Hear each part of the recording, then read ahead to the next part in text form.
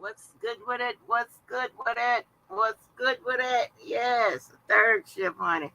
After all these goddamn lives and being in the damn bushes and shit, this is all I could do. Oh my gosh, girl. What's good with it, Warrior Aphrodite? What's good with it, honey? We have conversations over him, baby.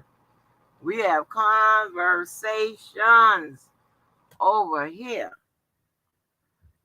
I've been in the damn bushes. And look how and I had to hit replay and be in the bushes on some of these motherfuckers. I ain't caught up.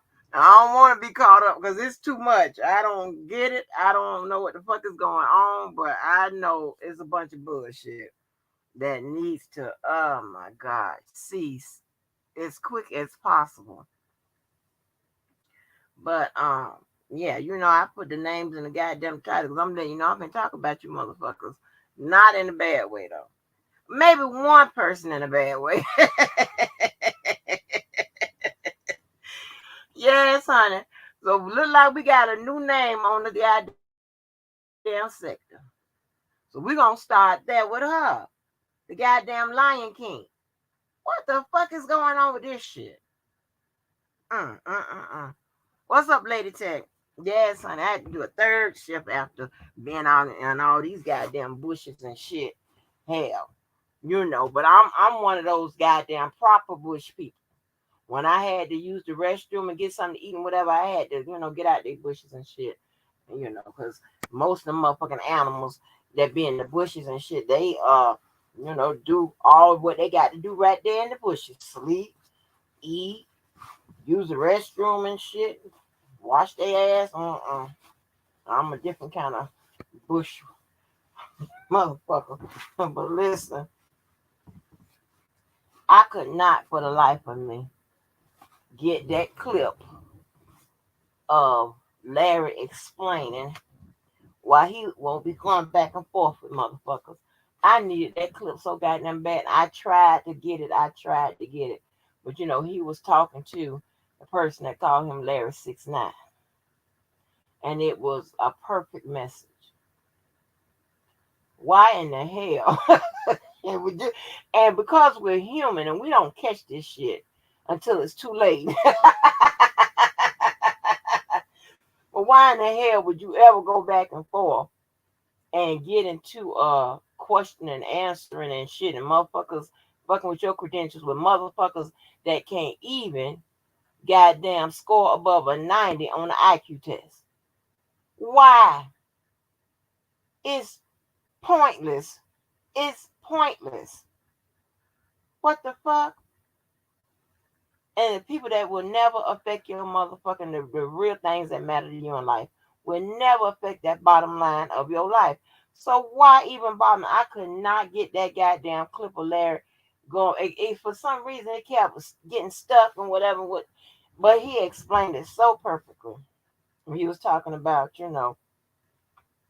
he ain't going back and forth with certain individual. Hey, Valencia. So, but anyway, so listen. Baby, I've been in the goddamn bushes. Now, I don't do no motherfucking gossiping because that's not what I'm fixing to do. When I talk about the shit, I like to think that I'm talking about it from an intelligent standpoint.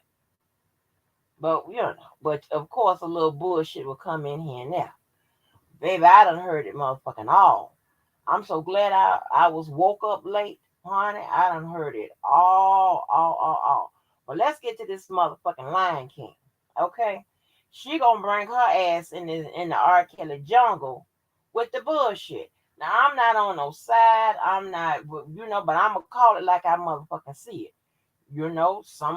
Sometimes the team, I changed the team names because it done got dirty. Sometimes Team Free Kales is right. Sometimes Team Fuck Kales is right.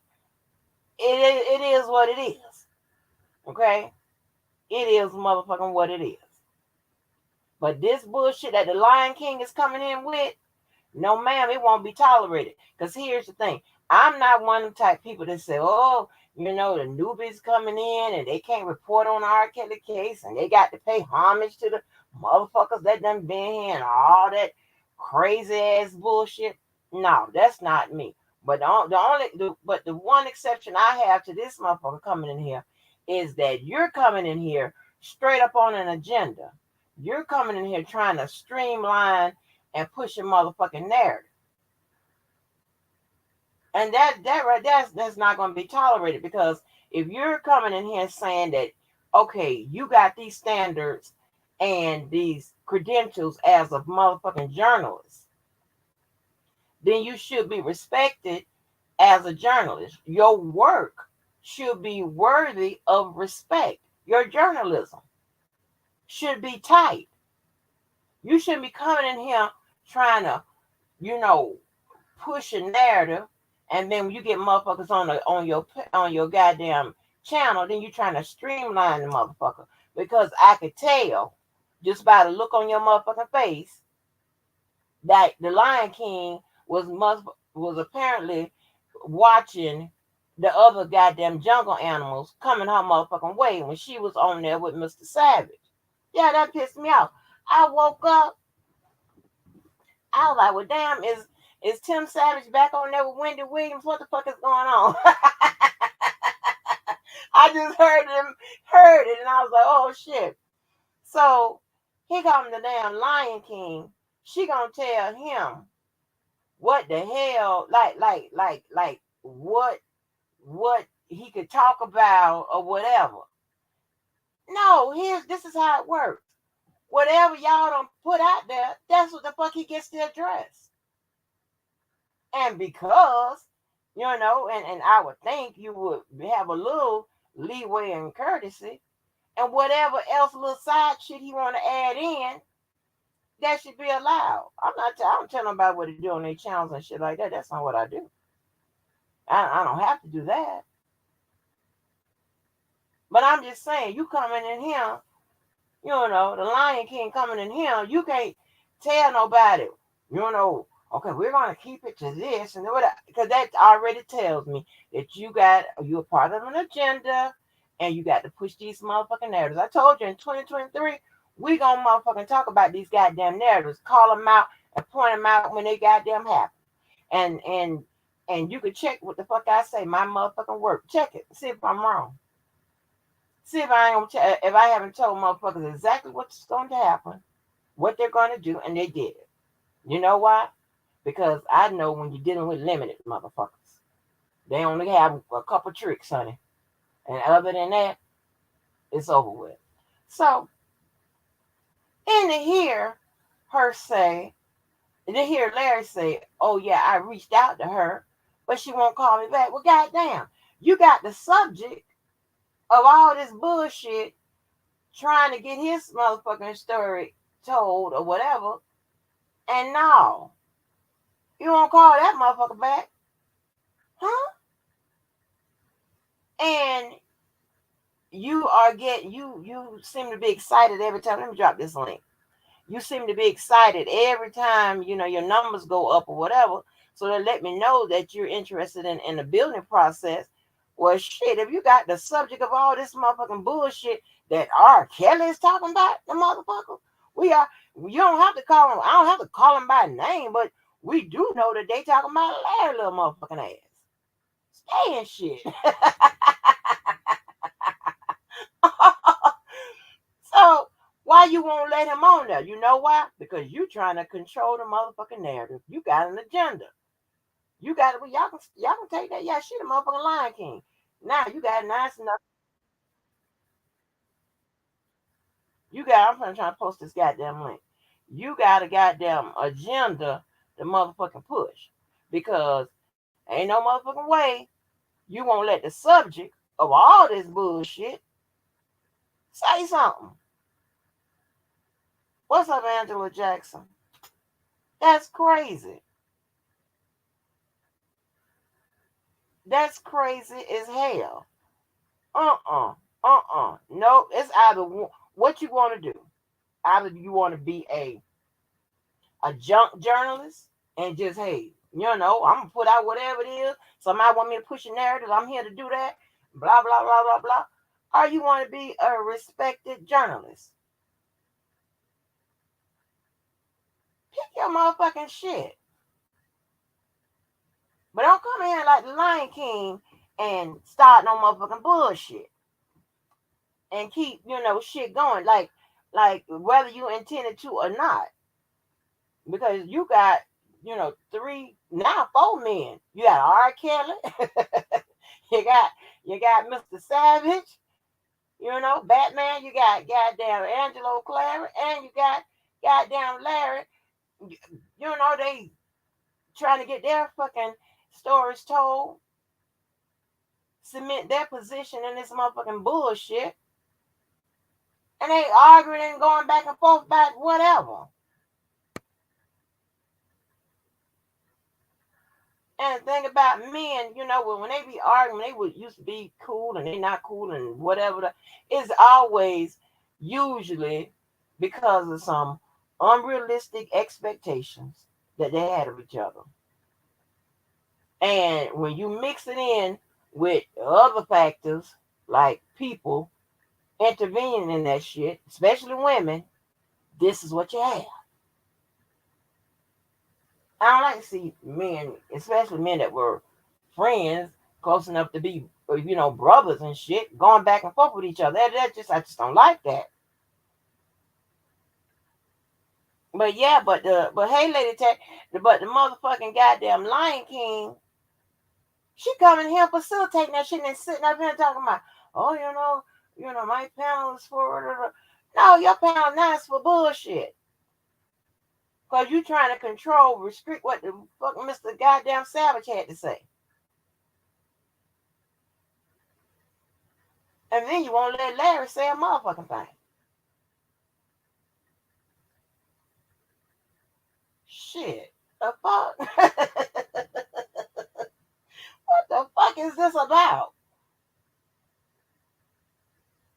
No, ma'am. No, ma'am. You would not be looking at that motherfucking camera like you watching all the rest of the jungle animals come your goddamn way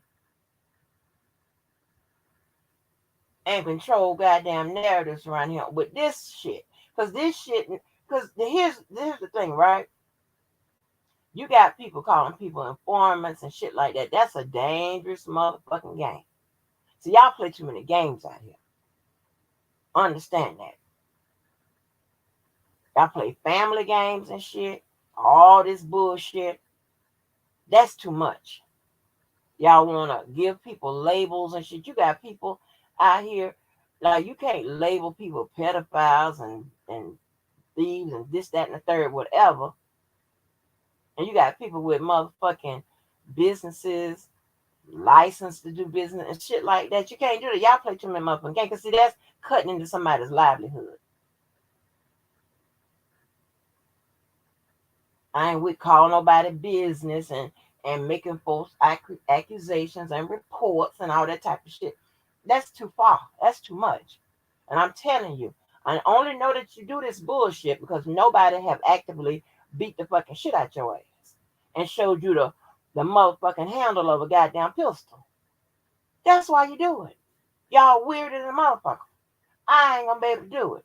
I appreciate all the walks of life that I've been motherfucking endured. Every goddamn step. From birth, ganging, to whatever. Fighting, this, that, and third, school, whatever. Even this bullshit. Because it made me be able to look out for motherfuckers that I don't want nowhere near me. Ever.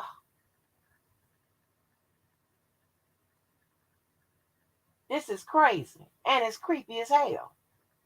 It's crazy and oh, the Lion King is that goddamn Tasha lady, that new Tasha lady. That's the motherfucking Lion King. Goddamn Lion King. With that bullshit. Lady, you the Lion King. you was Tasha till I saw this bullshit here. Now you the goddamn Lion King. And especially when she had that look up there, like she was just staring when Mr. Tim was on that motherfucking thing. That's what I'm saying. Oh, that's a fear of going, coming from behind the camera because you look crazy than a motherfucker. You know, I'm too much about perfection and shit.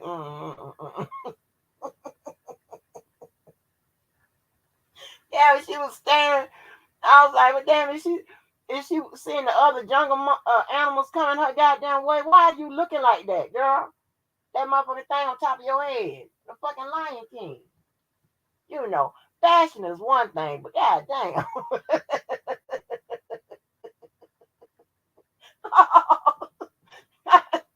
Yeah. Yeah, she's like goddamn Lion King to me. I don't know about y'all. That's what I came up with. First time I was, oh, that's the Lion King.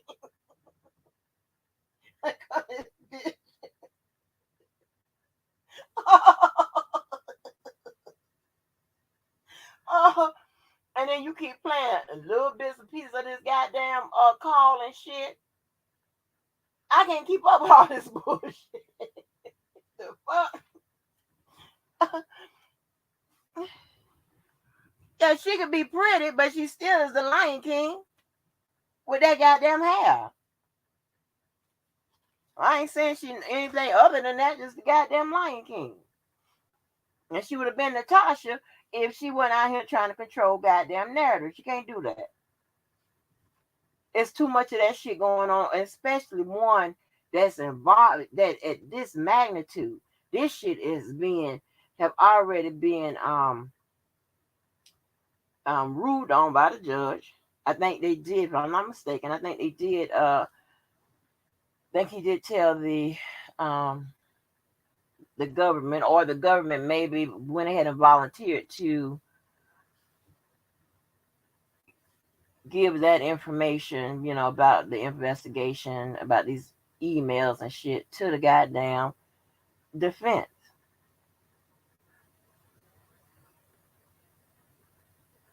Well, let me ask you this, right? Hold on, hold on. Let me hold on. I'm gonna clear this up. Yeah, she should have kept it that way. She should have kept it that way. No, you can't say you're not getting involved in the shit, and it's clear that you are pushing an agenda. That's just not it. No, no, no, no, no. If you ain't getting involved in the motherfucker, you do pure honest journalism. You know, you don't talk like everything somebody has told you is the truth, and it could be, but you got to vet what the people tell you, and you got to vet that motherfucker that told you.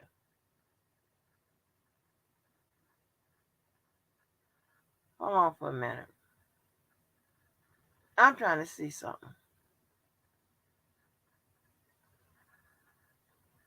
So I can really call this shit bullshit. Hold on, let me see something real quick. I want to see.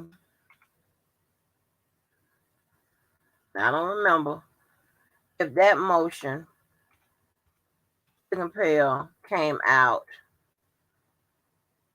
before or after the motherfucking goddamn um verdict.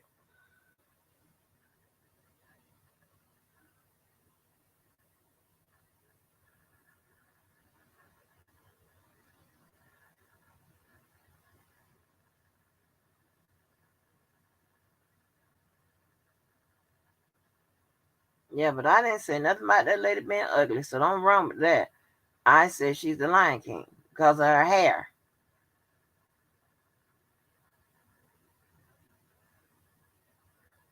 Um,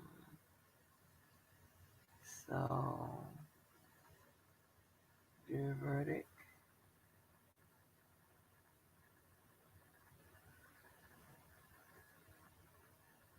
All right. So that motion to compel came out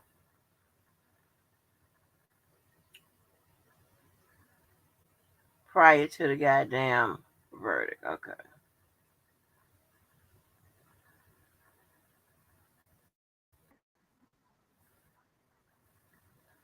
And nothing about it was mentioned in court. So at this point, this would constitute a defense team that's grasping at straws. That's just what it is, and there's nothing wrong with that because you got to do something. You still on motherfucking payroll. You got to do something. But like I said, that little portion is part of a larger argument, with regards to violation of his constitutional rights. That's perfectly legit argument to take upon appeal.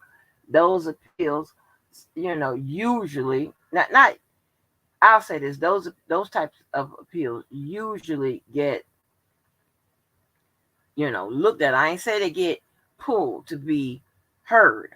Okay, I ain't saying that. I'm saying when you put constitutional right, then that makes the motherfucking the board be like, oh, okay, we need to, okay, we may entertain this, depending on, what your argument would be. All right, they may entertain it. So that's a good strategy. But yeah, I know goddamn well you got more than these motherfucking emails. Because that's a waste of time. Hey, Rose Flower. I ain't said she was. See, this is what I'm talking about. That's why I need to talk. That's why I like to talk to the motherfucking population that is not always on bullshit, because I'm not always on bullshit. Never said the lady was ugly. That's crazy. I'm looking at the lady. She clearly isn't ugly. The hair is the Lion King. It gives Lion King. Does anybody understand that? The hair gives Lion King. It's the hair. If I put on one of the motherfuckers, I'm the Lion King. It's the hair.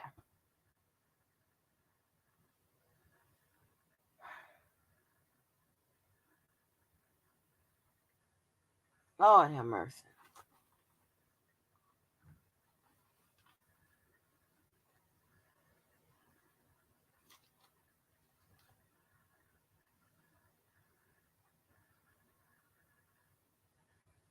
So like I said, that motion to compel was even grasping at straws because there's no Brady violation. There was no violation when it came to acquiring the evidence. So, and there's no prosecutorial misconduct. When I heard the call, Arquette said that it it made Jane Doe flip, and then that made her cooperate. There's no illegality in that. If they coerced her into, doing that or whatever, maybe his team would try to make an argument for coercing somebody into testifying, but I don't know how's that possible because the prosecution did not cause the person at the BOP to turn the motherfucker over or whatever they did with Tasha K. That's a whole new set. That's a separate situation that has nothing to do with the prosecution. Just because they turned it over, if the prosecution played a role in them turning it over, then yeah, that's something totally different. As for play, let me back this up. Played a role that made it illegal for the BOP to turn it over. Yeah, but you got to also think when you say things. If you're saying somebody done flipped, somebody done did this, somebody done submitted evidence, somebody blah blah blah, blah blah blah blah blah, you are saying that they actually had something on them. And in fact, you're saying he was guilty. So watch that shit. Watch it.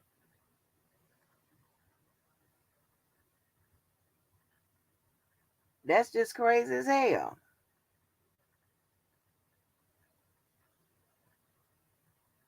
Yeah, watch that. If you saying, oh, they went and snitched on me. And what did it lead to? If it led to your guilt, then mm, if it led to you being found innocent, that's even wishy washy because it could be the fact that you was found innocent because the somebody in the jury didn't believe you, but you could have very well did those things. You know, you have to watch the shit you say, how you process it. I'll say that because if you're not processing it right, you're gonna come out saying some fucked up shit. Yeah, so, but anyway, yeah, that hair gives Lion King. I don't give a fuck what nobody says. That's Lion King. Especially when you coming in here on that narrative shit. That ain't gonna work out. You're gonna be called on that shit. They call the rest of us. Y'all call the rest of us on our bullshit. Anyway, moving right along. So again, I wasn't minding my business in Larry's motherfucking goddamn bushes. I wasn't minding my motherfucking business in Sylvia's bushes. And when she goes on that 2.0 motherfucking channel, it's some good shit that is over there. It's some good shit. But, it seems like I'm getting my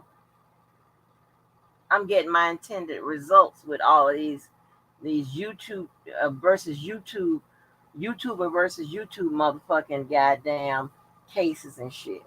We talked about what's going on in Debo's case, so it looks like that I said the attorney is putting pressure on the prosecution to, hey, get it together. Are we finna move for a motion or what? Get this the fuck up out of here, right? Seemed like the same thing may be happening in Sylvia's case. Because listen, this is good news to me. So I wasn't minding my own motherfucking business. She had that little fluffy dog up there. I don't know who dog is that, but this is what it is on the thumbnail. So she said that, she was supposed to go to trial on the 10th.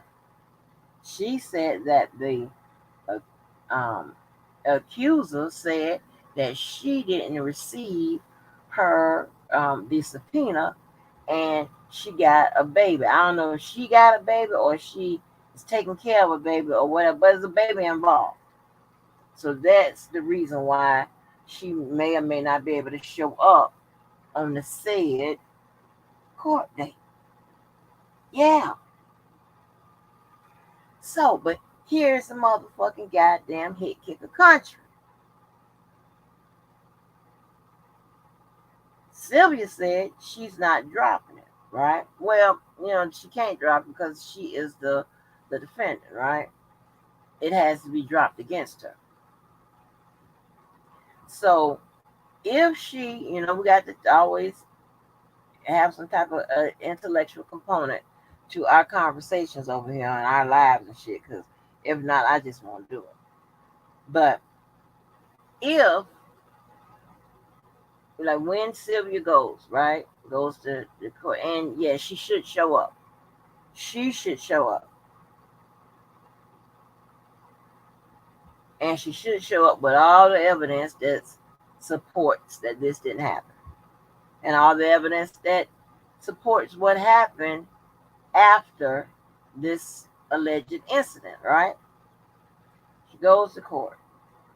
So if they find, that this is bogus or whatever, they'll go ahead. They should, her attorney would most likely put in a motion, for it to be discharged by the judge, meaning it goes away, like it never happened, whatever. It was discharged.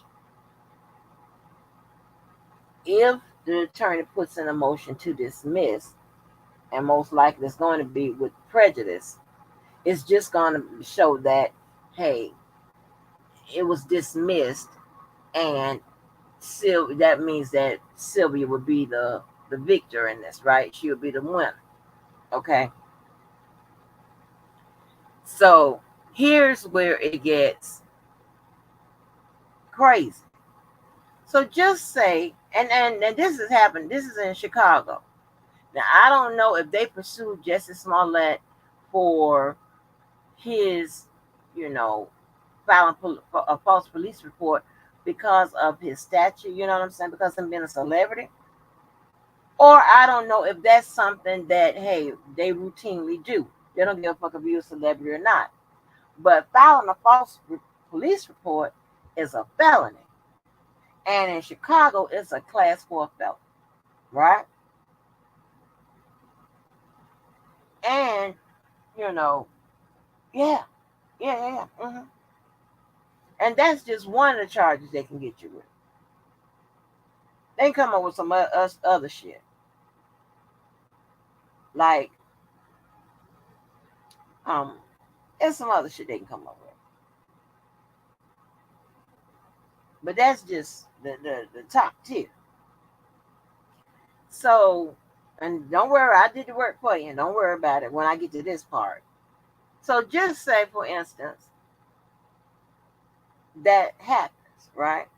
Just whether or not they say, okay, you know, if they, I'm sorry, let me get this part. If that happens,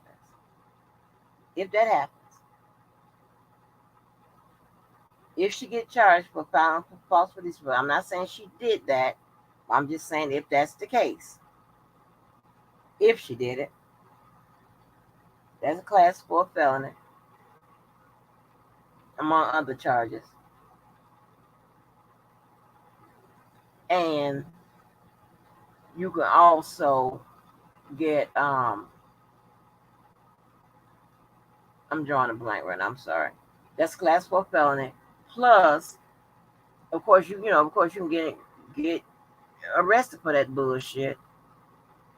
And oh yeah, this is what I'm gonna say. And they can send her the bill for all the man hours they wasted in the pursuit of this fucking case. Yeah. They can send your ass the motherfucking bill. Mm-hmm. So check this out right here. So if that happens, right? Just say and Sylvia's the victim. Now she got some paperwork to support a claim for a civil lawsuit. Yeah, I wasn't minding my own business. And Sylvia said that she done shot that goddamn lawyer $5,000. I was going to say 5 large. I'm not sure if that's the same thing, but my translator is busy now to tell me if it. But you know, she shot her $5,000 worth of bread. However you say it, $5,000 bread or whatever. I don't know how they say that shit. But anyway, so and she owned $500. Now, if the shit works in favor, whatever, if it gets dismissed or discharged, you know, Sylvia has that to support her claim, to really support her claim, right? Now she could sue the person that accused her of that, and especially if the Illinois does an investigation to show that no crime was committed. Oh boy, it's on and motherfucking popping. So if she sues her, she'll be able to sue her for that money she's been out, pain and suffering, lost the wages, shit of that nature. Yeah. But you gotta also, but let me tell you something. Now, because of the amounts, okay, I'm harping on the amounts because I did the work for y'all. She said she spent $5,000, so it'll be like $5,500. Plus, she got loss of wages and pain and suffering, humiliation, blase, squaze, this, that, and the third. That is going to be a decent amount of money. That's going to be a little lick. That's going to be a lick.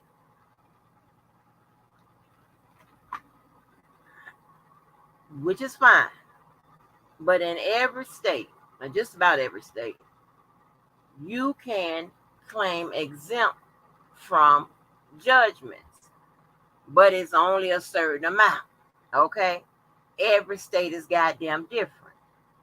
Don't worry, I already got the shit for you. I went to looking for what it is in California. Because I started out with Sylvia's based amount that she can get, refunded, right? Get granted to her, which is the 5,500. All right, and I haven't done anything with pain and suffering shit like that because that's not for me to determine. That's for attorney to determine and shit. But check this out right here. So I'm gonna pull up the motherfucking paper. Hold on.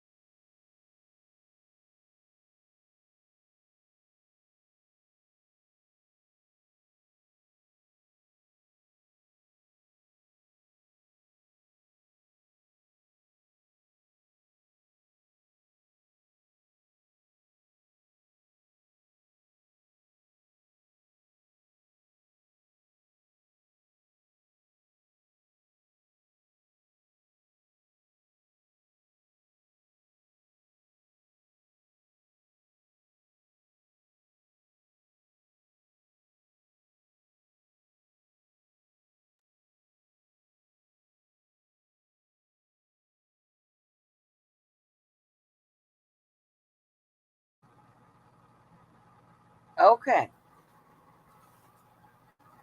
so being that she lives in California, right? This is there's an application for this in California, but this is the form, and we're gonna look at briefly what she can exempt, right? So if you get some type of check like this, Social Security and shit like that, whatever, Social Security is completely exempt. You have it tells you wages, disposable wages paid out after deducted taxes is 75% exempt. Only 50% exempt if enforcement of a child support order. You know, and here's the thing, right? Um, when you got money going into your bank account or when your bank account or what have you, when people put judgments on you and whatever, and they have an order for garnishment and shit, the first place they usually look is in your motherfucking bank account. So that's why you'll probably see the word bank account, whatever, distributed throughout this, okay? Because that's where they first look. They don't go get your car and your house and shit, your property and shit like that first. They go to that bank account because that's usually the first, the easiest place to put a freeze on it and take their goddamn money. They shoot that bank account, that bank, the order, of judgment. So um, public assistance is generally exempt. That's what they're saying. And let's get down to, so we talked about the wages. We know that the accuser allegedly works, and we're talking about automobiles, trucks, and shit like that.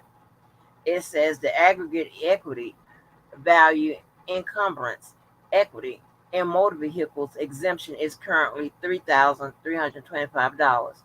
Equity to be determined by fair market value, whatever. What I'm showing you, what this means is there is in California, there is a certain amount that is exempt from somebody garnishing it, right? But you know what I'm saying? So if Sylvia's already would be out 5,500, well, so her amount that she can recover will start at what, uh 2,000 and something, and then it will go up from there based on her pain and suffering and whatever, her loss of wages and all of that humility, all of that shit, right? So just about every state, if not every state, because I don't know, have an exemption amount when somebody try to put a lien on your ass. So you should know that. You should immediately go and file it for an exemption. Okay. And what that does is when the sheriff office comes to your ass, you show them that paper. When the bank start garnishing your shit, you show them that paper that you done filed for an exemption in your state.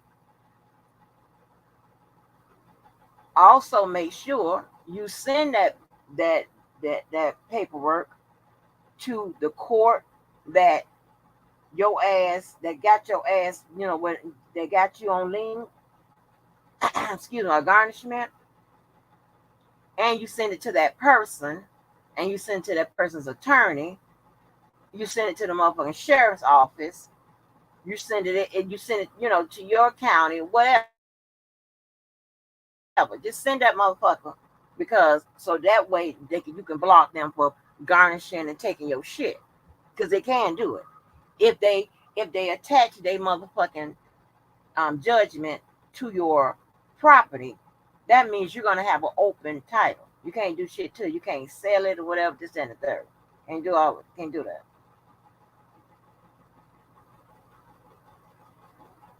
And if they is forced to sell it, they're going to, give whomever you owe their money, and give the rest to you. But you're gonna be out your motherfucking profit. So I'm just saying.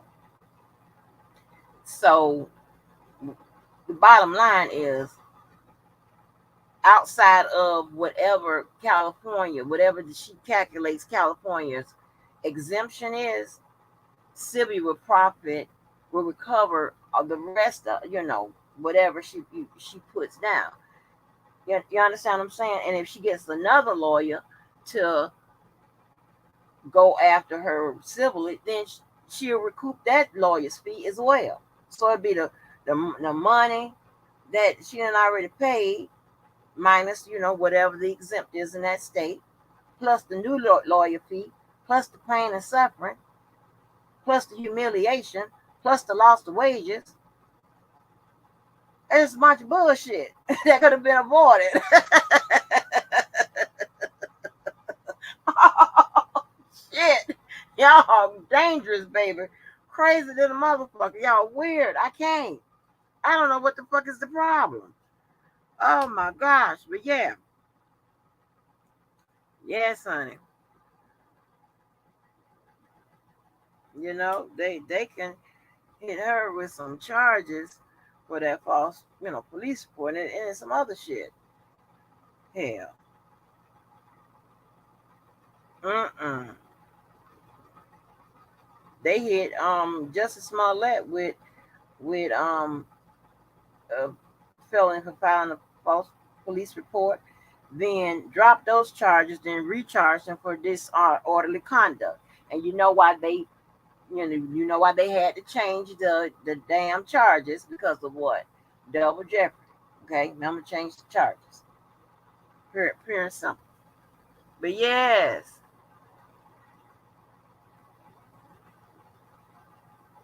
yeah, that was crazy. That was crazy. So this is a big bullshit. This is some big bullshit. If Sylvia want to get her, and then this is what's crazy, right? She done paid all that motherfucking money out. Who ain't gonna try to go and get that money back? And how they gonna have to go get it? They gonna have to make you give it to them. Mm-hmm. They gonna hit that bank account. That's why back in the day, when people, before I even had a channel, when people was, asking about, and I ain't giving no legal advice, anything like that. When people was asking about cease and desist and stuff like that, I always tell them, in your preparation, whether it's an email, a letter, or have you, shoot it to that person. You have it served or whatever. Make sure you put in there, if you do not cease and desist, my next steps will be to start garnishment, liens and shit. And then that way you'll have your groundwork laid out. So when you get to the civil division, then hey, because you told them, you keep it up, I'm taking some shit.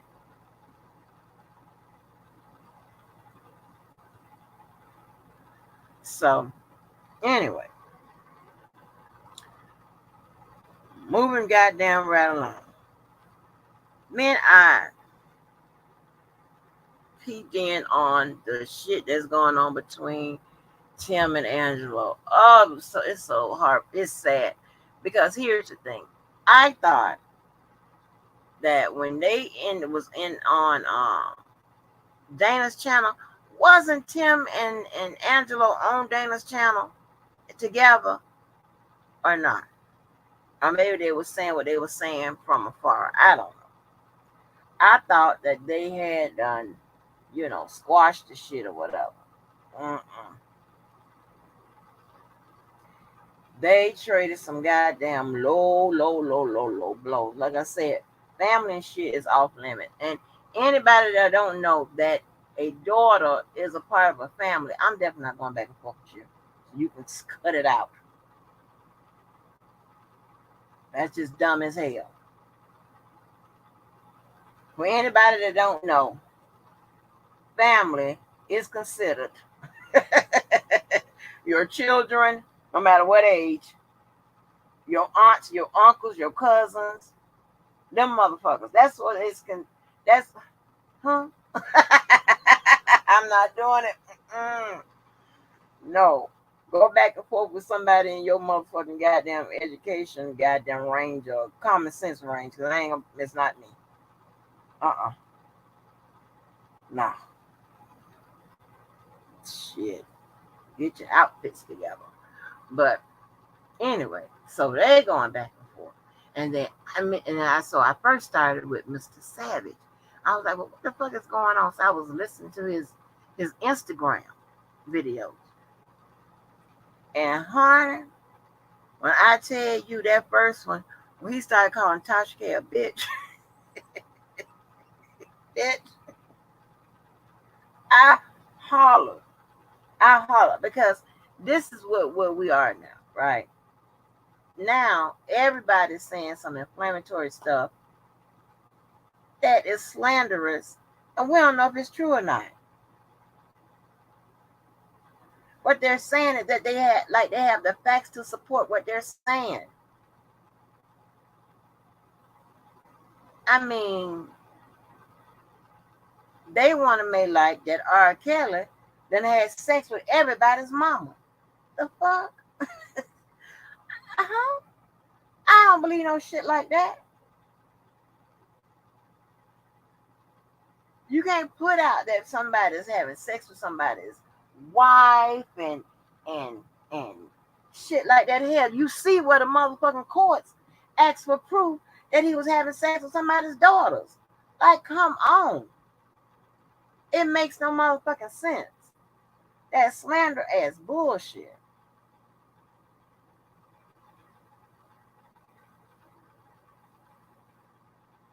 Yeah. That is crazy. And And it's hard, and you can't. And I don't know who started what started what between Angelo and Tim, but I know by some emails was put out, and you can't keep prodding and and pushing people or whatever, and then they turn around and just it you just can't on either side. They telling each other's shit like, huh? I don't know. And some of it I believe, some of it I don't. Because they don't have no facts to substantiate what the fuck you talking about. I don't believe for one bit. Like, that's crazy. Because we do know this. If R. Kelly slept with them, then they went back and slept with y'all. I'm talking to the husbands. Huh? Y'all ain't say nothing about it. Because you still showed up with your spouses from time to time. So it don't make no sense. It don't make no goddamn sense. Oh, they wouldn't talk, they got down to the daughters, honey. Well, I heard one said that your daughter couldn't sing and what, it got ugly.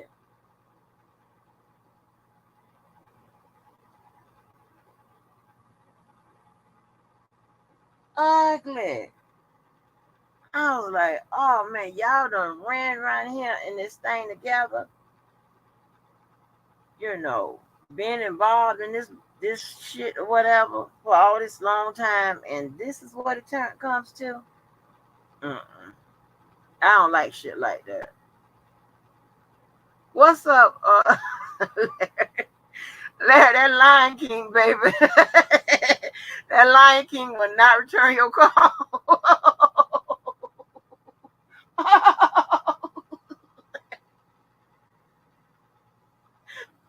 Your little ass, god damn, you can't catch a break. Mm-mm. No. And once again, there's no way I can call that lady ugly. That lady's not ugly. I'm just saying that wig gives Lion King, and that's what it's giving. I don't know about you. The voice is giving Wendy Williams.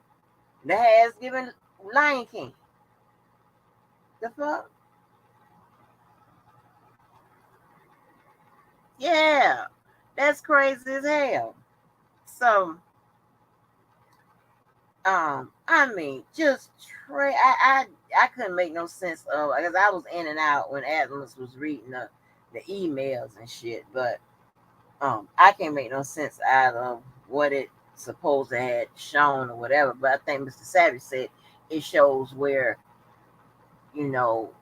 Angelo and Tasha Kid, whatever, I guess was trying to set him up. I may be wrong on that, so don't hold me to that. But some shit I don't know to set him up on what I don't know. Because see, this is what you got to understand. Because see, this is what this looks like. It looks like all of this, what rigmarole, whatever went on between all of them, whatever, is somehow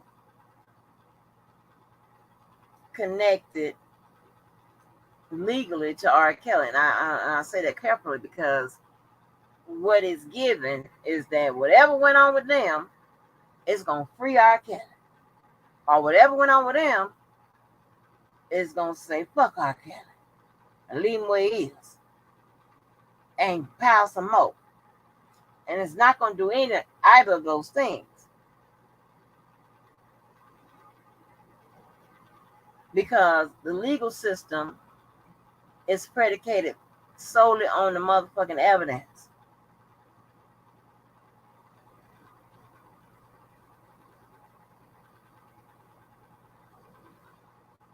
Yeah. That evidence determines whether or not a prosecutor can even bring a case. So start there. So, you have all that going on. And it's real sad. And I just wish all of them can come to some kind of something and, stop it. Just stop the back and forth and the releasing of this and talking about this here and talking about that there, whatever. Like, because, honey, me, the public, I'm confused.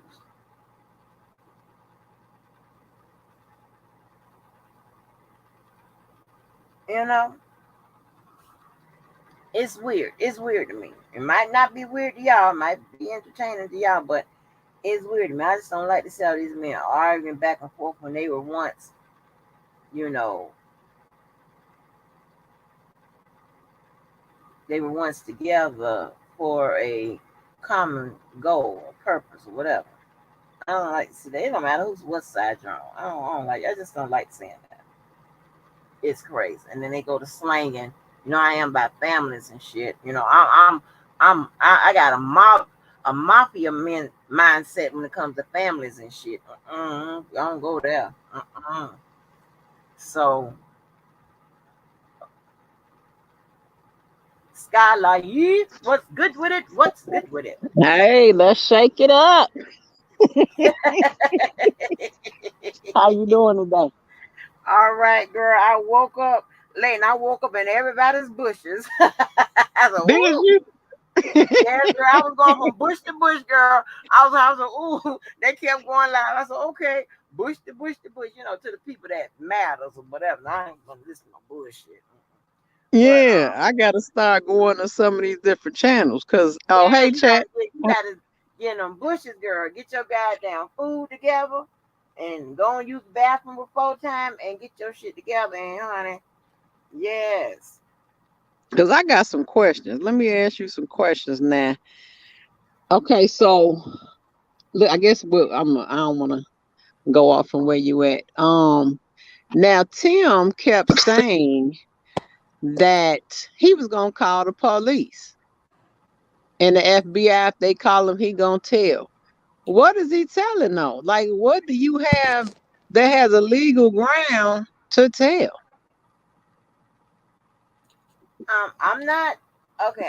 I don't know, but if it's something about like you know how the girl came to be there and what lies may have been told and this that and third whatever, yeah, that's all nice and fine and dandy whatever, but unless they told a lie to under the penalty of perjury or under oath, then it's not going to matter. And all that does is create a separate indictment for, just say if he did or whatever, it'll create a separate indictment for Angelo or whatever.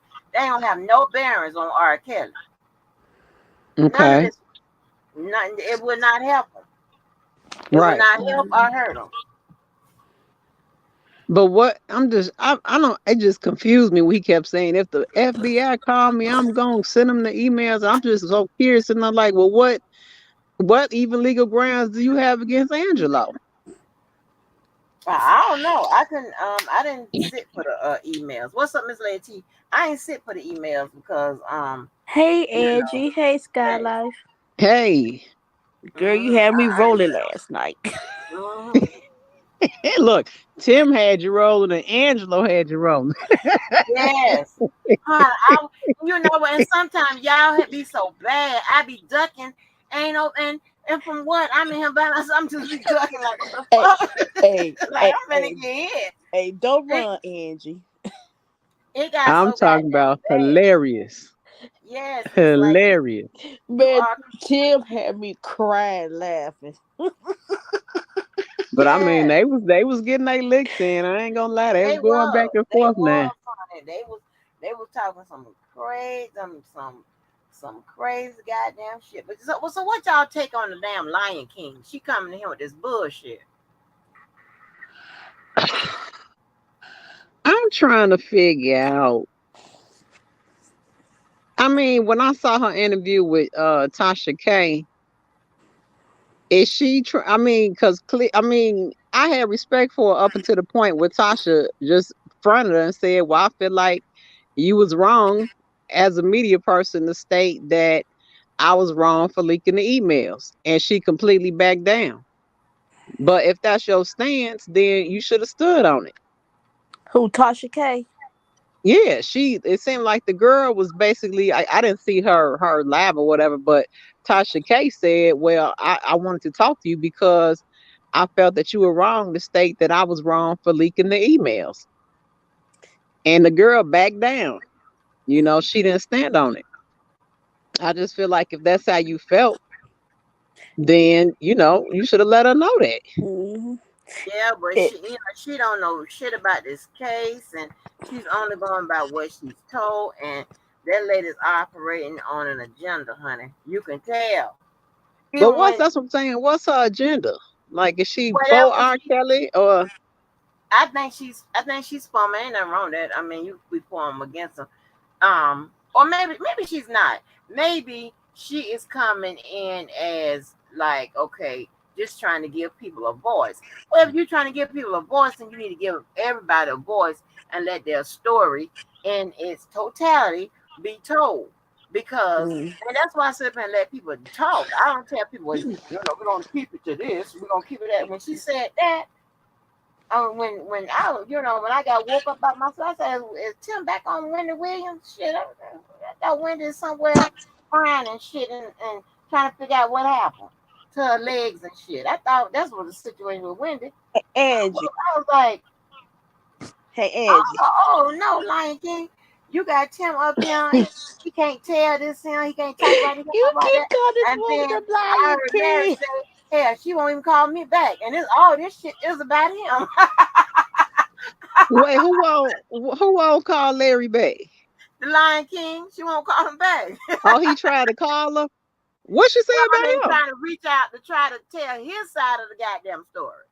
Yeah, I was in Okay, his so she mentioned chat, Larry too. huh? Well, She mentioned Larry too. that's when when they say the informant they gave the shit to, they that's who they talking about. They put his name on the motherfucker motion to compel. They put his first and last name on that shit. Yeah. So that's who they talking. That's who they referring to. Hey, Angie. Well, I don't remember that. Go ahead. I Hey, showed it Angie. last night, huh? Mm, they might as well go ahead and tell the truth. Angelo and Tim. They might as well go ahead and tell the truth. Right. Right. Yeah. Yeah. I mean, I don't know what about, but it. Now wait, you saying they put a Hold on. motion to compel to Larry? Not to Larry. They put a motion to compel. What's up, Larry? They put a motion What to compel for to turn over that BOP shit. Right, but what does Email. Larry got to do with? I thought it was stating that the information was leaked to the parents. I remember Larry. Hey, Larry, was what's your going on? name in that stating that Yes, the it's on information? Yeah, that in they bold filed a type. Stop where whole you read it. motion. They filed a separate motion with me in it. They jumped over the parents. Really? She came out and said that I gave the emails to both sets of parents. Right. That's Now, what. the cook puts the strategy together that I had the emails and that I coerced Azriel with his emails. And I never had the emails. And now the Lion King came after me for Wait, 5 days, right? what she say? So What look, she say? hold on. So the interview with R. Kelly is chopped up. She's playing it in parts. Okay. And she's asking Tasha K, do you know a federal informant, Larry McGee? Tasha K is like, what the fuck are you talking about? Basically, looking through her phone, finds one email from me from October 15, I 2020. saw that. Okay. Okay. Now, today on Storm and on Sylvia, they play the entire conversation without the Lion King in it. Okay. And R. Kelly is on there talking about when Azriel first left the Trump. When she first left him, Okay. that excludes me because I never talked to Azriel. I didn't know her telephone number, her email, and I had not met her until 3 months later. Okay. That was chopped up to put on that show led by the cook and the Lion King. And they couldn't get no answers for that. and somebody went and put the whole goddamn interview out, and it pretty much blew up in their face. So I'm sorry, go ahead. go ahead. And that's basically, and I reached out to her as this is running day to day. I'm emailing, I'm texting, I'm sending through Instagram. I'm like, hey, you don't reach out for comment. I mean, that's what I just seen. Right, R. Kelly, you reach out for comment. right. Yeah. She wouldn't respond to me. She wouldn't let me on the Instagram. So Wow. she pretty much tried to entrap Tasha K. And I couldn't even get in touch with Tasha K. But I'm and the whole time I'm not worried because I never had his emails. You will never see an email or a parent sending me emails. I never had his emails. I never discussed his emails with Az. I didn't know Azriel when she first left him. That was between her and her father. The Yeah, getaway, and all that shit. I wasn't a part of that. He just told me something big what was happening. And once he got to like Tennessee, he showed me a picture of his daughter. She waved, and then she went on home and he went to go handle his family stuff. And that was the end of that. now I remember, and if I recall correctly, Angelo admitted that he got the information from Tasha K, and he did give it to Azriel. Am I incorrect? Because I believe he I said don't that. know. I don't know about that. He never discussed it with me. Well, Whatever I he think because when we was on the channel with, I think when I was on there with Dana, I think I asked him that, but it well, came up, and he said, "You damn right, I got the information, and I shared it with my daughter." I well, think that was yeah. right. I think that's what he said. Yeah. You know what? That's where you place your blame. That's what he need to be going and doing interviews about.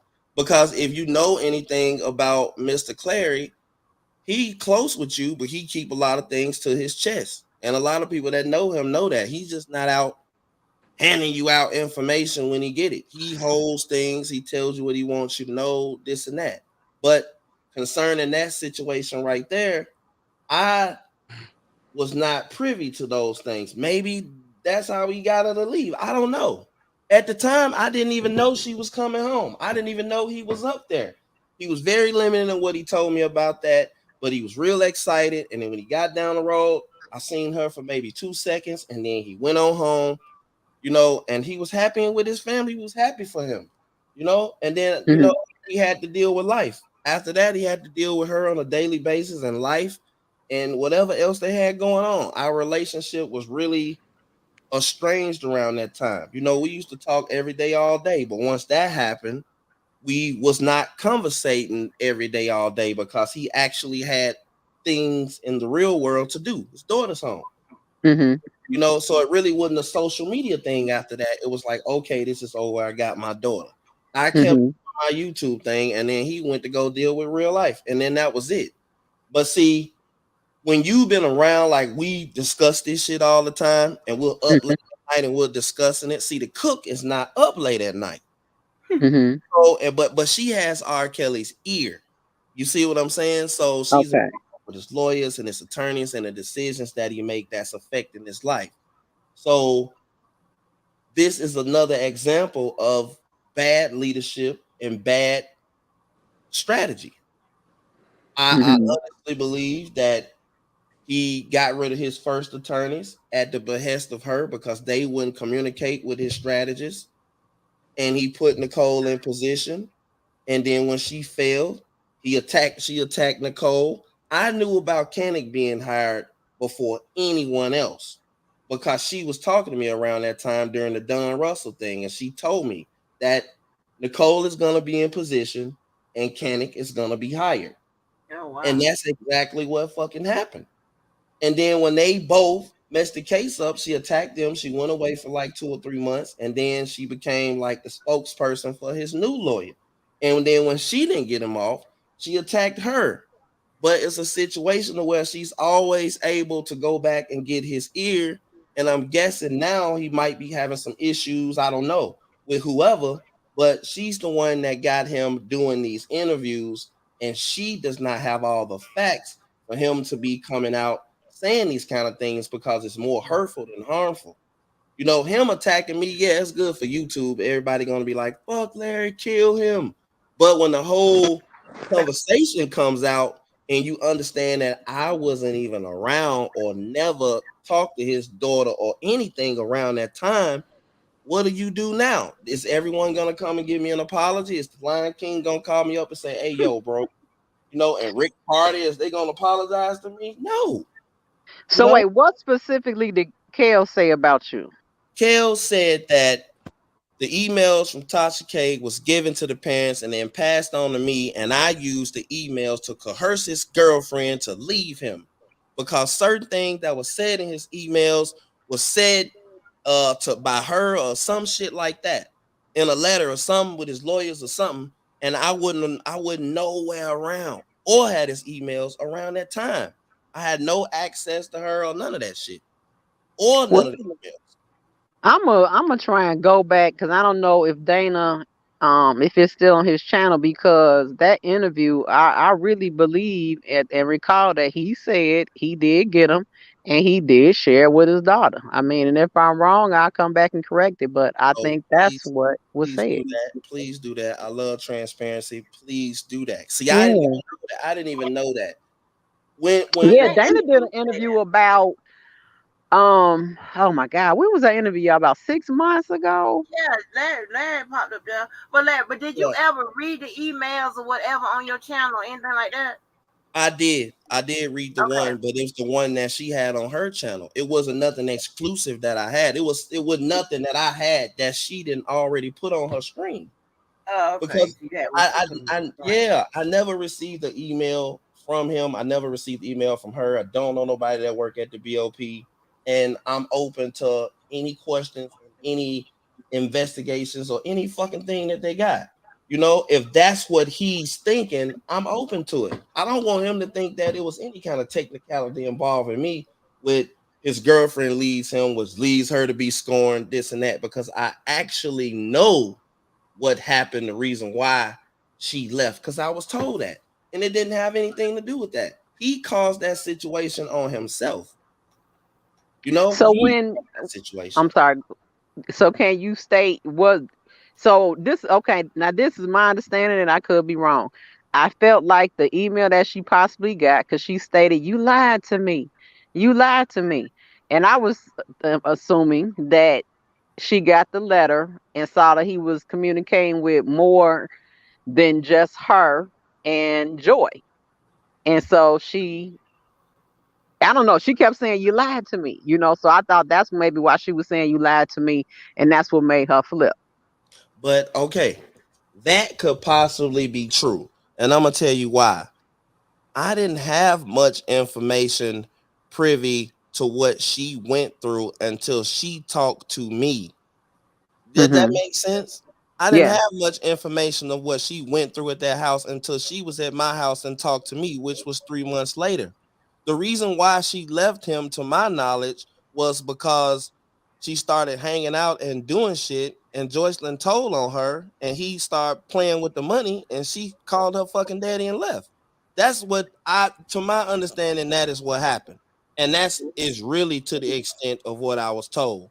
You know, but they relationship stuff and all kind of girl this and that. I wasn't privy to any of that, and by the time I had met with her, that was an afterthought. It was pretty much Okay. an afterthought. It's nothing that I would sit up and have a conversation with about. You know, you know, Okay. she was already going home fucking 3 months and then been out. She had been out here, went home and came back. You see what I'm saying? By the time the situation where she left to go to Chicago and all of that shit. And that was the only time you was allowed. It was like she had R. Kelly rules on her at my house. You could not bring him up. You see what I'm saying? So, Hmm. like, I could just bust out and be like, "Hey, ass, come tell me about everything fucking happened with you and R. Kelly." You couldn't do that. It was like an unwritten rule. I was already told that she would get an attitude, freak the fuck out, act weird, everything if you bought him up. So I didn't do that. So That's she had to bring him up. She bought him up that last time when they got into that big ass argument, but that was 3 months later. That was a time later. That was Hmm. 3 months, 2 months when she bought him up. But it wasn't during the time that he's talking about in this fucking recording. I ain't know none of their business. You know, But why is Tasha K acting like she don't know you? Like I thought y'all had communicated on multiple topics, not just I with only her, talk, but I also only with talk, Tim. I only talked to Tasha K like 2 or 3 times. I thought I was about to have a relationship with her, but my communication with her was via Azriel's father. I didn't really have a communication with her. It was like I was chimed in maybe 2 or 3 times, and I wanted to become a blogger, so I wanted to have a relationship with her. But by the time I had anything to talk to her about, when I tried to reach out to her, she was still talking to him, but she had changed her number on me. Oh, I only talked to her about around the time that the Enablers video came out. After that, it was nothing for me to be able to communicate with her about anyway. She knew more about the case than I did. So why would I be sitting around communicating with her? During that time, I wasn't even on YouTube. I was on Instagram trying to come to YouTube, if that makes sense. Um. okay. Oh It was wow. just so weird when Crazy. she was just like, cause she got quiet and Yeah. she Why tried to would play it, like she but going on why her phone. but why would she know who I am? Why would she know who I Tasha K probably talked to 200,000 people between 2019. 2019, she probably talked to 200,000 people. Why would she be able to pinpoint my government name and know who I am? Well, the reason why, because she's the one that said that her attorneys, when that BOP email shit came out, said her attorneys was went to, I'm paraphrasing because I know what they do, went to investigate and trying to figure out what happened. They would know if they did that. If she's telling the truth, they would know who they were referencing, and all of that. Because it's they would pull the same documents we pull and say, hey, that's the name of the guy, whatever. They would then come to her and say, hey, have you ever spoken to this guy about this? Have you ever blah blah blah whatever? And Tasha K ain't, as I don't know what she's trying to portray, like, she, don't know shit or whatever. She is aware of this goddamn sector. If she knows Levi, she knows you. Well, if I she ain't knows saying y'all had no this, no this, no this what no I this what I'll say. communication. Yeah. This is what I'll say. When she did that interview, I didn't have any contact with her. Don't know how to get in contact with her. Have tried to contact with her. She did not respond. I don't have Uh-uh. any contact with the Lion King, and I also know where this shit is coming from. So, you Mm-hmm. know, Right. you know what I'm Yeah, I saying? ain't saying you had no contact with her or whatever. And she probably froze up because she's probably saying, "Oh, this lady's trying to connect, whatever." Because Tasha don't know shit. She done been in court and out of her own mouth. She said she done got a whole bunch of, you know, paperwork thrown at her from people trying to get her locked up or whatever. So she probably froze up, But it's not to say y'all had any kind of nefarious contact that would Right. land R. Kelly in jail and all about these BOP emails and shit like that because the people did an investigation. Like, like it Well, ain't I shit can honestly say we that can do. I can honestly say I was never contacted about any emails. I never had access to them. I was never sent an email from either parent or her. Um, I don't know why the cook is dead set on this shit. But even if you listen to R. Kelly, the the story that he's telling is far different from the story that the cook and the Lion King is telling. So they like need to have a meeting and figure out how they gonna slander me and how they gonna come after me for emails that I don't have. They need to figure that shit out. But You this is know, my thing. that's shit. What is the point? The point should be that Tasha K leaked the email. I mean, she thinks somebody's stupid. She trying to act like that wasn't illegal, and she knows her actions were. Whether they got to you or anybody, the buck stops with her because she's the one that got them and helped leak them. So she's trying to sit up there and act like she has done no wrong, and it's like you know it was illegal. But Well, see what she did. She leveraged the fact. If you listen to what she said and then say. She leveraged the fact that I could go ahead and leak them because they're not going to dismiss this case. because he already got away once. So I truly doubt if I leak these that they're gonna dismiss his case. Did you hear her say that when she was like, they're not gonna let him go again? He already got away, so they weren't about to dismiss the case for that. So that's telling me that's what your thought process was, and that's why you went ahead and leaked them. Because anybody with some sense knows that if you can't access the information yourself, you know it's illegal to obtain and have. You know Well, that. well, when I heard her come out and say that that is what she was in possession of, Mm-hmm. I ain't no dumb motherfucker. Like, what you crazy? Like, I ain't listen. I do a lot of shit. You know what I mean? Especially back in the past, I do a lot of shit for some money. But that don't like that right there is like crossing the line. It's a high profile case.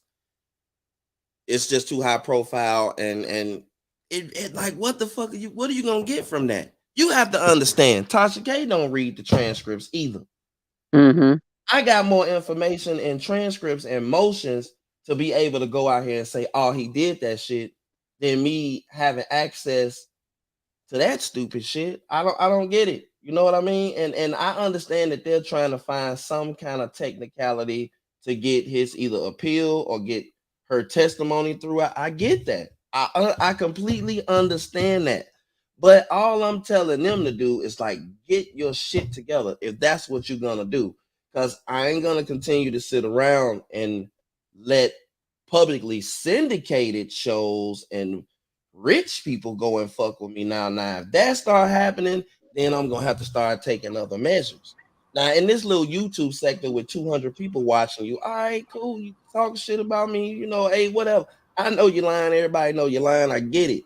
But when you get to doing that, and then you don't want to let me respond to be able to explain myself, Yeah, that's crazy. that ain't fucking cool. And you supposed to be under a nationally syndicated show.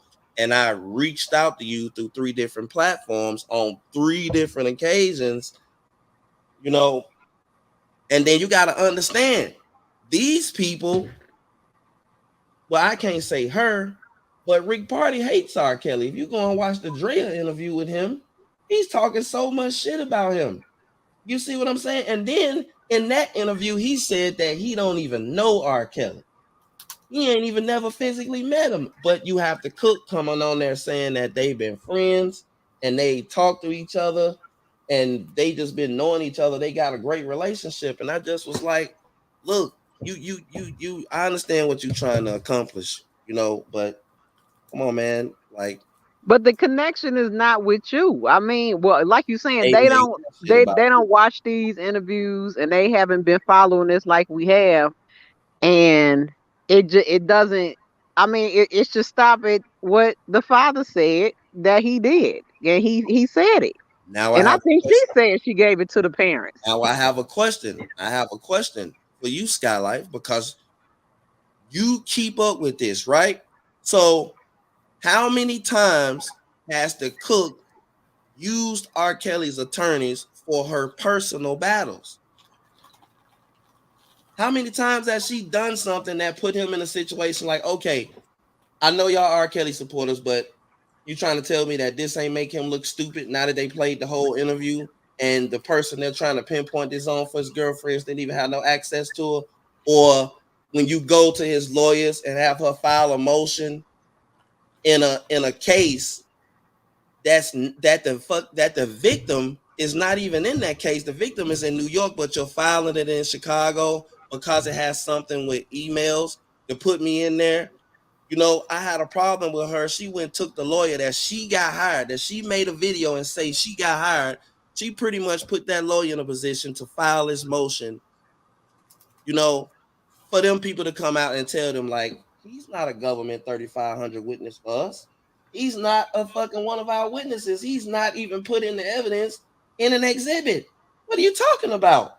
Their answer pretty much said before it even came back was it this don't make no sense. Right. It does not make a bit of sense. Now, Tasha K she didn't break the law when she released them. Okay, but the person who hacked it and whatever the BOP rules and regulations was, they violated their rules and regulations. So that person that gave them to her most likely is the one that could possibly have done something illegal. Um, But why illegal. not, Angie? Because why not? You are disseminating confidential information. So why? How was that not? And I go on the record and say How's that not wrong? And I go on the record and say this: if somebody was really, my emails was getting released while I was in there. My emails was showing up on Dana's channel. When your emails is getting hacked by somebody, not somebody you emailed and they gave it out. When your Yeah, emails is getting, I agree, that's wrong. You see that's what I'm why I don't saying? see how she's not. It could be wrong morally, ethically, but how she and here's the thing, right?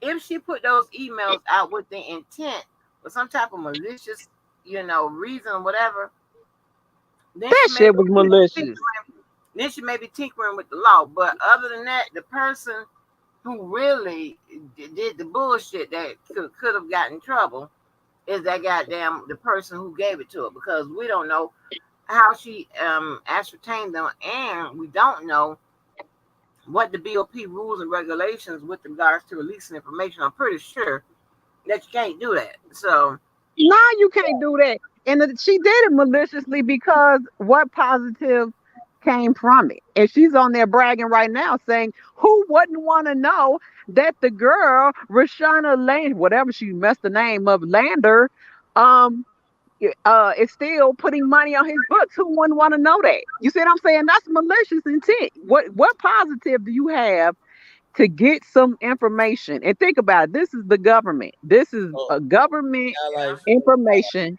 y'all life. Let me and you are spreading it out. What you Scott. say there? Let me ask you a question. It's for her to be working there and pass out his emails is wrong. I don't know the legality of it, but Hmm. it is wrong. I don't know if it's lawfully wrong or morally wrong, but it's wrong. Not finna sit up aside with that.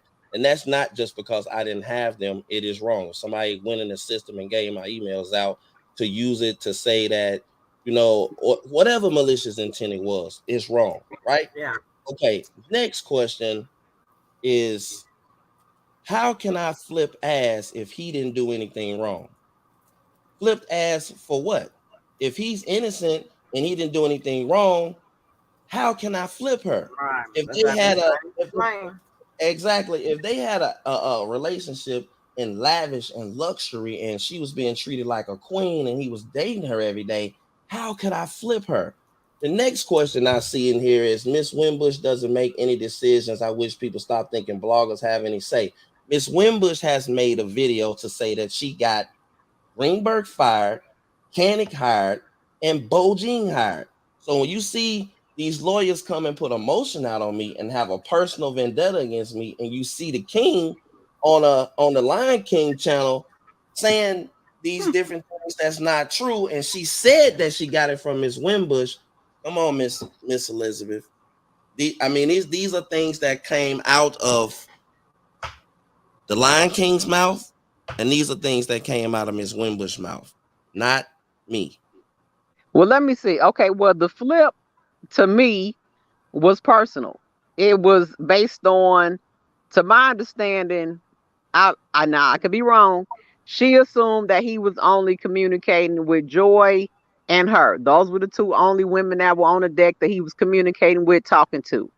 And I believe that she got those communications, found out that he also was dealing with other women, in contact with them, because like Tasha said, the landfill girl was still putting money on his books, and that's why she was like, oh, you a liar. You know what I'm saying? And that's what I believe it was. I don't see, that's the only thing that I see in regards to what she believed he did wrong, Oh, is that he was dating multiple women outside of the two of them, which is still crazy to me, because I feel like if you sign up for a double, why not sign up for a triple or a quadruple? I mean, I don't get it, but hey Miss Shaniqua, the King came out and dropped remixes on me this week. You got to cut me some slack. The King been after me for about 5 days now. You know, I'm just reading what's already been wrote. And hold on, who else said something? Shabazz got me on tape saying I flipped ass once again. How can I flip someone who's living like a queen, floating on clouds with wings on, and living in a lap of luxury? I don't understand that. No, I wouldn't say you caused the flip. You could have been part of the continuation of her still staying on that side against him, I but never I don't believe you talked to caused the flip. Asriel. I never talked to Asriel when she left this house about R. Kelly, and she came back here 4 times. I've never had a conversation with her about him at all. Period. When she left here that day, not at all. No, no, I'm saying when you was like, I showed her videos. It was a lot of watching the documentary. That's It what was a she lot of. asked me. That's what she listen. People think that it's against the law for me to talk to Asriel, but Asriel had never talked to the federal government. That makes her she's not a federal witness. She's not a federal witness because she had never talked to the federal government. I have the right to talk to anyone that I want to talk to. As long as she's not a felon, then I can talk to her. So she was Okay, able. wait. Okay, I got my timeline messed up. So I thought when after they had the fight. Uh-huh. Okay, now the fight you saying was 3 months. 2 months later than what the king is saying that someone used his emails to talk to his girl. When was she on the phone though? When she was on the phone saying, "Get the feds on the phone," and you lied to me. You That might was not in even New make it York. to court. That was after she left my house in New York. Okay, so after she left your house in New York. Okay, so she never went back to your house after that. Nope. Okay, then the timeline is wrong then. Okay, so you talked to her before that. Okay, okay, all right. Because I think people's timeline is assuming that she had the communication with the feds on the phone saying, "You lied to me. You might not make the court." Then somehow winded up at your house. And then we got you saying, it was a lot of watching the documentary and conversations and Yeah, crying and yada yada everything she asked me for, I gave it to her. I don't want to be a bad house guest. yada. If you You Oh, come, know hey, what? hey, You know what? look. When Dana came out here, I gave him lobster and shrimp. Nash came out here, I gave her what she asked oh, for. You seen Angelo taking a bath in the shower. If you come to my house, I'm oh, gonna treat you a house oh no. party. She asked me for some shit, I gave it to her. What I supposed to do? What But I no, I supposed to better do? understand now. So you saying that was before she talked to the feds. Yes. Okay. All right. Yes. Well, that's it. Let me address the chat. Whatever I did, I did. Sue me. You don't like me, I'm used to it. So All right. take the shit to try. I don't know what to tell you. I don't know what to tell you. I'm sitting over here reading evidence and pages alleged of abuse. I'm reading about people like Candy and Pat and George Daniels and kids from high school in 2007. I ain't want to talk about what happened in the last 2 years. None of his charges got anything to do with what happened in the last 2 years. I'm reading the lady named Candy that I didn't know nothing about that was the guard at the gate. Those are the kind of things that I'm interested in. Those are the kind of things. Whatever Azriel told them, Feds, guess what? They went out and they corroborated what the fuck she said, and they used that in connection with what they already knew, and they went out and got people like Cheryl Mack and Mayweather and drivers and everything to corroborate what she said. And guess what? If you look, I'm not a part of that corroboration. I'm not in the 3,500 material as a government witness. And that's. I mean, think what you want. The man gonna have 200 years, and you gonna be around here talking about a bunch of shit that ain't even true. So we good. I look Leave him alone. He ain't finna have no 200 years. We praying against all of that. if the cook keeps sticking him on social media talking about them emails and and all that shit, he Yeah, I don't think he should be talking. So man. I gotta go listen to what said. You said it was on Storm and Sylvia played it. So now, yeah, You it's on said Storm. It's on Storm, and I think Sylvia got it on her channel. okay, okay. And Yeah, because I think the girl trying to connect the dots, but it's so much, and I hate the way, Tasha K did it. Like, you just getting at the tail end of this. I hate that when people say that because, it is a lot that they miss, but, they trying to get in the mix. I felt so sorry for her when she said that to her. But it's a lot of this is transpired. you Well, know. the conversation on Natasha Simone is split up and it leaves out a lot of important stuff. The entire conversation is on Storm and is on Sylvia. So Okay. the chopped up one that leans more towards the cook is on Natasha. Okay. The one that is this whole uninterrupted conversation is on Sylvia and Storm. So Okay. I don't know. Like I'll feed into this stuff and it's distracting me away from reading. I finished the Mayweathers tonight and I think I'm gonna go and read Cheryl Mack. Cause I was locked up when this thing came out and I never got a chance to read it. And it's a lot of things reading the Mayweather testimony that I just didn't know. Mm-hmm. So Right. Yeah, yeah, I gotta read that too. I air shoe. It's a lot of stuff to read. I So mean, do you believe that it was that Mayweather? You know when Lifetime kept said Suzette Mayweather, and then she goes back to that old shadowy figure. yes, Are you yes, do you think it was yes, her? yes. If you read Mayweather testimony, they was there working for him, against him, trying to help them.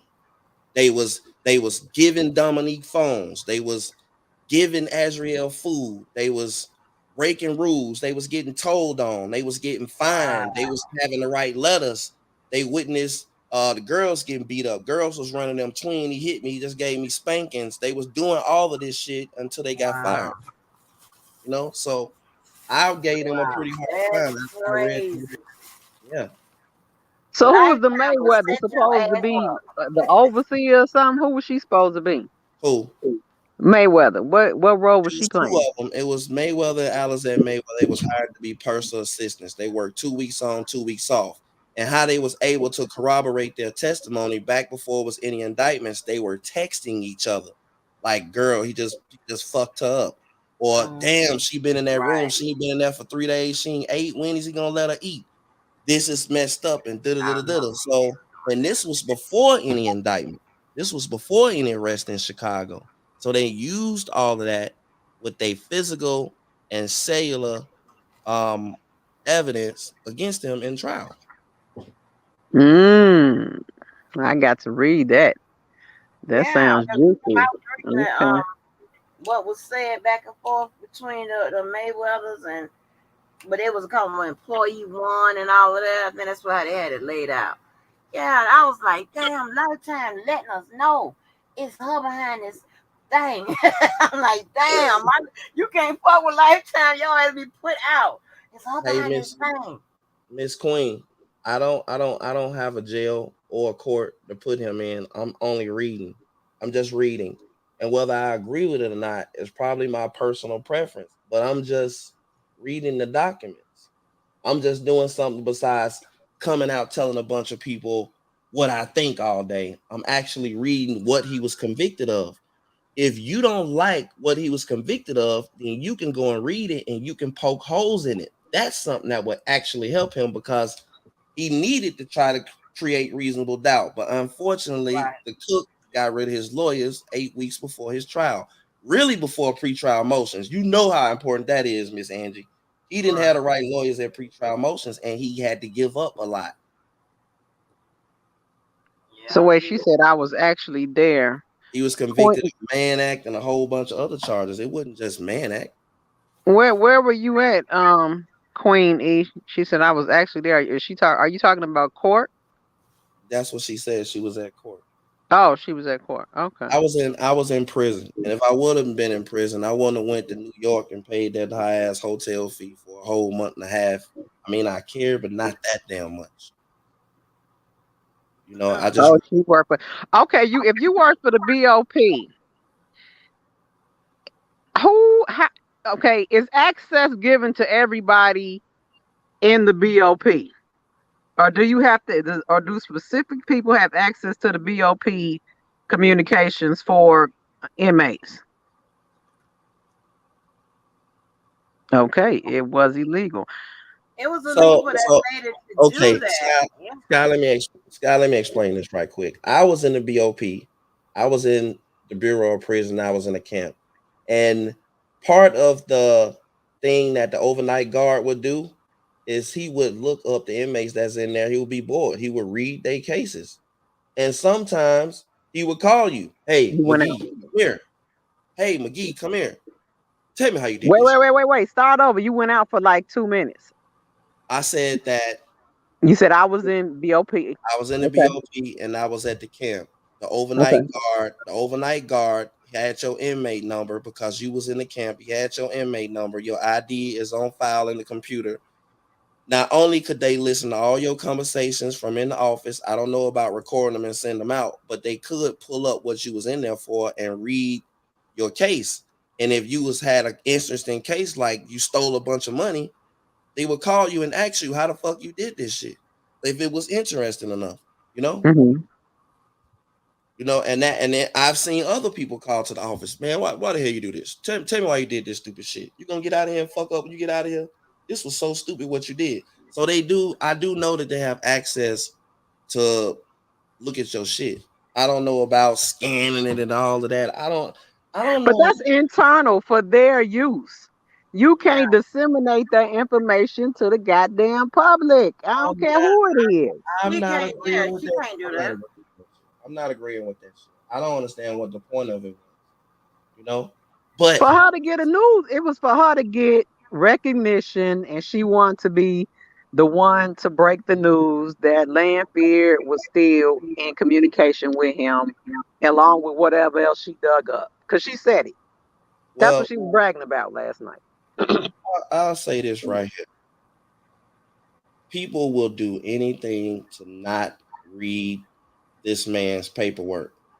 They will do anything. They will break in and I'm guessing get documents. They will fucking travel. They'll march. They'll do anything except sitting down, reading for hours and sifting through these motions and this paperwork. It's not really but three or four of us out of all these thousands of people that read that shit and go through it and try to explain and understand what's actually happening to this man. You see what Mhm. I'm saying? And Hmm. and that is important. That's why I say it's a main show and then it's a side show. You know, Hmm. I do have to get up in the morning and go to work. My life is so much different now. Okay. Thank y'all for having me. But I'll be dead tomorrow if I don't hurry up and get off here. Well, Oh, thanks for you coming good. in Well, and thank you sharing. for No telling problem. us the damn story, honey. The Lion King won't let you share. I'm talking about R. Kelly been chasing me around the internet all week. Lion King won't let me on. Crazy. Keep trying to reach out to her though, because she should let you talk. I mean, see, this is my thing, and that's why people Crazy. get mad at me. I will talk to you. I talk to Angelo. I talk to Tim. I don't care. I'm going. I want to ask my questions from the horse. I don't want to, guess what? Okay, what they said on this channel, and then they said on that. If I can talk to you directly and ask my questions, that's what I prefer to do. But people don't like that. Well, But who look, before cares? I get off here, haven't if I'm in the fire, don't I come on here and talk to you? Am I telling you I'm gonna kill you? I'm gonna do all this crazy shit and I'm gonna show up at your house and want to fight and da da da da. Some Mm. people do not like to face scrutiny. Right. But Okay. if what you're saying is true, you shouldn't have a problem facing scrutiny. Mm-hmm. And if I ask you something that is something about the case, and then you start attacking me in my real and personal life, Yeah. then I'm gonna think that you're lying. You Hmm. see what I'm saying? And Yep.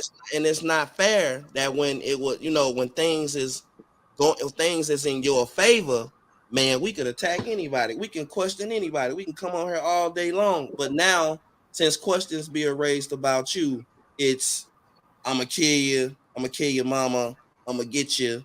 Things gonna happen bad for you. It ain't gonna end like it, So I'm gonna tag your family. you Like know, what? you know, I you just know, asked you you know, one you know, simple you know what I'm question. saying. Damn. You know what I'm Okay, saying. I got you. You see what I'm saying. So what I try to do is just stay away from it altogether. Because Hmm. Mm-hmm. to be honest with you, I figured a lot of shit out. You see what I'm saying? But you know what? If it's that painful, I'll stay away from it. I'll stay away from it. Like I can discuss a million other things. Like people in this case, they only want to discuss Azriel and Joycelyn. They don't want to discuss any other person in the entire two cases. They don't even want to discuss the people that actually went down there and told on him in those two cases, because you would have to read and research that. It's easy to just be like Azriel or Joycelyn. You see what I'm saying? It's easy to do that. You know, Well, I think that's because they had her down as the star witness. who They had gave her the title. said that? They didn't say anything. They didn't say she was the star witness. They just said the trial start next month. And who they call, so be it. You see what I'm saying? Yeah. Man, Trent is So different. let me ask you something real quick before you get off here. Research So, and because read. one of the lives I did, someone was saying that Joycelyn has been to whoever funerals, the people that died. I don't know, one of them funerals. Somebody came to her funeral, and that they done had contact with their daughter. Do you know if that to be true or not? Well, Tim said that when her grandmother was dying, one of her grandmothers, that she came down there. She didn't talk to anybody. She went to go and see her grandmother, and Glenda, the lady named Glenda, came with her. I don't know how true that is to be. I don't know. You saying Okay. Tim said that? Tim said they said it tonight on. He said it on Plain as Jane Live. He said he believed that's what happened. He said he didn't know for sure, but he said he believed that happened. You Oh know, wow. Okay. One last question. What's the status of you and Angelo's relationship? we don't have a relationship. We'll never talk to each other again.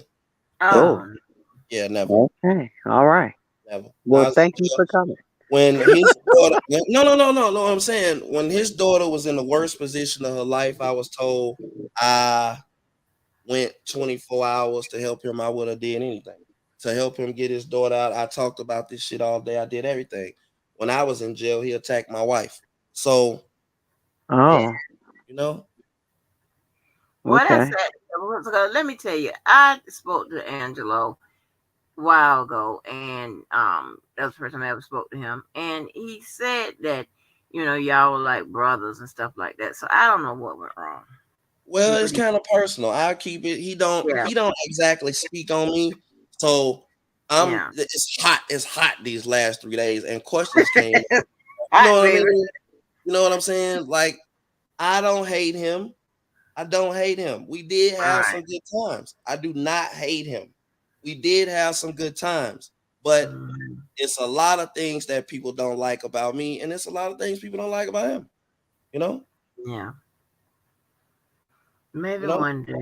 Oh, God, it's terrible. I don't Yeah, know. Well, it's a man, look, lot. both of y'all, have been real informative. I the stalker just showed up. It's time for me to roll. All right, go to bed. All right. Let me go. Yeah, time for me to roll. Everybody run. This nigga running. He be running all day from this nigga. He got a nap. Like, get this nigga a Who Benadryl. the stalkers in my head? Lord have mercy. Lord have mercy. Stalker and show. Woke up out of his sleep and tripped over the phone cord, and he here. All right, I'm gone, man. All All right, right. have a good Thank night. you, All Larry, right, for the all right, information. all right, Thank you. Thank you. all right, all right, all right. Appreciate it. Yes. Lying that's what you supposed to let people do. You can't, cause Oh Lord. you got to pick a narrative. Either he flipped her when she went to his house, or he flipped her when about the BLP email. Y'all got to see. That's what I'm talking about. I knew I was on to something when I said Well, we the gon' thing we gonna is, classify these motherfucking narratives and I'm how gonna they go blow back your ass. and hopefully, because I know they done channel down a couple of times. I'm surprised Dana hasn't even played it again, but I'm almost positive that if it wasn't that live, it was another one, and that's what Angelo said. He said that he got them from her and he gave them to his daughter. I mean, and if I'm wrong, I'll come back and correct it, but I'm gonna see. And I if thought I Dana goes heard live that tomorrow, I'm gonna try rumor and ask too. him. Yeah, that's what I believe happened. Now, that's what I'm saying. He could have been part of the continuation, the after the fact, but I believe the initial flip came from those communications of whatever it was, which Angelo states he gave to his daughter. So, but Yeah. I mean, we see that, and see this the thing, Angie, and like I was saying, people don't want you to talk to the source. They want you to go around and guess and all that. I like to have conversations with people directly because it's thousands of questions that that I might lay down tonight and be like, dang, I wish I could have asked him this, Mm. and it's just like I don't know, people don't want to talk directly to the person. It's But just you have to. crazy. But you got this, Scott. I'm trying to tell you, you can't make the mistake I made. Cause see, you haven't made those mistakes yet. But I'm just warning you. You have to consider the people that have that mindset. Just look at Okay. them and listen to them. You be like, Okay. oh, okay. I see. Yeah, most of them can barely goddamn read or understand, comprehend none of that. Most of them think that comprehension and understanding is the same fucking thing. Like, ain't nobody gonna do this. Can't go, can't do it. Nope, not Yeah. can't get into no back and forth with you. Can't get engaged into no argument with you. Fuck that. No, ma'am. Find somebody else. I was trying to get that little piece out of what Larry was talking about. He ain't going back and forth, with all kind of motherfuckers. We ain't gonna be able to do that. Find somebody else. Shit, Yeah. go find It gets somebody to else. a point Yeah. where after you get your statement, then your statement is done. I mean, because I was just so happy to ask Angelo about them text messages. I'm telling you, I had been like, Mhm. Lord, please let me slip in here and ask this question. But you were, girl, you killed, you slipped. Let me ask you this now. Girl, you working. Let me ask you this now. Let me ask you this. I Because be wanting to know, like, I be I want, want to yeah. know. And it be like, Yeah. this is my personal goddamn information, not to put out here and there and whatever. But Yeah, because I could yeah, think everything. But what is your perspective being in this case? Well, not the case, but being the father of the daughter. Like, what is your perspective of what happened? You know what I'm saying? What did these uh, text messages come from you? Were you involved in this? I mean, shoot, them are legitimate questions, and I don't uh, know. People well, crazy. I and want here's the to ask thing. the question. When I spoke to him, I found that what he was telling me was credible because it matched up to what you know. I mean, just whatever the conversation we was having, it matched up to just the stuff that it need to match up for me. So I would say that when I spoke to Angelo, I would 100% say that and stand behind what I'm saying. So I don't know, child. But when they was out there, when him and Tim was out there slinging that mud back and forth, like now Mm, some of that stuff on both sides could be challenging. Could be looked like, like the sleeping with Yeah, the a lot of it dog, was just yeah, dirty talk. just throwing Yeah. mud because of whatever, because of the situation they're in now. But I thought that. Now let me ask you this: wasn't Tim and Angelo on Dana's channel together? Yeah, Dana played that, I want to say yesterday or the day before he played it, but they was arguing. They wasn't peaceful. They were arguing. It wasn't peaceful. Oh shit! That Oh wasn't. no. I Oh thought they had no. done. Yeah, because like, when you look at, I don't know when they filmed this last iteration of Survivor, right? So I don't know if they filmed it in 2022 or 2021 because some dates came and popped up with 2021 on there. When they was sitting all in the room with Faith Rogers' daddy, then I said, okay, well maybe they had either put their differences to the side for this occasion, or maybe they had worked it out. I thought that they were civil on um on Dana's channel. Must be Oh what no. that was To my 2020. understanding, Okay. Uh-huh. outside looking in, I believe the final break came with the James Mason situation when Tim tried to lock up James Mason, saying I guess he threatened him or something. And then Angelo went against him and was like, no, I'm not going to let you do that to him because that's not what happened. And then went and told them that he didn't, James Mason didn't threaten them. And I believe once that, they was throwing each other in the cross, I believe that was kind of the end of their communication and being civil. Oh, But if yeah. you hear, Tim said yesterday that he left the situation alone, but Angelo texted him. And I'm like, well, Angelo don't seem the type that's gonna strike nothing up. So I did you think he remember he said that? I I don't I think I heard that. You talking on one of them Instagram? Yeah, he was like, well, I left it alone. I ain't say your name, but then he texted me. And I'm like, So, Angelo text you? but you know what? Because it could have been because that back them that first back them emails. Remember, he put the emails out. Tim put the emails out, Oh, and he could have okay. texted So about that. gotcha, You know, that would make gotcha. logical sense to me. Like, hey, you know, You back bringing me on some BS. whatever. Yeah. Yeah, because Okay, largely okay. Angelo be absent from this bullshit. You know what I'm saying? Right. That's what I'm saying. He said He he gonna don't be be there really any wrong for minute. this. Yeah, so Yeah. I don't know what happened. And all of a sudden, boom! I'm like, oh my god, what the fuck is Yeah. going on? That goddamn Lion King came here and brought all this shit.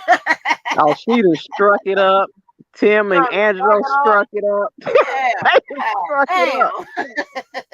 Well, let me ask you this, because I'm gonna hop back down because I want you to finish your commentary. Okay, so now with the people in Chicago, Hmm. the young lady that accused Sylvia of doing whatever, what do you know the charges? What the charges were? I don't I You don't know. don't. Could be some Okay, kind of battery. Could be some kind of battery. so if nobody shows up, because I heard you say like neither both of them saying they got issues of coming to court. Now, if No, nobody Sylvia, shows, no, Sylvia says she's still coming. The other oh, lady okay, said she didn't get the this is what was said. So let me put it like that she didn't get the summons to come to court. So okay. Okay. Now, is there any way that this could be dismissed if the young lady say, "I just want to withdraw the case," or is it too late because they done already picked it up? okay, so if she could say that, but it'll be up to the prosecutor whether or not to drop it or not. In cases that normally involves domestic battery and sexual abuse and whatever, they usually like to have the accuser there, okay? Because it's a big part Okay. of the case. It's a big part of the Okay. case. They can proceed without her, but it's a big part of the case. But because this case is so flimsy, it probably got about 10 pages in the goddamn file. I would say if she don't show up, I will see them dropping it. But see, Okay. and then I don't know if you heard me, but then I told you what could be the legal ramifications for that person, as you know, both on the criminal and civil side. So, But um, would Sylvia have to push that criminal side, or would the state automatically go and pursue it? if her, it, it depends on the prosecutor. I'm just telling you that straight up. Depends on the prosecutor. If they feel like hey, they don't waste it, they don't put in man hours, they don't waste their time and shit like that, then they could have an attitude about it. You know what I'm saying? Hmm. Especially if it turns out to be a false report. If Sylvia now marches in there and have evidence that it was some type of false report and blah blah blah, this, that, and the third, then quite frankly, the judge and the prosecutor can feel a way about that. And then, and then what I said would, could ensue. So it's So we crazy. dealing with prosecutorial discretion again. Yep. I'm sick of it. Okay, I'm gonna go 100%. back down so you can finish. I am sick of it. That makes me so sick. It makes me Now sick to my you stomach. good. You can say because my last little part is about Cash Jones popping up there on Sylvia's back channel, honey. Okay, okay. I I'll hit I me. I enjoy it. Yeah. So another other night I wasn't minding my goddamn business and I'm in there in those goddamn bushes and who pops up, baby, one of them exhibits, child, because I don't start calling motherfucking exhibits because that's how goddamn Lifetime was popping their ass up on their goddamn picture frames as exhibits and shit. I'm like, well, goddamn, Lifetime be trying to Why I wouldn't fuck with them? Because I don't So trust them. Lifetime really brought some court stuff out this time. Baby, they They put re- those people as exhibits. If you look at them, they had Cash Jones picture up there as an exhibit. Some of the other people, that was supposed to be in, related to this situation with R. Kelly. Yeah, they put them people picture up there like an exhibit and shit. And you got to realize they do a lot of that stuff for shock value and for to carry some kind of message that is unspoken, but you'll get the message when you see the motherfucker. Yeah, and hmm focusing on my buddies, the motherfucking enterprise and shit. Some of them anyway. But that I got a fondness for. But you know what I'm saying. And I like Glenda. I like y'all. I like Queen. I like the shit.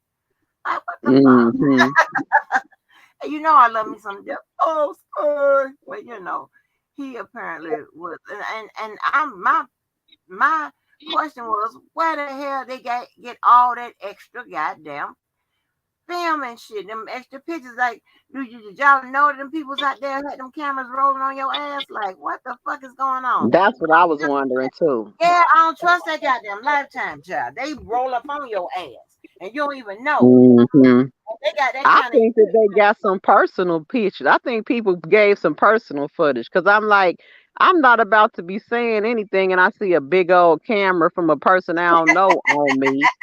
You know what Hey, I'm saying? but they got that technology where them motherfuckers would be behind trees and zoom in on your fucking ass with the goddamn audio and tag me like listening to. You know what I'm saying? Well, I'm gonna tell you this. Got all In, kinds of goddamn equipment. You know what I'm in saying? Chicago, so Mhm. everybody know they got license plate readers, they got cameras, they have gunshot detectors, a whole bunch of stuff that you wouldn't even know. So I'm not Yeah, surprised. on hand. Yeah, and I'm like, why the hell they put the people in that shit?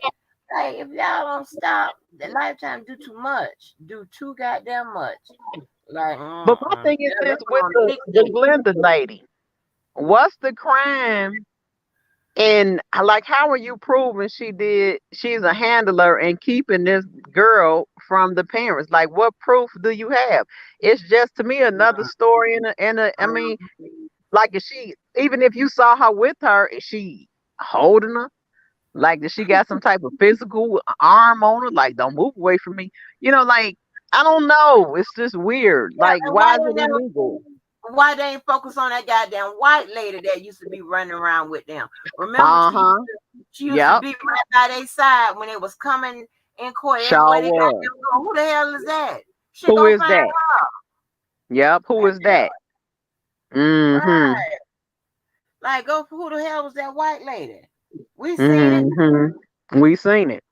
Yeah, like that's crazy. I don't like all kind of old sneak ass bullshit. Right. Half the story, once again, half the story they want to paint. There was an attorney, Queen. See, Queen E be knowing every goddamn thing. Queen E, you keep on, they gonna put your ass on there as one of Right. them. You better get out of here and run, Queen. One of them goddamn handlers or helpers or some shit. They gonna get your goddamn ass on it. I'm trying to tell you. I mean, but it's just too much, and Uh, Tim makes me mad when he talking about some, I don't know if my but daughter is alive or well, not. mm-hmm. She alive, boy. If you don't stop them lies, we know she alive, and we know where she at. Cut it out, Tim. Stop it. I don't think she know. I don't think he knows exactly where she lives. You think Look, that? Because I Angie, don't think. I mean, that man way down in the south. I don't know that. If he. Angie, let me tell you something. Okay, Tim hires private investigators. Okay, he been doing it. He been knowing where Joy was the whole time. How do you think he knew that she would go down there and see Kels at the courthouse on the little parking thing waving at him? He know where she at now. Okay. Did somebody So show that? Oh, that they was like just waving and shit. I don't know. I think they did show that. It might have been on one of them documentaries, but he know where she at now. You know, he know. Uh, uh, He uh, know uh. she not dead.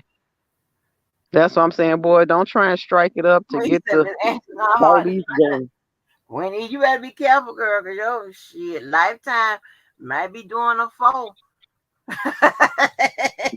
I wouldn't be surprised. I'll be like, they gonna be like the YouTube edition. I'm like, hell no, I'm done. I'm Oh done. Lord, Please, please, Lord, if they please. doing the YouTube I got, edition, I got clients. Please don't do that. look, if Mm-mm. they put me on there, I want a lifetime check, and I'm gonna demand it. Cut Look the at check. cut the goddamn That's what check. I'm Let's gonna keep tell a them. You little better cut the check. payroll. We got a problem. Yeah. So, but their folk. I don't know, child. This shit. I was hoping that this shit would be dead and gone. I was hoping that the state would drop this shit and we can just fizzle it out and go harass other sectors. Nope.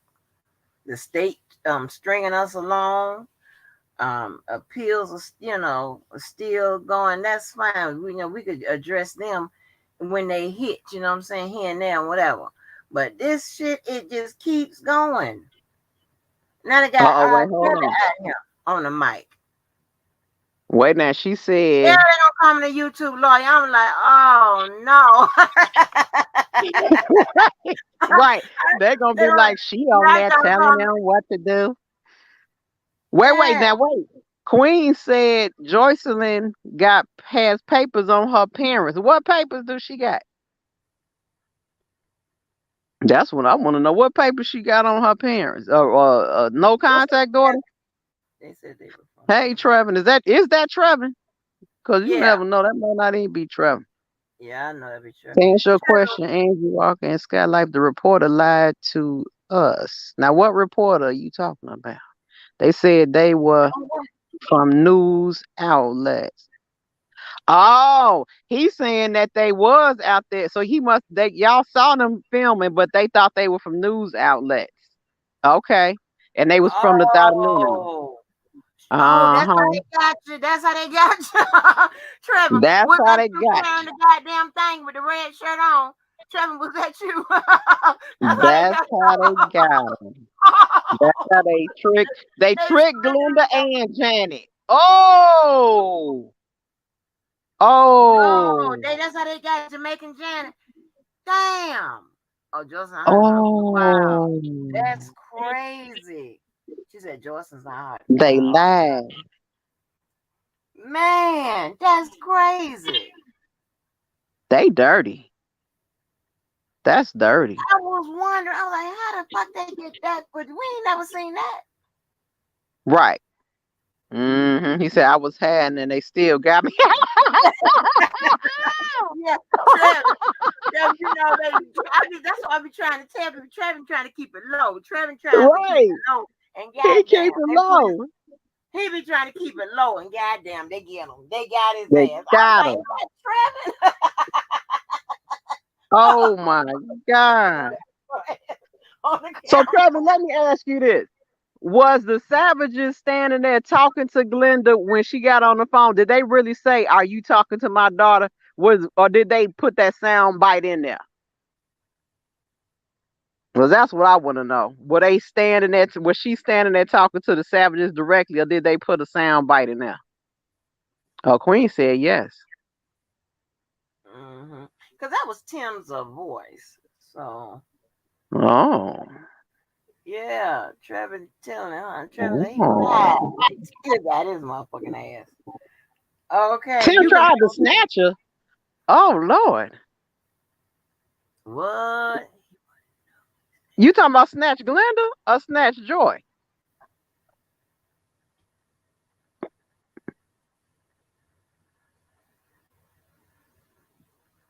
Oh Lord, look at Lizzo. Oh Father Jesus, help us.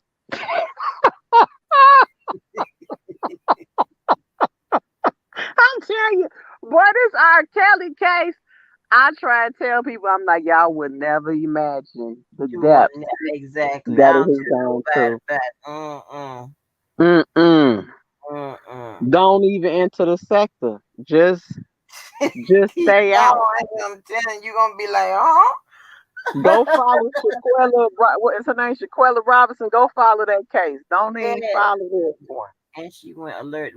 Oh, they tried to grab Glenda, and she went alert the marshals. Oh, they've been saying Oh. credits was rolling for the Lifetime pushing in New York. Oh, okay. Dang, Okay. I like they was that. out there under assumed motherfucking goddamn name. Boy, Lifetime, We don't trust you. Mm. We don't trust you. How Cause they you gonna snatch Glenda? Like they gonna Glenda ain't no small lady. How they gonna snatch Glenda? What they was gonna do to her? Put her in the van and ride off with her? What they gonna do to Glenda? He can't be out there putting his hands on nobody now. We were not there when Tim and Glenda had their situation. Okay. okay. Ready. It They were was okay. They came ready. It was a circus. And the best movie would not be about R. Kelly if y'all be about the people on you. Yeah, right, heck right. yeah. This would For be the real. best goddamn. And you know what? Although y'all have attempted to put everybody on the big stage. Shout out to you motherfuckers that have failed at it because baby, oh Lord, I'm trying to tell you this would be Our Channel by James Harris. I trying to tell I will flip this shit off so goddamn quick. No, sir. I got clients. I got the service Ah, people. man. I'm That's why telling I be you, trying in to keep different it clean. industries. Telling Glenda to press charges. But if they weren't physically trying to touch her, then what's the charges though? Am I missing something? She said that thing people were telling Glenda to press charges, but what's she gonna press charges for? From an argument? Hands is different, but exchange of words, unless they was threatening her. It was Hollywood went back and forth with Roger. Yeah, I heard about that. I heard about that, honey. That's crazy. Like, I don't know. Some people can't control, their um, emotions, right? And that's just what it is. You have a problem controlling your emotions, and some emotions come out through obsession and all kinds of stuff like that. It's a whole bunch of shit. And my thing is, right, when you cross the line with me, it's forever crossed. And the thing about it is, I don't want to take you up off this world, and I don't want you to do that to me.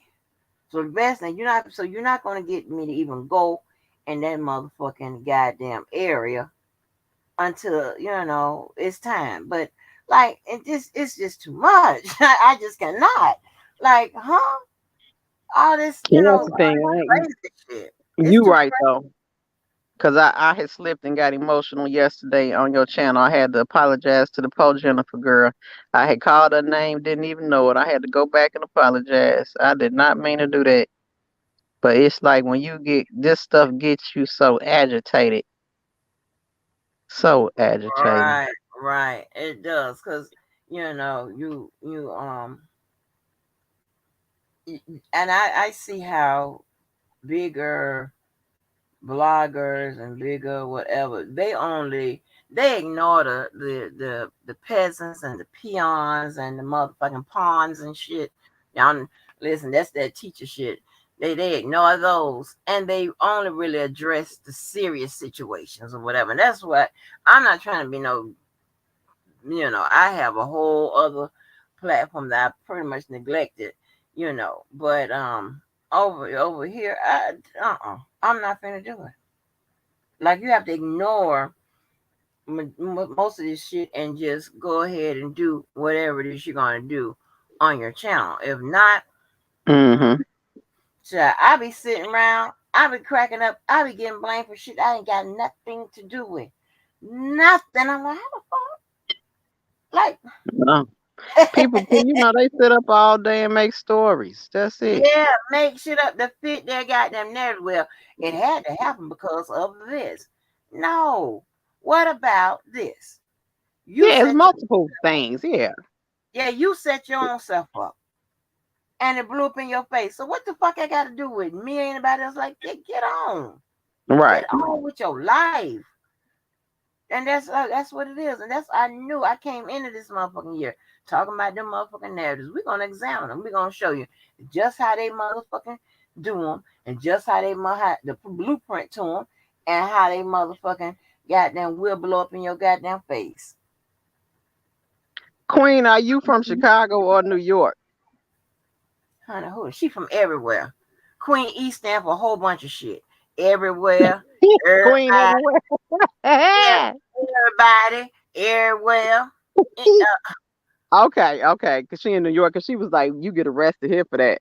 I'm like, shoot, out of Chicago. I mean, unless you passing threats, they ain't arrest you up for no talking now. You got to pass a lick or something, or give a veiled threat or something. They ain't got Yeah, time to lock you up for that. But Queen don't get too close, Education, you know what I'm saying? Queen Entertainment, Queen E. Yeah, I'm glad she just took everything off. That yeah, that's what the E stand for. Um, everybody chat says, lifetime take me for 2 hours, but and never aired it the same way they did. The Okay, post. he heard he was threatening. Oh, Well, she should have. I would have. Nah, let me shut up. I was gonna say, let me shut up. because lifetime. Hey, now we ain't got to be. We used to be in fear of the goddamn feds and the popo. Now we got to be in fear Right, of the lifetime is lifetime. coming. Get Damn, low, lifetime. The fuck? get low, y'all. Lifetime is on deck. Get low. They Yeah, on the scene. get low, get low. Lifetime is around. Get low, get low. This is pitiful. But see, that's the part that I don't like.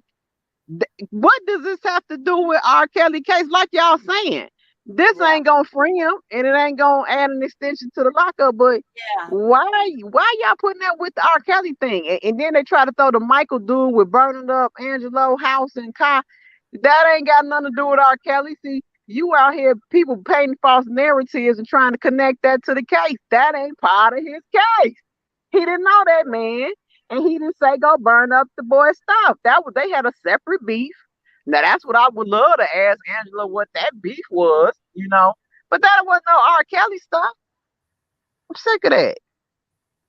Mm-hmm. People that before they came in like they were a part of the case. And they were celebrities. Who the Savages came in like they were celebrities?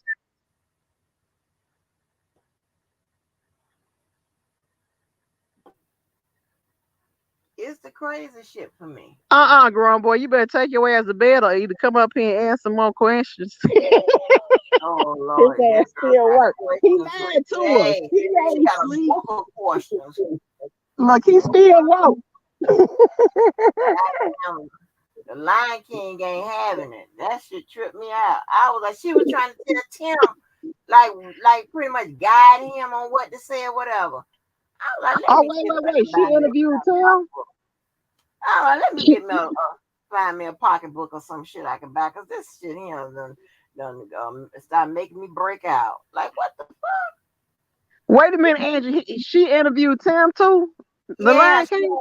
yeah, the Lion King had interviewed Tim, and she was telling him like what he like kind of guide him into what he can address and what he can't, whatever. Yeah, while she sit up there with her eyes open, looking like she looking like the rest of the jungle monkeys was coming toward her. It was crazy. I have missed a lot then. I got to go over there and see then because I didn't know all that was going on.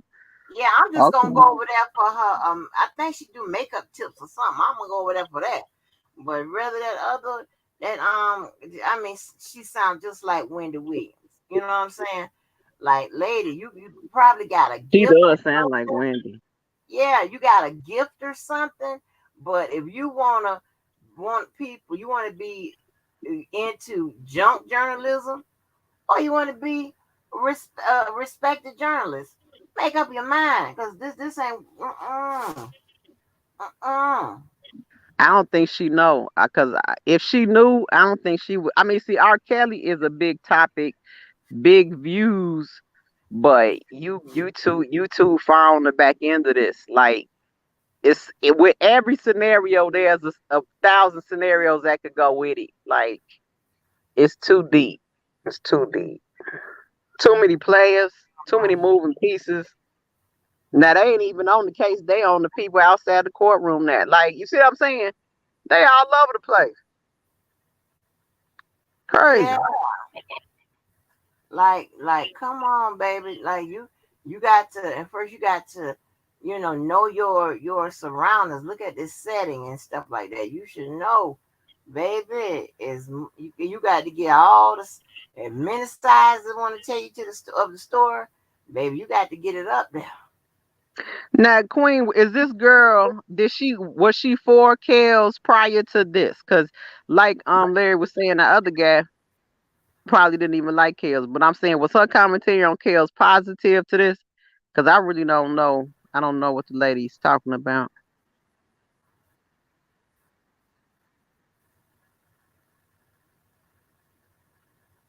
You may have gone to her junk. All stuff goes to Rick Party. They will leave. And that's the thing. I don't see why he talking to people that don't like him. I wouldn't be on nobody's channel talking if you ain't like me. I'm not doing it. Right, but here's the thing, right? When you are, say that you are some kind of responsible journalist or whatever you know what it is. You vet the information and you vet the person.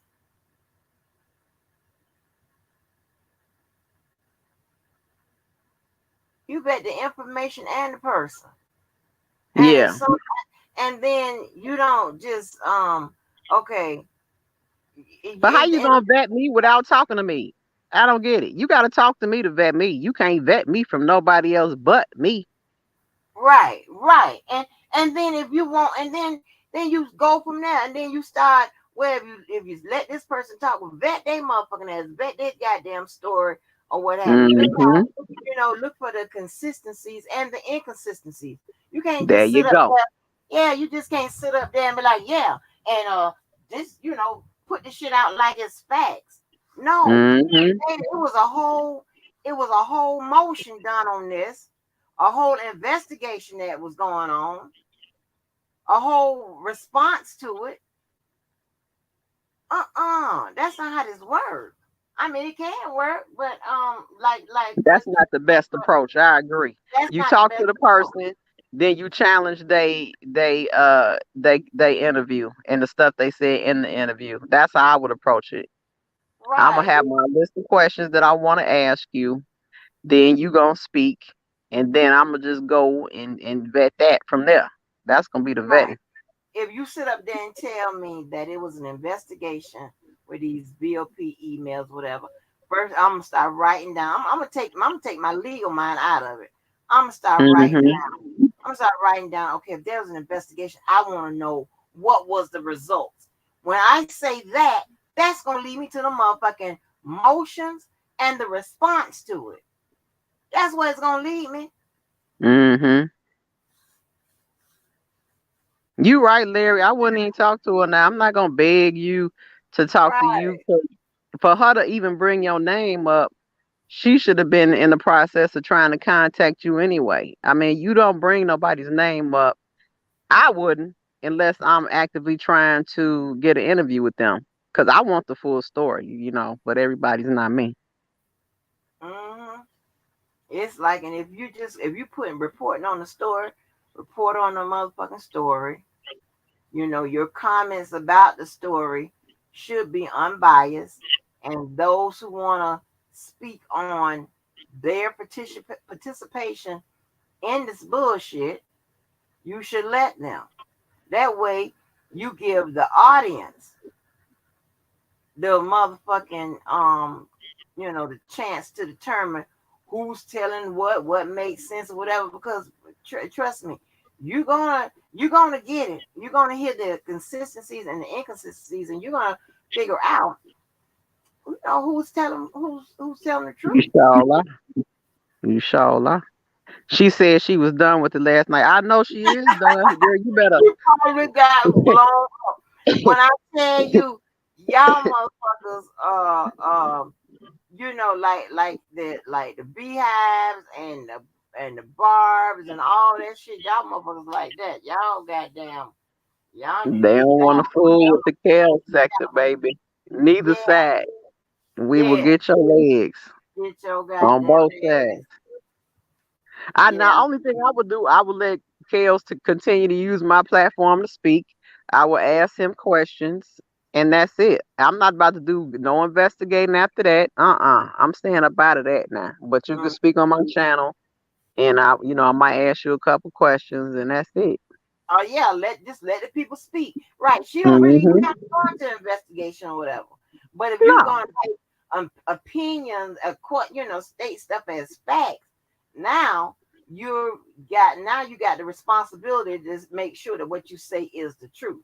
Or you need to say, in my opinion, or Hmm. this is what's told to me, or whatever, then that way you can protect yourself. You gotta say, this is in my opinion. Okay. That's I what I see tell what she's people. saying. Yeah, I tell people, hell, if you want to lie and shit and slander somebody, say, in my opinion, this is a hoe. Yeah. Hmm. you know, Or I believe. I believe this is a hoe. This is a hoe. That's what you have to do. Like, That's boy, what you gotta do. But I do believe, okay, she's saying that was the goal. I do believe Tasha K tricked her into the trick bag because I think she said Tasha K contacted her for an interview. And see, that's where she went wrong. You don't never go with Tasha K flow. I wouldn't have got in the ring with her. and then I she wouldn't said, have did honey, you hurry up and contacted her and responded back. I'm like, I know you did. That's the K, honey. That's Tasha K. You hurry up and it. respond, honey, because she Yeah, done she sent wanted to them. talk to her. And Yeah. use her platform of 1 million people. I get it. But you Mm-hmm. gotta understand, I mean, this case just ain't the case to do it on. I Mm-mm. just wouldn't have. No, ma'am. Yeah. That's crazy. That's crazy. I don't know. I don't know. She said she was done with. I know she probably got hit by on both sides. I'm like, lady, these motherfuckers crazy. like, Oh, she said the chat brought up grown up boy. oh, She said she ran it by her producer. It was Sarah. Hmm. But you don't, even if somebody bring up somebody's name, you don't flow with it. You go do your background information and check who this person is. I'm not just gonna come on a channel and say, "Do you know Larry McGee?" You know what I'm saying? Like you don't yeah. even know who you asking about. That could be R. Kelly's brother or cousin from a long time ago. Like you supposed to know who you asking about. I mean, you gonna put a title on it, federal informant Larry McGee. You know what I'm saying? That's what Yeah, threw you Tasha off. yeah. Because if Uh-uh. you see how she looked, she froze like, hold on. Because she knew, like, you know what I'm saying? Let me see where she going with this. I Mm-hmm. give her that. She played it off good. But yeah, you don't do that. Mm-mm. And you don't Ask talk to nobody people that. and stuff, and you're not vetting this book, the stuff that's coming out, like, and asking the questions like, well, why is this and why is that or whatever, and it's not to me even really asking R. Kelly a bunch of questions or whatever, because he's kind of limited to what he can say, because he's still got stuff out, but Mm-hmm. definitely let him speak what his mind, and get his word out, and things of that nature. And I'm glad that he's been releasing shit or whatever, because now you can tell how he feels, and Mm-hmm. kind of go from there. I've always wanted people to tailor their support, no matter what side you're on, around the actual source, and then around the important sources like the attorneys and shit. What are they doing? Don't counter what they're fucking doing. If they're putting out a narrative, or a narrative that says this, that, and the other, then gear your support or whatever your strategy around that. Don't be counterproductive to what they're doing. And that's what a lot of this is. Motherfuckers just have done whatever they want to do, and then be like, yeah, and what? Like, And huh? see what you just said, Angie, is Mhm. what grown little boy said. Because, and that's why I got to go hear it. because he's saying it shows no remorse. You don't want to be talking and you are coming off like you don't have any remorse and people is taking it wrong. You see what I'm saying? That's why it's best Mm-hmm. not to say anything. So I definitely Mm-hmm. gonna have to Yeah. go over there tonight and get caught up on what he said. Now in this letter that he supposedly wrote saying don't call them B's and H's, is that supposed to really be from him? Yeah. Yeah. Yeah. I And they saw it, saying, Lizzo. You crazy as hell.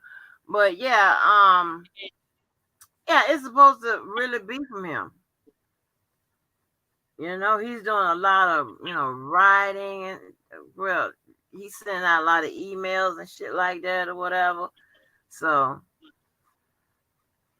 it let's see when because he sends out group emails and then he sends out personal emails as well. oh, so Mm. somebody read one. That's what he put in his personal email. Probably, I think it's his group email that he put that email in. I think that was one out of his group emails because more than one person got it. But he also does personal emails with the people that has his ear. I mean, well, he got his nerve. You pick the women because they the most goingest women out there. That's why I say I know he ain't say that. I ain't say that. What I he know he ain't say that. Talking about don't well, call them B's and H's. Come on now. You picked the B's and the H's because they was the most goingest females out there. You see what I'm saying? you You ain't picking crazy. no respectable work woman that go to church every now and then. You know what I'm saying? You picked the B or H because you know they was gonna go in the direction you want them to go. I'm gonna write him back and be like, boy, stop it now. I love you, but stop it. You crazy. You He crazy. know Did what he you, picked, Angie. He know what he picked. He girl? ain't picked the none that go, you know what I'm saying? Boy, you know what you picked. I'm gonna write him back. And I think I don't know where all of their backgrounds are from or whatever, but you could see that Faith, Joycelyn, and Azrael came from a family environment, and I don't know what the you know what I'm saying, but I could just tell from the reactions of the parents, it was some parenting that then took place, you know. So you can't really say they was out I there give them that. However, like hoes. there's a level of going. Okay, so some girls are gonna go, they gonna let you kiss them. Some girls will let you feel on their booty. Some girls will let you have sex with them. Some girls will let you have a what they call it, a threesome. Some girls will let you have a foursome. You see what I'm saying? It's levels to this. It is, You it know what I'm is. saying? And so he picked the ones that's gonna go a little further than the rest of them. And that's all I'm saying. I'm not saying that there was no home training because we all got home training, but it comes down to how far you willing to go. Mhm. Yeah, You exactly. know? It comes down to that. It comes down to how far you are willing to go. But Yeah. It's levels to that threesome. Yeah, it's levels to that. Like you just ain't, you know what I'm saying? Uh-uh. And what's gonna make you go to that level? You know what I'm saying? How much money we talking about? You might take me from a 0 to a 5, depending on how much money you put on the table. right.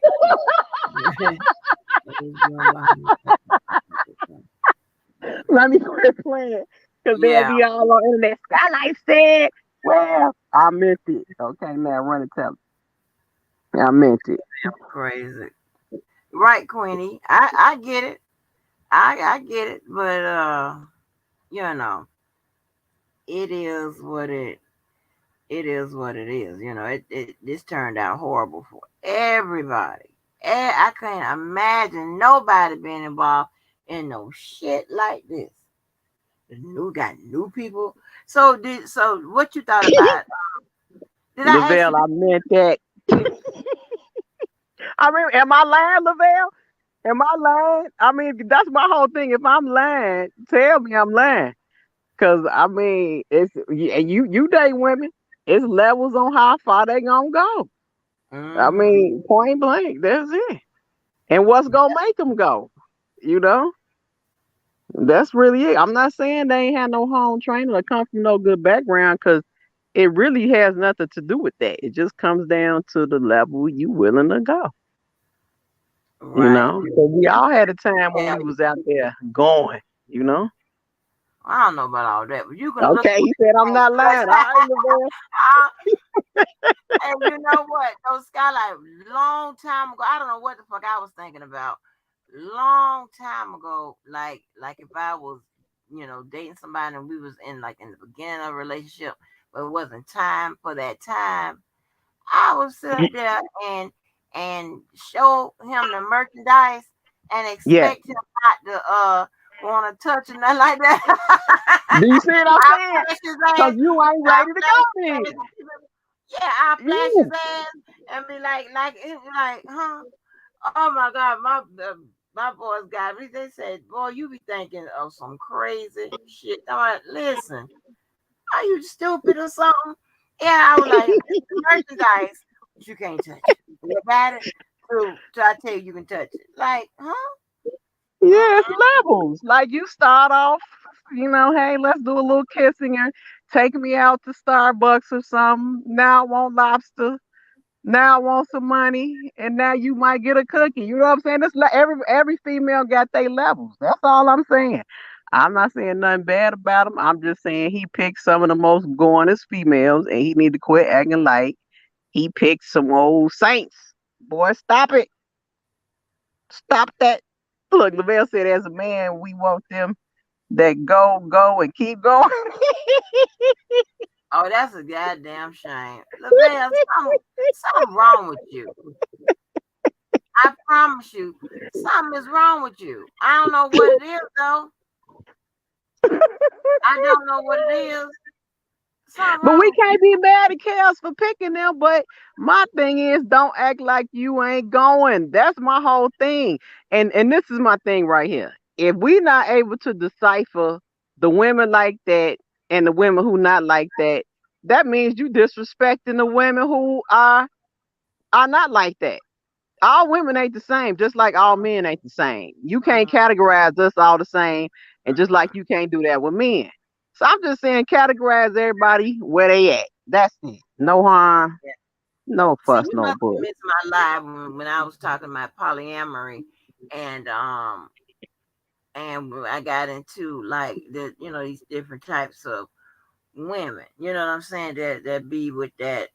Mm, they do a lot. Mm-hmm.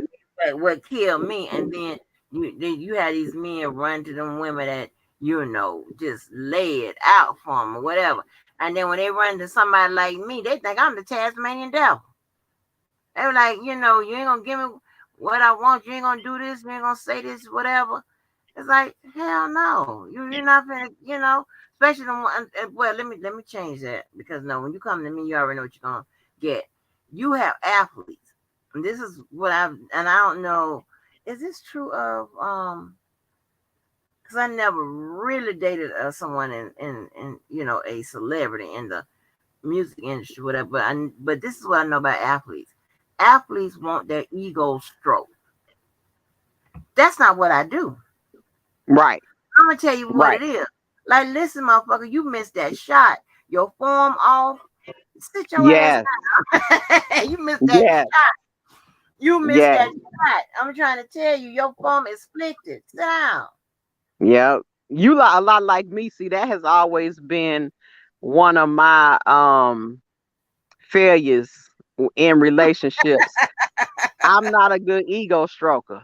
You see Yeah, what I I'm can't saying? stroke Now that ego. I'll pump you up, but it's levels to it, because if you need that to make you feel like, okay, you know Yeah. how they want you to make the man feel a certain way. I'm not good with that. I'm Uh-uh. gonna make you feel great. You gonna feel good as a man, but I can't extra stroke you. You gotta know you great. You know what I'm saying? Like Yeah, and I'm not good. I'm gonna tell you the truth. That way you can improve upon it and then be the best, be better than whatever. You know what I'm saying? I'm gonna tell you the Yeah, motherfucker. I'm gonna tell you that that outfit, that ain't it.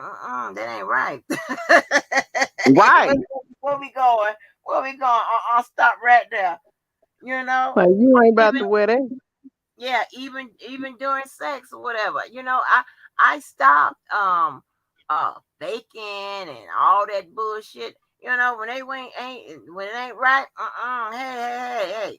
Or when you taking too long or whatever, and you want to do all this extra shit and get over there and get on the wall and go on and Mm-hmm. on top of the counter and going all these goddamn. You got an hour and a half. I'm tired. Shit, hurry up, concentrate, hurry up. But I'm tired. I'm sleepy. I gotta go to work. Right. But see, that's what I'm saying. This It's ain't the feeling difference good. between you being a respectable woman and a thought. That's all I'm saying. Don't try and put them in the same category as us. That's all I'm saying. You know what I'm saying? Because I feel like you disrespecting us then. Because you trying to make them in our category. No, you stay in your category. Don't come over here in ours. And I'm gonna Yeah. tell you, I had four exes contact me around the holidays. And I had to reach out to some of my guy friends, like, what is this about? Like, some of them always been keeping up with me. But Yeah. then, like, one of them, I should say two of them, you just randomly out the blue contacted me. Like, what do you want? I just want to check up on you, see if you all right. You ain't been checking up. So, you know what I'm saying? What are you doing? That's why I had to reach out and be like, well, so what is he trying to do? And they was like, he just trying to spot check to see if you still available or no, I'm not. If that's what he doing. But yeah, they'll see because I was always a female. You gotta get me to go. If I like you, then I'm gonna go on my own. But if there's any other things going on where I'm not really sure about you, no, I'm not going. And so you, like you Yeah. said, he gonna go get the girl with the thong showing, the hot girl with the, you know what I'm saying? Go get her.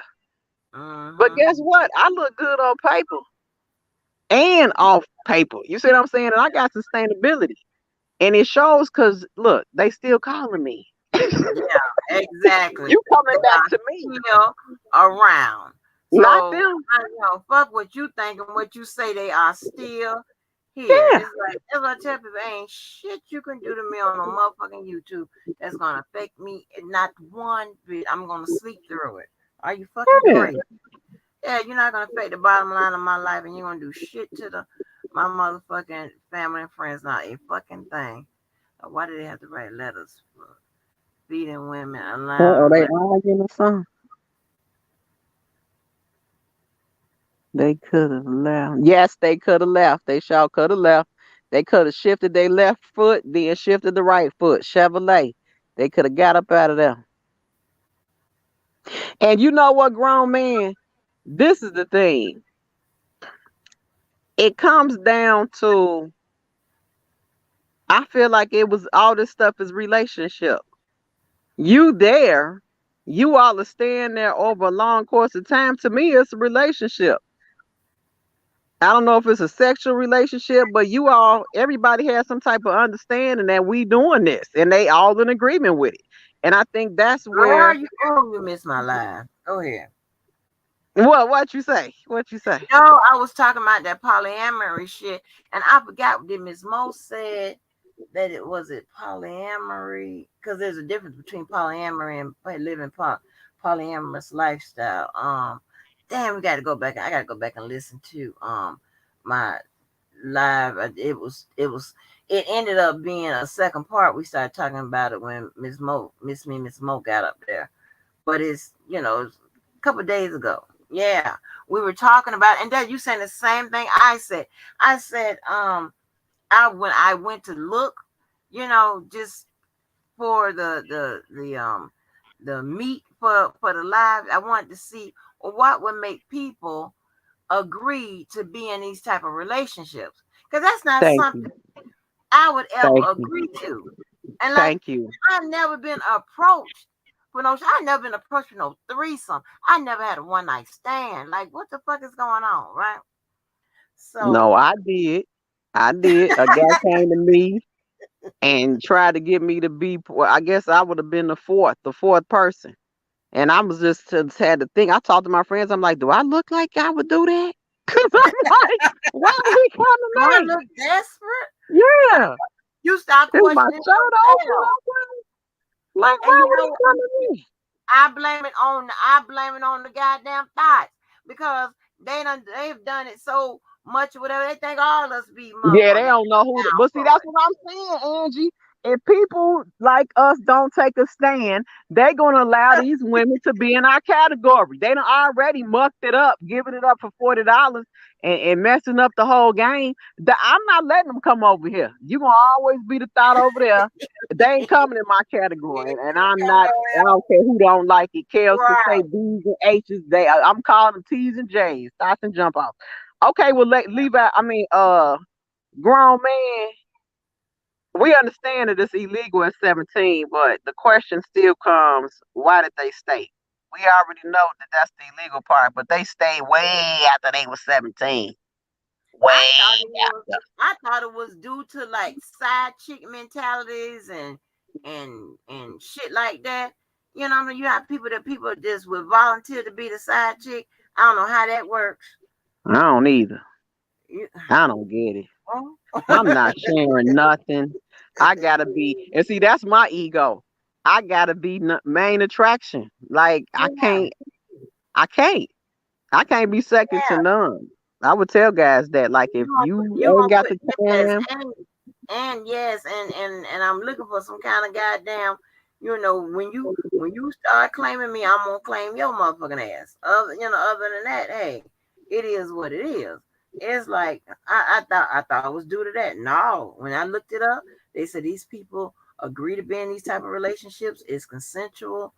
I'm talking about above 18. It's consensual. It's their like way of lifestyle. They like hmm they're getting benefits they didn't receive and while they were in a monogamous relationship and shit like that. Because I was like, what? Because I couldn't understand. I said for a minute, I thought that it was Joycelyn and Az was the only two there, and then here come pops up Hallie. I'm like, hmm she give her timeline. She was there, and then they said that Rashana stopped dealing with him in 2019. Well, goddamn.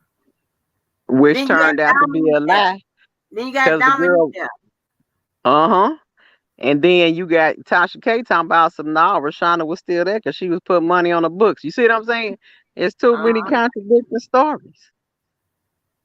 It's Yeah, too many.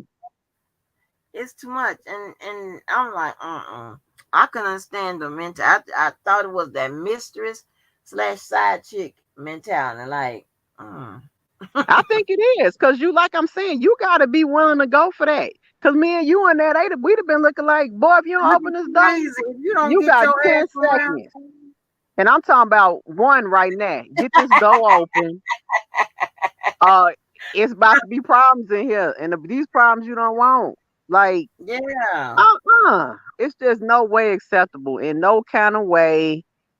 No, see the way it looks like they started off with a lot of, and that's what makes it confusing too because Joy and As went through the process of all these women there, and you kind of was the winners of the brothel, okay, and you all was remaining, but you saw what it was. So why did you think he was maybe now faithful now? Or did y'all know and y'all just started trying to strike each other out? Like, you know what I'm saying? Because it seemed like they went from, let's say it was 10 women, then it went to seven, then six, five, then it was two of them. And then they was like, okay, I got to get rid of her. And she like, well, I got to get rid of her so I can get that number one spot. That's what it looks to me. Mhm. But you got to be willing to do all that. I'm not doing that. Boy, it's me or nothing. Pick it now. Because I think that's what she got to the end. And she really thought she was going to have the leverage to get him to leave Joy. Yeah. And baby, he wants to continue the game. And Right. so be it. That's it. Right. That was like there will always be a problem in those type of relationships, especially if it's long term. Too much jealousy and with them being celebrity is only reason. You know, Lavelle, and when I was doing a little research on it, they said the reason why them relationships break up is due to jealousy and unfulfilled promises and shit like that. And I was like, wow. So they do. No, no, I'm sorry. Go ahead. I was gonna respond to what you said. Go ahead. I'm sorry. No. Go ahead. I'm done. I was gonna say, grown boy, quit playing. They knew them girls was in that house. Don't you try to act like they didn't see anything. They knew. And when you know a woman is present, damn it, you ain't gotta know. You ain't a fool. If another woman is around now, don't try and play that. They knew that there was some hanky panky going. Cause why is you in R. Kelly's house? Why are they there? Why is these other women there? You know I know something why going I'm here. on. I know why I'm here. Right. Yeah. They knew they was there now. They might not have seen it, but they knew. I'm not the only one in this joint.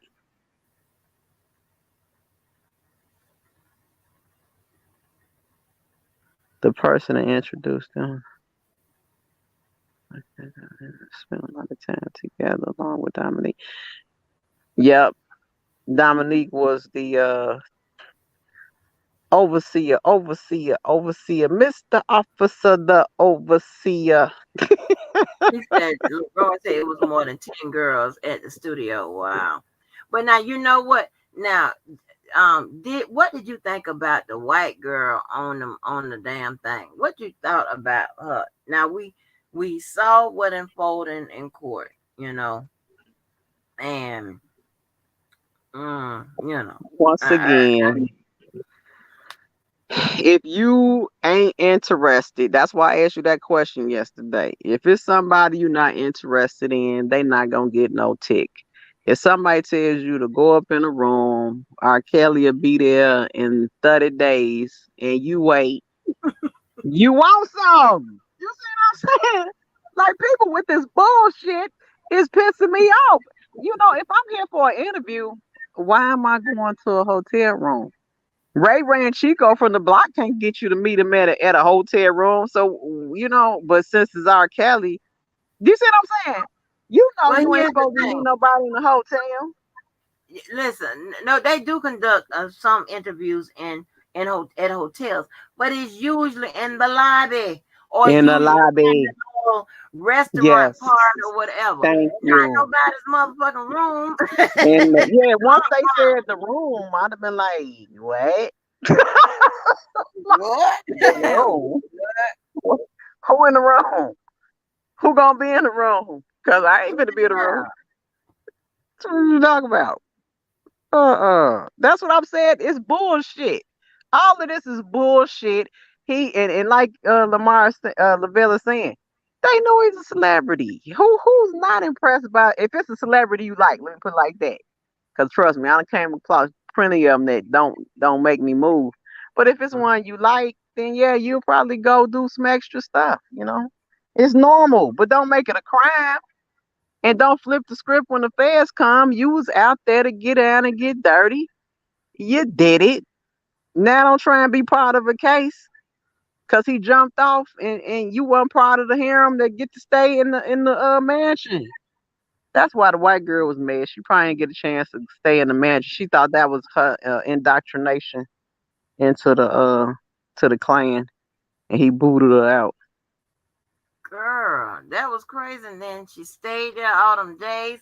I didn't know it was days. I Days. thought it was like, this was like, okay, what they typically say, okay, you got to stay at the hotel and wait for him to come. He comes usually 4 in the morning and blah, blah, They blah. wasn't all minors. Stop it, grown little boy. They wasn't all minors. They wasn't all minors. Just because y'all had a few that y'all say was minors, they wasn't all minors. The white girl wasn't all minor, was she? Was she No, grown as hell? Thank you. I think she was grown. Yeah, The and I hell I'm think, gonna be staying up in a room hungry. Just come on. and then, This ain't hard to process. yeah, and then had the telephones and shit like that. Like, if I'm scared for my life and I don't know what the hell is going on, and if I see a telephone, if I got a telephone, fuck that, I'm calling somebody. Andrew, that's what I'm saying. It's too much bullshit. That is all of that is days. You let me tell you, the only person you gonna get me to stay in a room for days and starve is Jesus Christ. You gonna have to say, Yeah. Sky, in 2 days Jesus is coming. You need to Mm-hmm. stay in that room. And what do they call it? When you starve yourself, uh, I forgot what Um, they call it. Do the Gandhi thing, but you know what I'm saying? You refraining from eating. That's the only way I'm staying. I ain't staying waiting for no fasting. You're celebrity. fasting. You're fasting. Yeah, fasting. Thank you. Y'all better give me a ribeye and some fries or something before I snap up in this joint. About to be starving. Nobody going for that. Oh, God, Kelly, you crazy? Yeah, that was not. I was like, baby, I didn't see why they didn't believe your goddamn story, cause that didn't make any goddamn sense. That didn't make any god. And then I'm gonna give her the white girl rules. Okay, they're not. They kind of they're not as quick as we are in some areas, and I just can't go for that story. It's just certain things. And I'm sorry, as a kid, when you were out in the streets, you know what boundaries are going. I knew not to go in no trap houses, okay? Like in certain places I knew in certain blocks and I was like, oh, it's dangerous over there. Don't go there. You kind of get a feel. But like you saying, maybe she just was just but I don't who waits for somebody and starves in a hotel room? No, I can't go for Yeah, it. Can't. uh, She can't be that dumb. Girl, you right. can't. You waited because it was the celebrity you like. Because let me tell you, somebody said, who was I liking back then? Bobby Brown. If they was like, girl, Bobby Brown gonna come in 2 days, I'm staying. But y'all feed me though. But I'ma Yeah, stay. you crazy. Y'all gonna Girl, feed me. I had posted a picture of Bobby and my friend that they had took recently. I ain't gonna say recently, but a couple years back. I don't know where that picture. It's probably just one of my thing. Yes, honey. Well, yeah, Bobby off the chain. Now let me tell you what Bobby. He's most likely coming to knock you off. Bobby been nasty. Bobby asked my I believe it. girl I went to school. Yes, a girl I went to school with. He asked her how many people can fit in her cellar. Yeah, we was Oh. looking like what? And I But mean, that's how he portrayed himself. You know what I'm yeah. saying? All that freaky dancing with his clothes off, with his pants hanging Mhm. low. You know what I'm saying? He portrayed sex. I mean, period. That's what he was talking about. New Edition didn't come off like that. You know, they Mm-mm. had them as the young, you know, young girl attraction, but we just knew they was fans. So that's how that was. But I mean, Yeah, yeah, it's preference. Like and some when people who talk about Michael Jackson, they love what did you, and I'm like, what did you in the why y'all fighting over Michael Jackson? I don't mhm. see it. I don't see it. I don't see it. Jesus. And none of the faces. The best face he had was remembering the times. Yes. No, and none of them faces. No, I don't get it. None. Not one. I'm a Prince But you fan. know, it's preference. Everybody got their thing. But I'm telling you, when I saw them girls fainting, they taking them out on stretchers, I'm like, ew. I don't want to stand in line and kiss no motherfucker Michael Jackson. I'll, No. marvel at his talent, but I'm not. That's no attraction to me with no motherfucker Michael Jackson. Hell to the no. Oh, now Prince, that Yeah, he wasn't had his. a little sex appeal. Yeah, he had a But sex appeal, but baby, some of it was so feminine. I couldn't get yeah, into them that. But boots, I the love some heels, Yeah, and I don't do the heels and the boots and even nowadays these guys with these what you call it fitted pants and the tight yeah, legs and skinny skinny jeans jeans. like that. Yeah. I'll be single for life. I ain't dating nobody with no skinny jeans. I'm telling you, I ain't doing it. Your thighs showing better than mine in the jeans. Boy, go sit down. Calves bigger than Mhm. mine. Mm-mm. Yeah. So Take That your was ass to bed, Larry. You lag. You ain't gonna be able to go to work tomorrow. Get your ass in bed. Free R. Kelly and get your Lavelle ass said in they that don't bed. like him want none. Yeah, they knew Mike. They're trying to put it out there like he had this deep interest in women or whatever. I don't know, honey. They sure I, did try to put her with the Elvis girl and all that. Boy, go sit down. We knew that was fake. and then when she would talk about they ever intimate and stuff like that, just her body language and how she responded, like, He said, I'm coming back up. Come on up here so I can get your ass. You down there arguing with Queen. We ain't believing none of that stuff. And the girl, reason that's why he why I was stayed convicted is on it. because the jury was tainted. Now let's argue about it. The jury Come was, on. oh Lord, Scott, the jury was tainted. The jury Girl, was when I tainted. tell you, they need all of y'all on the damn defense team because y'all be coming up with all kinds of shit. Jury was tainted. No evidence. Hey, no evidence of the jury being tainted. The jury was tainted. They did say that, Angie. They was saying the different things that the jurors was doing. Now I'm not as swift as I used to be because some time went by, but them jurors, they was picking them out like left and right. Each of them had some problems now. We ain't gonna go there. They was fickle. Someone right. The one lady, I remember she liked the Gloria Allridge, went to go get a autograph. They should have knew right then. Yeah, let's go to boot. And that's the one they tried to boot, and then didn't the judge bring her back? I think that was I don't know.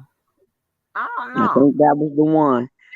She But went you to go still get have the to find. picture, and they booted off. They booted off, and the judge brought her back.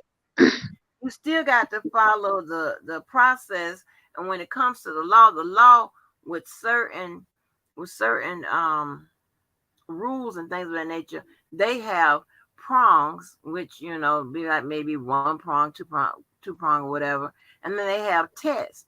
So if and one of the tests would be is can that juror with whatever they got going on be unbiased and can deliver a rational decision, reasonable and rational decision.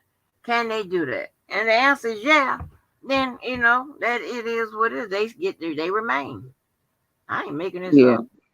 No, I believe you. I just No, don't. no, no. I I, just I ain't talking don't about. like I just like the. to yell that out. I know you You know, know no.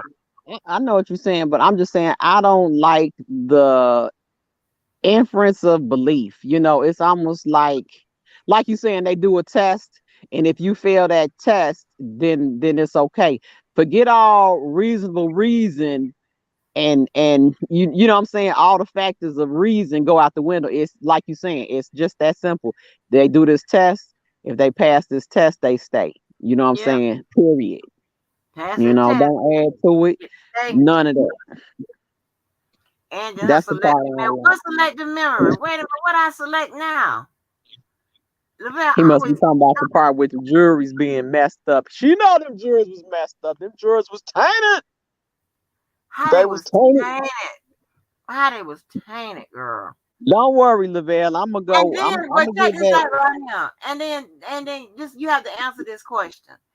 He have a whole fucking setup of lawyers on the record, right? On his case, got his files, this, and third, whatever. Why they don't make these arguments? They was pitiful. They ain't Hold know up. they job. Oh my god. Inefficient counsel now. And this is well, I'm gonna ask you this then. What Mm. grounds do you feel that she has for an appeal? What grounds Zero. what she have for an appeal? Okay, Yes. are you okay? Now this is gonna be what's up. Go ahead and grow because I'll be a minute of answering that. Go ahead. Zero. She's going after the Oh Lord. technicalities.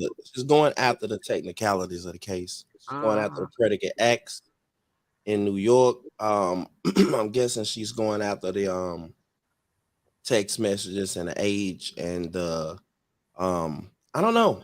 I don't know. I don't know what ground she's gonna have, but from what I can see, from what I'm reading, is it's a lot of corroboration of what they charged him with.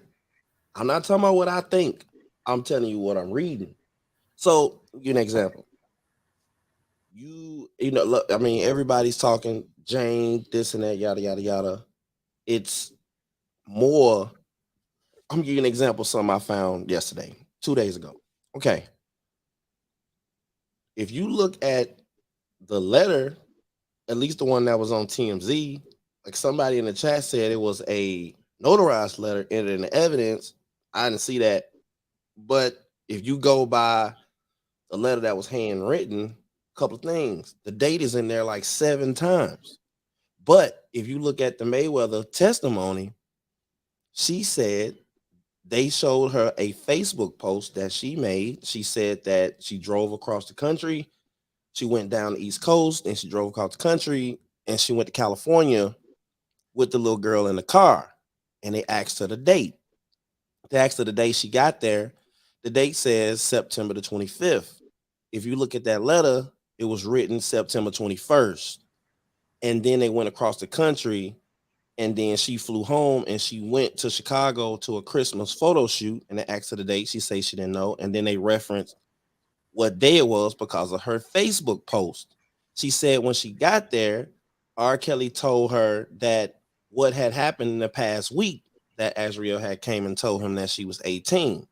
Now, my question to that is if that happened around October the 10th and the letter was written on the 21st and it got the date in there 9 times, things like that is what would become questionable to me. Now, what letter are we talking about? If you go and you look at the letter that was written, that we all seen, the letter to Valerie Payton, R. Kelly says under the Mayweather testimony, he tells her that she signed to come back. She was 18. I put her out the car. And Juice went to go find her in a park, and then he sent her home. And she came back, and she is signed. She is signed to be with somebody named Shell. I don't know who Shell is. The letter says Valerie Payton. I don't know who the hell Shell is. So you kind of learn stuff when you read through the testimony of what was actually presented in court. But the letter is dated on 9/21. Mayweather didn't get there until 9/25, but she didn't return until October the 10th. R. Kelly told her that this happened a week prior. When So, did you meet R. Kelly? what do you mean? When did When did Azriel meet R. Kelly? when did Ashriel meet R. Kelly? In April Okay, and how old was she then when she met? 17, And what? How many months? 17, and I think whatever April to December is. Her birthday is If in I ain't April. mistaken, her birthday is in December. Okay, so we got So this May, another thing. June, This July, another thing I August. like to clear up. On Surviving R. Kelly, it says that Azriel went off with R. Kelly and she had a permission slip. When you read the documents, you learn that Azriel left with R. Kelly in 6 days with no parental guidance. She went across the country back and forth a couple of times. And the Mayweathers didn't meet her until September the 25th. And they went to a cigar lounge and she asked him once they got there, who was the hell is this little girl out in the car and why she ain't coming in? And he told her that her parents sold her to me. She's an aspiring artist from Florida. She stayed with Azriel all the way on the East Coast and drove all the way to California. And then she went home. She returned October 10th. But if you look at the permission slip, it's dated 9/21. And that will be 4 days before Mayweather ever got to her. So if the incident of her coming and telling him that she's 18 happened a week before October the 10th, the timeline for that letter being written is not accurate. And But this is the thing. Okay, so the letter you saying it had a date on it?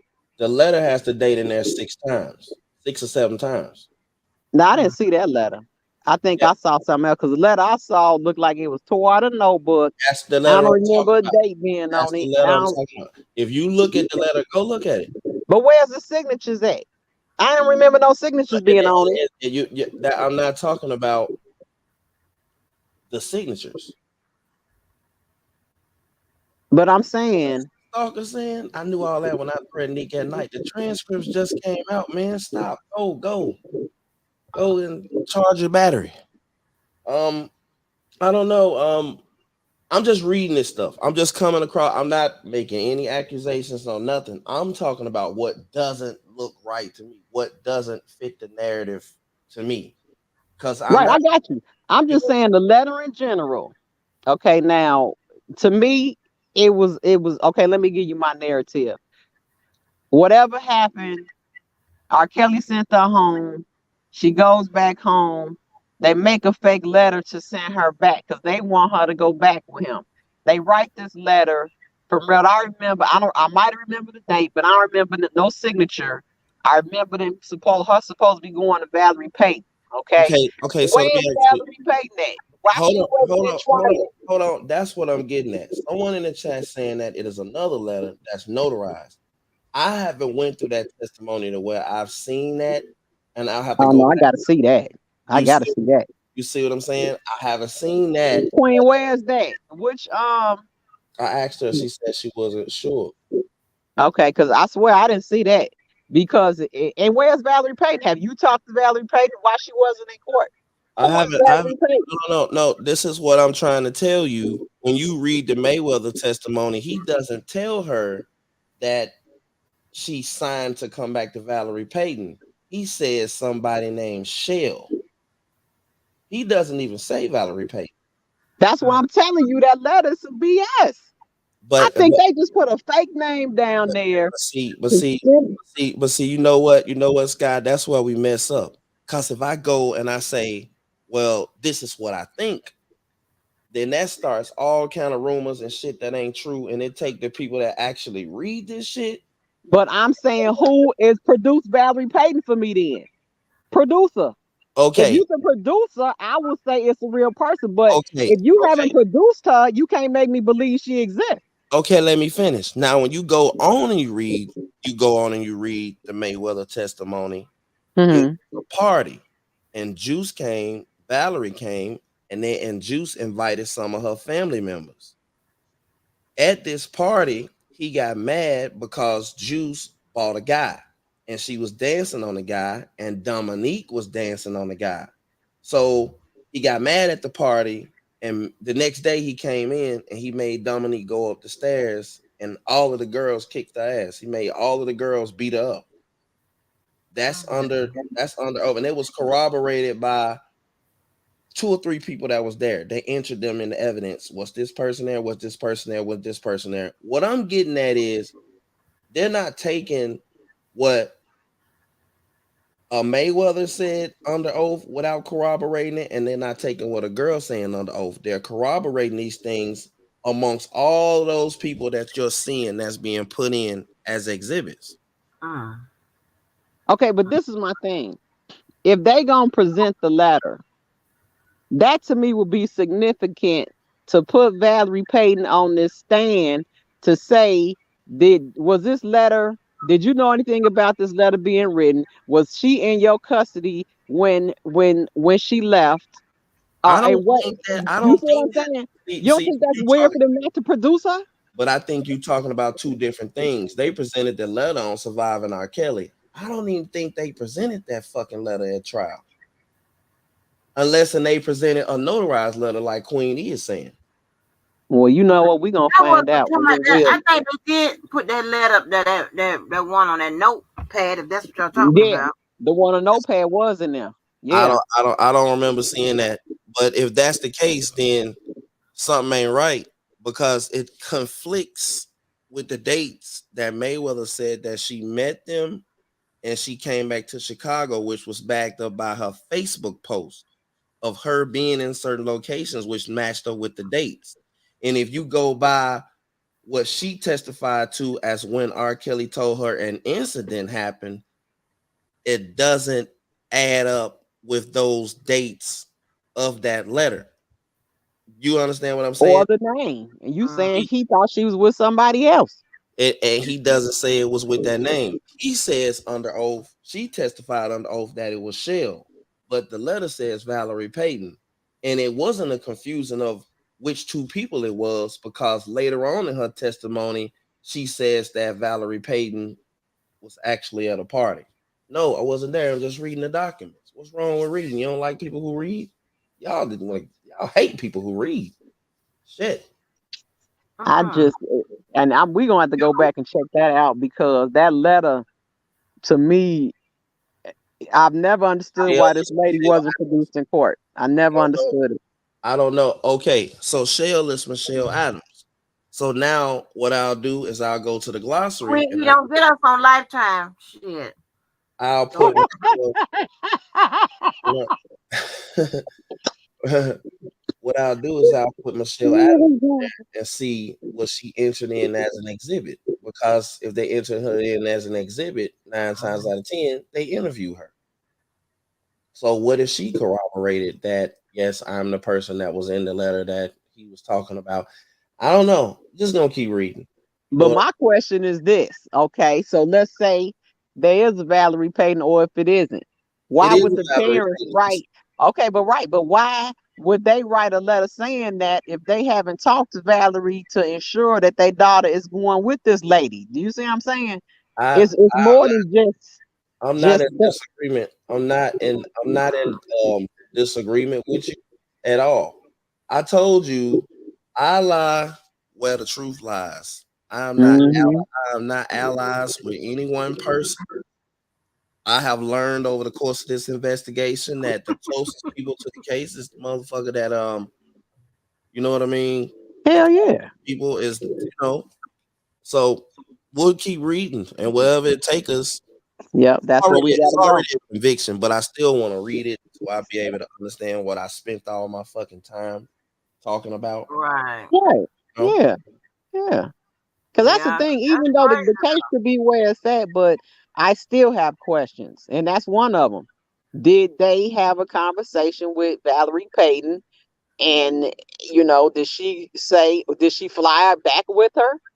Like, why wasn't the lady produced? The Well, letter didn't have well, signatures on it. And if well, it was with Sony, why it wasn't a typed up see, legal contract see, with a letterhead? You you see what I'm asking saying? questions. See, you asking questions that's gonna get you threatened, get you killed. Oh, You can't ask them fucking questions. oh shit. You gonna get threatened. You fuck around, gonna get shit. You gonna have a DM. You gonna get threatened. I'm gonna kill you. I'm parked down the street. Look, So look, and I'm gonna tell you right you now.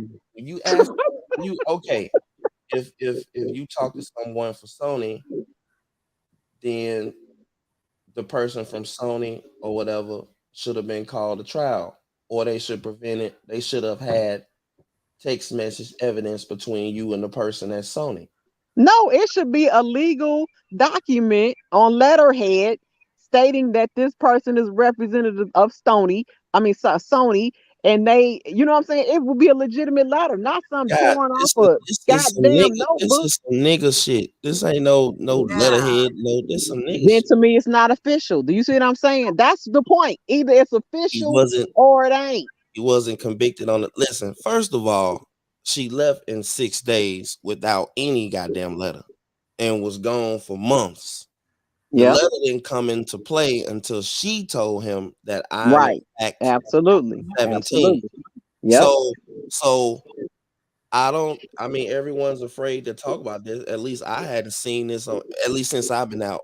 People don't talk about this, but you know, and I'm not attacking him. I'm just trying to like, okay, I know what I seen on Surviving. I know what I seen on Gail King. I know what I seen on Precedence. I know what I seen on certain interviews. And now we're looking at the transcripts. And when you add the text message layer into that, you have to cipher through all that to say, okay, what the fuck happened here? You see what Mm-hmm. Yeah, I'm saying? Because it's no accusing nobody. It's just want to know what happened. That's okay, it. and when you throw in the Mayweather testimony, and then I can't even imagine what Cheryl Mack is gonna say. So now you can kind of try to figure out what happened because it's a lot of things that was said at trial that I don't know because I had read all the documents that the jury seen plus other evidence that the public wasn't allowed to see. Reason they came back and convicted him in 9 hours. If I haven't looked at that and you haven't, if Angie haven't read that, if Atmos and other people who read the documents have not looked at all of that, then we haven't seen everything that the jury has seen. So when Oh, people, absolutely not. you know, Absolutely not. Yeah, we when people, haven't seen it, but it came in some form of fashion during the trial. It either came in as stipulation, it came in as one of those exhibits or something, and that's why I went through the entire transcript because it's on the record. So if it's on the record, the jury seen it. The jury seen it or heard it and considered it. right? So So let me ask you this, Angie. yeah, Since we've been doing this, I've heard that Cheryl Mack was having sex with him. I've heard that Cheryl Mack bribed him. I've just heard so many different things. When you get to reading this stuff, especially after you when they interconnect, like I think that Azriel's testimony and the Mayweather testimony kind of overlaps and connects. Now mhm, I'm gonna try to figure out how does the Cheryl Mack testimony fit into that because you know, and I'm writing down everybody that they say who was there to corroborate it. And I'm gonna mhm, create, and in my mind, I'm creating like an umbrella of all of those people told. So when I say I got all of these people to lie, that's what I mean. They all went down there and they told a one-sided story. And when I kept pushing my narrative of you did this and you did that and you did this, I think that they went, naturally, if them people roll up on you and they say, hey, we got to talk to you, and you decide to talk to them, yeah, you're going to tell everything this motherfucker did, but you ain't going to tell what you did. mhm. So, Oh yeah, absolutely. from what I'm gathering is, I don't know, more conversations like this you'll figure out what actually happened instead of blaming and fighting and talking about a whole bunch of shit that don't make no sense. Yeah, Because I learned yeah, something just tonight. Well, I'm gonna tell you this. Also, what I remember on that conversation is Angelo stated that she was only a few months away from her birth date. So I'm to the understand that she was like 17 and 9 months. Okay, close to her birth date. No, So the it was main thing actually is to from watch April to timeline. December. It was April to December. She left with him in 7 days of meeting him. From April, she was back and forth all the way from April until September, sometimes because the Mayweather seen her in the van on the 25th of September, right? So a week after that is when she told him that she was in fact 17. So 2 months of the Mayweather's text messages is where you get beating, starvation, and other things that they charged him with. Is that fair? No. Is it legal? Is it legal for them to do that? Yes. You see what I'm saying? So a lot of these Wait, things, him starving who? Azriel? hell yeah, he had her on in her testimony. Her sister texts her, "Did she eat yet?"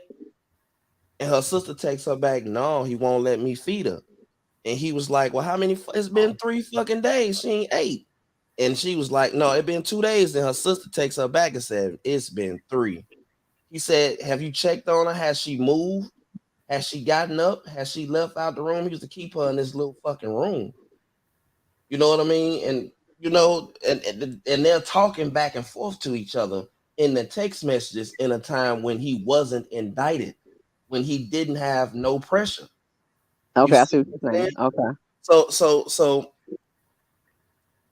I don't know. I'm just basically just kind of going back for. I'm gonna start on Cheryl here soon enough. That's Cheryl. That's the lady they kind of focused on in the last thing, right? The lady with the that was talking, No, and that's that's her, Diana Copeland. That's Diana. Diana Coleman. Yeah, yeah, that's the one I want to get to because I'm like, the hell, Yeah, I had to Diana. revisit that shit. Yeah, but Diana Cheryl and mad. Addie. Diana and Addie. He got mad at her and he said, why did you let her escape? And she testified to escape. And that was maybe all the jury needed to hear because she Mhm. testified to it. So I don't know. I got to Oh, read that too. Maybe it was yeah, I corrupt. gotta read that because it's certain words. But my main thing that I'm gonna focus on is the timeline and that letter. Because to me, the letter still and it still doesn't add up. None of it adds up. And for you to have a letter saying that this girl's going with a person in under the guise of a music entity and it's ripped out with no signatures. The letter's not even official with no signatures. That's what I'm saying. Like, what is this? Is too much BS. I That mean, there's so doesn't many levels. Huh? that doesn't really adjust the evidence either way because there's no signature, whatever. The fact that there's a letter, and if you want to increase your thought process, why would you need a letter? You know, if you are of age. So, you know, that's I see just what you're saying, but to me, yeah. it's like, did Skylife write the letter or did Angelo write? You see what I'm saying? Who wrote the Well, letter? well, Was look, it Boo Boo the well, Fool? look. Let me say this right here. Let me say this right here. It doesn't matter about Angelo or Tim because they weren't there. They was not there. Now, how she got there and the permission Yeah, and what Right. they knew and that's a them. whole bunch of other stuff we'll probably never know the answer to. Now, Right. that right there will probably be debated forever. But Yeah. he's not charged with that, and they're not charged with that. He's charged with abusing her and doing other things to her. So, But now, Mm-hmm. as far as we know, the parents do those two parents anyway does have some type of connection on how they get they got them into the situation with R. Kelly. We know because what is about there was some ones about the lingerie shop or whatever it was. They were in some kind of connection because they thought that they were going to be some type of stars or whatever, right? well, naturally, who wouldn't want that for their child? Considering this another artist that have been charged with. Okay, let's imagine this. Let's imagine this another star that had not had a formal charge of child prostitution in the past. Didn't have a child. Didn't have a problem, and they just so happen to be a good either musician or a songwriter, this and that. Who who are we to say what kind of risk you would take in lining your child up with this person? I know personally, I'm not gonna tell my daughter that she can leave and travel across the country with a grown man, especially one that I didn't got on the phone and act like I was her and told him I was 18 and he told my daughter he trying to fuck. I'm not Mm-hmm. sending my child with that person. Mm-mm. And I'm probably not even go. It's just the opportunity lost. Because he already told me he want to fuck my child. You think even if he thinking it is me, I don't send her away in 6 or 7 days. I just don't. But I don't know. It's I But think wait. Let's go with the factor of this case that you keep on saying, and everybody keep on saying, and you keep on saying, and all the legal people keep on saying. Before anybody knew she was 17, the parents knew she was 17. Okay. So by you knowing your daughter is 17 and you are okay with shifting her out. Now we ain't saying you sent her with R. Kelly, but you sent her out at that age. Okay, now some effed up shit didn't happen along the way, but you let her out of your authority at that age. So now you want to try and act like it's an issue because some bullshit happened when she was that age. That's the problem that most of the supporters have. The parents sent her out at that age.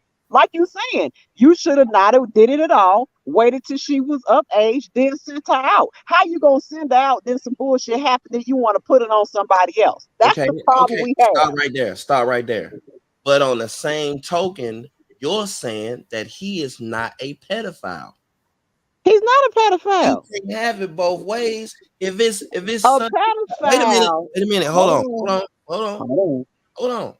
If you're saying that it is terrible for the parents to send them their daughter with them this and that at the age of 17,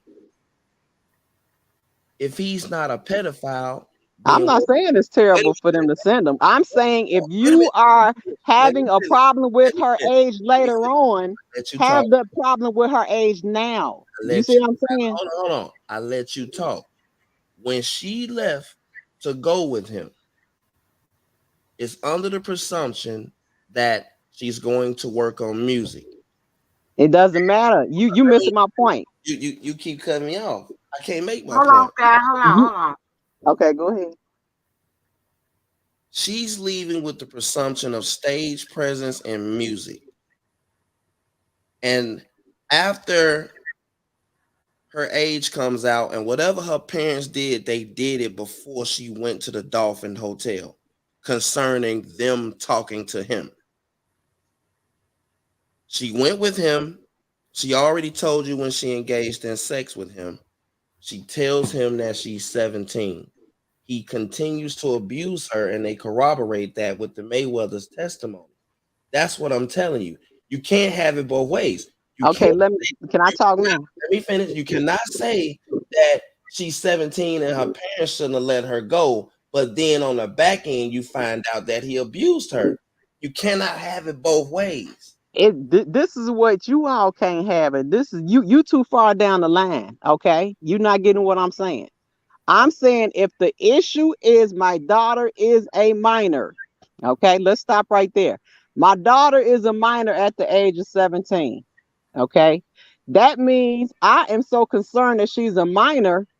Why am I contradicting myself and sending her off anywhere with anybody at that age of 17?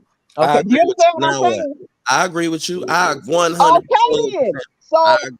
if you had a So what you're problem trying with to that, say, so what you're trying to say is that Kills is not innocent. He should have a co-defendant.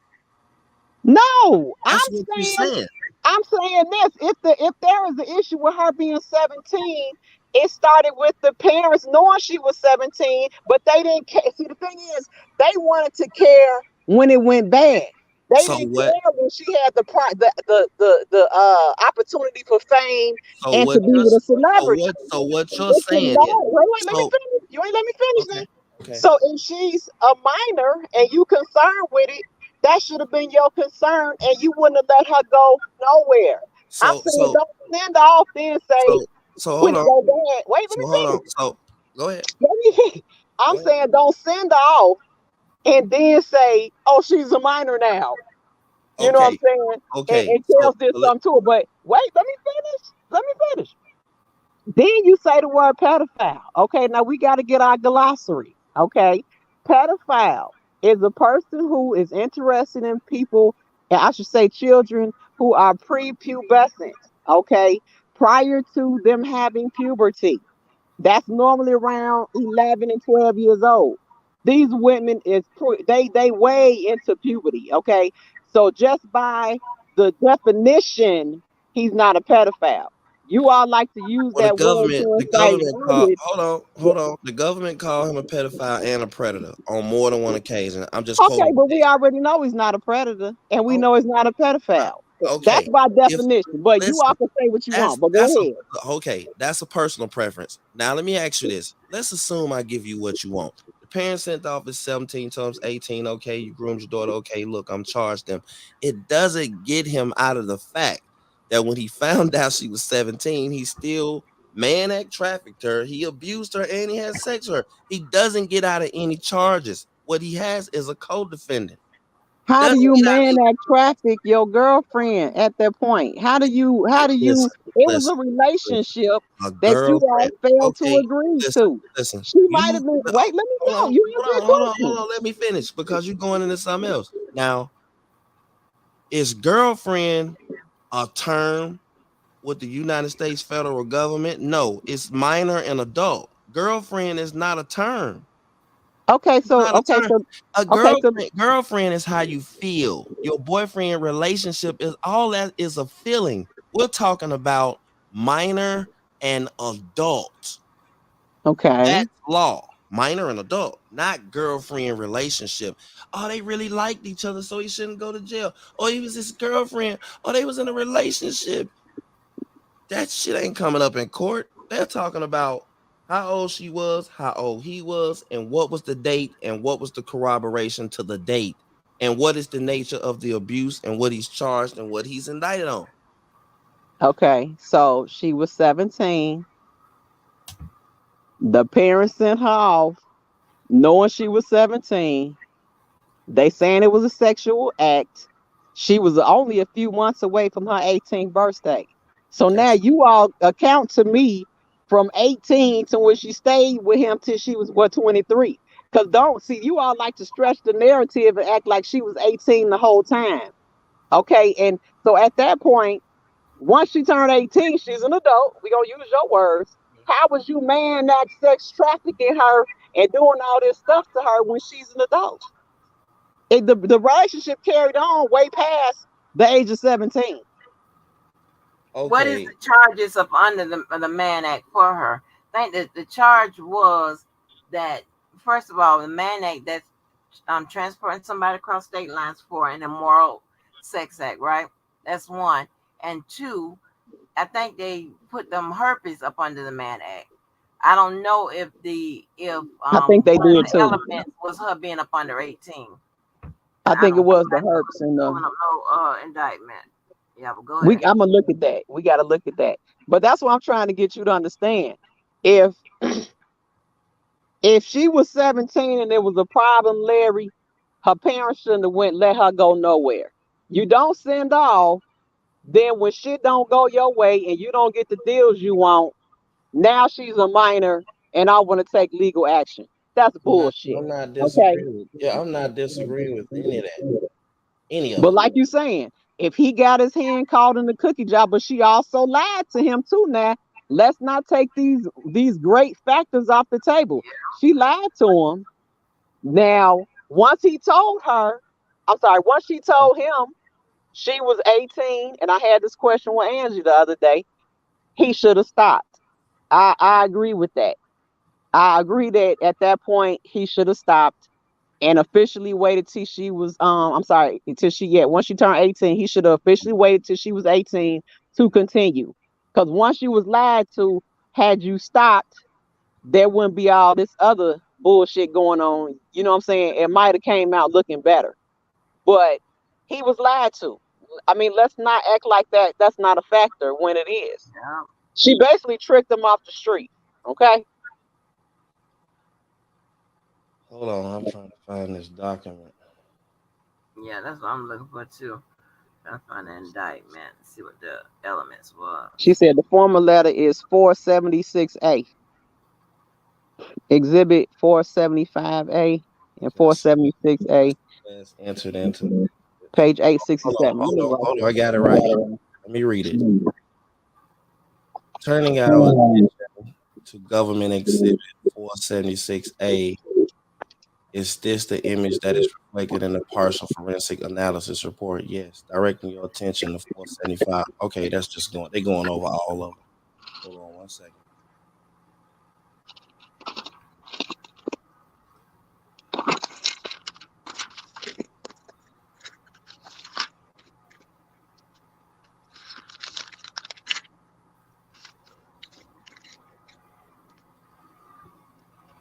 We pulling documents 4 days this morning. That's crazy. Look, I'm writing this information down so when I can do my little research, I can go Mine right. freezing too. I'm in Adobe. It ain't gonna come up, but I will look into it. You know, 476A. You know, it's coming back to the same. Yeah, mine's froze too. It's searching through like 4,000. So what's and 475A and 476A, both of those are the letter?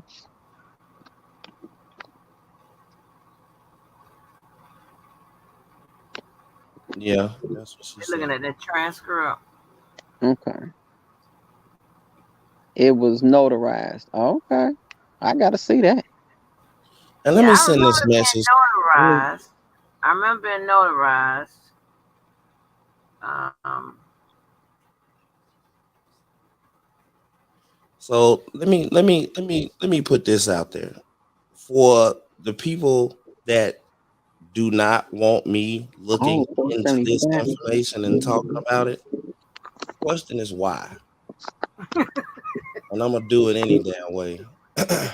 Well, who don't want you looking? Because I mean, Oh, people don't trust me. understand. Hold on. We got something. We got something. We have something right here.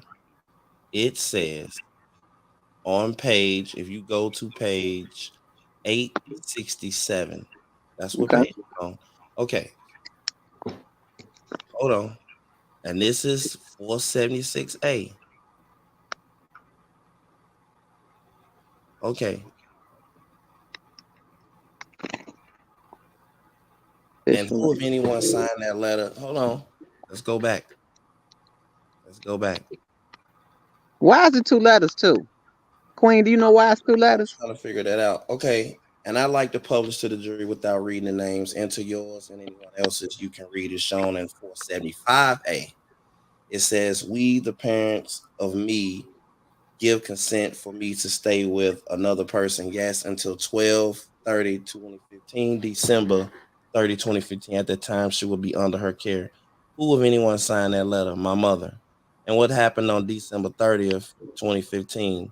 It was my birthday. How will you turn that day? 18. Now she says, "I'm now showing the witness only what's been marked for identification. I'm showing the witness only what's been marked for identification." That's 476A.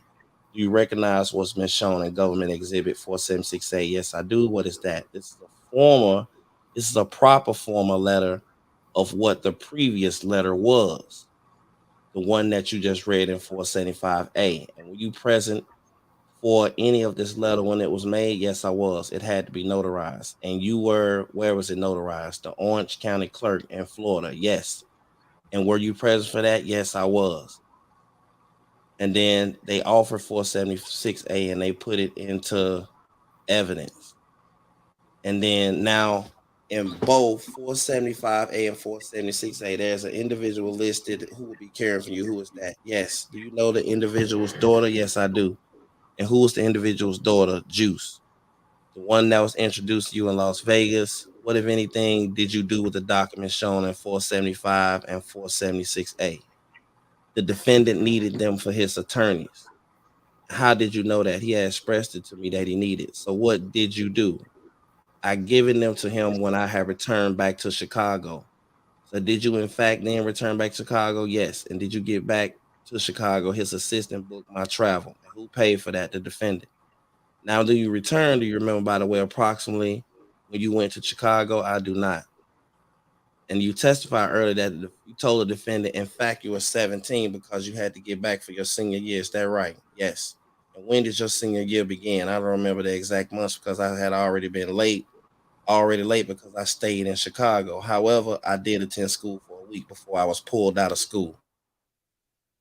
Okay, do you know approximately then what season does school start? Fall. Okay, so you remember what season it was returning to Chicago, possibly September of 2015. Yes. And how were you within 2017? Did you stay in Chicago when you returned to Chicago? We did go to Chicago and Atlanta. And did you go on tour with the defendant? I did. Do you remember the name of that tour? The buffet tour. And when you say you went on tour with the defendant, what does that mean, and what do you mean by that? So that's what I'm telling you, that a lot of her testimony is corroborated, because if I was to keep reading this, it's going to run into September is when she returned. It's going to place her on that tour bus that Mayweather seen her on the 25th. Wait, hold on. I got a question. The letter that they saying is notarized, do they have a copy of the letter where you could see that it was notarized? No, they just you could Say if that. someone can go to the courthouse, they can see the exhibits. I need to see the exhibits because that's not. She's saying they entered it into evidence. But why is it two letters, Queen? I don't know. When she got back, he said he needed the letters so he can get the letters to his attorneys. So she came back to him. She didn't come back and go to whoever was on the letters. Right, whoever's on the letter. Yeah. But I don't know. We'll finish this up tomorrow, man. Thanks for having me on. Just came on for a couple minutes before I lay it down. Uh we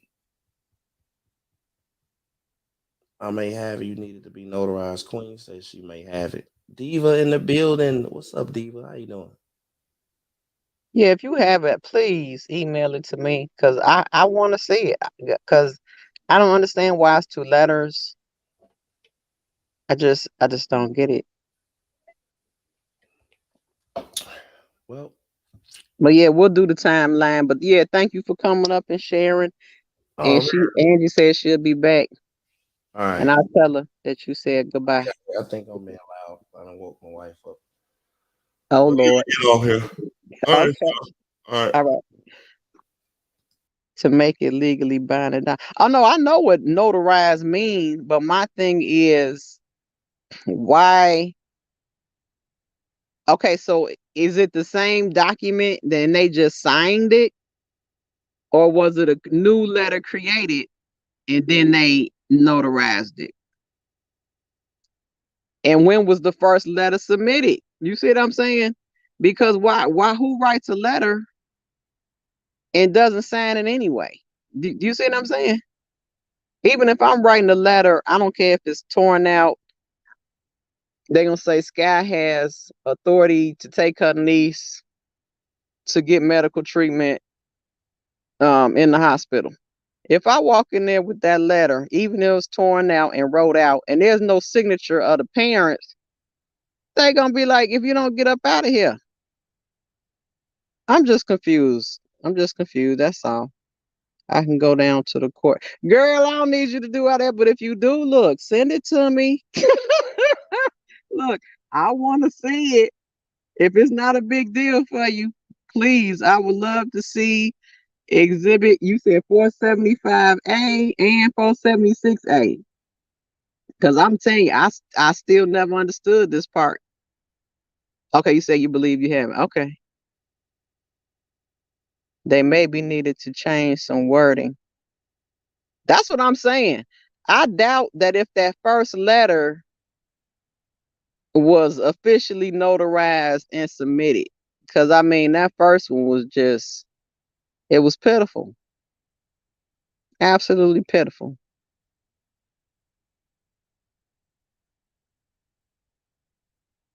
But just, and it's really like they saying, it has nothing to do with, to me, it just helps me better understand what people were thinking and what people in this whole case were doing. And it leads us up to how we got to where we at. And that's really what I wanted to know. How did we get here? And did you really okay for your daughter to be with him? And was this letter a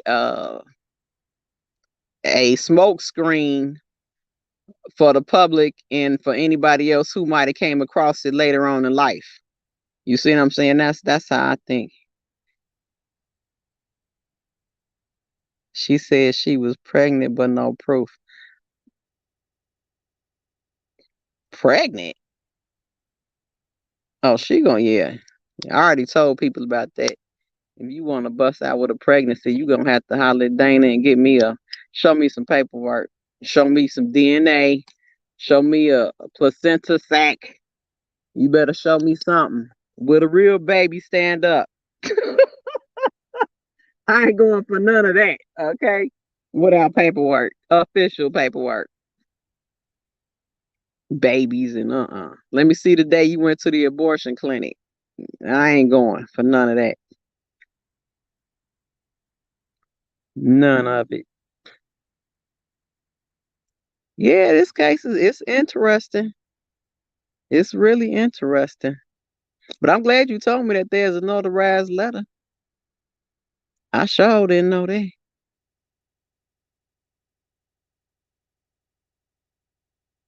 I did not know that.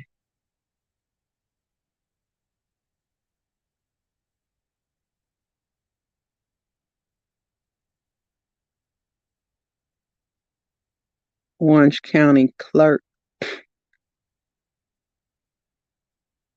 Yeah, and like they said, she didn't say she was being abused. She said they got spanked. That's true.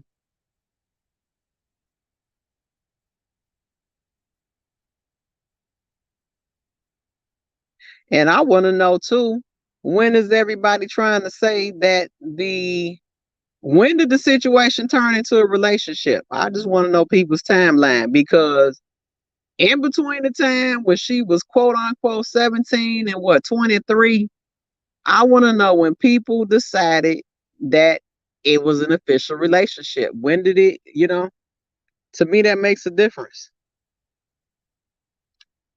because relationship matters, you know, become in effect at that point.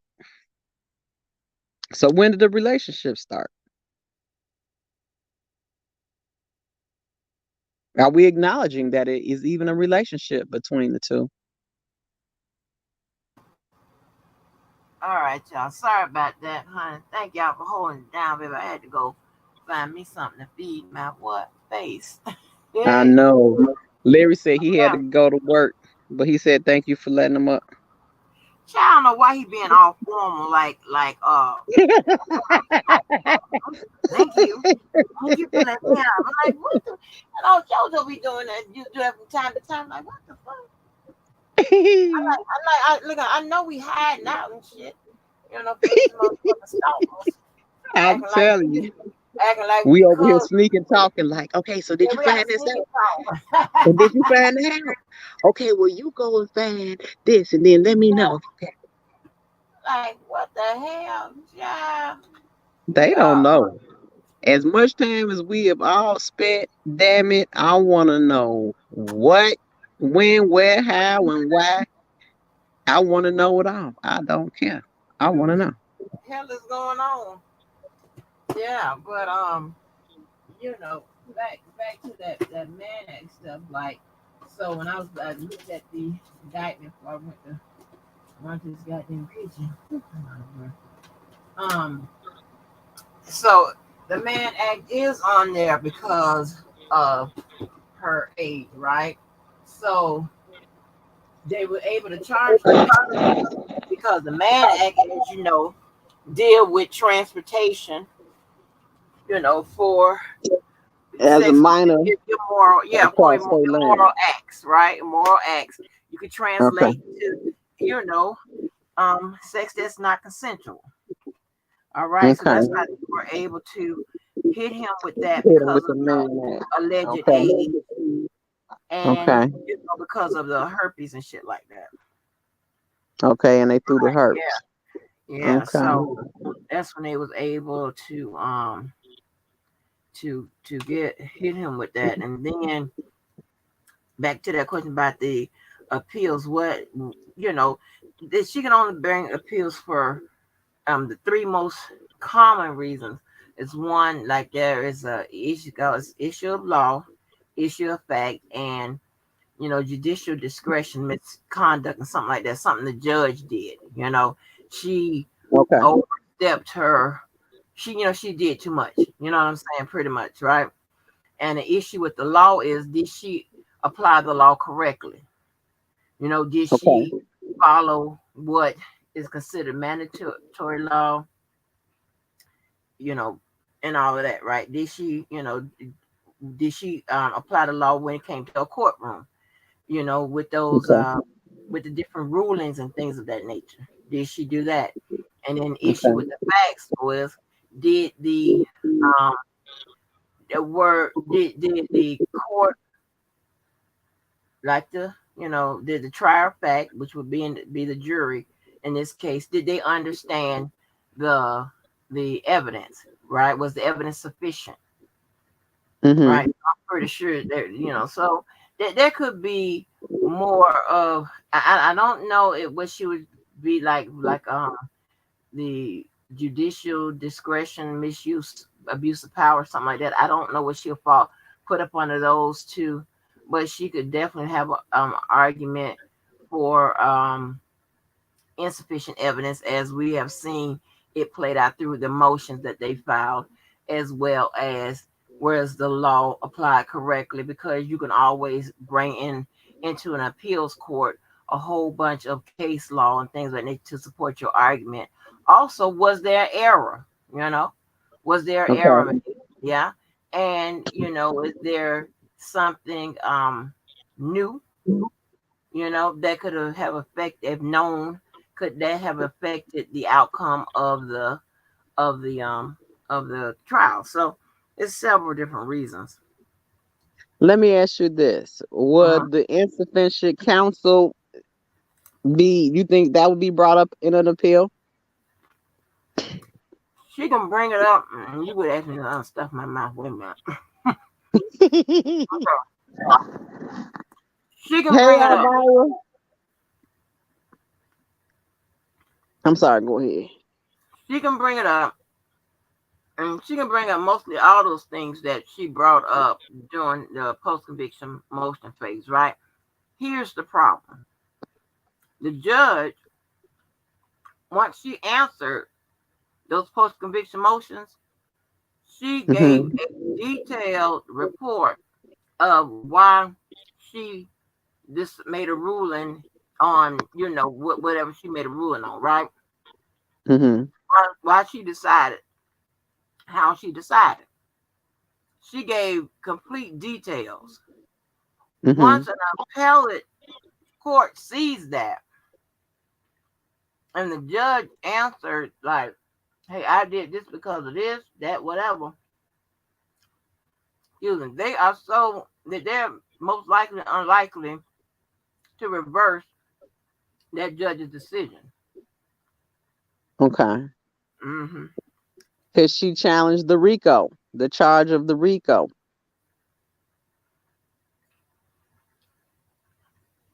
She can and challenge it. only It cited. has to fall into those categories I went through. She can challenge it Okay, and you saying like she could pick out errors within the RICO charge, then, correct? if the courts, if the excuse me, if the court made an error, in charging him or what have you. Yeah, she can do that. Like she can try to pick apart the RICO. Right, that would be an issue, most likely issue with the law, and she could try to make an argument with the evidence was insufficient as well. So she can tackle that two ways, but you know, I don't know if. Would Go ahead. no, I'm trying to think. Would the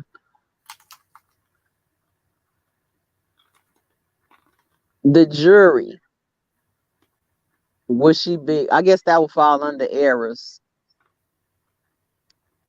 in the trial if she brought up the jury.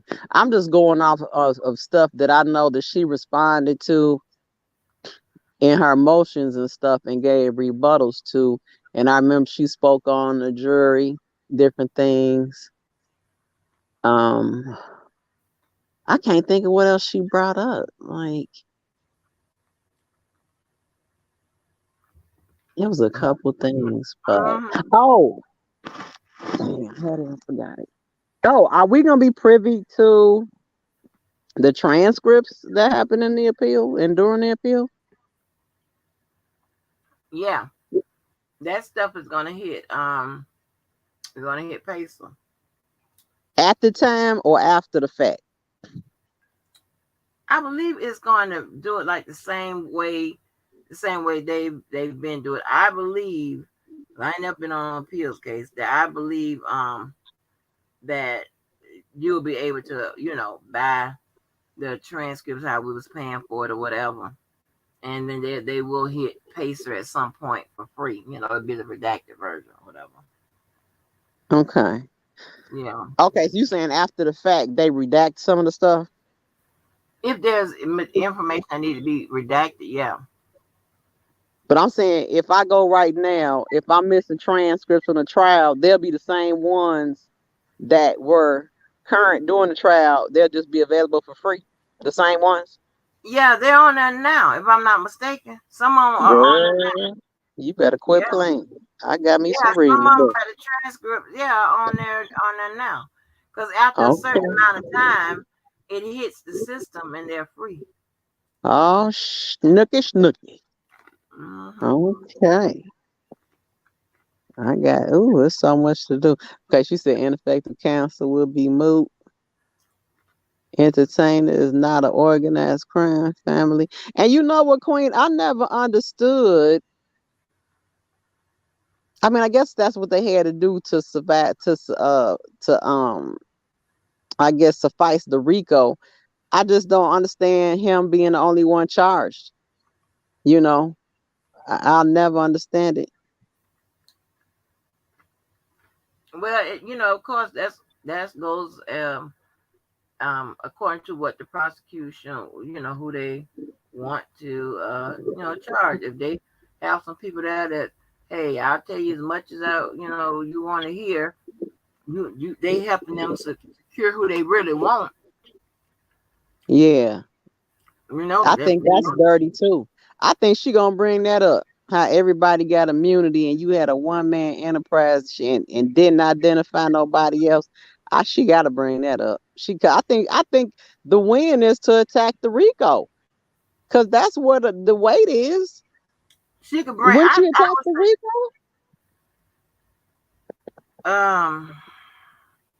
she can, but I mean, like, what is she gonna attack the use of it?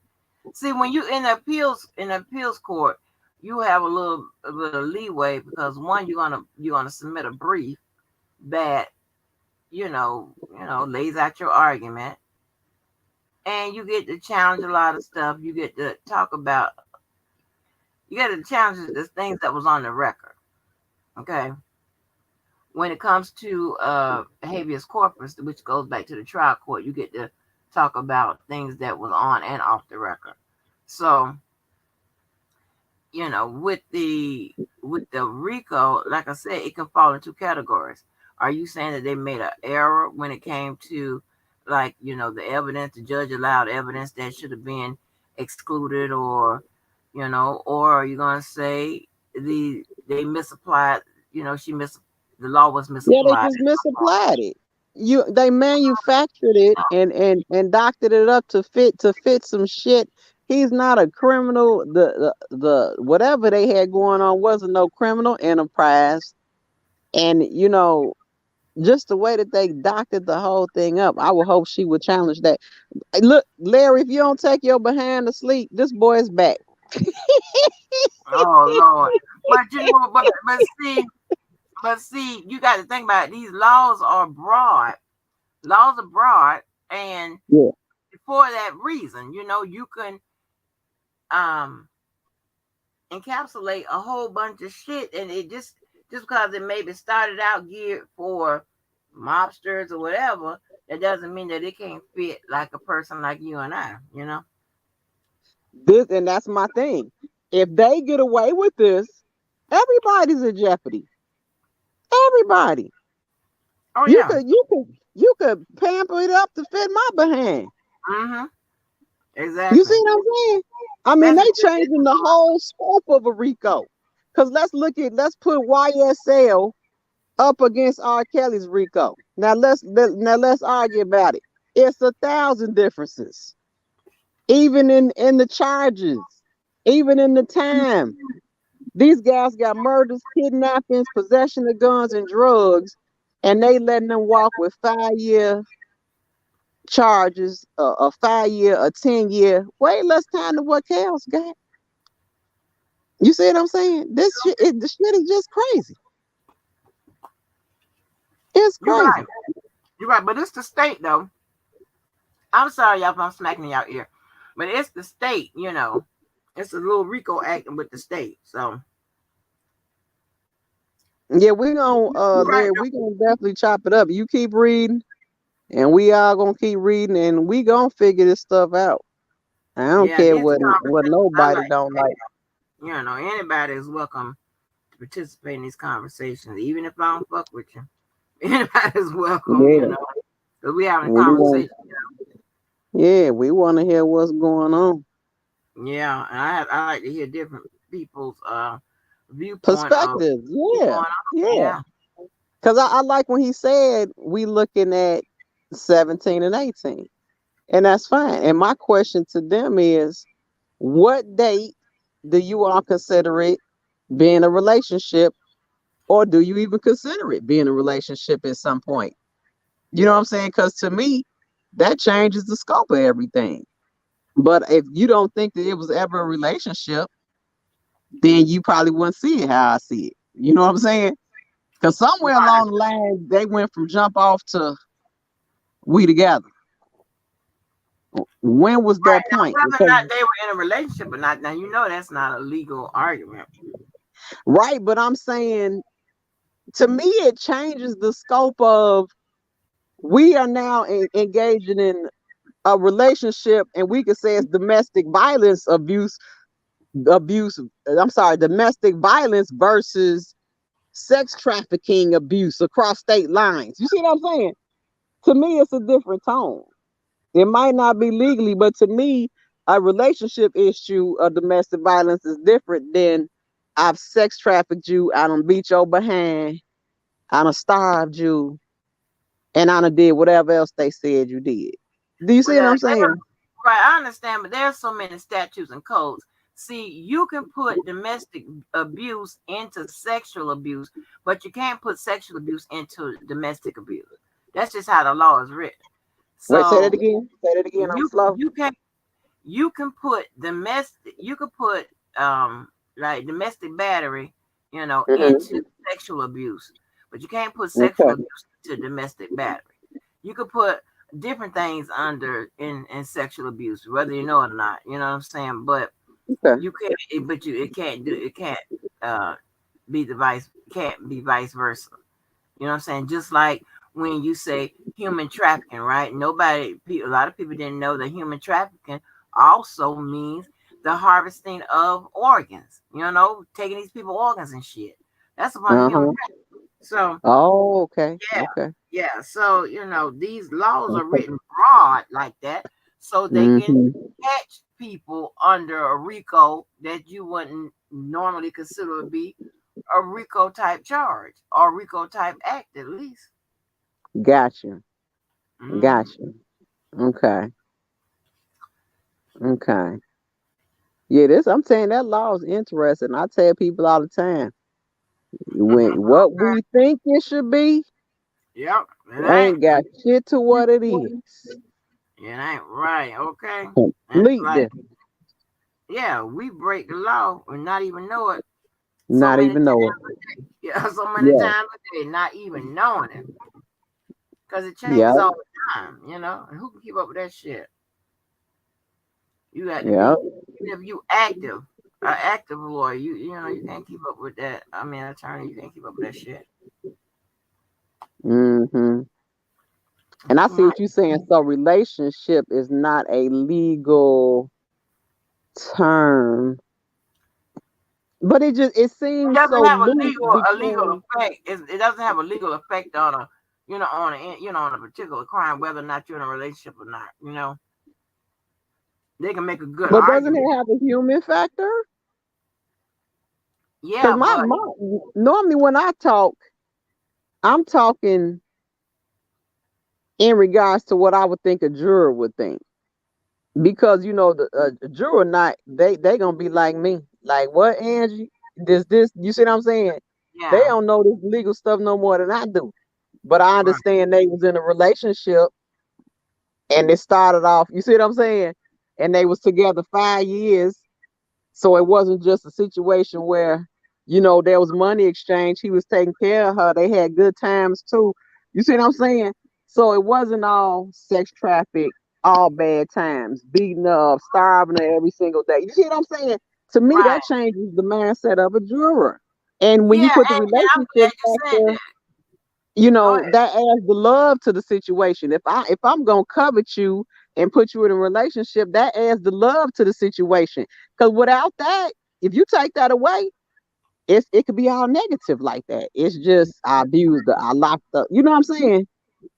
Right. And It's I'm glad different. you said that because that is more or less the extra needed for the story that's going to be told in court. That's just the extra. They were in a relationship. It was loving at Yes, time. It wasn't at time or whatever. That's just yes, the part of the story. yes. That's Will it not the legal go? piece. Yeah, it's not. Yeah. It's not. It's not going to be. On the as a element on the indictment. Right. But as Right. a background story, as the backdrop or whatever, yeah, that Yes. is often told in a courtroom because they go in, they have to tell a story. Yes. Like I said a long time ago before I had a channel. When you read an indictment on an arrest sheet or what have you, you can tell, or a complaint, and you could tell when this is a story, like somebody's down there talking, or you Mm-hmm. could tell when this is an indictment based off evidence that was garnered from an investigation or something like that. You could just tell. I can tell anyway.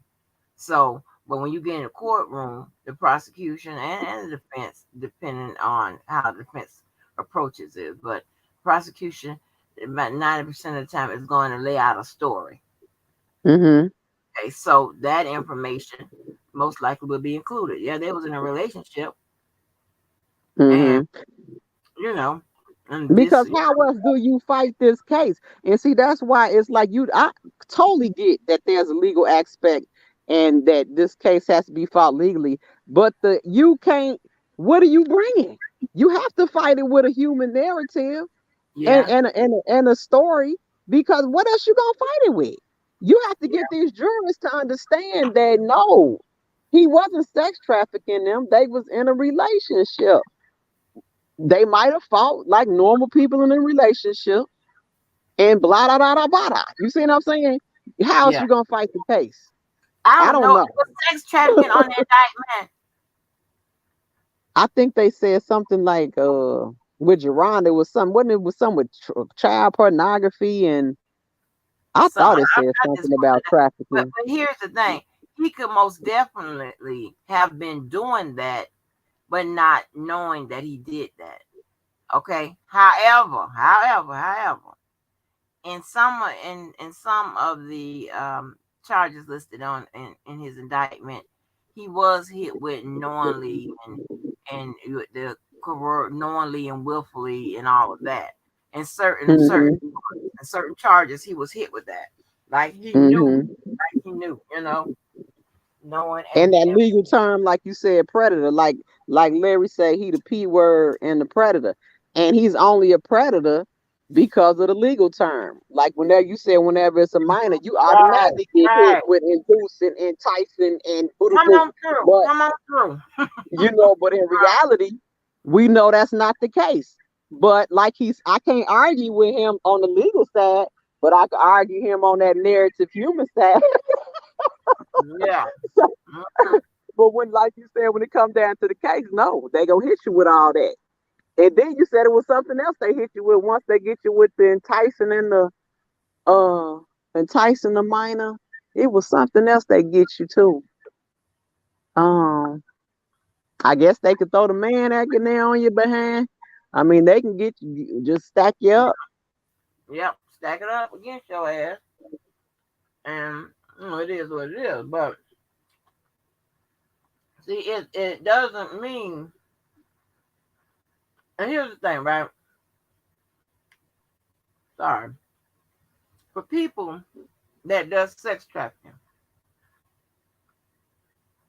when you see their indictments, like I said, I'm real close to people that handle that high crimes unit, right?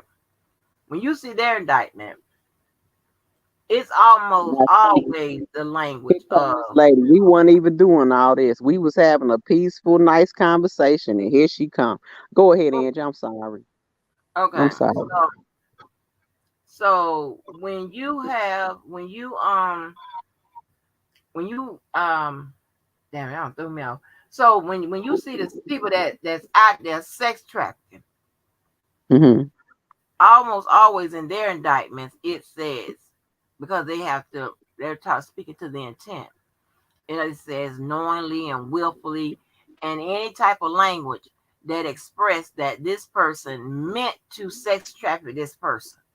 They meant to do it, and they had the knowledge of doing they had the intentions of doing it. And if you go down to the second level of intent, they're saying that, hey, you know, they knew of the situation, right? They knew what they was doing, and the results could have been that, hey, it could have resulted in some type of sex trafficking activity. So when you're dealing with intent, it's not always okay, just specific intent, or whatever. It could be general intent. You know, I Okay. I did it. Like just say if I run you over with my car, I might not have intended to kill you, but with my action, me run you over the car with the car, I had a reasonable expectation that I could kill you. So if your ass is dead, that would be second degree murder or something like that, something along the lines from second degree on down, or Hmm. could be first degree. Depending on how the prosecutor, lay it out. If I planned or whatever to get in my motherfucking car and hit your ass. But if we in an argument, I just spur the moment, just take my car and hit you with it, then most likely that's gonna fall into second degree murder, just because the intent component in Or that crime. possibly manslaughter, right? Yeah, Just like it that. all go down. It all depends on how the prosecutor write Yeah. it up. So Yeah. yeah, hmm Okay. yeah. I So see a what lot you're of this saying. stuff is not like what people. And I'm glad we having this conversation, because a lot of people, you hear them, they think, well, he didn't do this, or he didn't do this, or he didn't do this, he didn't do this, whatever. And I think the the the I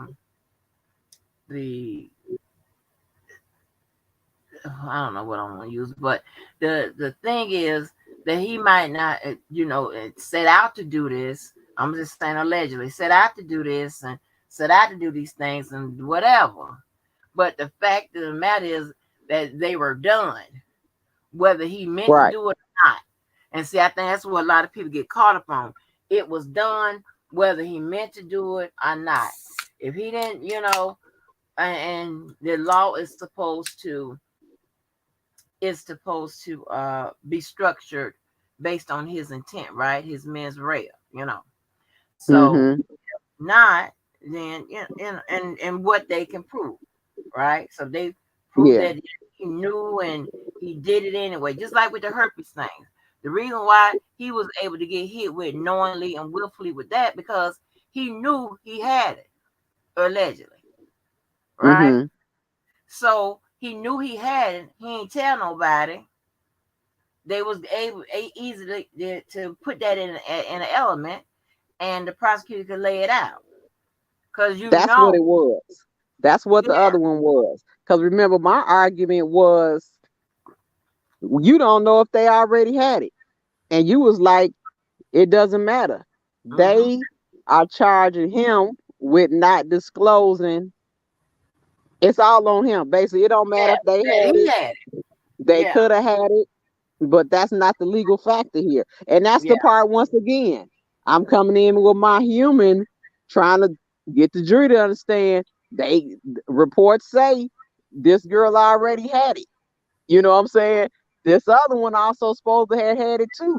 You know what I'm saying? But like you yeah, saying, with that legal thing, they still coming with that, because that's how they got it set up legally. That's what I'm saying. There's certain little things that, you know, puts you in this certain window, and the factors around it won't even come in. That's the part that really gets me. It really right, gets me. Right. You Yeah. know. So So it's like you could have been. It's that's when I first started. I mean, anybody can remember being over here. I kept drilling in y'all head them goddamn elements because hopefully, when you understand those elements and you actually read them, you will understand on either side what the hell is going on. Therefore, you can craft your motherfucking argument. Either you on team Free Kelly or you on team Fuck Kelly. Um, you can craft your goddamn arguments and then Uh-huh. be like, okay, well, according to these elements, he didn't do this, that, and the third, whatever. But you're on the other side. Well, yes, he did because he did this, that, and whatever, and so on and so forth. And but see, that's what, and also when we are reading this, I don't even understand like people that are following this case, just like Larry came in and he's reading this stuff and they're saying that he's a predator, but that's the legal terms that they could hit him with legally by the law. But in reality, that's not what happened. You see what I'm saying? And that's what I think Well, if different people might not understand this case if they just stick to the transcripts. You see what I'm well, saying? yeah, I get what you're saying, but now when you saying predator, now you do remember that there was a lot of testimony about him allegedly telling somebody to pick out this girl or whatever. Like he had a preference and a whatever of younger women or what have you. So y'all say ladies, younger ladies. So Hmm. so when you have different people talking about he was passing out numbers and all of that, that can be considered of a predatory We nature. yeah, we Yeah. had that conversation, but remember to you, when we had, I think it was yesterday, and I had the response that just because you got that number, unless you want to go with it, you're not responding to it. He could hand out all the numbers he wants, but if you respond, how does that make him the predator? That makes you It a makes him willing participant. no, it makes him a yeah, but see you're not counting in his alleged portion of it. Whether or not Mhm. the person responded or not, it still doesn't take away from the predatory nature, right? That they allegedly say that he was doing. I don't know. I don't remember all of it, but I do Yeah, remember about they were when they told a story, they were laying out, they saying all that said they got a went number, to, and they yeah, all said that they he went called the to the number. schools and his shit like that. You know, Hmm. he had I'm gonna tell you, you better tell your friend. She keep on saying little names. I'm about to get right back at her. We wasn't doing no name calling. We wasn't doing none of that. Now, if she want me to get her legs, keep on saying little cute stuff in the chat. I'm gonna click off on you. oh child, Keep on. I don't be in the middle of that type of shit, honey. Keep on. The rules are very goddamn relaxed. Hey, disrespect will be met with disrespect. I ain't got nothing to do with that. I Okay, don't know what you're okay, talking about. okay, I don't know what you're talking about, baby. okay. I was trying to finish The on my. only sick people is you and your friend who goes as a 14-year-old girl. Where's her parents at? Was they smoking crack or something? What is they doing letting their daughter go with a celebrity at the age of 14 traveling across the world? Huh? Nah. Who's sick? Who's delusional? If you think that's okay, you the one that's delusional.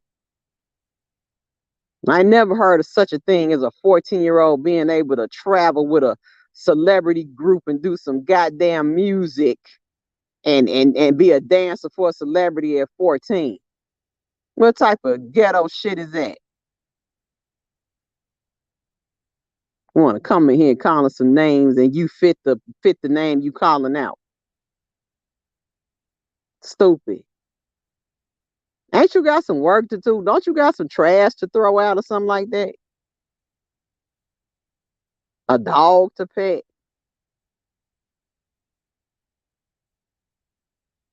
Sick of. What was we saying? Said we were so rudely interrupted.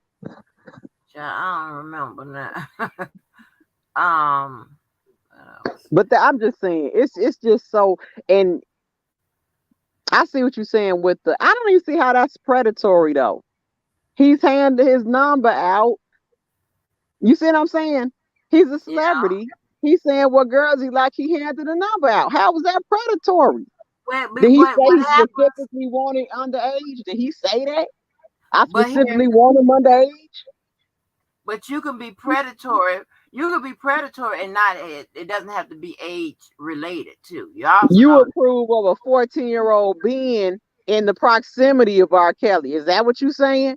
So you approve of a 14-year-old being in the proximity of any grown man. Is that what you saying? If she wasn't there, she couldn't have got abused. You see what I'm saying? This is basic fundamentals. A B C D E F G. 1 2 3 4. Let's start at one. If she wasn't there, wasn't nothing happened to her. Okay, now you This getting is into chronological order. now you getting into causation, right? Well, I get that, but No, I'm typically, talking to this girl in the chat. I'm sorry. Go. I'm sorry. I Go get it. ahead. No, I know, I get what you're saying. I know you are, but I'm just saying we That don't you make sense. get You into want me to say? causation, You want me to say? I'm okay with him abusing a 14-year-old girl. Why the fuck is a 14-year-old girl there? Why is she there? The same thing like I explained to Larry. If being a minor, and let me calm down because I click up. If being a minor is an issue, if that's an issue, you wouldn't let her go nowhere because she's a minor. You don't wait until what your so you don't send off, and then when things don't go your way, then wait, hold on, she's a minor now. Wait, now she's a minor. Wait, well, wasn't she a minor when you sent off for this opportunity for a right? chance? Do you see what I'm saying? I get what you're saying, right? But you're arguing causation from a defense point of view, and that's not really typically that's really not how it's done in court. That's the prosecution. But but Hold what on, let me here's get the the thing. hell, big black nappy head, ugly Oh monkey, no, not you in upside the head. down ketchup bottle, doodoo looking piece of shit ass. You girl, they need to smite you off the face of the earth. You don't even need to be on earth with your stupid ugly ass. Carpet muncher, booty muncher, Oh scum of the Lord. earth. I can't even think. I don't even like you. You and your friend that's talking, both of y'all together is twins and all of this. What's good with it to You hell? wanna come in James here. Harris always Your starting mama. I'm sorry. I take it back. no. I took it back. I took it back. I took it back. So anyway, so what I'm saying Girl, is you wish they was false teeth. I know you a fan. I know you a fan. You wish you had pretty teeth like me. $4,000. Your mama ain't take care of you, did you? You probably one of them black, ugly, nappy head with buck teeth and spaces in between them, ain't you? I know you a fan of me. I know my teeth are pretty. My mama spent 1,500, and I came back and spent another 3 grand to get them like they was. I know. Yeah. Uh huh. Yeah, flustered. You still a baboon back. I ain't even finna get on you. I was gonna call you the B word, but that's an insult to call you the B word. I'm sorry, Angie. Go ahead. I had to so get her anyway, leg. I don't get into chat business. But anyway, so but the thing about it is to be, a predator or whatever, it's not restricted to age. It's more or less one how you pursue whatever it is you're in, whatever it is, and then your actions that comes behind it. That is what turns it into, illegal. It wasn't illegal for him to give out his number and things of that nature. It was his alleged acts that, they accused him of. You know what I'm saying? Okay, then let's stop right there. Let's stop right there. Let's go to another celebrity. Let's go to a basketball player or another singer. Okay, Anybody same but situation. Are they not handing out their phone number to people, mm-hmm. and are they knocking down the women once they get in proximity to them? That's what I'm Absolutely. saying. What is the difference? How is The that predatory when Kels does it, but it's not when they do it?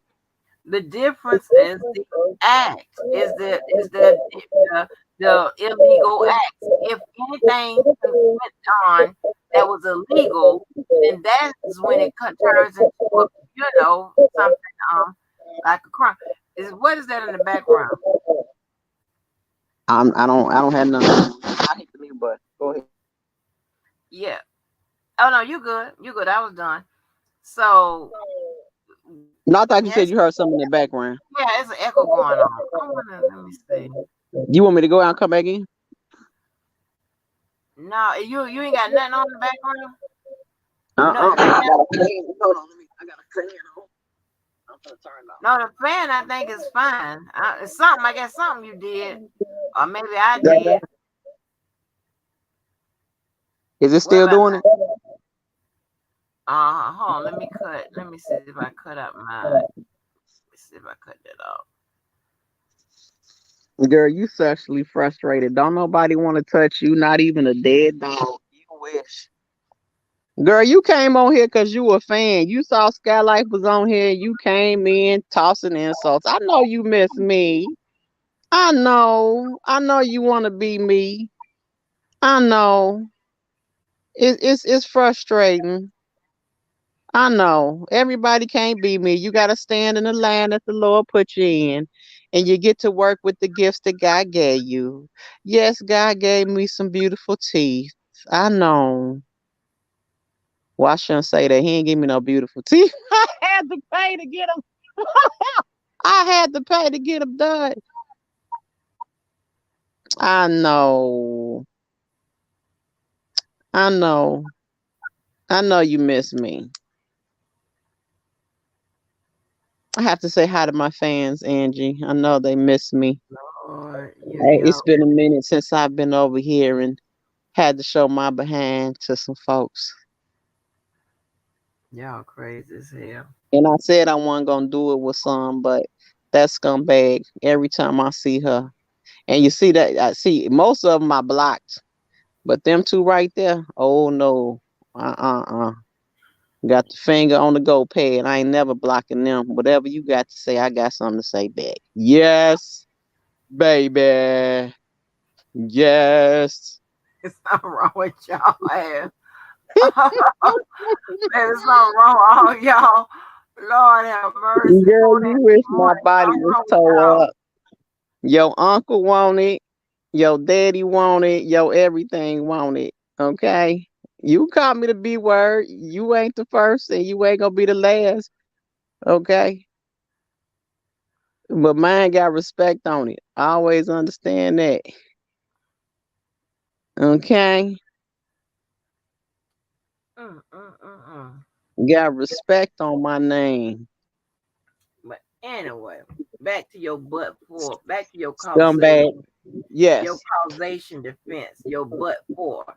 That's Okay. the prosecution. That's the Okay, now prosecution. what was I saying? I was saying, So what you're saying is, well, if they would have never been there, then this wouldn't have happened or whatever. Um, that method of defense, if a lawyer is really, you know, if oh, if they was I mean, but I just don't see how it's a difference when you go and take somebody. See, this is my thing, and that's where I differ from these people, turning, these delusional people. If you take somebody from a location and do something to them, I'm not with that at all. But you put a person in a situation and then maybe you see something that you shouldn't be seeing, but you shouldn't be seeing anyway because you ain't of age to be at that location anyway. That's why at clubs they say you're supposed to be a certain age because you're gonna be privy, and you gonna enter into a world that you ain't, you know what I'm saying, supposed to even be in. We drinking in here, we smoking in here, we having sex in the bathroom in here, we doing all type of stuff in here. That's what that age restrictions. But why is it okay for these people, this girl parents, to be completely poor parents? Because there's no way in, guys. I don't care what opportunity come across. Let me tell you something. I wanted to be a model, okay? Mm-hmm. And my mama was like, no, because I can't go with you. So, and my auntie couldn't go. My other cousin, I think she'll move to Vegas. So it was over. She wasn't sending me off by myself to go to pursue a modeling career. You see what I'm saying? Yeah, But but you that it's crazy how people sending their kids, especially not underage. Come on now. That's just insane to me. You send your kid out, you put your kid in a grown situation, and then you want to blame everybody else but yourself for whatever happens to them. But you got to also factor in this. You have a reasonable expectation that when you send your kid off, it don't have to be a kid, it can be an adult, and you go into a situation that you would not be abused or anything like that. So just because, I understand, don't get me wrong, I understand the parent portion of it, but as a person that have a whole bunch of people have sent their kids with me, parents I ain't never motherfucking met. Whole bunch of people when I do different you know activities for charities or whatever, when they do them, I mean, I'm I'm responsible, but of course there's other people that's doing it or whatever. Those people are letting them kid loading them kids up on that bus or whatever, however they're getting around, and that's it. They have a reasonable expectation for the kids to come back in one piece, or not to be abused, not to be But guess maligned what in that any is, type of way. Angela? Guess what that is? When you do a situation that like that, that's you doing that at your own risk. You are. Okay? You doing that. Do you see what I'm saying? That's at your own risk, not mine. Your own risk. The parents wrote that letter at their own risk, not nobody else's. That's their own risk. Whenever you give parental consent to somebody, that's at your own risk. Do you see what I'm saying? I understand what you're saying, but did you hear what I say? It could be at your own risk. That's Mhm. fine. But you still have a reasonable expectation for you not to be maligned in any way, harmed, abused, or any type of shit like that. Just because it said you send them at your own risk, that's just Mhm. that's pretty much a civil type of argument. Yeah, okay, well, something happened, that it's on you or whatever, and then civilly, if you think about it, I'm glad I just did. If something happened, a motherfucker gets, I can sue your ass. Even, and if I sign, unless I sign something that I assume all responsibility and it's laid out for this, that, and the third, whatever. If not, I send my kid off, they get all fucked up or whatever, you know, then I can sue your ass or whatever. And even sometimes, even though you sign something like that, you still depending on, yeah, how it's laid out, how it's structured, you still can recover from that, in a Okay, well court check of law. this out. So yeah. Let's go with the timeline that we all know, and then Larry came on here so graciously and broke it down. It wasn't an issue until the people showed up. She had already been gone and with him and carried on and was having a relationship. And then when the heat started coming on, you see what I'm saying? They could send her back with a letter. Do you see what I'm saying? So it Yeah. wasn't an issue till the people came in. Do you see what I'm saying? What people? So in this situation, when did it become harm? When did the sexual act become harm or abuse to you? You see what I'm saying? I'm talking about But it's from the according to parents' the law, perspective. though. See, you're making what is considered an emotional argument. Not that you're emotional, but when I say No, I emotional, understand. I meaning understand. just outside of the law. You know what I'm saying? You're Yeah, I talking about understand. what about this? What about that? It became illegal when when he allegedly committed these Oh, crimes. I understand that. But I'm saying in this Talking about. specific case, the parents didn't have a problem with that illegal act until the feds came in. Well, They we was don't know. okay Well, with it. okay, but we got to know when they knew the act was what was going on, what was illegal. If we take their word for it, right? They didn't know that Uh-huh. something had done happened until it was revealed. Whatever they didn't send her off.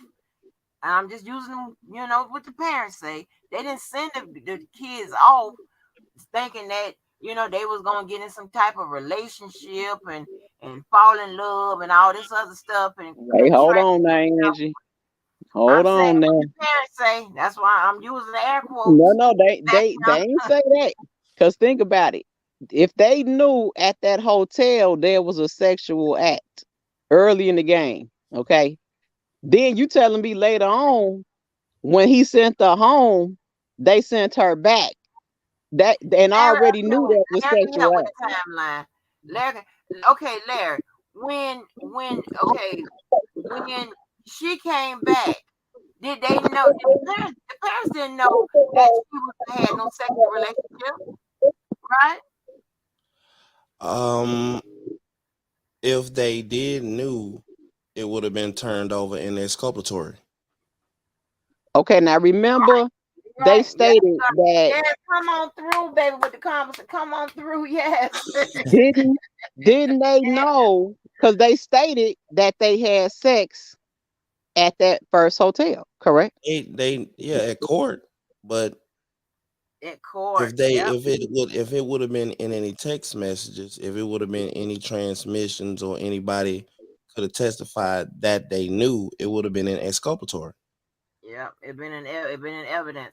It would have been So in and evidence. then and what would happen was then that would have gave the defense the opportunity to either to use it or not. And most likely they would have damn sure used it.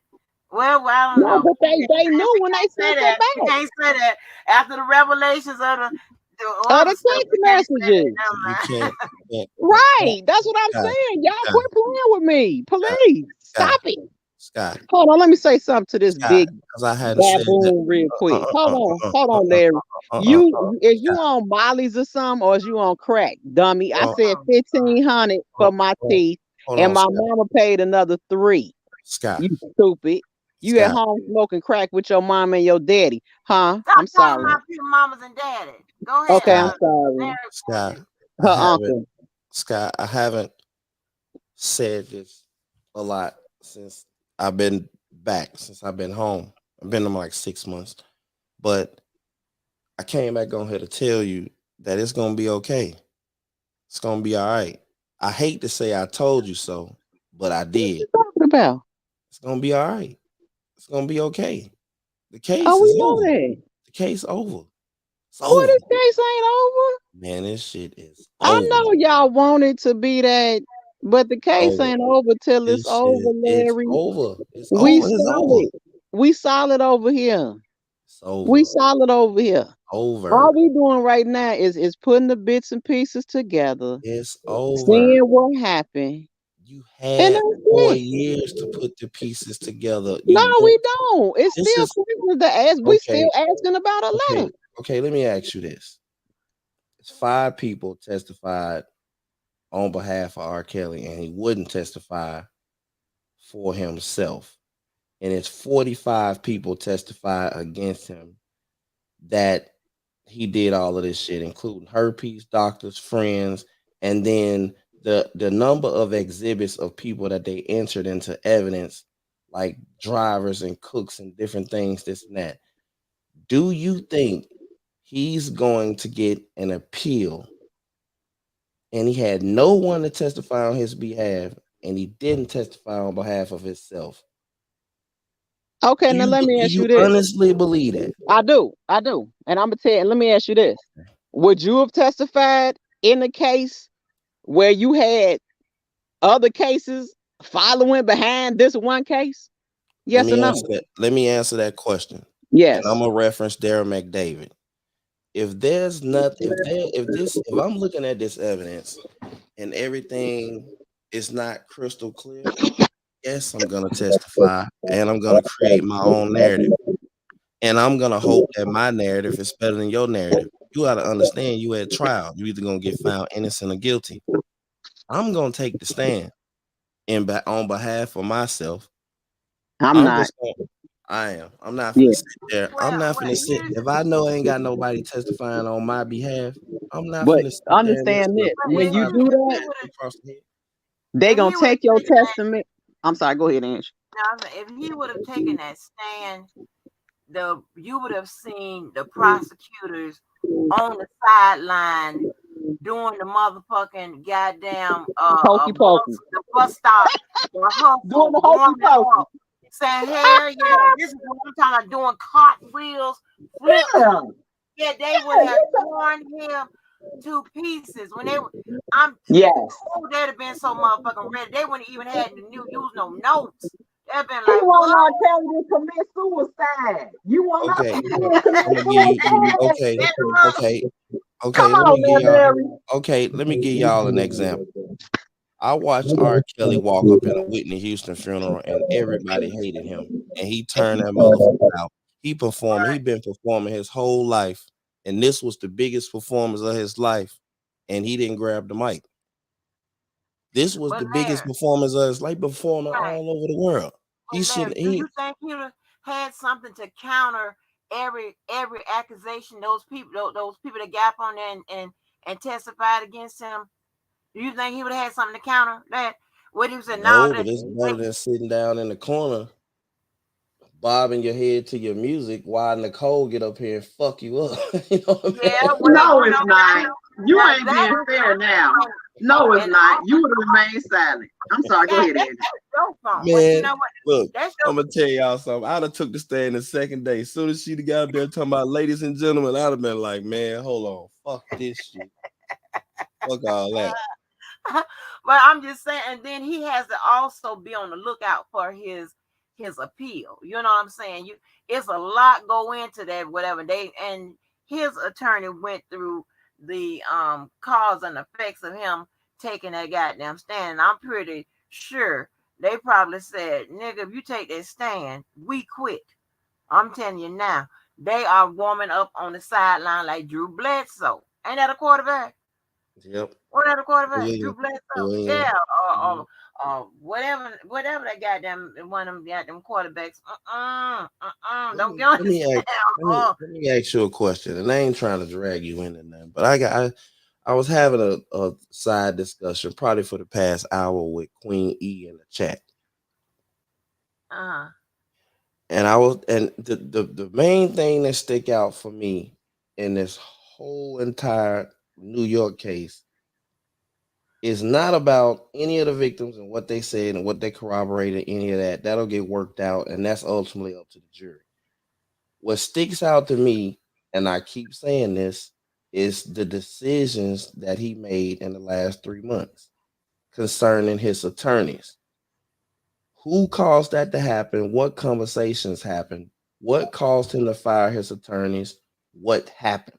Because those are the decisions I think that convicted him.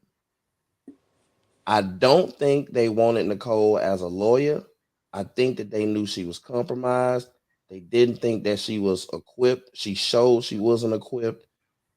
Who made the call? Who authorized it? Who pushed him? Who emailed him? Who called him? I know the YouTube version of it of his lawyers was talking to Dana. Everyone hates Dana over there and you know they I know the YouTube wanted his lawyers out, but in the real world, who convinced him and how did they convince him to say, hey, 2 months before the most important thing you ever did in your life, get rid of your attorneys and go with an amateur who don't know shit and a nigga who be falling out in court.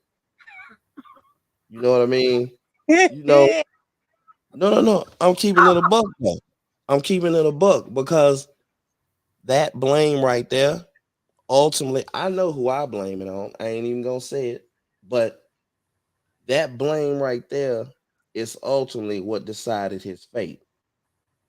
Cause that started a ripple. That started really a ripple effect. Queen E said after the first day, when the cold stunk the place up, it just went downhill from there all the way through. And she said she was physically there. So, what was said to R. Kelly to convince him? How? Why were they pushed out? And ultimately, because even after he decided to push them out, the judge come back and gave him a cursio hearing and tried to drop a jewel on him and say, "Look, bro, don't do that. You about to get fucked up if you do it." And he still decided to go with the hypochondriac and the fucking the fucking that's what he ultimately decided to do. So what do y'all have to think about that? Okay, so here's the real deal. If if you're an attorney that's taking over, all right, and you have what you had about 6 weeks or 3 months or something like that, 3 months, right?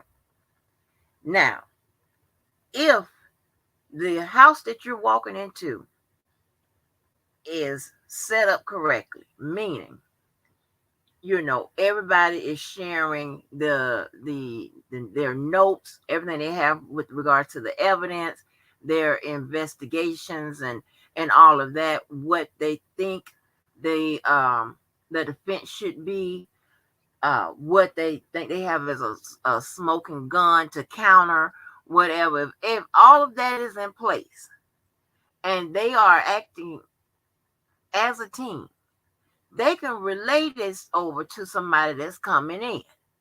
That's not a problem.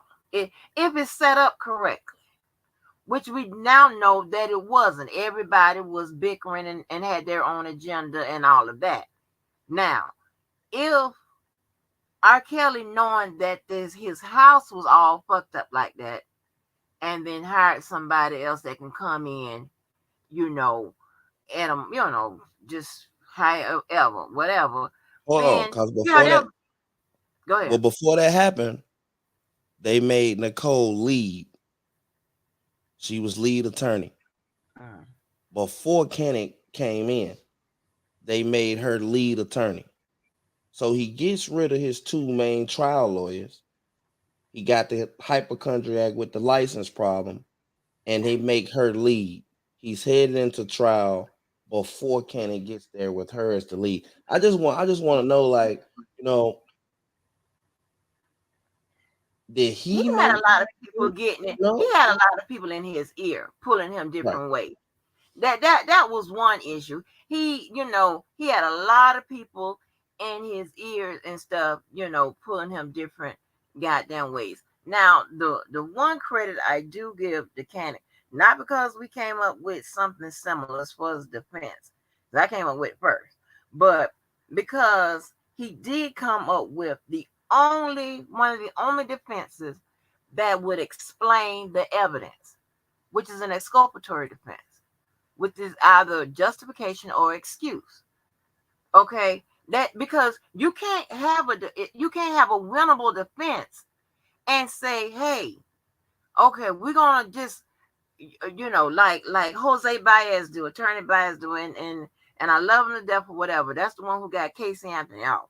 You know, say this, say that, whatever. Throw the goddamn kitchen sink and everything in it, right? And really don't have a a, a cohesive defense. I mean, it has a cohesive defense, but it's all over the place. It's so all over the place that you don't confuse everybody in that motherfucker, which is the point. That's a defense too, a defense strategy. But in his case, he got all this shit going on. He got just about every category of evidence checked off. He had to come up with a defense that addresses that evidence. Now, I didn't hear much addressing of the evidence when he went through it, but I came up with something first, and then when I heard him kind of when he was doing his cross and stuff like that, I said, oh, okay. And then when it was time to present their side, I said, okay, that's exactly what he did. He did an exculpatory defense. That was one of the major points I could give him, And because she said my where you daddy. gonna go, huh? And she said my daddy. And she talked about my mama. Can I retaliate? No, the hell, no daddies and no mamas, y'all. No daddies and no mamas. Please stop. Don't do that. No family members. Just y'all talk about y'all motherfucking busted asses. Talk about See? that. Talk about that. Don't talk about your moms, your daddies, and all the rest of goddamn people. Talk about whatever you want to call your buckwheat and all this bullshit. I'm distracted. Did Larry get off on Kels and I missed it? Look, I was distracted. Look, No, look. Okay, I'm y'all trying go to. ahead. I'm gonna hit me. Go ahead. yeah. So now, but you're right, Larry. In a case of this magnitude, was that a smart move? No. All right, that was not a smart move because from what I can see from Greenberg was fighting. He was fighting to get R. Kelly to do his part or whatever to converse with him, whatever. Remember, he was saying he was putting little ominous shit out on tweets and shit, like you can't save a person, don't save themselves, and all kinds of Right. shit like that. He trying to go down there to see him, and R. Kelly refusing to see him and shit like that. You got to have your client volunteer to work with your motherfucking ass. If you got to make them work with you, then there's gonna be a problem. But Greenberg was still trying to fight. He would say slick shit about the people and the media, and he was doing his best or whatever until that communication whatever just got shut off. And I think Greenberg would have been maybe the best bet to stay on that. I don't know what defense he would have came up with, but to hire those guys at the last minute, that's definitely something I would never recommend or whatever. Never. I would have thought of unless these motherfuckers got to come in with a Johnny Cochran plus resume. You know what I'm saying? But you're Right. absolutely right. And I think that because of so many people got in his ear and all this, and he just started panicking and don't know who to trust and all this bullshit or whatever. He went with them at the last minute, and that could have been this wasn't a winnable case anyway. I don't know why we going so much which lawyer whatever shit. He could have had the motherfucking dream team up there. I'm talking about the team of Michael Jordan and all the rest of the motherfuckers. What is the 92 motherfucking Olympia team? And it still would have probably resulted in what happened. This was just no way. Right. Because you can't tell the jury, hey, the jury instructions tell you are to consider the evidence that was presented in this case. Not even the little shit that was said by the lawyers and stuff. Just this evidence. Well, Right. okay, if that's the case, then what, and then you think about it, just about every case is circumstantial when it comes when you bring it to court, right? Just about every case is circumstantial, right? You usually don't have the direct evidence, the smoking gun, or this, that, and the third, right? You really don't have this. You got to put it together in a story, right? So if that's being the case, I got that. You got the prosecutor laying out a story. You got a Leah up there and all that, and then you got the shit with the herpes or whatever stuff that's connecting everybody to him. You got video connecting him. Go ahead. Larry, if she would have got, if he would have got up there and they'd have busted that video out and been like, "Is this you in the video?" It's finito. He can't get on that stand. But go ahead, y'all. Keep going. Yeah, and so that would have been. Okay. Let me ask this. Let me rephrase it like this. Well, let me ask this. Okay. He couldn't have beat the case no matter what because of the evidence against him. And what I'm looking in the chat, they're saying that Kanik is a pretty good lawyer. He even blamed Nicole and Farinelli. I probably went to jail around the time that Nicole really came out and James Earl, and they was championing Nicole. And I was privy to conversations behind the scene to where she was talking to bloggers. Because I thought that was the problem with Greenberg, is that he was talking to bloggers. They was like, oh, he's tied up with bloggers, he need to go.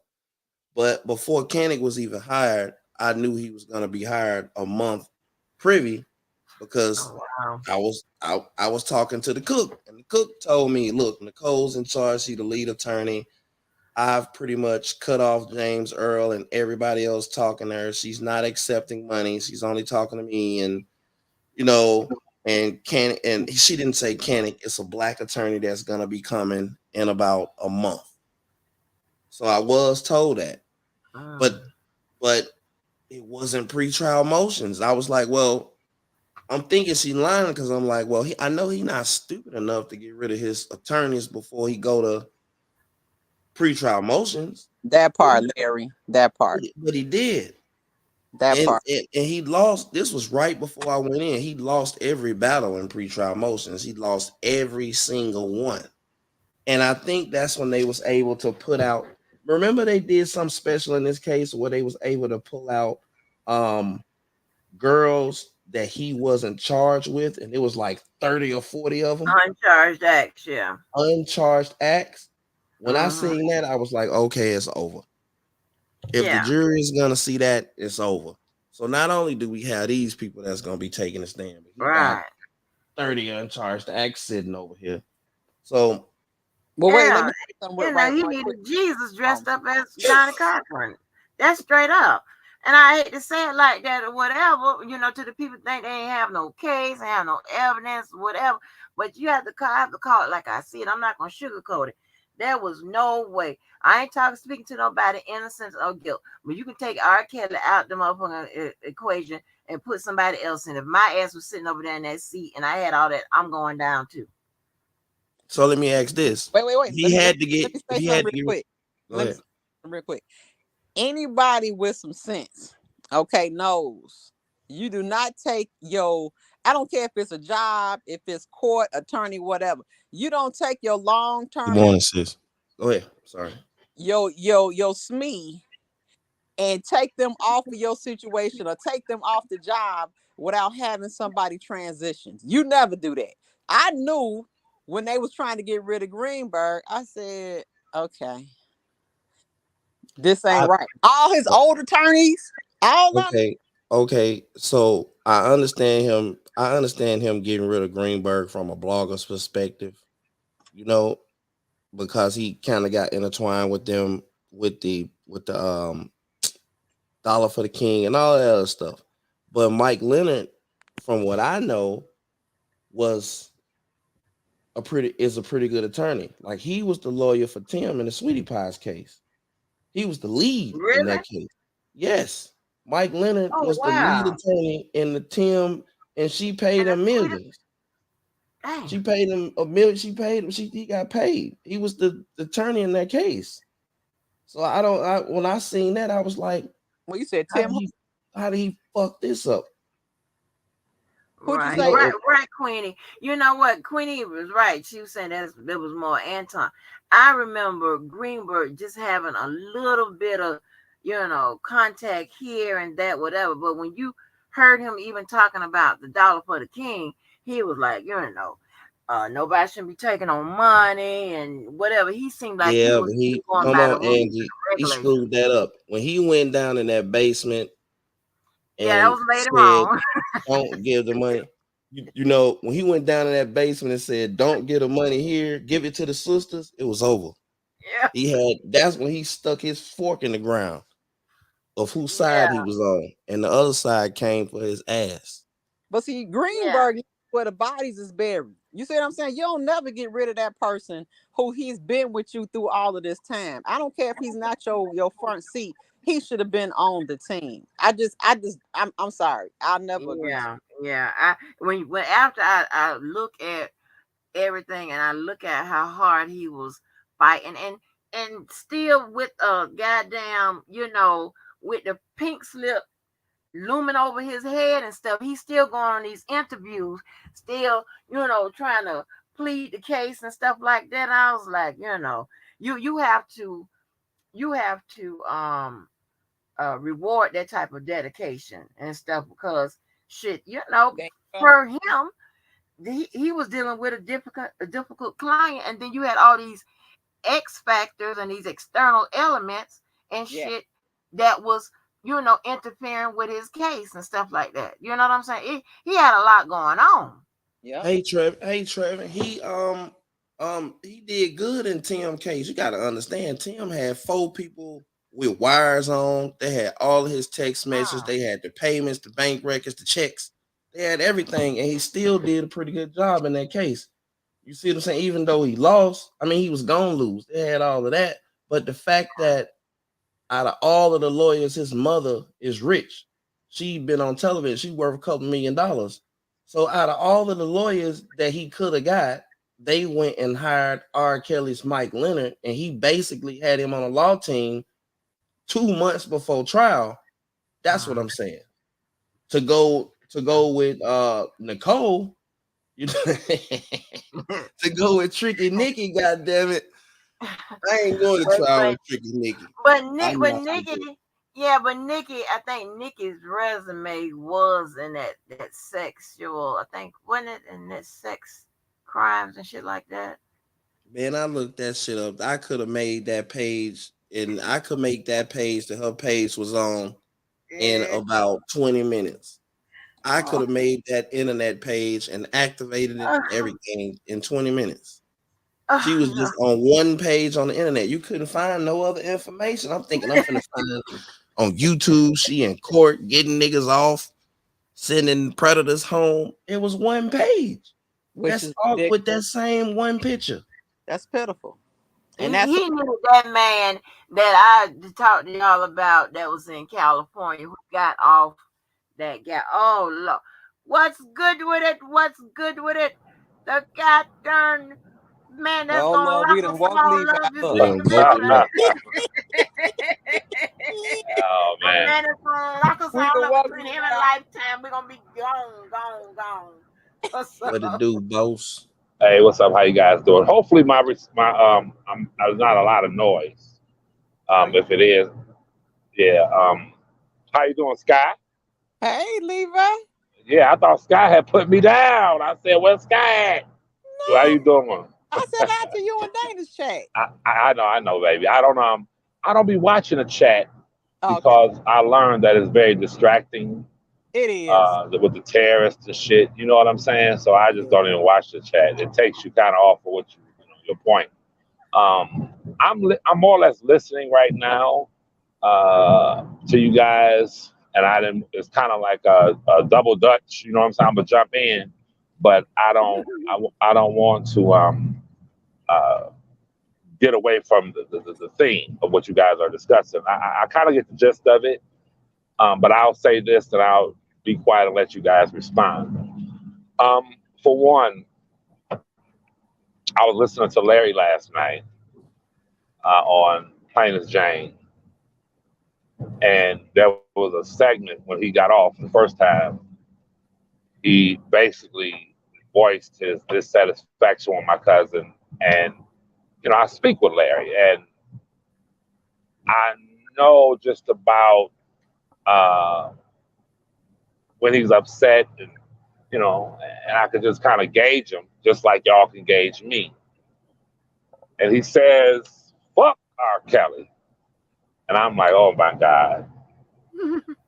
And I'll tell you, Miss Walker, I think everyone will agree that I've always tried to approach this entire thing from a legal perspective. I've never tried to maintain my cousin's moral innocence or culpability in anything that he's done. I've said it 1,000 times. He and I being roughly the same age, that I don't agree with any, even 45-year-old man, 40-year-old man, 35-year-old man sleeping with the 18-year-old. However, I'm gonna tell y'all, what's sad about all of this is that,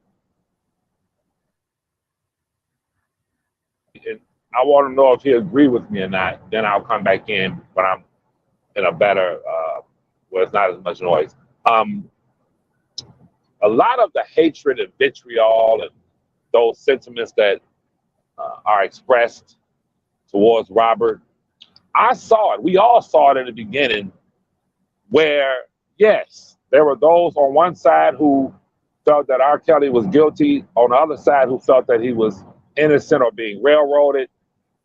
But I noticed when the Team Truth people, the individuals like Larry, Oko, when they started to pump up the volume on my cousin, when they started to become more disrespectful and more fuck that nigga, this, that, and the third, and I knew that it was coming as a response, in the form of a response from the terrorists. The terrorists will make people hate R. Kelly with a passion. The terrorist was I believe, one of the predominant factors in the jury coming back so soon and finding him guilty. The terrorist, if I didn't know my cousin, if I didn't love my cousin, I would hate R. Kelly. When you have these individuals who don't know him, who have been allowed to infiltrate and hijack this entire thing through social media, when you have a situation where his attorneys, for some reason, which I never understood it, chose to launch a goddamn YouTube social media defense, which you never heard the prosecutors on YouTube. You never heard the prosecutors giving a damn about no goddamn social media. The prosecutors, you can say whatever the fuck you want to say about the prosecutors in the R. Kelly cases. They conducted themselves in the most professional way. They were very precise, concise, poised. They went in and did what they supposed to do, what they do. Listen, when you hire, when those mercenaries go into a country, or when the Navy SEALs drop down, these people trained for this. This is what they do. When they send the goddamn Marines into a place, it's time for some killing. They go in to kill. The hell with all the romanticization and trying to romanticize this shit. Prosecutors' job is to persecute a motherfucker. And they followed their plan to the tilt.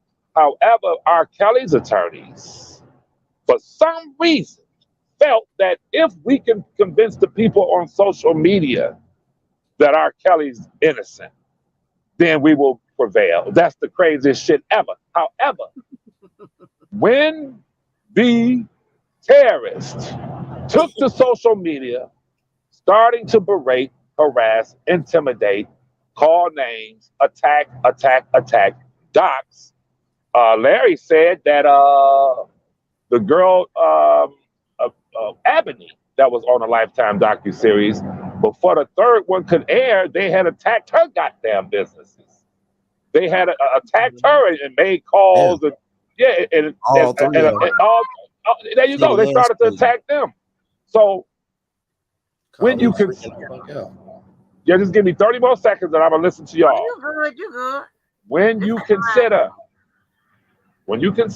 consider, we ain't heard from Nair juror, which is strange. 2 federal cases, not one juror has spoken out because of the terrorists, because they have their aunties, their nieces, Their brothers, their cousins, their sisters have said to them, those who didn't see the terrorists, they said, "Did you see these motherfuckers on social media? What they doing?" So as a result of that, they got in, said guilty, and got the fuck out. They're not trying to have their businesses and employers contacted and all this shit that these motherfuckers do. So I want to be clear on something, Miss Walker, and that is this whole play, the whole narrative, the whole everything. When Robert's attorneys relinquished his case, or should I say, allowed them to take over, it was over with for him. And I knew it 3 years ago. I was on Larry the Grown Man show screaming, telling everybody if something's not done, this, I said, my cousin's gonna get 1,000 fucking years because I work in law. I understand how this go. But when you outsource a client's case to a bunch of goddamn criminals, a bunch of motherfucking lowlifes, a bunch of ignorant, uneducated, uncultivated motherfuckers, when you look at their own lives, wait a minute, hold on. If Levi says, fuck Oco, or the hell with Larry, or this, that, and the third, fuck Angelo, this, that, and the third, at least you know that Levi's upset. At least you know it's coming from a man. Well, Levi's upset, but Levi is somewhat of an intelligent man. He normally doesn't talk like that, this, that, and the third. Levi loves his children. Levi has never disrespected the females. He's never disrespected the alleged victims. Levi has never stood and said, like I heard the guy from St. Louis say, when a bitch can bleed, she can fuck. We come from a place where as long as she got her menstrual, she's good. We can put on a goddamn host roll. All that old ignorant ass. Levi wasn't raised like that. A motherfucker lose his life playing with my daughters. And I'm gonna say it again, you will lose it all. And let me tell you something, as men. Let me goddamn give your ass a break. Levi, you are correct. I said I got emotional last night a little bit over there, and but you gotta understand, nigga, your cousin been dropping remixes on me every day this motherfucking week. I was about tired of that shit. I was ready to go at the Lion King, every motherfucking body around this bitch. This nigga keep putting remixes out every day. My emails, man, look. Then look, I go turn on Storm and the whole audio come out, and the motherfucker got it all wrong. Man, I was like, man, this is some bullshit. Yeah, the nigga dropping remix on me all week, man. Yeah, your cousin. Being that nigga got beef. Well, this is the problem, though. If I may say, the problem is that fundamentally, as it pertains to his emails being absconded and given to a blogger, that fundamental reality as it pertains to the law, he's right on point. I believe in a thorough process. I believe. On, Listen, no, hold on. Let's talk about it. Hold on. But you cut me off. You didn't let me finish my point. If you did not let me finish my point. But you didn't let me finish my point on this. Okay. Where the problem comes in, and I said this on Ms. Walker's show the other day, is that the woman who had an X to grind against you personally, when she reported that, I'm not going to say it too much, but when that was reported, the problem is that she put the 10 on the 2. She threw you into the bunch. And then the prosecutors were able to come back and say, Larry McGee never gave us any text messages. Tasha K was able to come back and say, I never paid for any text messages or any of his correspondence. So. No, you missed it. You went to bed too early. Something else happened last night. How you know I went to bed too early, nigga? No, but I did go to bed early. Go ahead, bro. That's what I'm saying, because I know you would have jumped out. The whole recording came out without the Lion King in it. And then the text he was talking about when Azriel first left the Trump. He wasn't talking about when she left my house. And I didn't know Azriel at that time and had no communication with her at all. So if you listen to the recording, he's talking about when she left the Trump, when she first went home. The It had whole nothing. The whole thing came out, the whole interview without it being interrupted. So now he like a goddamn fool. And the Lion King, they've been running this story chopped up with the cook for a whole week, remixing, dropping these remixes on me, and now the whole thing come out. And she hasn't been around long enough to know that I wasn't even around that time and had access to Azriel at that time to show her any motherfucking thing. So somebody need to email that nigga that. see And the that's but next time he come here's on the there, thing. hold on. So the next time he come on there crying, he ain't crying about me. He can cry about Nicole or something. Straight up. Look at here, man. I try to approach this without launching personal attacks. How you feel about my cousin is how you feel about my cousin. But at I the don't end of the really day, feel no. Come on, man. Look, bro, but listen, my look, nigga, can I go ahead. talk? Go ahead. At the end of the day, how you feel, how the terrorists feel, how the Lion King feel, how the cook feel, how any of them motherfuckers feel. He Yo, is held up. He is held up in a legal situation. man, your cousin came out attacking me this whole week. Bro, I'm gonna say it to you again. When a man only has so much time to talk, he's only going to regurgitate what he was told. Okay? Well, you need So, to stop talking to nah, the cook. nah, bro, I'm gonna say it again. If he was an error, that's a legal matter, my nigga. That's a legal matter, my It ain't got nigga. nothing to do with me, my nigga, because I Okay, but wasn't then you around, have my that, nigga. that should be Man, handled legally, bro.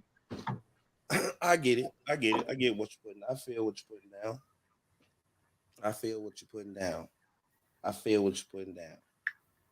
Okay. Yeah, that's all I'm saying. It should be handled legally because everything else is number YouTube. Everything else is number social media. Everything else is just now we get into the hyperbole of name calling and fuck him and this, that, and the third. And this is what we've been saying for 4 years, bro. And I'm tired of it, bro.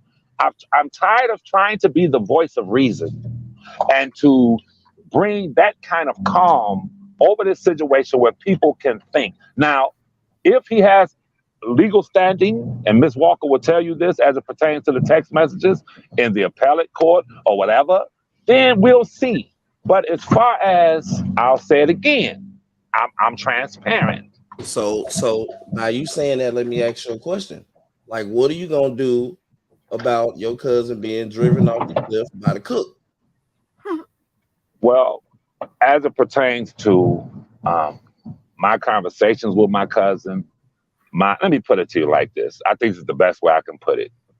A movie, what determines whether or not a movie is a classic movie, a good movie, is determined by, people don't know this, but it's really determined by the director.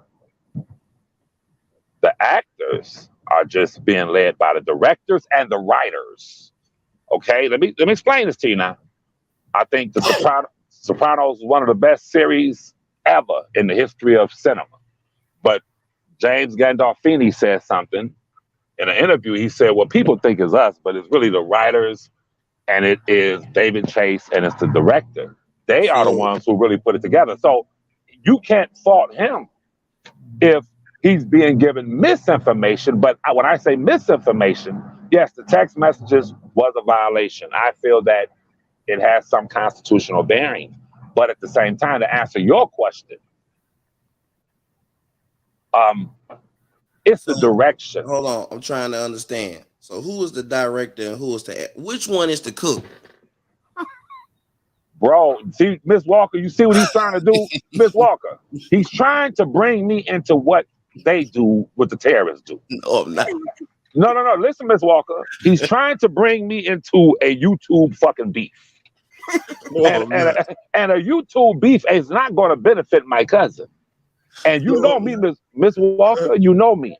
As long as a motherfucker don't say nothing about Levi, Levi ain't saying nothing about them. Nigga, But when they say nigga, something about I'm Levi, it's up and it's stuck. You man, feel me? look, I'm trying to find out which one of these motherfuckers you talking about is the cook. That's all I'm trying to find out. Somebody ask Bro, my director which one of these niggas is the cook. I'll say it again. Because the cook That, is driving your cousin 115 miles per hour with no bro, lights.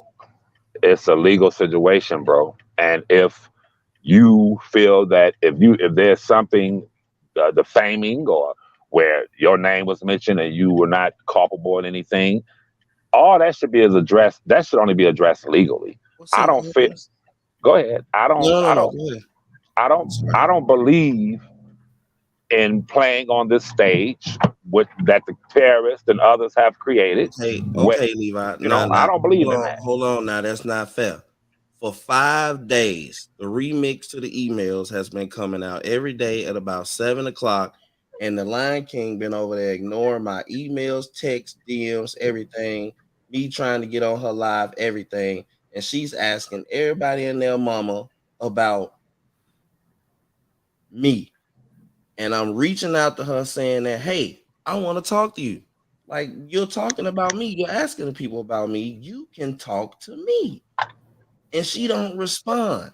And then after she does all of this, the entire conversation straight through comes through, and I find out that because she chopped it up the way that she did, that she was able to slander me for a whole week. Okay, so correct me on this, because I haven't heard the full audio.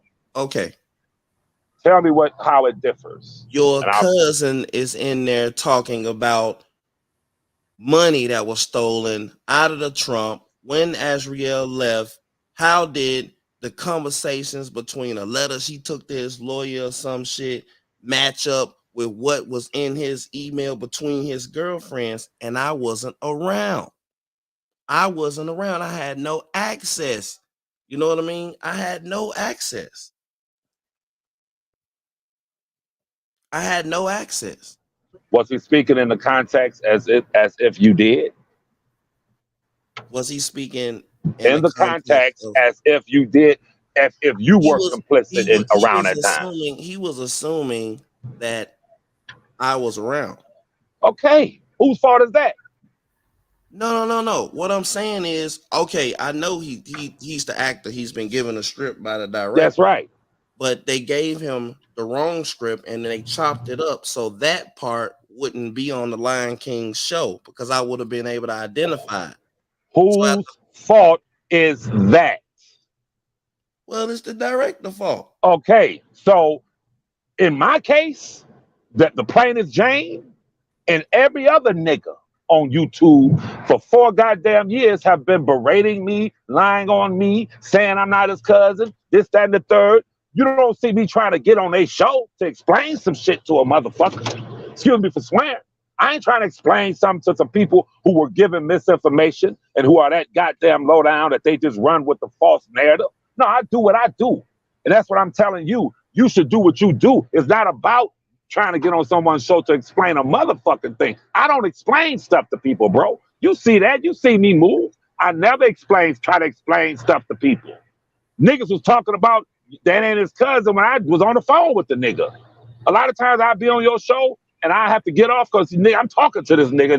They on your show talking about that ain't, man. Come on, bro. I don't get off to trying to explain stuff, man. Y'all keep talking. I'm about to pump some gas. Go ahead. Go ahead. It's a little different. It's a little different when someone is trying to get you caught up in a federal case, calling you the informant in this particular, making you seem like you are the cause of what was the eventual outcome. That's a little different. Like I say, I've gotten to the point where some shit, it just don't, you just don't go back and forth with. You ain't got to explain or whatever. You can always kill a narrative with one or two things, and that be that. But when Right. some I shit had cross fun the with it. motherfucking line, when you cross the motherfucking line, then I reserve the right to goddamn get it straight, and to me, somebody running out here with that narrative, and you could see clearly see that the Lion King must have some kind of agenda of was out here just to push a narrative. Because even when Mr. Tim got on the live stream with the Lion King, she was telling him what he kind of like what he can't say, what I'm like, what kind of shit is Absolutely, this? absolutely. You can't do That's that. You not can't tell that's nobody not what to address. yeah. That's not good journalism. Yeah, you can't tell them about what to address. What kind of shit is this? I hope she really Lion is King, done with it. no. I hope she really is done with it because they got some money. They look like they got a couple of dollars. You know what I mean? No, you Yeah, said that's I know not. she got some subscribers out of it. Larry said that's not good journalism, and this is the problem. I said it to Miss Walker the other day. Just cause a nigga What the fuck? get an Obama phone and load up to YouTube on Gmail, don't make them a journalist. But let me explain it to you like this, Larry. I am someone I've always believed in legal recourse. Now listen, Ms. Walker just said, well, it's kind of different when a person's calling you to inform and trying to get you caught up in a case. Well, didn't they say I stole from a dollar for the king? Didn't they write over 150 letters trying to get me caught up in a case? And here I am, 1000% innocent. Didn't the baby killer, the super fan, and all of them promote that false narrative to slander me? But what did I do? I said, I'm going to handle you niggas legally. While you are falsely accusing me of being complicit in crimes that I did not commit, I'm watching you motherfuckers commit crimes, federal crimes. So I So sat down at my computer and I took care of business. I don't, go ahead, bro. so let me I don't, ask you a question. So let me ask you a question. Let me ask you a question, Sky. Let me ask everybody this question. So realistically, I already know y'all gonna say yes for the sake of who you support. But tell me why he will be granted an appeal and tell me why he would win an appeal based upon what you've seen in the case, the actual evidence. New York or Chicago? What do you think? I'm gonna let Sky talk. I'm sorry, Sky, because I have the tendency to hog the mic. So I want I want you guys to speak, then I'll speak last because I'm long winded. But go ahead and answer this question, please. I don't know. Angie, we went over this about an hour ago. I asked her what type of grounds did she feel Kels would have in right to an appeal, and she basically stated that they could bring up errors in the case. Um, Lord, you said a whole list of things. Angie, what did you say? I'm sorry, Yeah, I'm you, getting you can sleepy. you What? can bring up errors, right? Like, did the judge, what the judge's rulings, what were they, especially more often they always bring up insufficient evidence, right? That's usually one of the main reasons for an appeal. Or will some new development come that wasn't currently known, during the trial phase of it. Also, did the judge, and this is when this is called issues of the law, did the judge misapply the law, right? Meaning mandatory primary law, the law, the rules and the laws that govern during the trial, as well as the constitutional law, right? Did she misapply any of that? And then also, did she abuse her power, judicial discretion? Did she have, judicial, misconduct, things of that nature? That those are reasons that you can bring. The three top reasons that you can bring to an appeal court. You understand what I'm saying? Constitutional violations that kind of ranges in those two top categories, right? Just based on what would be her argument. But like I explained to Sky, what happened was, and here's a risk that what happens when a lawyer puts in for post conviction motions, right? You run the risk of the judge returning a ruling that is so laid out and detailed and answers every freaking thing they did and why they did it, till you be like, damn. Because, see, that will also be a part of the record. That goes to the appeals court. When the board looks at that and say, just them looking at it, they might be like, okay, well, they kind of addressed everything that the defense is now objecting to. So, we might not mess with it. However, the most strategic way to try to get something heard, the best way, is to state that the rights of your defendant, your client, was violated. Then that will get someone kind of looking like, we might want to hear this, we may not, depending on what her objections are. And objections are simply like, ineffective counsel or whatever else she wants to argue. So let me ask you this, Mhm.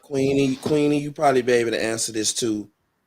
Has his sentencing guideline memorandums been released yet? Seeing that he gets sentenced next month, so that should be coming up here in a couple of days soon. I mean, it's PSI. No, not the PSI. You know they do Mhm. sentencing memorandums. Right. No, Like none of his, that. like Some his. material. None of that has been put out yet. Since Okay, materials, that's yeah. gonna be interesting because That's what I'm waiting his for. lawyer, yeah, his lawyer is gonna put out that he should only get this amount of time because of this, and this, and then the government is gonna put out like we're asking for this because of this, and this. That's pretty much gonna tell us where this is going. I thought Right. they extended his monetary situation about for the victims. I didn't know it was that. Is Trevor on the phone also? No. Oh, okay. Sky, that you have something to say? Because I didn't want to interrupt. Oh, I was just gonna say, we kind of spoke early. Me and Angie had a conversation about this in regards to the legal defense and the quote unquote human nature. What do we call it? I call it human nature. Uh, Yeah, the human factor, yeah, the human factor in the case. humanistic factor. Yeah. Okay. So with this case, of course, he's held in court legally. Okay. Um, but in regards to legal aspects of this case, from what I saw, legally, the only thing that they brought was the mistake of fact defense, and that's really it. But when it comes down to the human factor, that's why you have a lot of these narratives, because when a juror who's going to be a person like me, a lay person that might not know, legally how things have to stand, when you make a statement like he had a relationship with these women, it wasn't just a situation where he got with them and then he started doing certain things to them. When you state that he has a relationship with them, that brings the Hold love on. into Let me stop you. You talking about let Chicago me finish or hold on? all You of talking it, about all of Chicago it, or New York? all, in general, Chicago in case general. is minors. Right, but let me finish. Okay. Okay. I'm saying in general, we're talking about human factors of the case. You have to be able to penetrate the jurors. Okay. So that's what we had a conversation in regards to the human factors of this case being relevant. But we all understand he's held legally, but you have to be able to change that narrative to try and win some of these jurors over. Because you got tapes flying, you got them saying he's a predator by law. Once, like he's saying, once they say he was messing with a minor, they're saying he's enticing, he's seducing, he's manipulating them, all based on things that are coming based on the charges that he has, which may not necessarily be the case. But just because those are the charges he has, that's what they can go with. Do you understand what I'm saying, Levi? I think I'm Levi. sorry. I get it. I'm sorry. I pushed mute. For this noise. Listen. I agree with you 1,000%, Scott. But this is something that I've always, as you being a legal mind, even a grown man, he's followed the case enough uh, where he's very legally up to speed on a lot of things. And this is what you guys must understand. and that is I've always felt I don't discuss what me and my cousin discuss, but I'll say this much: I've always felt I've been an onlooker. I myself observing everything. That there's just a I'll never understand it for the world how you all have missed, or should I say, you all have always seen my role as it pertains to this whole legal argument as an insignificant. I'm not offended. I'm just saying it's fine.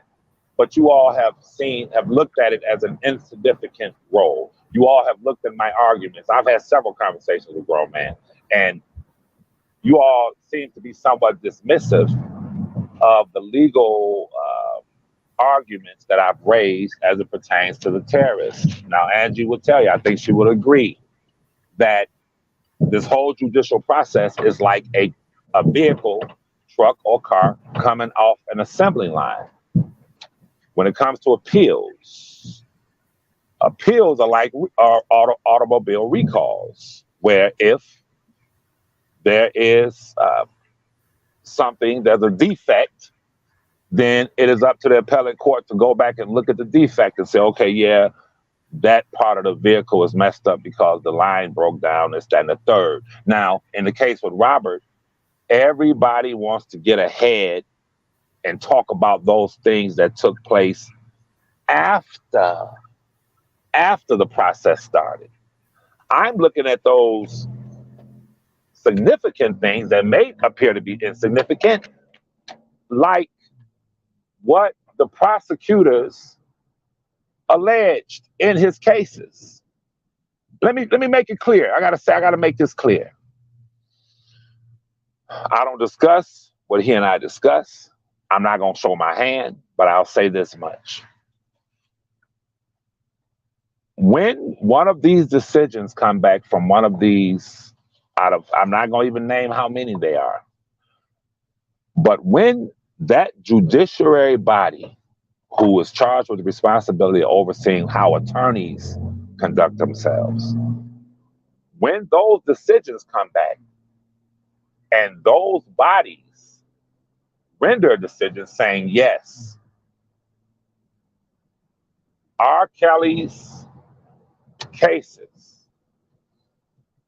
were compromised because his attorneys allowed individuals to come in. They outsourced his cases. And in doing so, they allowed these individuals to come in to create an environment of violence. See, let me say this. The Lifetime only touched on it. They only touched on it. If Lifetime had really shown what these terrorists was doing, damn near every legal scholar in America would have said, well, how could this man have had a fair trial? You had so-called investigators conducting illegal surveillance on alleged witnesses and federal witnesses, man. Y'all gotta quit acting like y'all didn't see this shit, man. Y'all saw what was going on. You saw one of R. Kelly's attorneys tell the baby killer, you're doing a good job. You heard the baby killer say that particular attorney sought him out. I understand. I'm the kind of person, I don't need no cosigners. When I speak with my cousin, nigga, I'm speak nigga. This is what it is.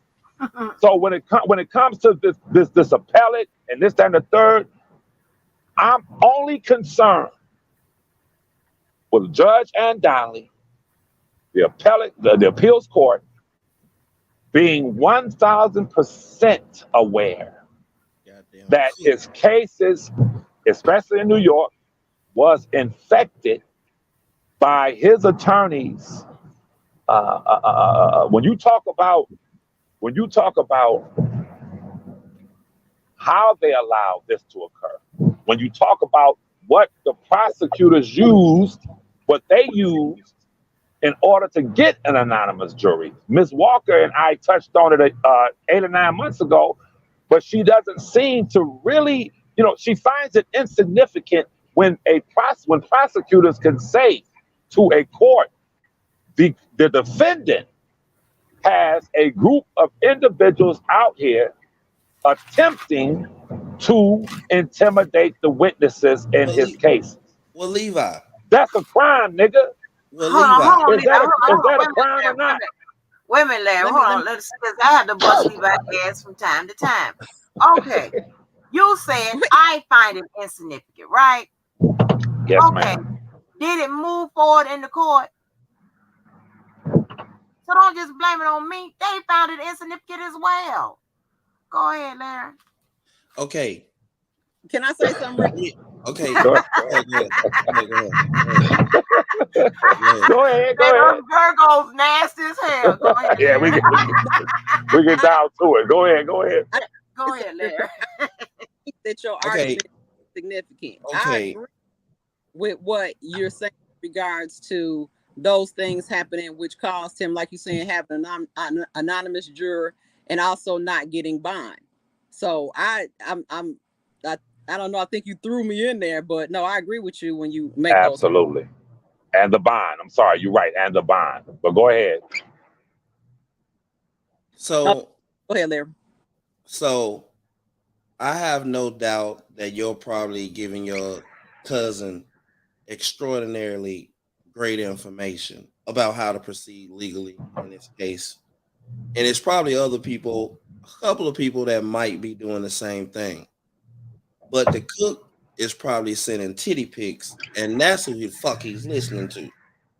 Because the decisions that he made to get rid of his attorneys, to hire an attorney, to hire another attorney, and then cuss that attorney out and still be able to get back in his ear to drop remixes on me, she knows something that don't nobody know. And she is fuck, I don't know if it's titty pics, ass pics, I don't know. But it seemed to me like the decisions that he's making is predicate to her liking or her whoever she got beef with. And I guess I'm on the receiving end of that. Oh, So, I'm listening. going forward, it's going to be interesting to see how much influence that she has over the next chapter or his next move. Yeah, but you listen, bro. Ms. Walker just said something. She said, well, did the courts rule on it? Or how did they see it? What Ms. Walker must understand is that, and what Larry must understand is that it is not, I have to explain this the right way. I explained to my cousin, and after I explained to my cousin, I hang up the phone and I do the work, explaining to those legal bodies who have a real say in this shit. If you can understand what I'm saying, it is not. Listen, that's YouTube stuff. Listen to me, brother. That's No, YouTube. no. Listen, Listen, bro. hold on. You say it's YouTube stuff, but Yeah, I don't have to prove everything beyond a reasonable doubt. If the cook and titty pics talks him into firing his attorneys, bro. Like I said, I'm not getting into that, but I'll say it again. Every form of malfeasance, every impropriety that has taken place will be addressed. That's the bottom line. Now, listen, bro, I'm going to say it again. Let me ask you a question, Larry. I want you to be dead honest with me. Mhm. The terrorists, had they been properly charged in what they were doing, and let me back up for a minute and say this. Everyone has a right to voice their opinion. Freedom of speech, you could say fuck Trump, the hell with Hillary Clinton. We live in a society where that line between the freedom of speech and when you cross over to that line into illegality is a very fine line. But you all know no one has the right legally to accost federal witnesses, potential federal witnesses, reporters, informants, whatever.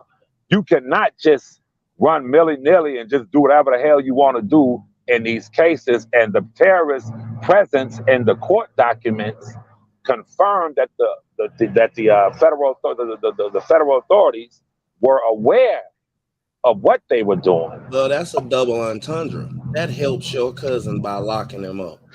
It helps us because he gets no bond or sequestered jury, and he looks bad to the jury. So it's like a double entendre. It's like damn if you do, damn if you don't. Explain that. Okay. From them letting the terrorists run around this motherfucker and cause havoc and go to the jail and beat motherfuckers up, kill, stab each other, and fucking go down the street, march, and you know what I mean, all on social media, this and that. That right there could possibly influence a jury. And also going to the courtroom, filming, doing different shit, talking to lawyers allowed them to probably go into, remember they passed a motion to go into the lawyer's bank account, and going and threatening and going to the jail and all that stuff, and blowing up cars and all of that stuff probably added a sequestered jury, another layer of security and warnings for the jury, this and that. It did not make him look good in court. So it was a decision that was made. Do we let these niggas run wild or do we lock these niggas up? And it proved, I mean, it came back with an all guilty verdict. So it probably worked out in their behalf until you actually threaten to kill them. Then Exactly. it'll become Exactly. a situation where, okay, yeah, we got to put in jail now. So, Exactly. Now, let me say this. For one, I'm not saying you're doing this intentionally.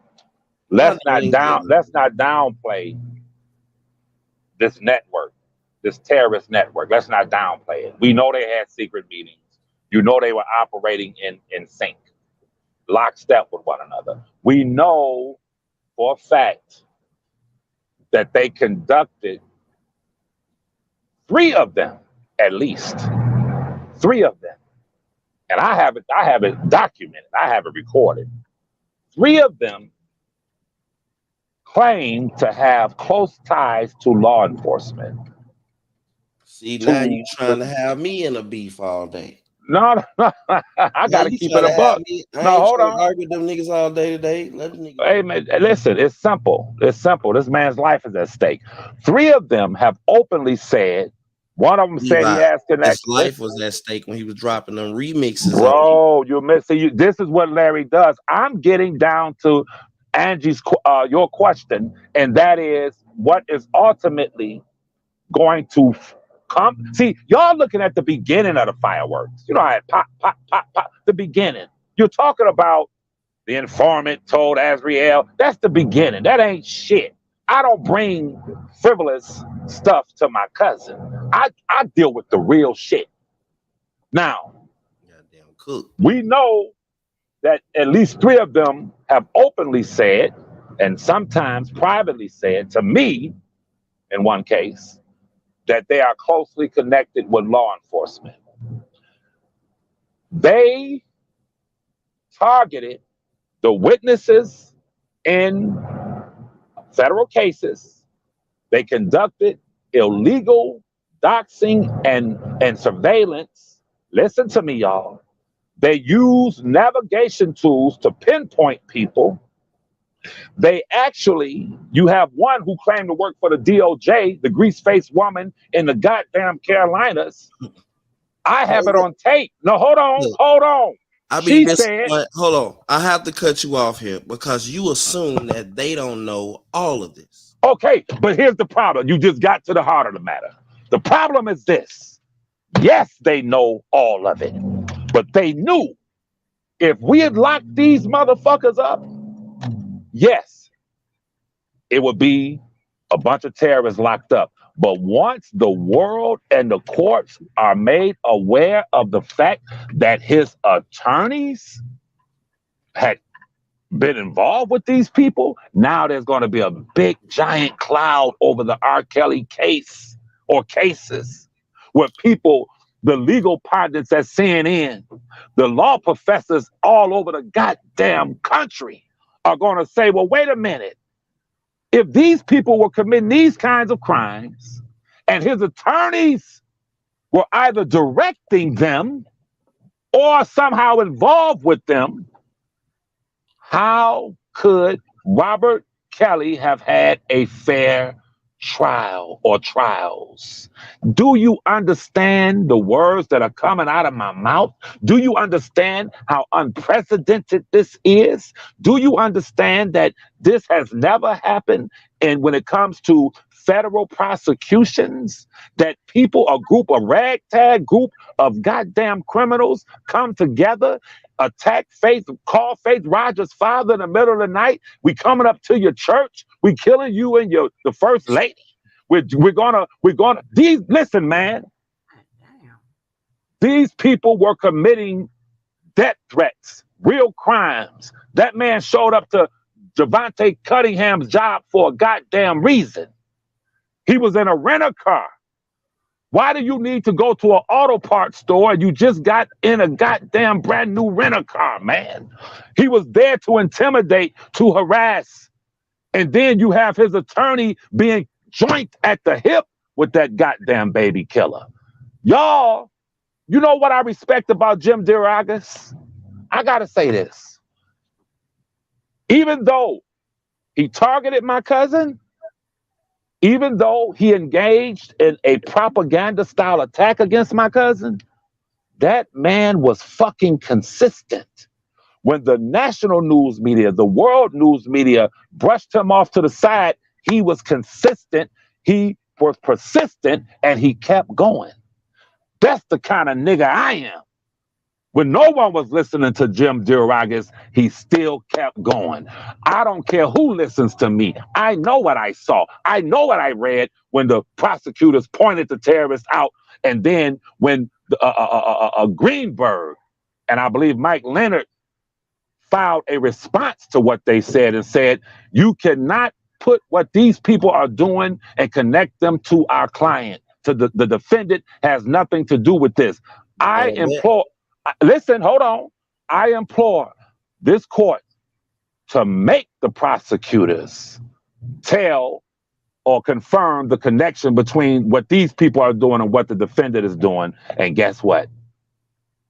They folded. They didn't put their cards on the table. They folded because they knew had they done that, they would have had to bring in the attorneys. And then Judge Andonley would have said, hold on. You trying to tell me the attorneys know these people? 1 second, y'all. Man, look. Say, look, bro. You say, look. You brushed it off. You brushed it off. Listen. Angelo brushed it off. No, you and Angelo brushed it off because you knew Levi put his finger right to on the truth, the point. You knew Levi identified that area that could really free his cousin. So I'm getting free now. Nigga, you crazy. You out your mind. You out your mind. That man's cases were hijacked and infiltrated. Hold on. Now, I might not take your position on that as clear as you do, but you don't take my position on the cook like I do. Wait, hold on. You don't take my position as clear as I do. Didn't the terrorists ride past your house? They did. No, I said. Hold on. I'm not talking about what they did. Terrorists ride past your house? You're not listening to me. I'm not and talking take pictures. Listen, I'm not talking about threaten to kill your wife, threaten to kill your kids, threaten to kill you. I'm not talking about what they did. I'm talking about the effect on his case. What? That's what I'm talking about. The effect on his case. Not about the crimes that they committed, but the effect that it had on his case. The effect, Larry, let me say this. Give me 10 seconds. I'll let you respond. The effect that it had on his case was this. You and I sat on your show and read motions from his attorneys asking that the court grant him bond, asking that the court release him, asking that the court believe that he would not commit crimes of witness intimidation, harassment, coercion, bribery, any of this stuff, if he were released. You and I sat on your show and read the judge's decision several times. And the judge would always say, No, I'm not going to release him. Even the Chicago judge said, well, let's see what New York does. I'll follow her play. If New York releases him, I'll consider it. But you and I heard the judge repeatedly say the conditions have not changed. Listen, you and I, let's forget about everybody else. You and I saw his attorney stand there in court and say, if our client were released, he would not intimidate, harass, coerce, bribe. He's not going to do any of these things. But The then they judge, said he was let going me to finish. live with his Let me, girlfriend. no, hold on. Listen, see, you putting the YouTube stuff in it. Listen. No, Then he was you and going to Miss live. No, Walker, Miss Walker, then he Sky, said, Sky and hold Miss on, Walker, Sky and Miss Walker, don't let him no, distract y'all. no. Listen, Then Sky he and Miss said, Walker. he Sky gonna and go Miss live with his Walker. girlfriends. That's in his Sky case. and Miss Walker. Sky and Miss Walker. Larry saw, Miss Walker saw, Sky Life, we all saw his attorneys leave outside of that court and sit and meet and have relationships with people who were doing the exact fucking thing that they told the judge that the defendant wouldn't do, emboldening those people, co-signing those people. Ms. Walker, you know you saw it. They validated those people. They And validated your them. cousin said that he wanted to go live with the victims that was in his case. Did he not? First of all, they were not victims when What he do you said mean? He that. convicted for them. No, He no, no, no. actually At victims the now. time, they were not victims, They nigga. was an alleged victims, but he Okay, well, wasn't gonna say go. that then, nigga. Shit, don't get me started now. Shit, me and grown man be on the YouTube beefing like a mother. Hey, Miss Walker, he don't want it with me. Grown man don't want it with me. See the terrorists are easy because they uneducated. He can tear their asses up. When it come to me, I tear them up. Now, come on, let's be real. Hold on, They Queen E says in the chat he got no bail because it was a racketeering case. Or Rico, they made him out as a danger. The attorney should have fought the Rico, and they was able to substantiate that he was a danger because you got musty little motherfuckers in the courtroom attacking motherfuckers off the elevator. You got motherfuckers going up to the jail, all that kind of shit. And no, no, that's no. why Now, Clint East. No. Here's the problem. You said Clint East. What's the name? I Queen said E. Ain't no Queen E. Clint Queen. Eastwood. Oh, I thought it was Clint. You I was said about they to say brought Clint. I know what you was about to say. So they brought Clint Eastwood up in this motherfucker. Listen, Queen, whatever her name is, Queen. Queen E. Queen. And I think she's been one of the ones talking about Levi. I ain't gonna put that on you. I don't know. But let me say this. All of y'all, I gotta say this though. All of y'all, none of you all who basically lied on me uh, when the truth came out, none of you were men or women enough to step up and say, well, damn, that is his cousin. He does know this nigga, this, that, and the third. But that's cool. Now, to Queen, listen. When you say, well, they didn't give him a bond or a bail because it was racketeering, I heard this before. Hey, Well, hold because on. there's a This nigga RICO. just called me the drunk. Who Go called you ahead. a drunk? Go I ahead. think they Yeah. call me the drunk too. They be calling me drunks too. Him, you, and the drunk up there. God Yeah, damn. and see, listen. This is whoever said that. This is what you have to do because we're having an intellectual conversation. I know. So they have to come in like, Don't worry yeah, about it. okay, whatever. What the fuck? Listen, here's the deal. So, Queen, I don't rely on what people say. I don't rely on what niggas say. I don't rely on what people on YouTube say. I only rely on what the courts and the prosecutors say.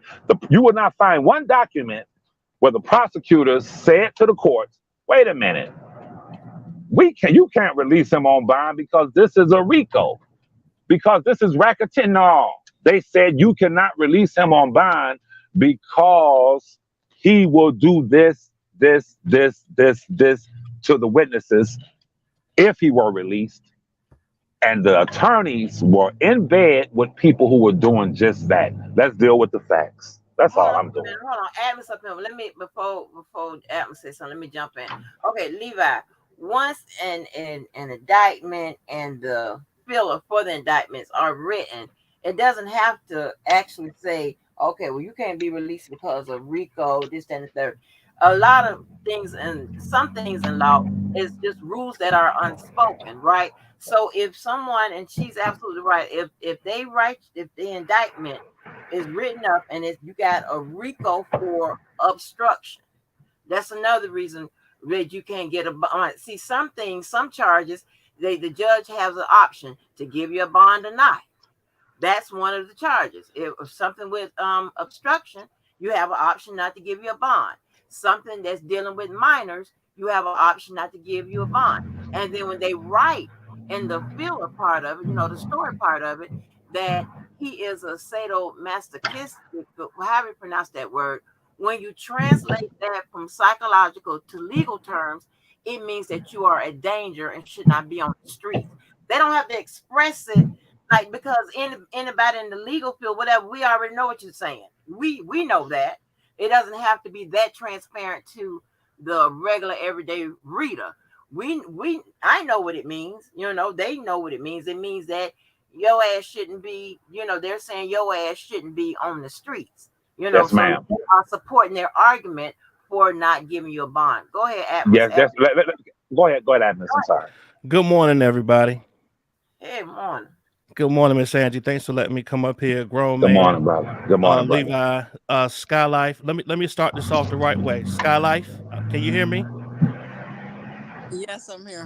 Skylife, I want to come into the new year, and I want to do the right thing, and I want to publicly apologize to you for anything that I said that offended you, calling out your womanhood back in 2022. I wanted to give you that formal apology right now.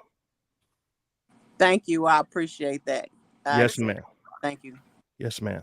Okay, so now, I'm sitting back here and I'm listening. Levi, my bro, what's going on? Uh, Here's something I think people forget about. In July 15th, actually, 2021, at 1 p.m. in New York, they did something called a Kershaw hearing. That was R. Kelly's opportunity, with all of the facts brought in front of him, of all of the potential conflicts that could hurt his case in an appeal, or that would diffuse or minimize his effect in an appeal based on ineffective counsel and every other thing that he could raise as being a reason why he wants to have his case overturned.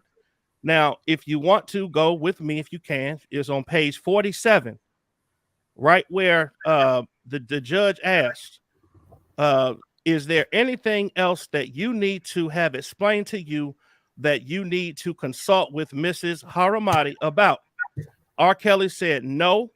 Then he said no again. The judge says, any other questions that the government wants me to put to Mr. Kelly?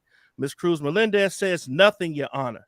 Then the judge says, okay, I think based on the record that we have established that Mr. Kelly is fully competent and capable of making an informed decision, that he has been advised by respected counsel, Ms. Haramati, and that his waiver of these potential conflicts is knowing and intelligent, and so I accept the waiver at this point. His biggest mistake, in my opinion, is letting Greenberg and Leonard go. Yes, sir. If I may respond, I want to say a couple of things. I want to respond to you, brother. But I want to say to Angie, because we Virgos and you can't let a Virgo get away with nothing. You feel me? You have to stop a Virgo at every stop. What you said was absolutely legally sound. However, Miss Walker, when they padded it, okay, you're right. Okay, hey, this is a RICO case. This is a obstruction. This man obstruct.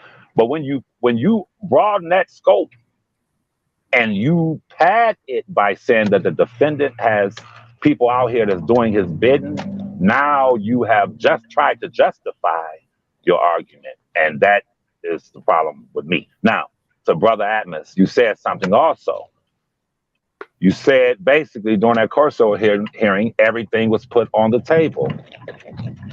My contention is simple. Everything was not placed on the table. That Corso hearing mainly centered around Nicole Blankbecker's relationship with Azriel. However, Hold on. What? Thomas Farinelli falling out in court and his license. Okay. Okay. Yeah. Yes, sir. However, here's the deal. What I'm saying is that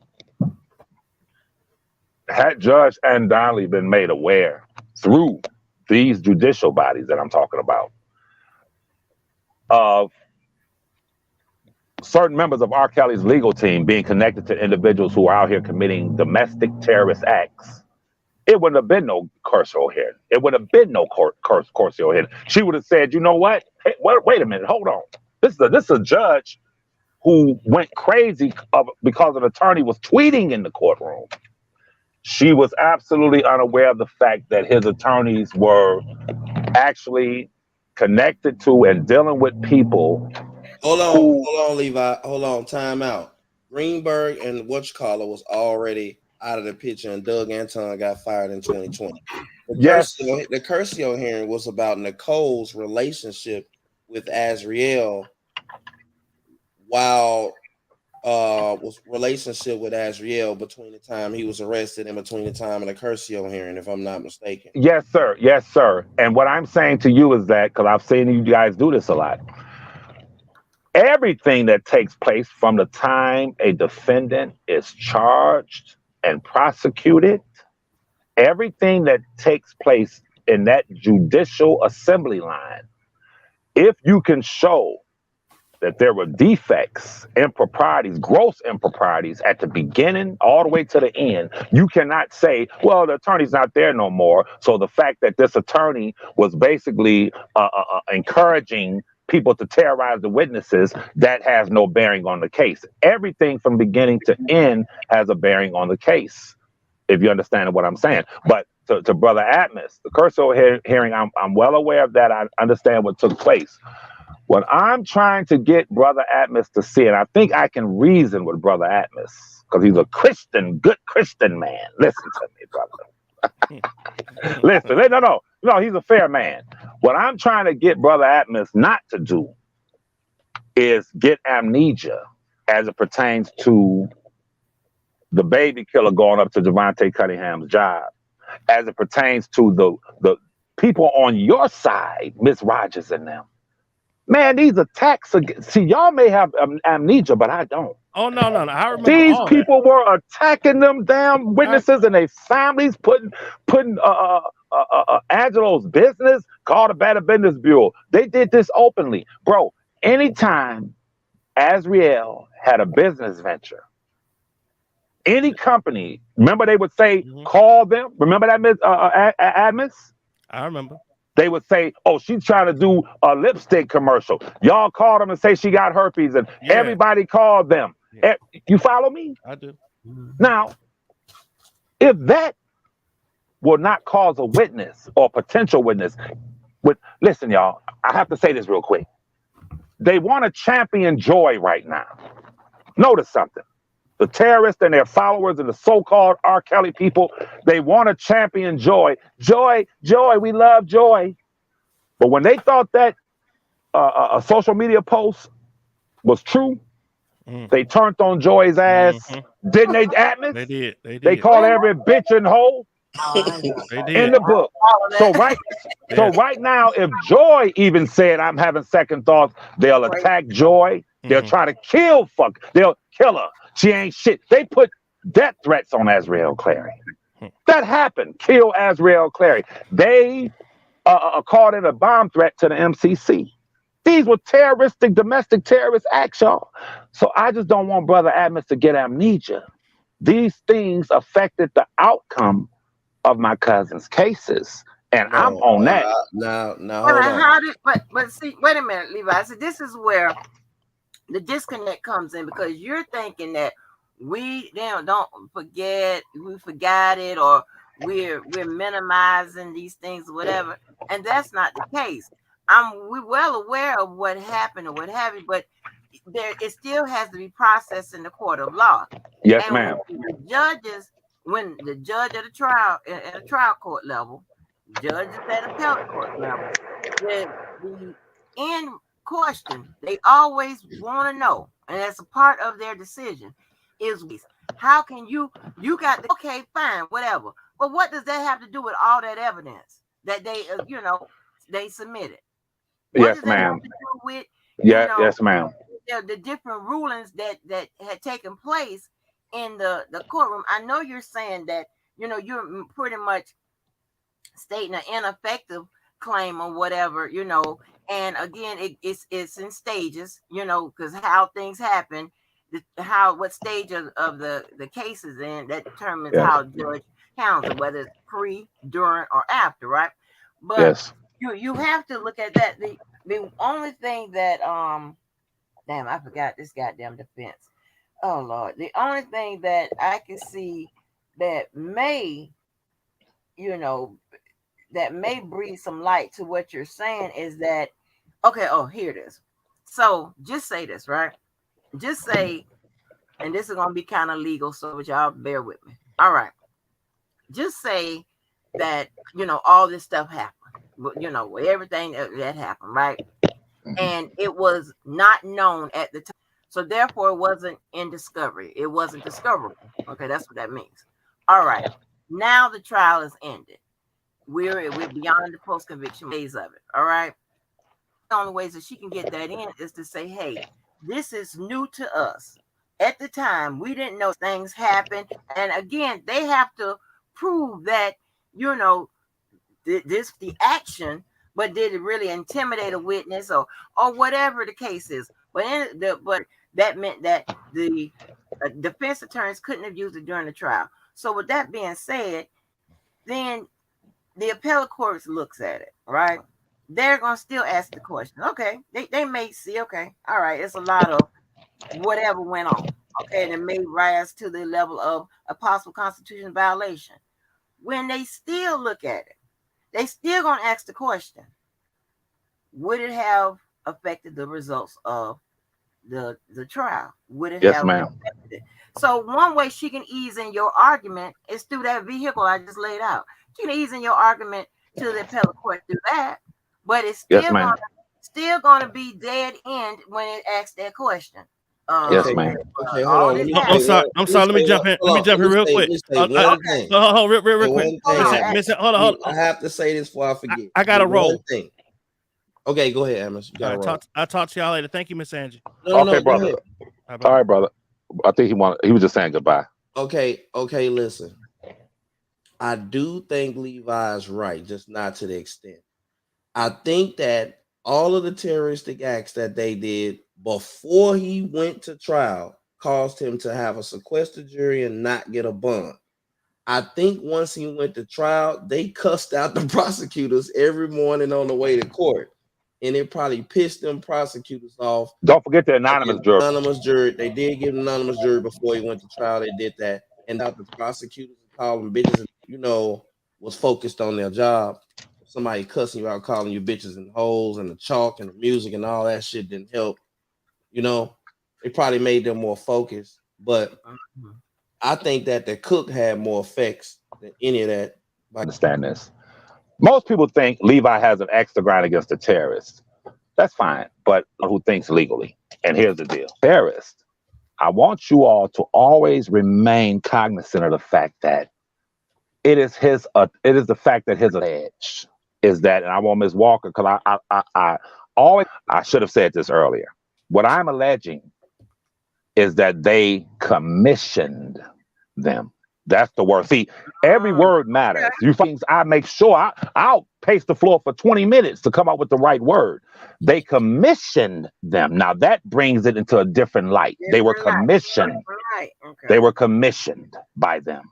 That's a fact. When you have one attorney sitting with, come on, y'all, listen, I don't want to name no names, but sitting with Uncle Ben or talking to Uncle Ben, you're talking to someone who is alleged to have been complicit in trying to bribe one of the witnesses. What is R. Kelly's attorney sitting with this so-called goddamn, what do you say it was, a counselor, a doctor, divulging personal information on her client, saying to him, according to him, I have it recorded, we don't know what we're going to do with the Azriel aspect of this and the Aaliyah aspect of this. Why would she divulge that to a goddamn ex-felon who had been to prison for murder, who claimed to be a doctor, who claimed to be a damn a counselor, but we all saw how he got the young girl over there and screwed her. A guy, these are male, these are despots. He was our secret weapon. What? Listen, bro, I get it. I'm Listen, just fucking with no. I gotta say this, Larry. Larry and Angelo and all of them, they loved it. And if y'all remember, they were over there laughing, and I was the only one screaming, saying, "Do y'all understand?" And I don't fault Larry and Angelo and them. I don't fault y'all, because the game is the game. I charge it to the game. But had these people followed my lead, it would have been a different outcome. Now, does that mean my cousin made the right decisions by listening to people that he had never seen sitting behind goddamn pictures? No, he did not. There's a lot of things that I could say that I'm not going to say, but it was absolutely egregious. I've done my homework, Levi. The cook is the one. I'm telling you.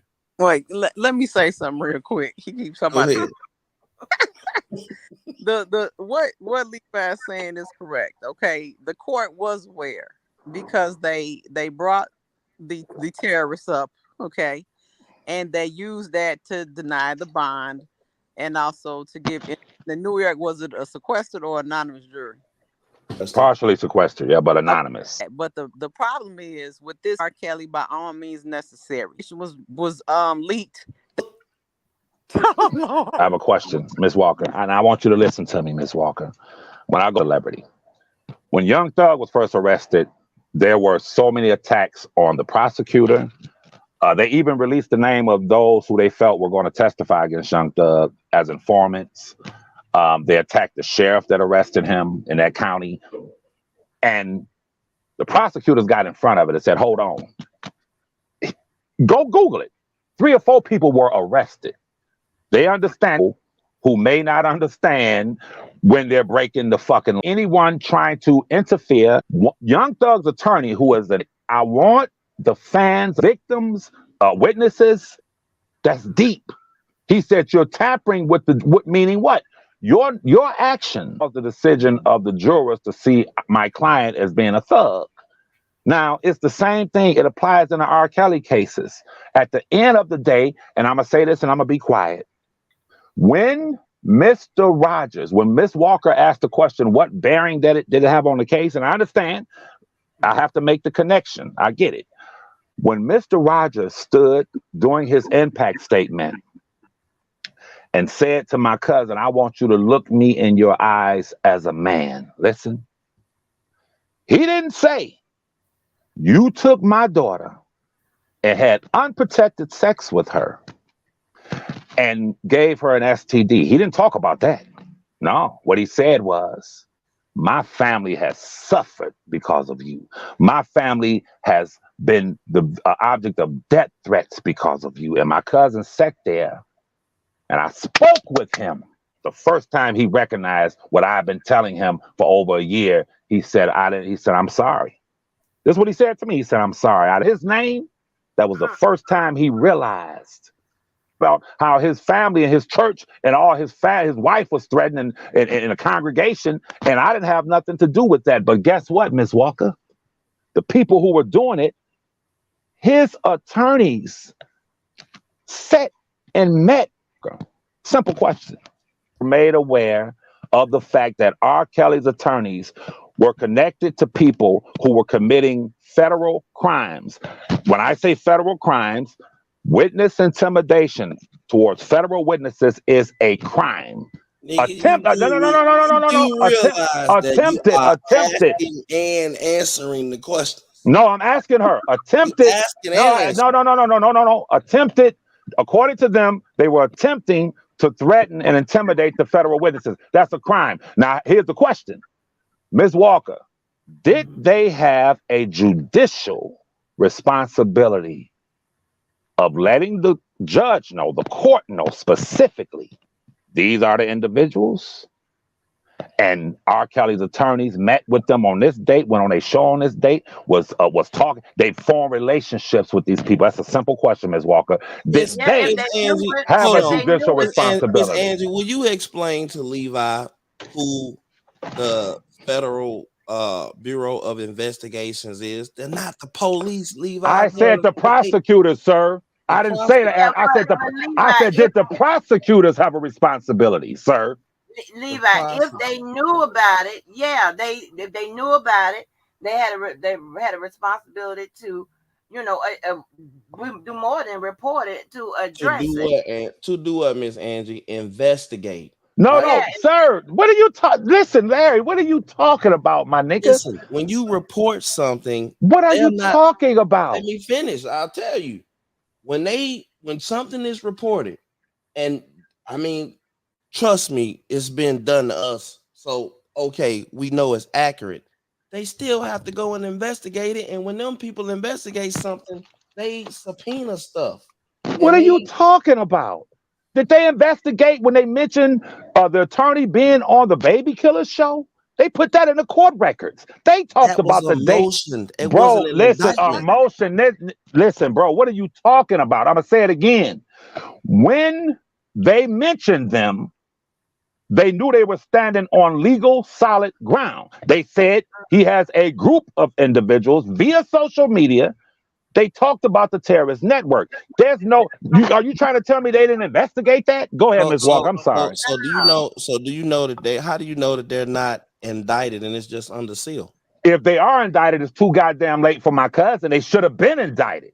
hold on. So listen to this. And one thing I say to Scott, when you're talking about what they put in the motion for, support for him not getting, a bond.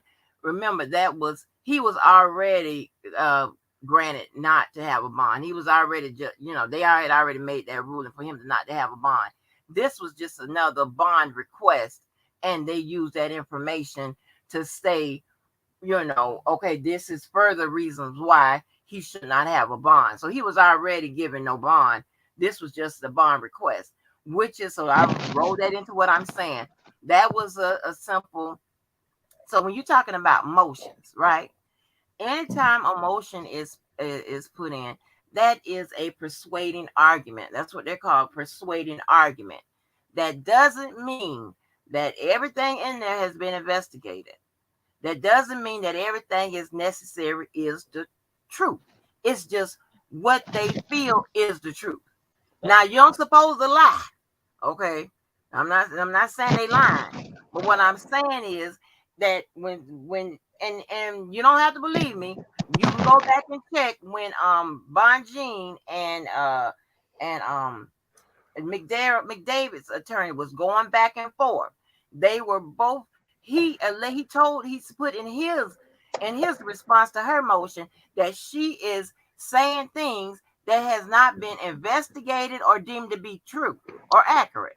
So you You can, got to you go can ahead. put in when you put in a motion, it is just to persuade your side. It's an argument on paper. It You doesn't not mean it's trying to been put the 10 on investigated. the 2. It No. doesn't mean that it's the necessary truth. It's just I'm trying to convince you of something. Now, when you press me and say, "Hey, well, let's take it up a notch," as they did, say, "Okay, well, show me proof that this happened or whatever." Then you're going. That's that attorney's option. That would be up. Well, that would be up to the prosecutors where they want to, further it by proving it or not. But emotion is not the Holy Grail. Is not the Bible. Go ahead. Yes, ma'am. Yes, ma'am. Let me say this. I can say emphatically. See, this is another thing. See, I can't say too much, but I can say emphatically that an investigation ensued early on these individuals. Listen to me, Miss Walker, and I think you would agree with this. Whenever a citizen, especially a citizen with a criminal history of violence, blowing up cars, stalking, all that kind of shit, whenever a citizen can put a state prosecutor, state prosecutor's picture on a board and a federal judge's picture on a board, during a time when a federal judge's home was just attacked via social media, son killed, attempted murder on the federal judge's husband, and if the federal judge had been downstairs, she would have been killed. Considering the climate, when someone can put a federal judge's picture on a board, a state prosecutor's picture on a board, and point to the pictures on the board and say, if I had been with R. Kelly, none of these motherfuckers would be here right now. Listen, would none of these motherfuckers be here right now? When a person can put a federal judge's picture on a thumbnail holding a fucking gun and say, who the fuck is Ann Donnelly? Listen to my words. And that information is passed on to the federal investigators. They must investigate because these are threatening messages towards federal authorities. So let's not pretend that an investigation was not in place from day one. It is just, I'm going to say it again, that the prosecutors, they don't normally make statements. They're not like other people who sit and say she gave that to a federal informant and not just say some shit. When they say something, they can back it up. And they understood, it is my belief that they understood, if we bring this full bloom, if we explain to the court that R. Kelly's attorney, certain members of his legal team are closely connected to these people, it may jeopardize our case. And as a result of that, they chose to remain silent and to keep it at a minimum. They mentioned it, but they did not go further to explain to the court. That's all I'm saying. But as far as the investigation, and come on now, the investigation, that's shit. What? With what you just said, okay, well, if they, if you're stating, well, because what you're claiming is some type of prosecutorial misconduct, right? Yes, ma'am. So yes, ma'am. But if that's the case, then why even mention it? Why even mention it? See, that's what would be the check and balance to your accusation. If that was the intended result, to have some prosecutorial misconduct by not saying anything, we're gonna keep it on the low because this could damage our case. Why even mention it in the motion? Because when you mention it, then anybody, the judge can on the face of them, him or her reading it, they can ask. It could trigger something for them to ask, for them to act. So they don't need either side, to act. Sometimes they can act themselves. And something else I want to tell you. Oh yeah, and what you're describing, right? And I understand what you're saying. That you feel like pretty much that the charges should have been dropped or whatever. Okay, thrown out or whatever, based on the actions of his defense counsel or whatever, which would deem them ineffective and up under the Constitution. A person is supposed to have a defense team that is, one, effective, and two, clear of conflict, right? So, but here's the thing, right? The accusations you're talking about, most likely in the, would only create an indictment for those persons, and maybe create some additional charges from R. Kelly if they can make a connection about those persons to him. That doesn't mean his charges would be dropped. When I say his charges being dropped, I said there was a potential. I said may have. That's all. I said may have resulted. Okay, bro, that's fine. Listen, bro, this is a country of laws, Larry, not a country of men. And that's fine. It plays good on YouTube when I hear Oko say he ain't never getting out. Well, but come on. No, that's fine. That's what y'all do. Do what you do, bro.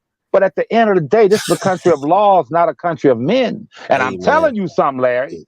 Listen. If one of these judicial, the cook We good. Okay, that's fine. That's fine, yo. Listen, bro. I when I saw Plain as Jane last night, I went to sleep early, but at the same time, when I saw it and I heard Mr. Savage say when he sat next to his daughter and she recognized him, she motioned for the bailiff, and the sheriff came over and said, "Could you please move, sir?" And Mr. Savage said, "I'm in court. There's a judge there. To keep from a disruption, I got up and walked away." I said, when he said that, I said, this is why Oak Cove, Team Truth, Angelo, and Mr. I said, this is why. No, hold on. Let me finish, nigga. Okay. Okay. This is why they have won thus far.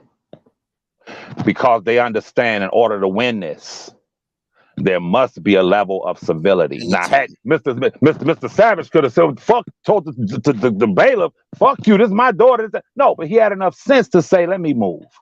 On the other side, these people were playing music outside of the court. Fuck the judge, fuck the prosecutor, we'll kill everybody. Nigga, at the next trial, it's two different methodologies, man. Nigga, at the next trial, we showing up with chalk, we barbecuing. We gonna have motherfucking tattoo booth out there, music blasting, everything. But Miss Walker, would you agree with this? We know from this point on, everything is a shot in the dark concerning my cousin. Everything is, there's a shot in the dark. But I'm the kind of person, I'm going to at least listen in the room, like, where's the noise coming from? I'm going to try to give the best shot. And I believe the best shot is what I'm saying. You fought a hell of a fight. I argue with you on lives about legal stuff, and you threw everything besides the kitchen sink at me.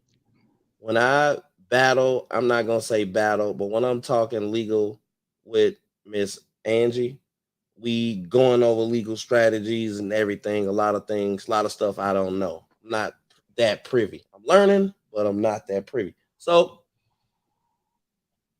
the result was going to be what the result was going to be in trial. What I found out about both of these trials is that I really ain't know what the fuck I was talking about.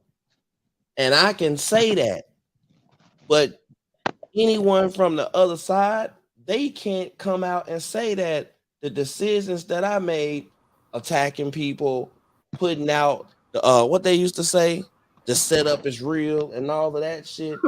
All of that did was keep people from finding the truth until it was too late. Because you have to search out how you're gonna help the person that's hurt. Right. And you gotta figure out how to fucking convict the person that's on trial. So it was a bunch of people running two different places, and then when you stick two idiots in the middle of that and cause division to where these two groups of people are no longer talking to each other and having diplomacy, you really got a problem then, because see, that's where it gets personal, and that's where the acts of violence come in at.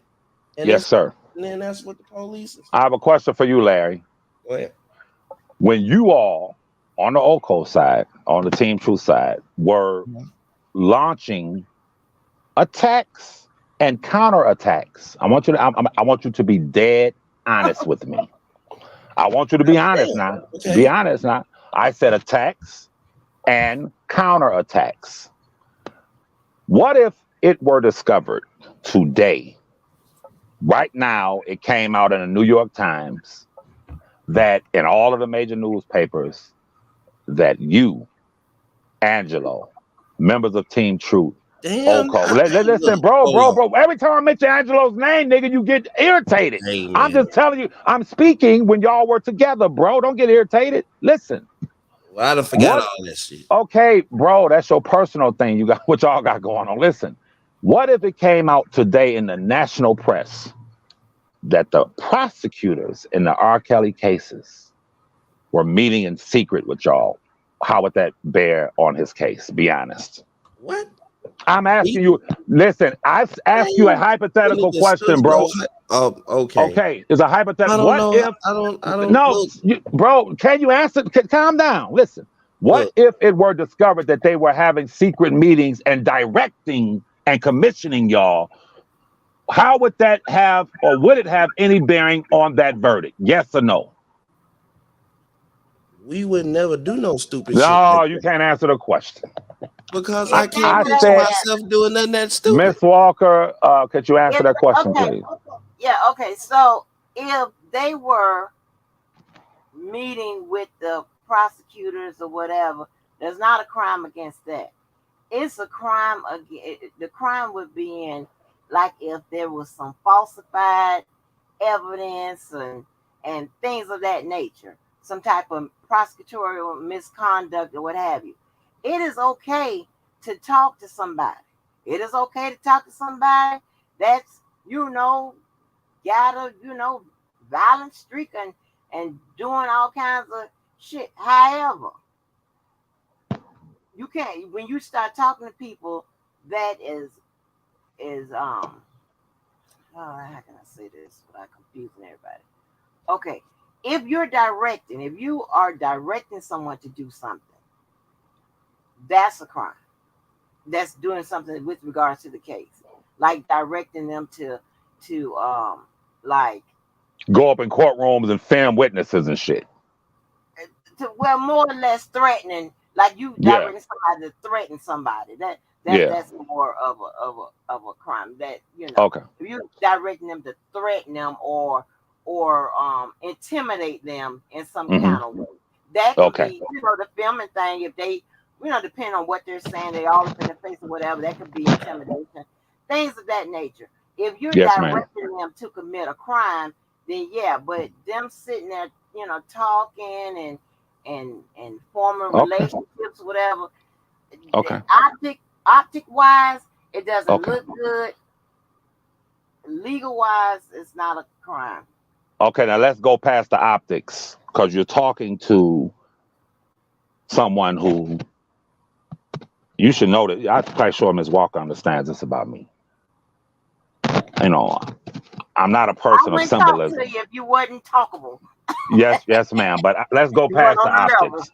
Let's go Yeah. past the optics. Let's go past the optics. Let's go. Let's get to the real deal. And I don't fear none of his past attorneys. I don't fear no one or nothing but God. So I'm gonna say this much on here. Oh. Let's go past the optics. I had an opportunity to speak with one of his attorneys in the heat of this shit, in the middle of the storm. And I said to that attorney, I said, I've only spoken with the attorney one time, and it was just a conversation where I was connecting in on it. Okay, fine. And I, being concerned about my cousin and the direction that this shit was going, I had to ask him. I said, let me ask you a question. That person that you're talking about, that baby killer, Oh. listen, Ms. Walker, we talking about crimes.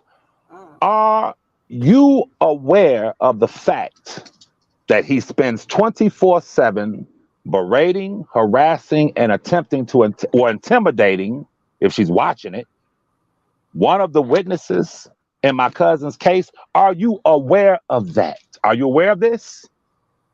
That attorney's response to me, Levi, and I'll testify with my right hand raised high as fuck on a witness stand. Oh.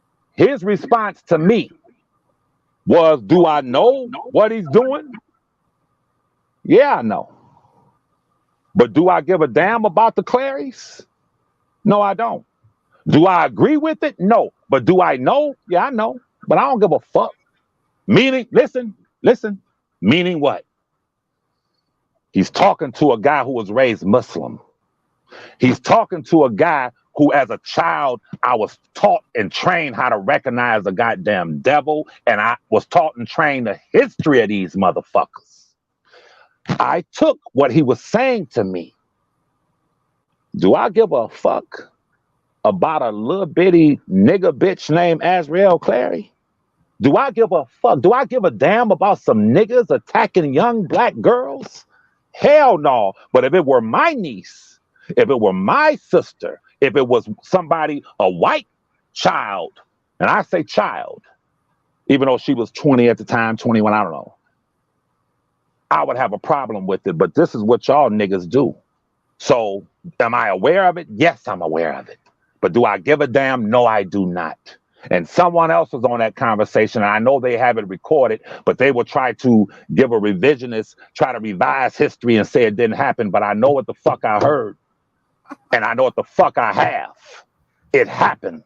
And when I hung that phone up, I was so upset because he thought he was talking to one of these pitiful, uneducated niggas who was impressed by him being R. Kelly's attorney. He didn't know he was talking to a man who never gave a goddamn about my cousin's celebrity. He was talking to a man who was raised Muslim. He was talking to an intelligent man, and he was talking to a man who loves black people, black women, black young girls, boys, my people.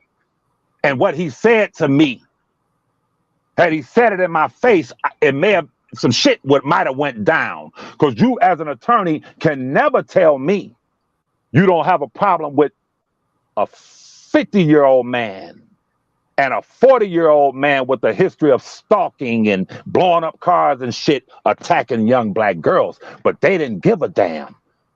They don't give a damn about my cousin. It's about money.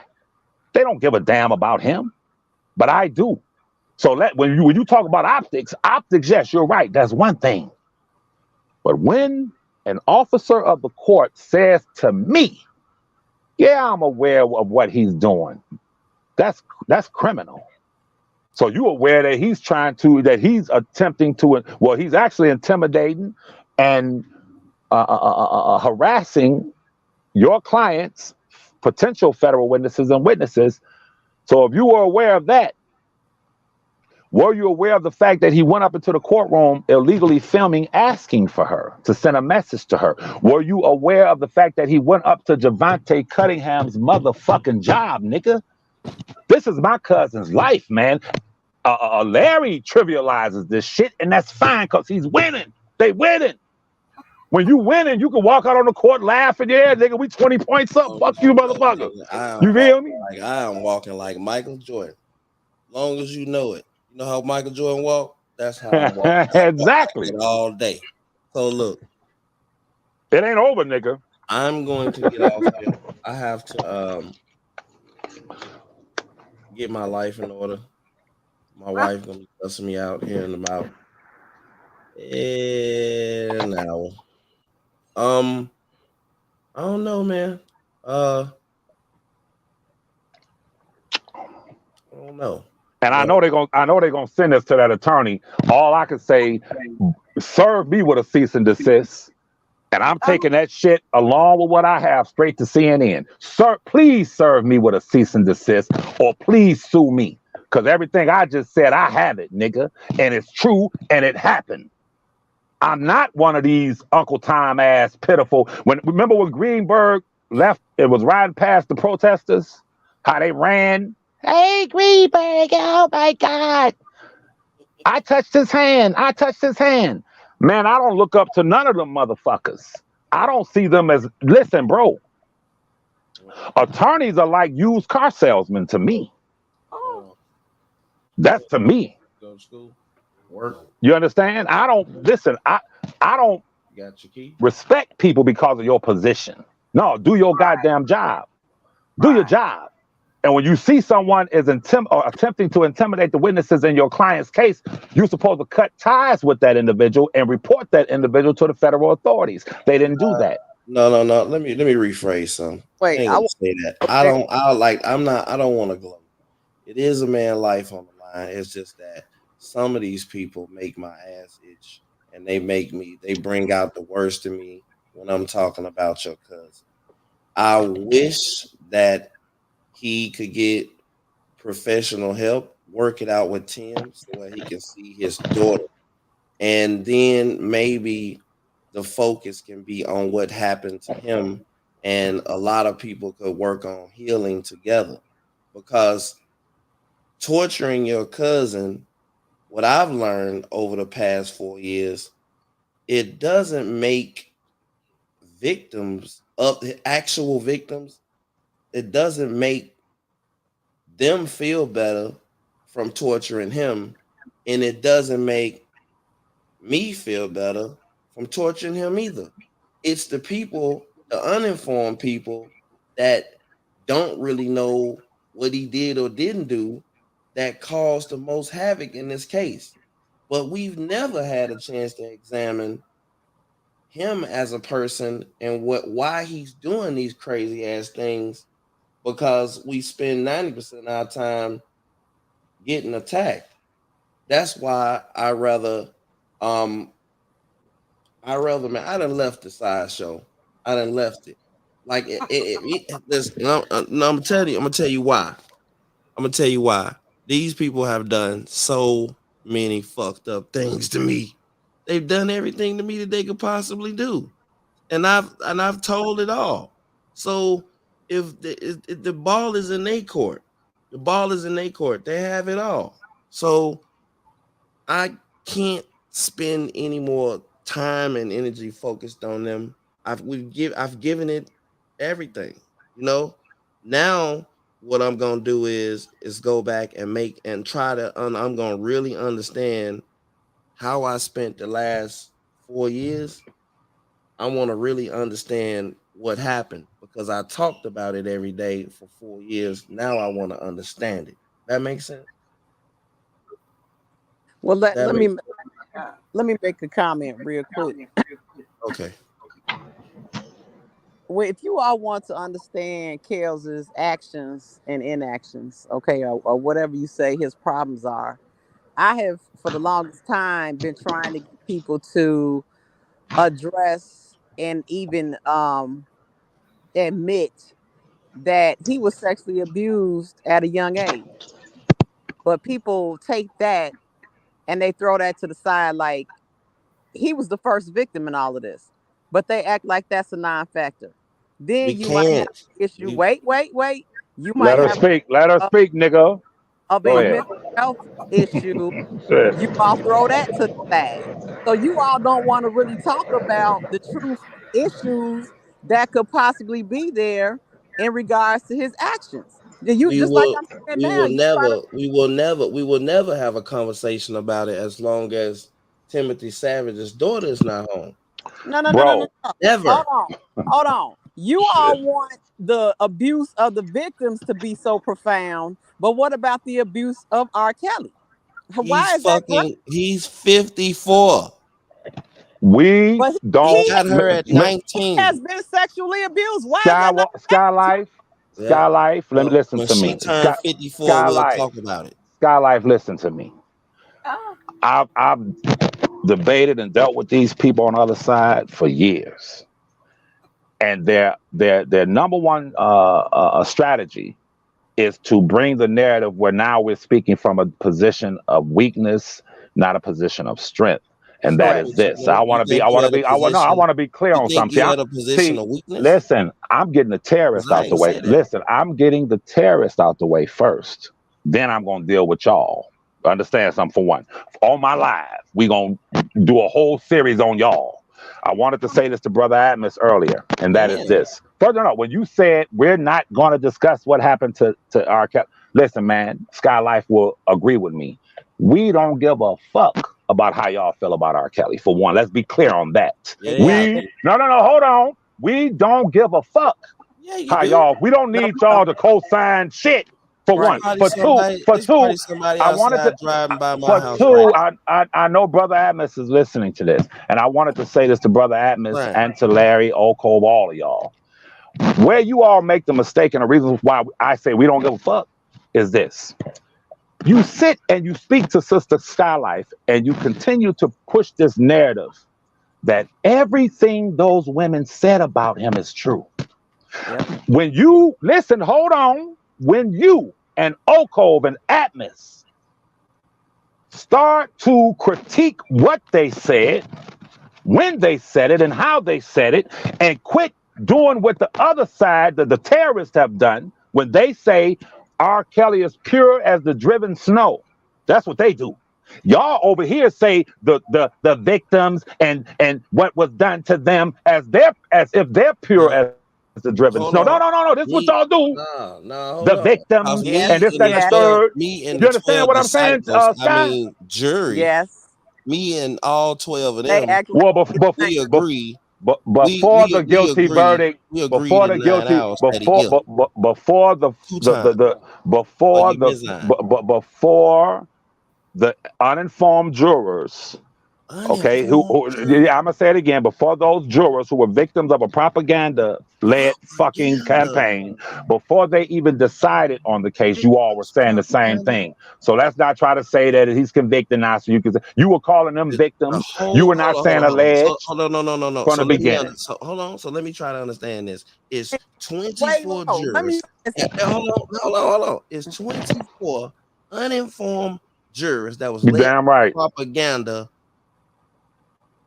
and they still didn't have the effect that one cook had. It was 24 uninformed jurors who were oh, anonymous, who went in Anonymous. thinking and plus I'm sorry, Scott, go ahead. So no, 24 I just wanted jurors. to let him know this. This is not about these alleged victims that you all try to praise. It's about They're taking no Kels longer down alleged, by Miss any Scott. means They're no necessary. longer alleged. Okay, they It don't is give a They're damn alleged. now guilty. about They're not no alleged. They're It is victims. alleged. they don't When he came care about guilty, they these stopped being alleged. victims that y'all trying to praise taking R. Kelly down. It's not about them. They use them Not taking to them. take R. Kelly down. They could give a damn about They them and their use experiences, what really happened. so damn all of the things that has been corroborated and on tape and everything. They use them to take him down. Well, Who is they? let's start with the But they beginning. personal experience. Let's start with the beginning. Was Ashante McGee telling the truth in the beginning? Ashanti McGee ain't in the case. Oh, I'm asking you. Well, neither is Joycelyn Savage, nigga. You right. Okay, so don't play that game. Neither is she. So let's not say you She have to not. be in the case. She not. Okay, so what the fuck you talk? What are you talking about then? She's not in We're the case. talking because we're talking about his case. We just Okay, Or named but two people no, that Javante you ain't in the just case. said, Cunningham, or bro, you Javante Cunningham was in the case. you've been sitting up here talking about Joycelyn Savage for the last 5 days, Yeah, I have. Cause and her she's father, not in the case. cause I wanted her to go home. She don't Okay, gotta be but in when the I case. bring up but when I bring up Ashanti McGee, says she's not in She the not in case. the case. Answer the And she question. See was what they do, named. Sky? Oh, wait a You minute. see what they do? Wait a minute. And she was named in the case as a worker and not a victim. I'm gonna ask you She's again, an sir. enabler. She worked for your cousin. I'm gonna She ask you worked again, there. sir. I'm gonna ask you again, sir. Okay. When this was set off by a slew of accusations put forth by Ashanti McGee, was she telling the truth? Yes or no? Was her I don't account know. truthful? Was it Okay, in the now you don't know. Ain't nothing to was it talk in the about now. I don't Now he know. don't know, Miss I don't Walker. I know. don't know. I yeah, don't See know. what I'm saying? You say you're dealing don't with? I know. don't know. I don't know. Because she worked for But let him. me say, She was an I don't enabler. know. but She wait, worked for let me him. say this. And while y'all sitting over there trying to be all high and mighty, y'all was over there talking to these witnesses, quote unquote, victims as well. But it was just swept up under Like the rug. who? The bus Hold on. Don't put drivers, something up. the Hold on. teachers, and Hold the on. handlers, Hold and on. all these Hold on. people. Y'all was in Hold direct on. communication, Hold on. witness Chastain. Hold on. tampering with Like these who? people. Like Hey, Let's who? put it on the But hey, table. hey, Miss hey, Who? Scott, I'm hey, glad you brought that up. Hold on for a minute. I'm Oh yeah, glad I'm you bringing brought it up. that up. He want to So act like because they you all over that crystal clear and smooth. I see you. right, so therefore Like who? you know that there is a line between witness tampering and just talking to a motherfucking witness. I'm glad you brought that up. yes, ma'am. That's what I'm talking about. That is the clear and concise way that you can show a contrast between the two. You Yes, can, ma'am. like I said, you can talk to somebody, a witness, or whatever, just because they a witness in a case or whatever. That don't mean they got to sit up there and put on a goddamn mask over their whole face and The stand yellow around. face and shit. Don't Exactly. say nothing, whatever. But but it's the Oh, Got action. baby mama It's the action. talking to her, talking to yeah. me. I mean, come on Att- now. attacking Y'all Nick, was attacking Nick at night and shit. But hold on, nigga, Attacking wait. Nick at night. Nick at night attack But me. that's not against the law. Yeah, yeah. Hey, Skylife, and Miss Walker. If you really want to get down to it, from what I heard, the talk on the walk is that even some of the leaders over there was sleeping with the goddamn alleged victims. Now hold Right. on, Sleep Ain't with no the leader over victim. here. Yeah. hold on. Yeah. Let's talk Sleeping about with that. the team Hey and the man, victim. hey, keep our All business types Victimizing in of them house. right. twice and shit. Keep our Huh? business Victimizing in them house. again. Keep our Yeah. business in house. You know what I'm saying? Keep our Skylife business in house. victimizing them Y'all again and putting shit. all our Hold business on. out in the street. No, Don't be putting y'all all our are business not out in the gonna be street. allowed to come across as if you are the That gatekeepers ain't of truth and shit. Thank you. That And ain't holiness. look. They act Hold like on, they And so holiness. holy. hold on. That ain't how this go. This is how I go. We supposed to talk shit about y'all. Y'all Nah, supposed to be around here nah. talking shit about us. Y'all, I'm tired of y'all sitting over there acting like y'all the Holy Grail. No. We Yeah, calling you out. exactly. Nah, we all be floating around over here like little angels with wings. Man, Good. Yeah. hey, Brother Atmos. I saw Brother Atmos. They almost took the remote and threw it at my screen. Brother Atmos was sitting there looking all holy and sanctimony. He said the victims and what was done to the Jackie girl. And he's sitting there talking about the victims. And I said, Brother Atmos, knock it off. Right. Let's Cut it. stop. Now, come on. Hold on, Come on. Hold on. let me explain. Go ahead. Hold on. Go ahead. Listen, man. Brother Atmos, listen to me. I've seen that scene. I've seen it with my own, not my cousin, but a lot of times people will come to town and if my girl wanted to go to whatever, I'll drop a call. My cousin will hook me up with tickets. I've been backstage. I've seen it all. And we cannot, when a Did you go girl, in the sprinter van? There's hold on, always somebody special in that sprinter van. let me say this.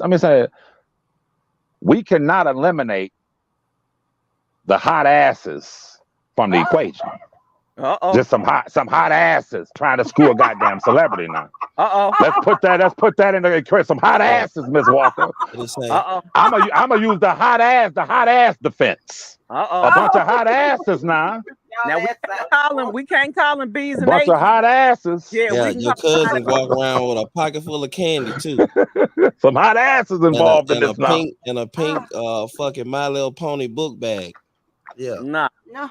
The women over when there your cousin bought you them tickets, did you take a look in the sprinter van? I'm pretty sure it was somebody out there balled up in a blanket. I saw a lot of hot asses. That's all I know. Yeah, balled up in a blanket. All the way. Hungry than a motherfucker.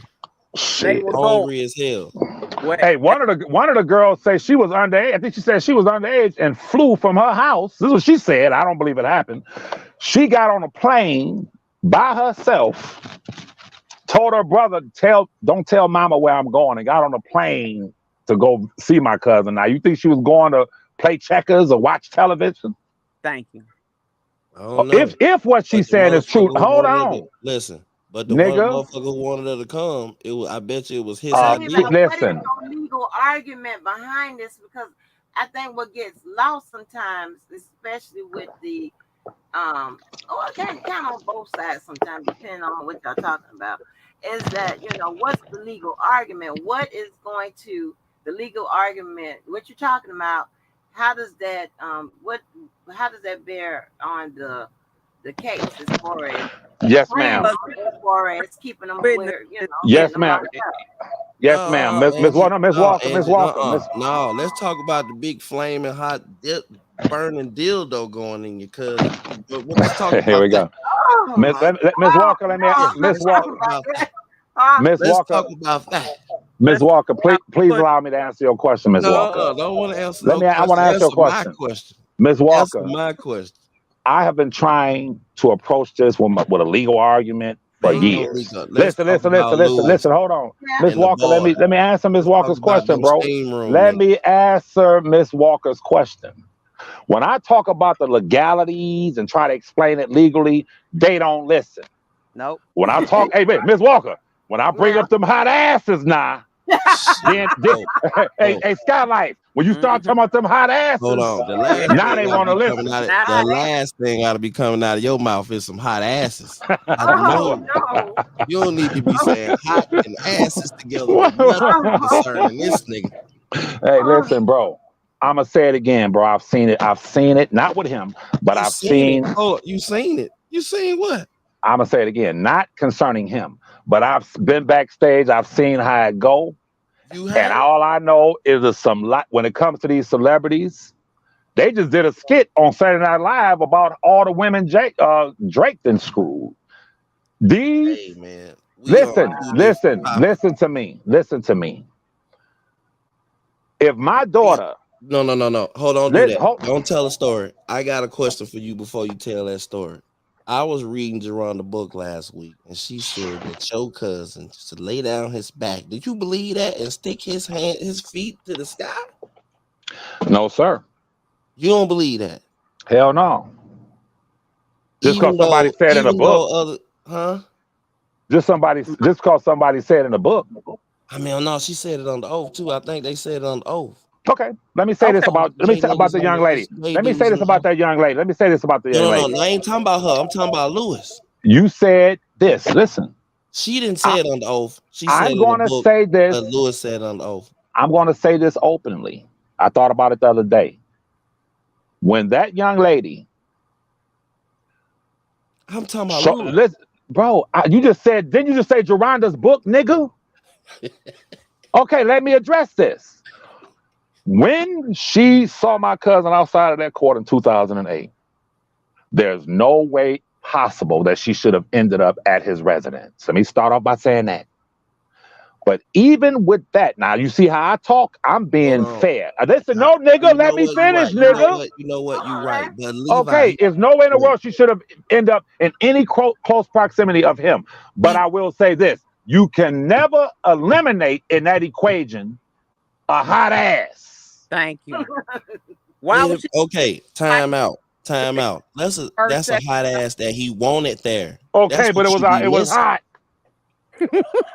Yeah, Hey, Miss yeah, Walker. it was Hey, real hot. Miss Hey, Walker. hey, I've when she I've grabbed, wanted. Listen, I've met females that wanted a lot of asses, but the ones I got were hot. hey, and Oh what you know no. what? Who said And you know what? somebody do And you that know, and and you act know like what? the same?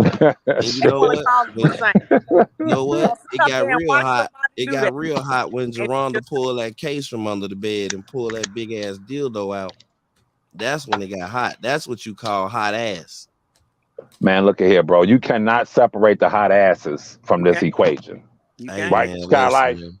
That makes the case. Look, absolutely. your cousin wanted her at the trial. Do And you I'm gonna say understand? something. Hold on. This is a serious note. Do you know a year before he went to trial for Geronda, not for, for Rashana, he met Geronda at the trial, and a year before that, he had a house full of teenagers over there. He was fucking Lewis in 2007. He went to trial in 2008 and had Geronda at his house in 2009. This nigga a motherfucker.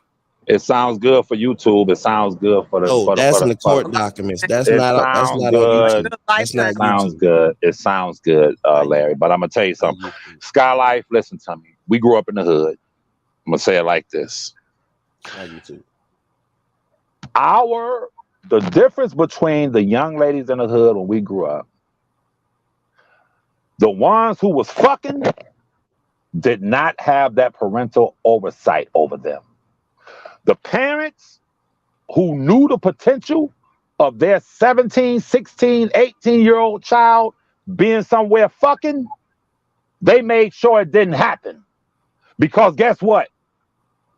The girls would have to go to school, skip school, and change clothes to go school. So you want to blame the parents for No, your cousin I'm wanting to giving you fuck the the facts, parents' nigga. kids? That's I'm giving you crazy. not now you're playing the game. You're I'm playing not the playing the no, game. you You you're want to blame playing the the parents, game. but you don't want to blame your I'm gonna cousin. say it again. I saw my little cousin out one day during school hours. I said, wait a minute, is that her? Me and my other cousin. I said, is that her? We called her mama. She said, stand down, I'm on my way. When she got there, we jumped out the car. She was over there visiting some nigga. You sure Her she mama wasn't went with in there your and said, other listen, cousin? her mama, listen, I'm gonna say it again, bro. We had oversight. I'm It just ain't got fucking nothing to do with with you. my cousin. I'm just We fucking. had oversight. If your ass was supposed to be in school, I remember I was walking with a nigga one day. We walking through the mall early. That nigga started taking his belt off. I said, "What you doing?" He said, "Oh shit!" And he turned the corner. He said, "I thought that was my daughter at the mall." And he put his belt back on. He was about to tear ass up in the mall. We had parents that if you were here or if you were there, we knew. If you skipped school, then you had to circumvent the process in order to do what you do. So don't you ever tell me. It's too many, Levi. I'ma say it to you again. It's over a hundo. I'ma It's say over it to a you hundo. again. It's too many. If we cannot acknowledge and be honest We all when it being comes to honest. our daughters, you want to know where they are, what they doing, this, that, and the third. So you don't think your cousin did nothing? Now that's what you play. You play that game. You don't Let think me you ask did this a nothing? question. Can I You ask play you a that personal game. God damn. Go ahead. Can I ask you a question? Uh-huh. A personal question. Yeah. Which one of the alleged victims would you want your daughter to be like? What I want my daughter to be like? What do you mean? I'm saying Simple, which simple question. Anybody daughter could have got caught in this Oh, situation. really? no. I said which one would you Anybody's want daughter. her to be? Which Which one one? Why would would you I? want her to Why would be? I want my daughter to be somebody else? Both of my daughters graduated from college. What are you No, talking about? this is the point. If these women are so great and so holy and to be respected, which one of these women? I never said that. What? Oh, you never said that. Okay. No, Okay. I've never said that. What I'm saying Now, is you all that straight that they are holier than thou and no, they walk over. I've never said that. I've never said that. These girls' character will not be judged because of their relationship with R. Kelly. This is some shit that they're going through because of him, not because of them. No. I can't let you get away with that. And me and You Angie had have a to. You don't conversation have a about choice this because it's the truth. No. Listen. In order for them to get there, they had to be going. Okay. They And when had to be going in order, and there's millions wait, let me of finish. older Let, age women that wanted to be there, let but me he finish. wanted kids No. there. Let me finish. Go Okay. ahead. And don't paint the picture that they was all underage because that's not the case. Okay. Well, the ones in the case These is women were going, okay? And that's how they got to the point of staying there, being part of this brothel and having sex with each other and all this other stuff carrying on. They were going for it. That's how it happened. If you have a respectable female who carries herself and has goals and an actual life and a job, they're not in a situation like that. hold on now. So You told me, I didn't talk to you for years. You told don't me try and that say you was out. I Hold on now. Hold on. You said you was out here fucking older age I men. that. I never So told you the that. But they you didn't told tell you. me you didn't I, tell me you didn't tell me that you I was never sleeping with told you that. older men. I never told you that. I don't even like older guys. So no. So No, when I you never were told you younger, so you ain't tell me when you was younger you was messing with older men. that. Never told you that. Never. Okay. That's Well, what why your would you want people that for some? If that that's if what that's your true, people why try to would you say want about that for? to try I'm to not. degrade. They No. wanted I to would make never do that. I would never do that. I was asking. I really thought that we've they had told multiple. I remember you asked me that before. That's because they told you that. One of your people told you that. There you None of go. my people told me that. I don't talk to you Yeah, too much There about you it. go. There they you did. go. That's what they What do. the hell? That's what they do. But listen, Larry, That's you what they had do, really? listen, you had the young chicks, 17, 16, 18, well, 16, 17, who wanted to hang out, smoke weed, screw, and they were with their peers.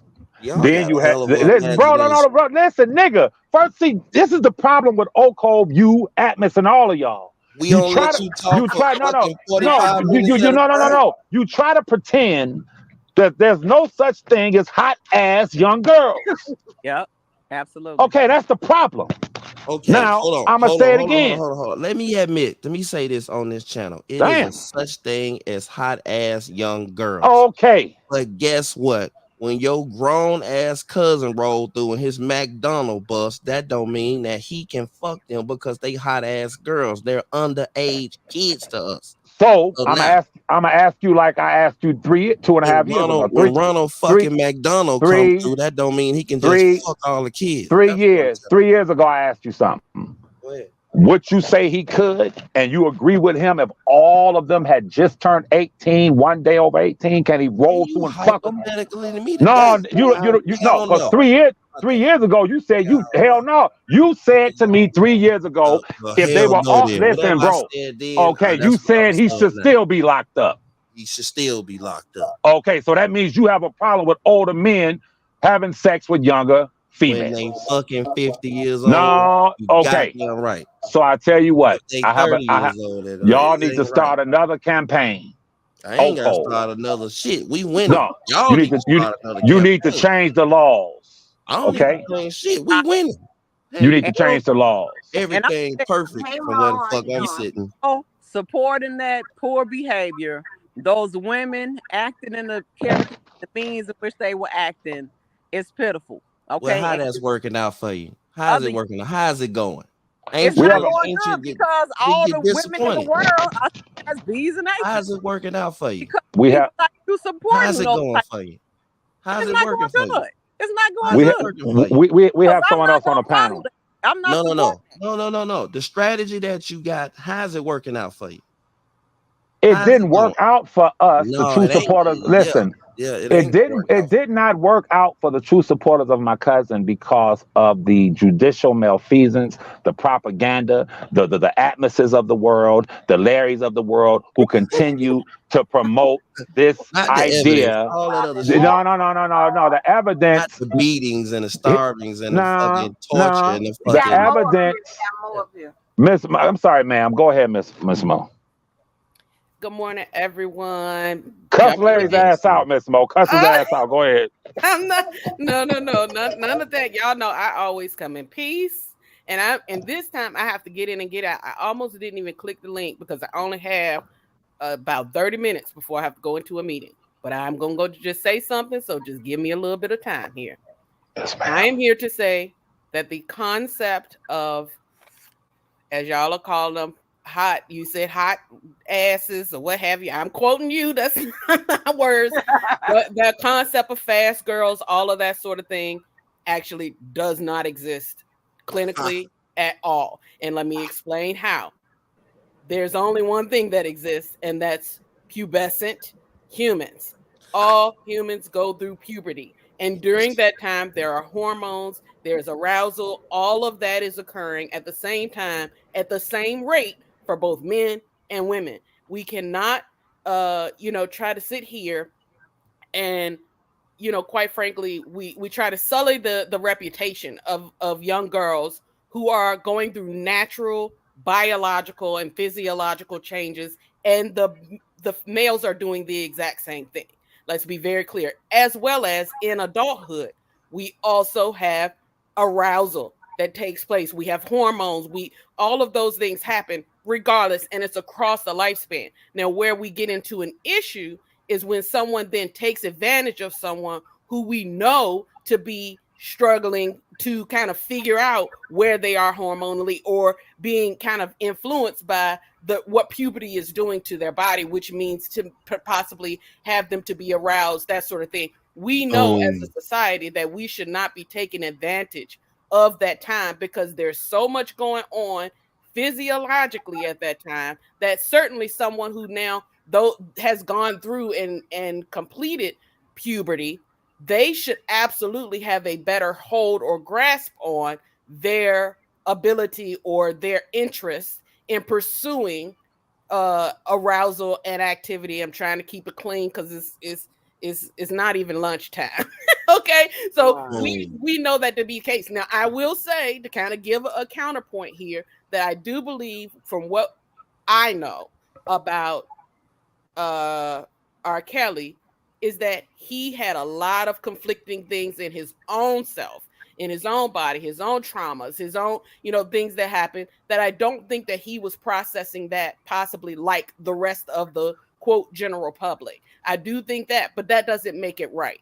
And so I do think we have to absolutely get rid of this concept. It is a patriarchal concept that the fast girls are moving at lightning speed, and there's all these lolitas just running around who are throwing themselves onto other males, while the males are just sitting there crossing their fingers going, oh gosh, well now you put me in such a vulnerable position that I have to engage. And more so that adult males who've already surpassed puberty have a better control and management of their sexual desires, that they are also succumb to that, and therefore they are a victim to the Lolitas that are out here, as opposed to they're engaging knowingly and willingly with individuals that they know are possibly struggling or going through hormonal changes that are natural and that also might even be unreasonable at that time. So I just have to come in and say that part. Please.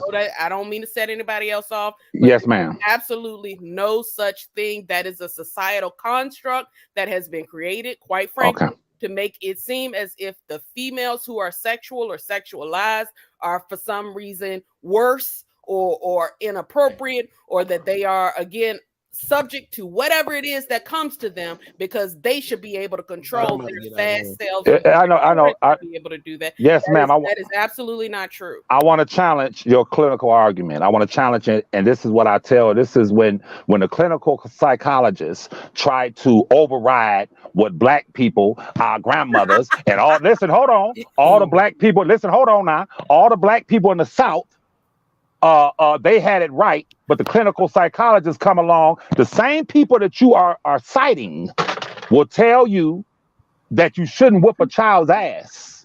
So when you say, and I'm not being disrespectful, I'm just being direct. I understand your clinical position, but the reality of it, ma'am, is this: the old folks in the South knew that females were far more advanced when it came to that pubescent. When they started smelling themselves, oh, she's smelling her own pee. They understood is a difference between the female dynamic and the male dynamic. Now listen, I have driven through drive-throughs. Let's just say at the time when I was 30, 45. And I've seen young girls who couldn't no more. They had to be 17, 18 years old in the drive-through. I always tip anyone. I'll say, keep the change. I go back through. I've seen young girls. If you ask every male that has a nice vehicle, you dress nice, you're doing your thing, they'll tell you, hell yeah, young girls flirt with me. But you're not going to find young 15, 16, 17-year-old boys flirting with highly achieved women in Benzes, Suburbans. When they come through, the boys will say, thank you, man, thank you. But the boys' minds are not on flirting with that 35, 40, 45-year-old woman that's well accomplished. But the girls' minds, I know what I see, will smile. I've been places where they'll see my whip. I'm dressed nice. I've seen the young girls 16, 17 years old go on the other side of the counter and switch, bend over, poke their asses out. So let's not pretend because these white folks say that there's no such thing as a hot ass, that they can override what our grandmothers in the South taught us. Girls are far more advanced sexually when it comes to that time period when you have a 15, 16-year-old boy who's trying to go outside, play basketball. His mind is on that. That 15, 16-year-old girl's ass can get hot and she'll switch. And this is why our parents and grandparents, when the little girl would come downstairs, girl, get your hot ass up, get your ass, watch her. See, this is the problem. And Miss Denise will tell you this. Our black women would say to the aunt or say to the cousin, hey, watch her. Watch what she's doing. They'll sit on the porch and they'll see the 16-year-old, the 17-year-old walk down the block. And they say, yeah, girl, she's smelling us. So watch her. Watch her. They weren't saying that about the boys, Miss Mo. They weren't saying that about the boys because the boys was trying to play basketball, football in the street. The boys' asses were not poked out thinking about sex. Mr. Levi, I'm gonna jump in, and I knew I shouldn't hit this link because I can do this we can do this for a couple hours, right? And if I get done with my meeting and y'all are still on, I will jump back on. So I'm just gonna say this, and then I'm gonna have to jump off because I do have to get into my meeting. Oh, I have a question. So, okay, hold on 1 second. So, I'm going to say this. One, I am from the South. Two, up, two down, Virginia all day long, and all my family is from. Ain't nobody pretty much from up top, as you say it too much. That's a whole other side of the family. I said at least the real southern side of the family, right? Here's the thing, no sir, and I'm going to tell you why. And this is not just what white people have told me or the textbooks. This is actually research, okay, from largely black people. The concept of a fast hot girl or whatever actually is derived from slavery, where the slave masters justified overtaking young females, okay, and they would accuse, instead of taking their responsibility and accountability for it, they then said it's because you all are so bad, your daughters were so hot, they were overly developed, so on and so forth, therefore I had to overtake, they forced me to do it. That was how they justified it to their wives when a baby popped out that didn't look like it was one of the people in the slave quarters that had it. That is actually where that came from and derived from. That is not a white concept. It is a concept that was placed upon our people, and we have continued to take it on the same way with you. You mentioned, spankings and that sort of thing. I'm not in any way trying to tell people how to raise their children or anything, but the way that we perceive that and the way that we process that within our community is an exact derivative from slavery, and that is in textbook after textbook. Yes, ma'am. And for those people who are against critical race theory and that sort of thing, it talks about some of those very same things and how it has shaped our society. Yes, ma'am. We believe those things, and you talked about specifically the women from the South. Where was that's where the worst of that sort of thing took place, and then it kind of continues to permeate our culture in a slightly different way, but with the same concept. And what it does is it again releases any sort of responsibility, right, for doing things that you really shouldn't be doing, and it places an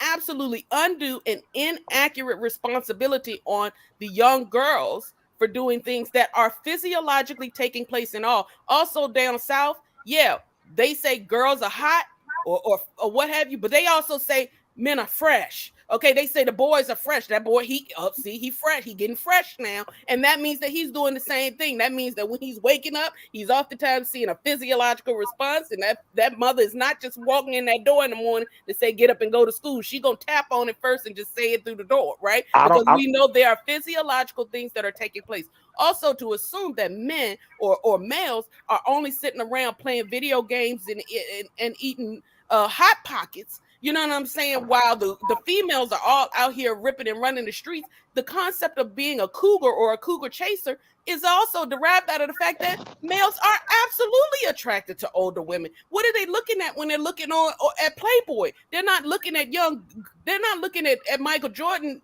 dunking.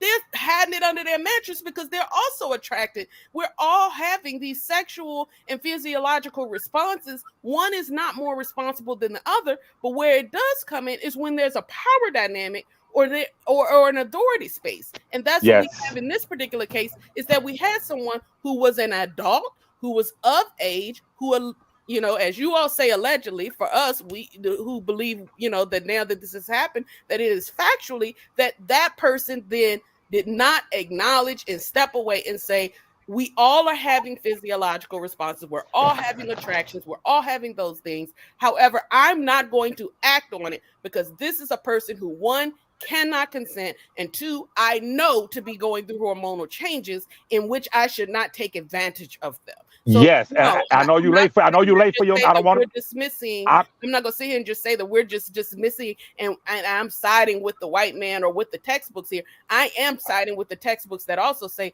that slavery imparted some things into our society and created some constructs that are still destructive to us right now. Yes, ma'am. I do have to jump off. Okay, just listen to me. 5 to 7 minutes. Okay, cool. Listen, I don't want you to be late for your meeting. What you described clinically is absolutely correct. Here's the difference. That young boy, which we were all those young boys, hiding the Player magazine up under the magazine, masturbating, looking at the women. The difference between that young boy and that young girl is that when we saw women who looked like those women in those magazines, we didn't think we could screw them. When the young girl sees the older man, she says, I can make this happen, for one. For two, yes, you're an intelligent lady. I observed this about you early on, and I said to myself, this is an intelligent woman who was raised in the South, who has abandoned most of the precepts and concepts of the South because you have been indoctrinated into academia. Listen, you've been indoctrinated, and I'm going to prove you've been indoctrinated. Let's make it simple.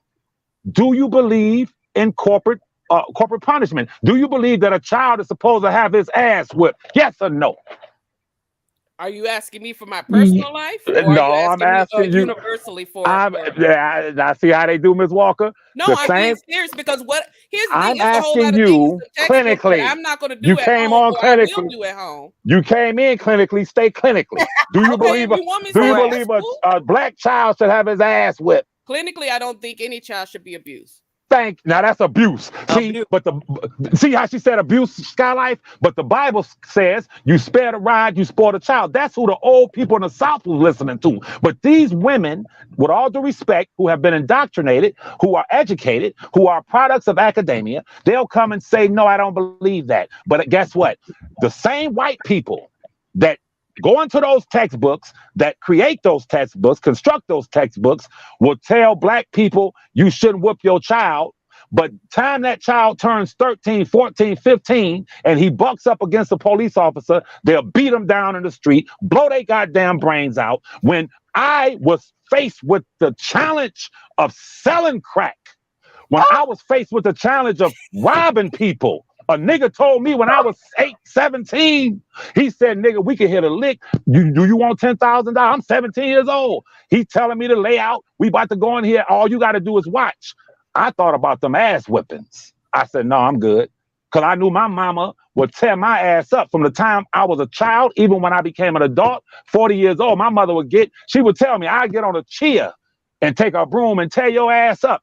So the same clinical scientists who can put these things in textbooks are the same clinical scientists that sit with the people who own the prisons. It is or it ain't, Missy Mo. It is or it ain't. Either a child is supposed to have his ass whipped or not. Either young women are more advanced sexually than males or they're not. You can believe these white folks who write these books and sit and draw up their hypotheses and theories, or you can believe what we were all taught by the older people in the South who understood the nature of things. Well, no, they were under. Hold on. I gotta say this, and then I definitely gotta jump off. One question.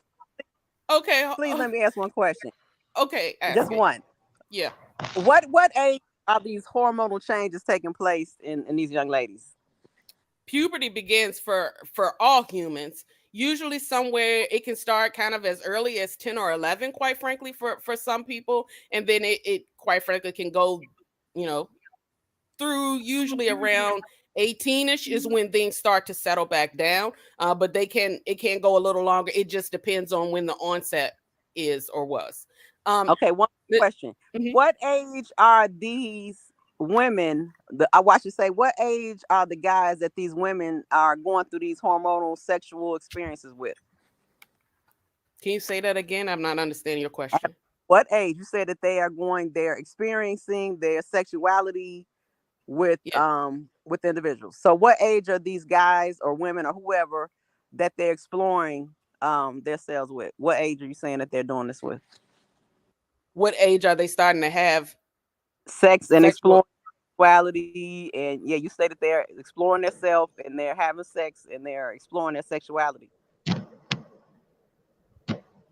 That depends on the person. That's not a specific age that people lock in on. You have some people who wait until marriage to explore those things. Okay, what are you saying? We came on here talking about young people. You mean exploring their bodies? No, exploring the world, going out to fuck. Yeah. With all due respect, explore, to go out to get to fuck. Explore. Yeah, let's go. Let me make this happen. Trying to find trying to explore and find out their sexuality. That's what you stated. Yeah. The Well, as females far go as out to explore that shit. as far as exploring their bodies and recognizing that their bodies are changing and feeling those sorts of things, it happens throughout the puberty period that I just described. Now, You as far as diverted. when they choose to act on that, again, that varies from person to person. Oh Um, no, Miss, Yes, you diverted. Like the Yeah, I'm not white trying to. men. Maybe I'm not understanding the question. No, it's simple as this: to explore. For me to say I want to become an astronaut, okay, I'm thinking that as a child. But when I go out to explore, that means I'm going to talk to professors. I want to go out. When we, as young human beings, yes, when we come to that stage where we're interested in sex, her question was, when, at what age does a female, I'm gonna put that on it, go out to explore, who really want the experience? I want to explore this shit. I see this nigga R. Kelly riding through, as Larry would say, the McDonald's. I want to screw R. Kelly. The 15, 16, 17-year-old male can see Halle Berry and go home and jack off and fantasize about it. But the female understands, I can do this. I'm going to explore this. I'm going to go at Drake. I'm going to go at this one. I'm going to literally lay in the bed and screw them. All right. There's Now, a difference. okay, hold on. Let me clarify something. I'm understanding now what you're asking as far as when do they start to explore.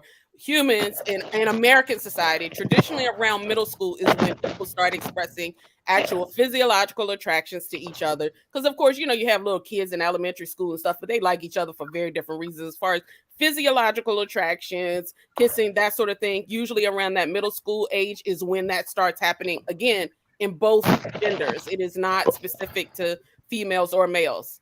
Where is JoJo when I need him? It's gonna take JoJo to break Missy Mo. It's gonna take Why JoJo do can you break her always try to put down. Mr. I JoJo need on JoJo me? to break her down.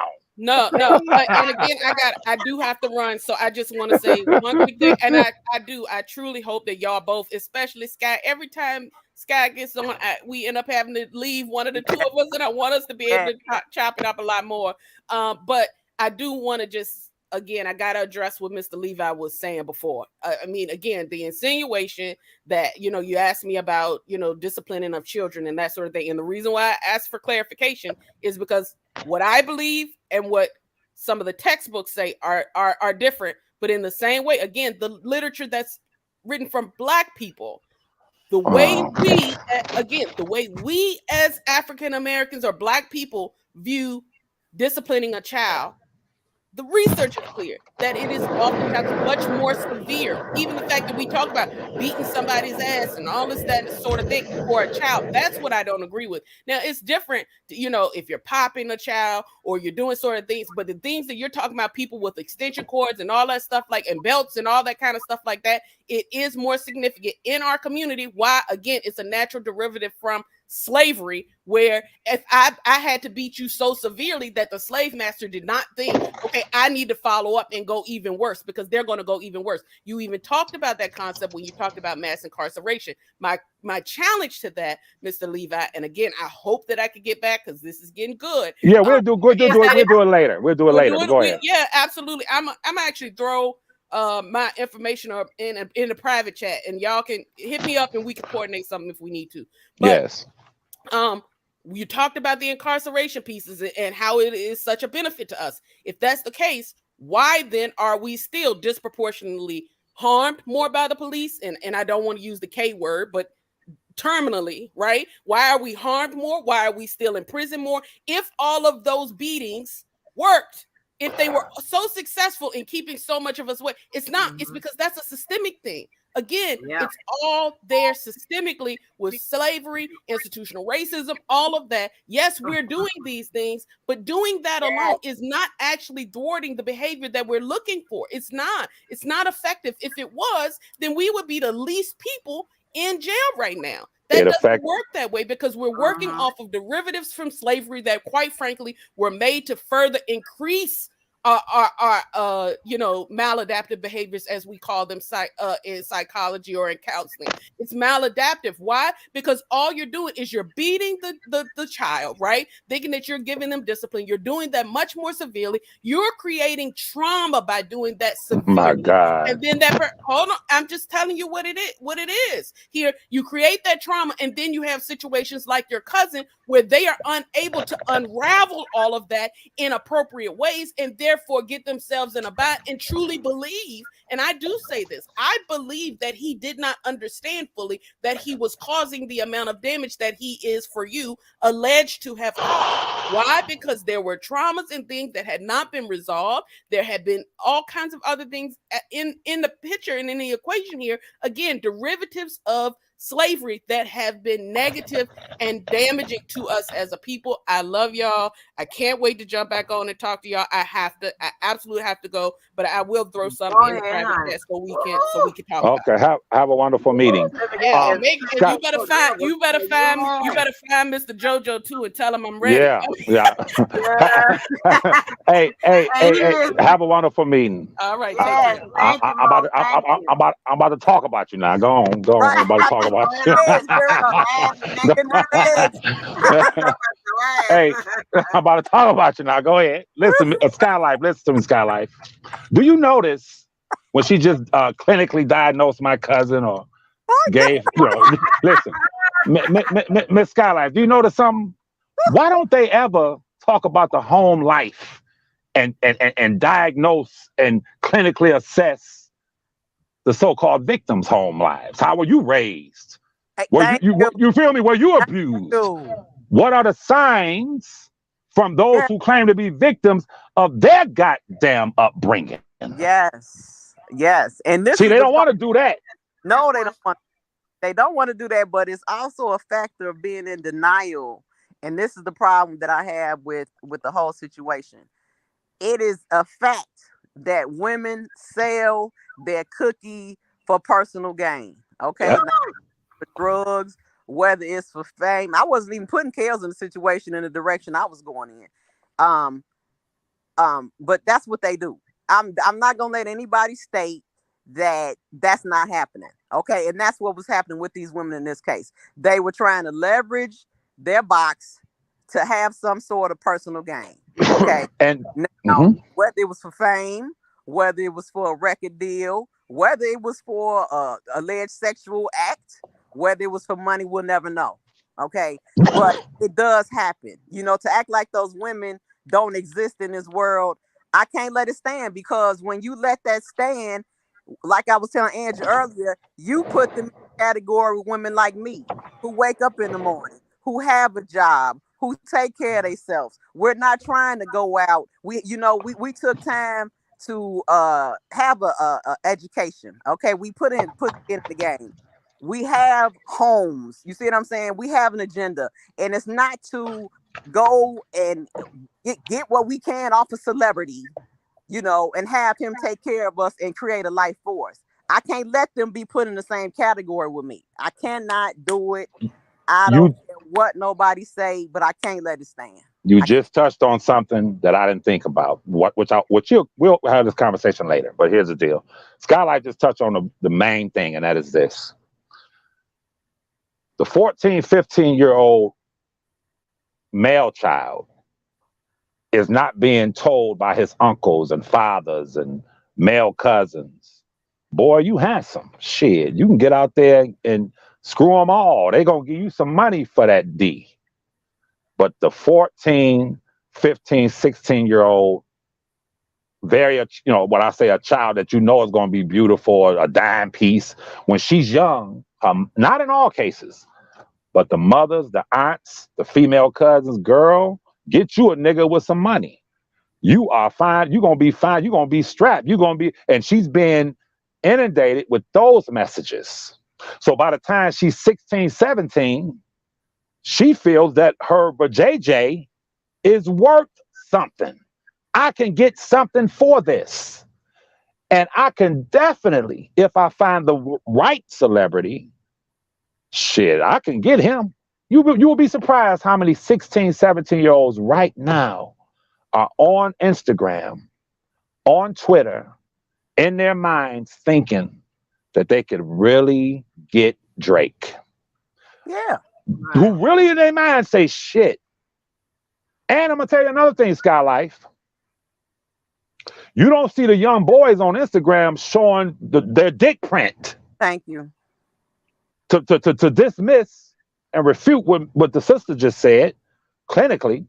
Why is it that you see the young girls 15, 16, 17 on Instagram showing their naked asses and titties and you feel me? And twerking. And twerking with their asses hiked up now. Hot asses, Miss Walker. Hot asses now. But let me clear it up for you, Levi, and let me help you understand.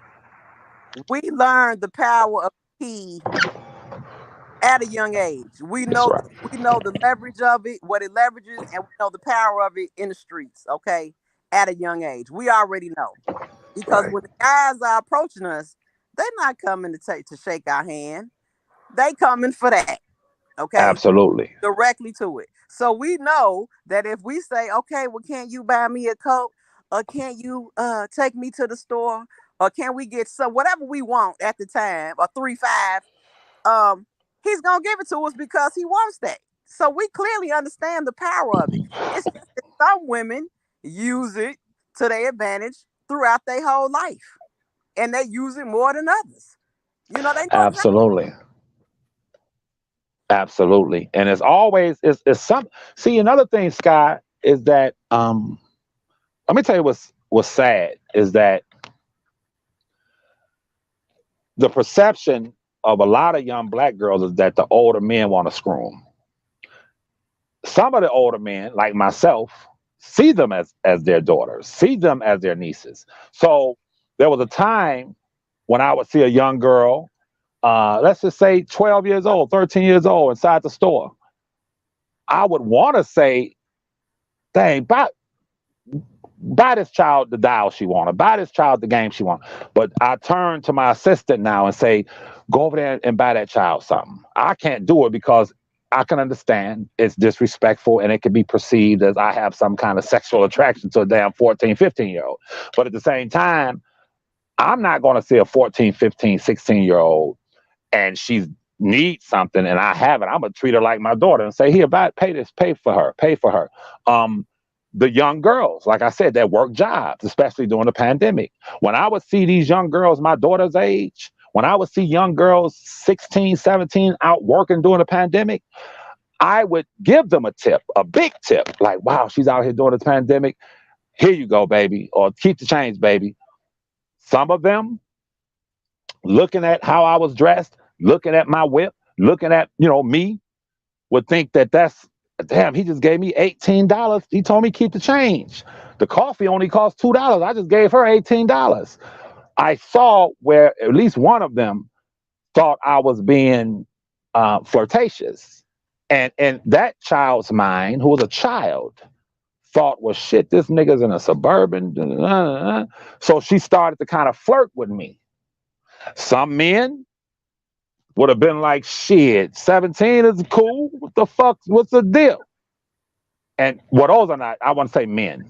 Some individuals who are sexually driven, who think like that.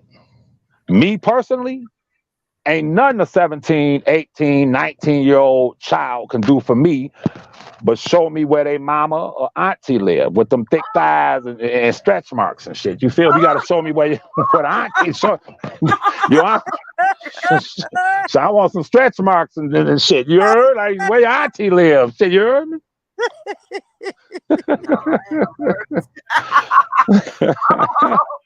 Oh no.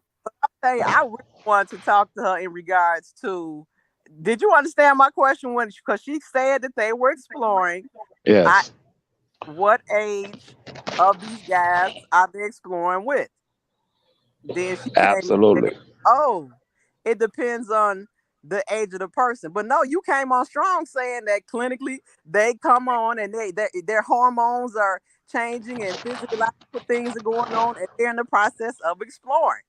But then when I try to tap into it, she went to, oh, it's depending on when they want to do it.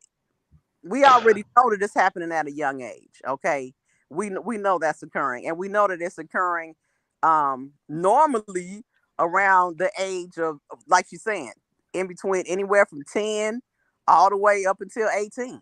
Okay, it's occurring between, boys and girls. So my next question was going to be, so is it customary for this young girl to want to go now jump from this age of guys to a pool of older guys over here, and now that has celebrity status? But I also had a question about the age of consent that I wanted to ask her with that too. Yes, ma'am. Yes, ma'am. And another thing, Sky, the celebrity dynamic is that's how they really trick people. I ask you, Sky, these young 16, 17-year-old girls on Instagram, I want you to be honest. How many of them, what percentage of them do you actually think, be honest, would actually sleep with Future? Every last one of them. Damn near all of them, right? Yeah, They would they actually, slept with Petty Walk with that bad eye. Shit. They yeah, slept with yeah, yeah, they would sleep with Future. yeah, They would sleep with him. And they're exploring. yeah. You feel me? So I just don't want Missy Mo, is that her name? Black people have to stop letting these clinical psychologists. I'm gonna tell you something I noticed.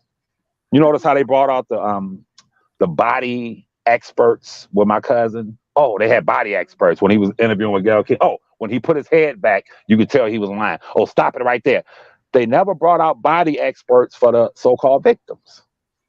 No, Analyze how they acting. no. Sitting up there lying and shit. Make it fair.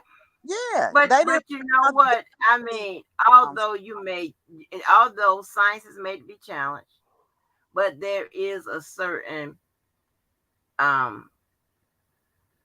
fact about what they have determined, and this has been going on over, a period of time, and research have improved, have developed, has changed. So there is a certain fact behind what their findings. They're just not pulling it out their ass or what have you. Now, will those findings be true for everybody or every group or however they, come up with it? No, there is going to be independent. There's going to be independent. Something that's going to be different variables plays a part of different results and things of that nature when it comes to science. But for the most part, a lot of this stuff, it is standard. No, it doesn't have to be applicable to every situation, but it is standard for the most part. You understand what I'm Yes, saying? So ma'am. Yes, yeah, ma'am.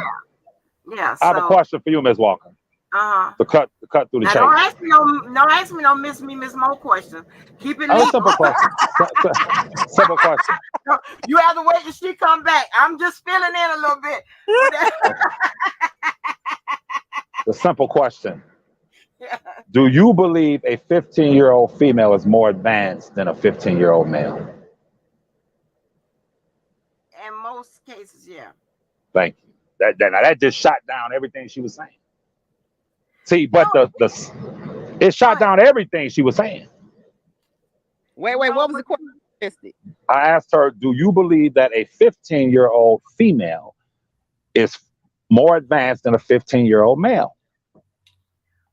but she Okay. was talking about the physiological changing that happens in our bodies naturally. That's what she was talking about. And then that's why, I was trying to translate it to the people. But then what you're talking about, she didn't get to the part where it meets when it runs into those changes, runs into the environment, which is different situations, circumstances that could, that could occur. So that's something different. She's just talking about, the basic textbook form of, what physiological functioning and things that, are natural, the naturals that happens within our bodies. Then, but when you start talking about how it affects the environment, you got all types of stuff, all No, types of ma'am. ways you can go with it. She stated they were exploring though. And then when I tried to get in depth in regards to who they're exploring with and what ages are these people that they're exploring with, it switched. Because she came on strong saying, oh, the women are not more promiscuous, basically long story short, they're not more promiscuous. They're just going through hormonal changes and they're exploring, their sexuality. Can you But guys hear me? exploring how Yeah, they, we hear you. yeah, go ahead. What she came on and did was challenge my hot ass theory. Right. And she gave the audience the impression that there's no difference between the male and the female physiologically. But that's not true. Physiologically, yes, the hormonal stages are very similar in age, but the female's desire to act upon it is stronger than the male's desire to act upon it. The No, female's that's not desire, necessarily true, Uncle Levi. That's not necessarily true because maybe not. Well, maybe you don't, because I've heard this that where boys are so sexually curious at an early age, you know, our development, our development may, you understand what I'm saying, but we can't really speak on y'all development because y'all stuff be hidden. You understand what I'm saying? Ours is out, displayed, for everybody to see. And if a guy or boy, hey, let me holler at you, whatever. He start to talk that talk or whatever, as time goes on, and we begin to act on those physiological changes, getting sexually aroused, then you know where this leads. But I know that boys, you guys be curious about what's going on with that situation down there, at an early age. Am I wrong? You still here? Guy, you here? He might have dropped off, but yeah, I'm I'm sorry, here. no. I'm This is sorry. the Can you hear thing. me? Can you hear me I can now? hear you. I can hear you. Oh, oh, I'm sorry. I mean, I y'all was a go to boy. sneaking the playboys get off. and looking at Right. porn and looking at Yes. that old stuff that used to be on Cinemax, After Dark, and all of that. You know, I was a boy. And that I'm gonna tell you who described it to the T, what we're talking about. J. Cole in that song. Remember J. Cole's song when he talked about the girl in school and how he was talking shit like he had what wasn't a virgin. How that song go? No. The J. Cole song, I'll think of it. And he is a real nice song, and every nigga listening to it could relate to it because the girl was like, "What's up?" I think she said, "My parents out of town. When you coming, we gonna screw." But the boy, you're right. The physiological exploration is the same with the male and the female, but with us, it stops at the magazine. With these young boys today, it stops with the porn and the cell phone. They're in their bedrooms with the laptop or the computer or the phone, and they're masturbating. With the female, they when the female wants for it to go down, she's gonna make it happen. I was a boy, and I would say 8 out of 10 females found me to be handsome, and the 8 would flirt and we would talk on phone. But then those 2 or 3 was like, shit, we getting it on, and they would set the stage. They would. My mom don't come home to after school. I mean, when I get out of school, I got a 3-hour window. They would set it up. The male was only following the female's lead. And I think most guys listening to this would agree. In our early stages, when them hormones was kicking, it is the female who was setting it up that wanted to really for it to go down. Now, to answer that question also, I think clinically speaking, scientifically speaking, if we had the study in front of us or the studies determining how, when it comes to male and female, how many of those females the ones who lost their virginity early, what caused them? In other words, the female, we would have to have the studies do more. Females lose their virginity early, or more males lose their virginity earlier. I would tell you that I guarantee you can Google it right now. The females lose their virginity early because they're more advanced.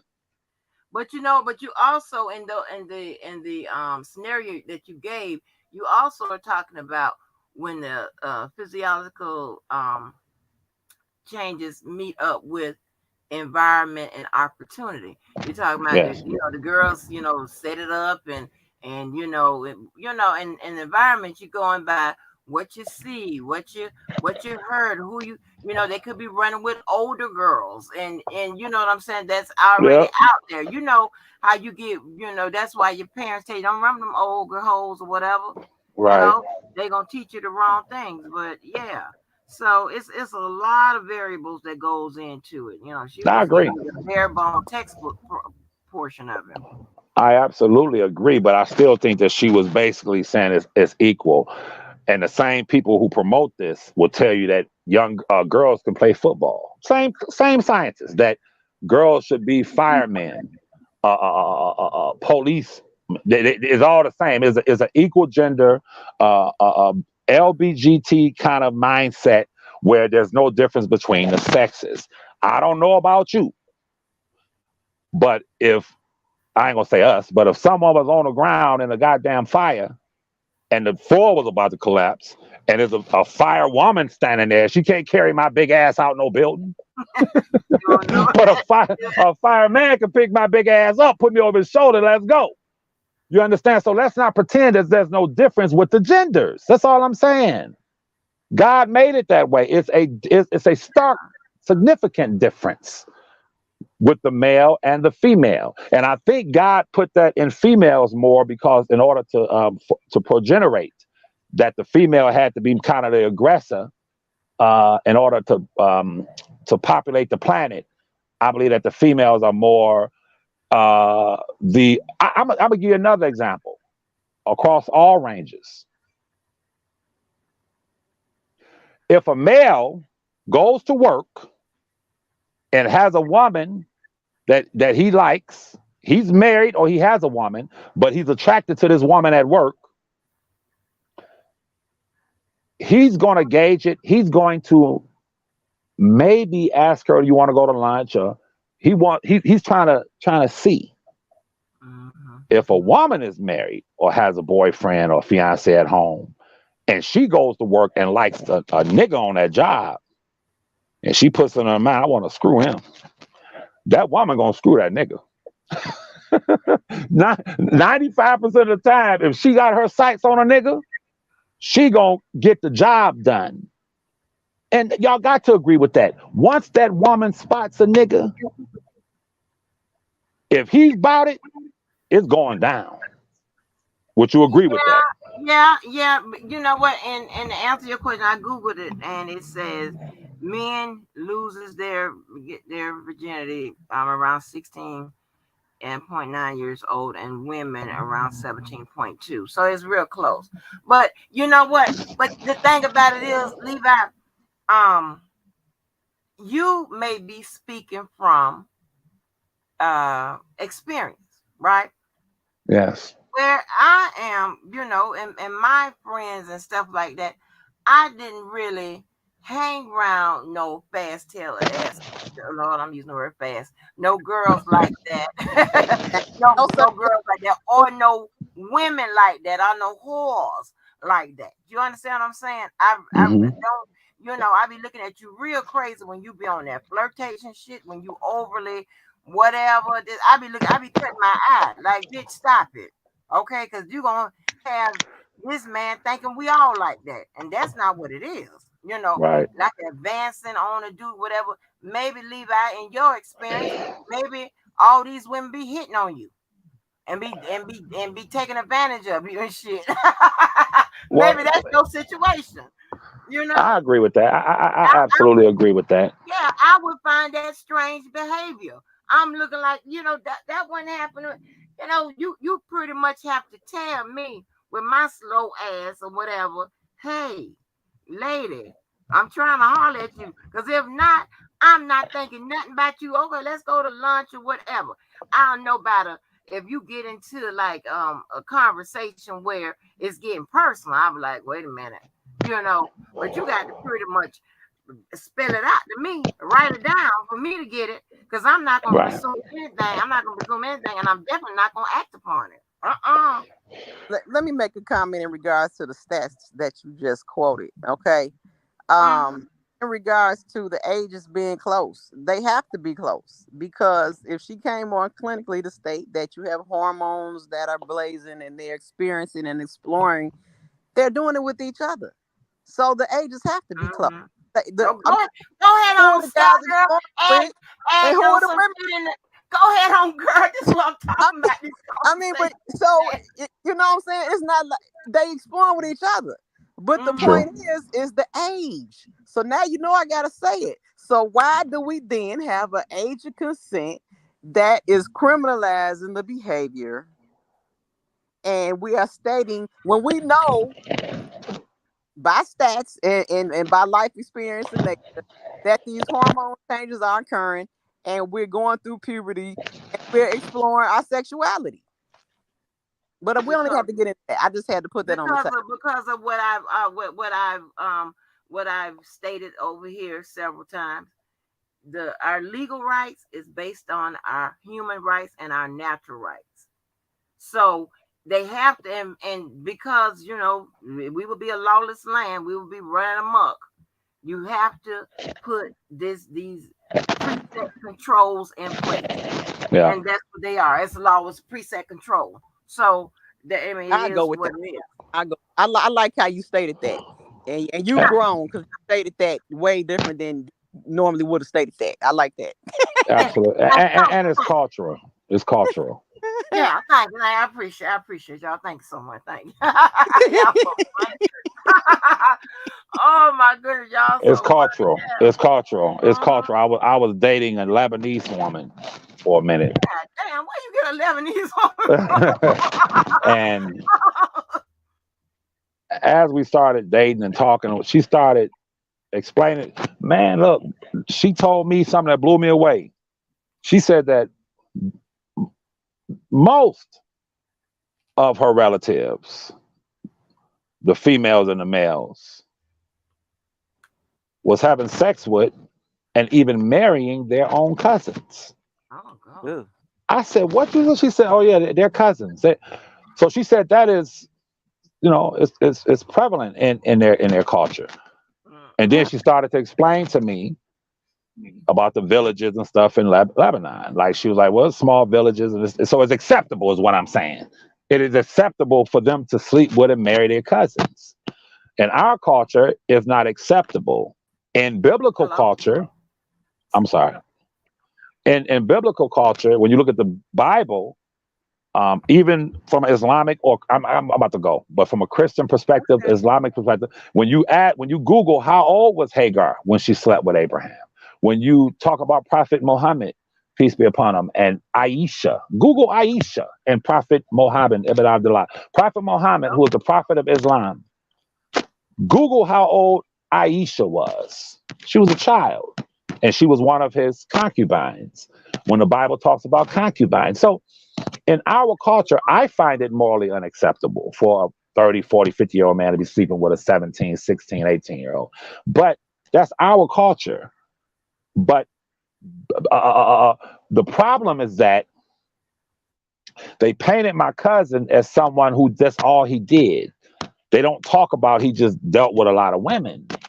You feel me? So they paint it like he was just a straight up pedophile when that's not true. He existed in a world where he was an entertainer and he had his pick of females.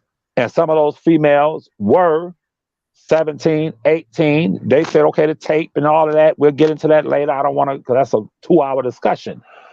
Mhm. The reality is, it happens. Look at Puff Daddy. All of the females he's sleeping with, he's old enough for their father. It happens in that culture. So they're trying to excuse the celebrity culture. You look at the actors and all of them. It's a hell of a thing, Miss Walker, to have Right. your pick of women. For a man to have his pick of females, if you love females, that is a hell of a temptation. I Right. had to stop And not now, don't let me get this. Let me get this straight. Let me get this straight. I only experienced 5% of what he experienced, but I had to make a conscious decision. I got to stop because it was getting to the point where it was like, what am I doing? I have to stop. You know what I'm saying? Like this is it's a beautiful thing to walk in a sports bar, and I'm a big black bald headed nigga.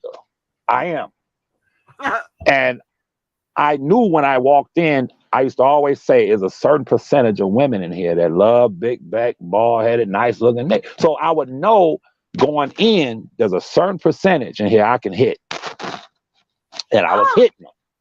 I'm being honest. Listen, I gotta go. But listen, because we was talking about, about the well, never mind. Go. Like, people who like they have their tights and they yeah, stick to their tight. You know what I'm saying? And I was like, okay, I can understand, having a tight, but mine might be all over the place, but it's certain things that are consistent amongst all of them. But yeah, you're right. There is a certain, like at one point, like early on, I like them black as the baby is Ace of the Spades. hot ties, honey. They baby the blacker the better. And then boy, they had them that good hair. Oh, I got in trouble saying good hair, but that nice hair with them waves in it, honey. Yeah. Sold, you got a damn fool him. And don't have no earrings in. Oh shit. And then I'm already listen, and Scott, we tall girls. I'm already 5'8", pushing 5'9". Please don't be sitting up and being on skyscraper. It's over for me. Yeah. It's over.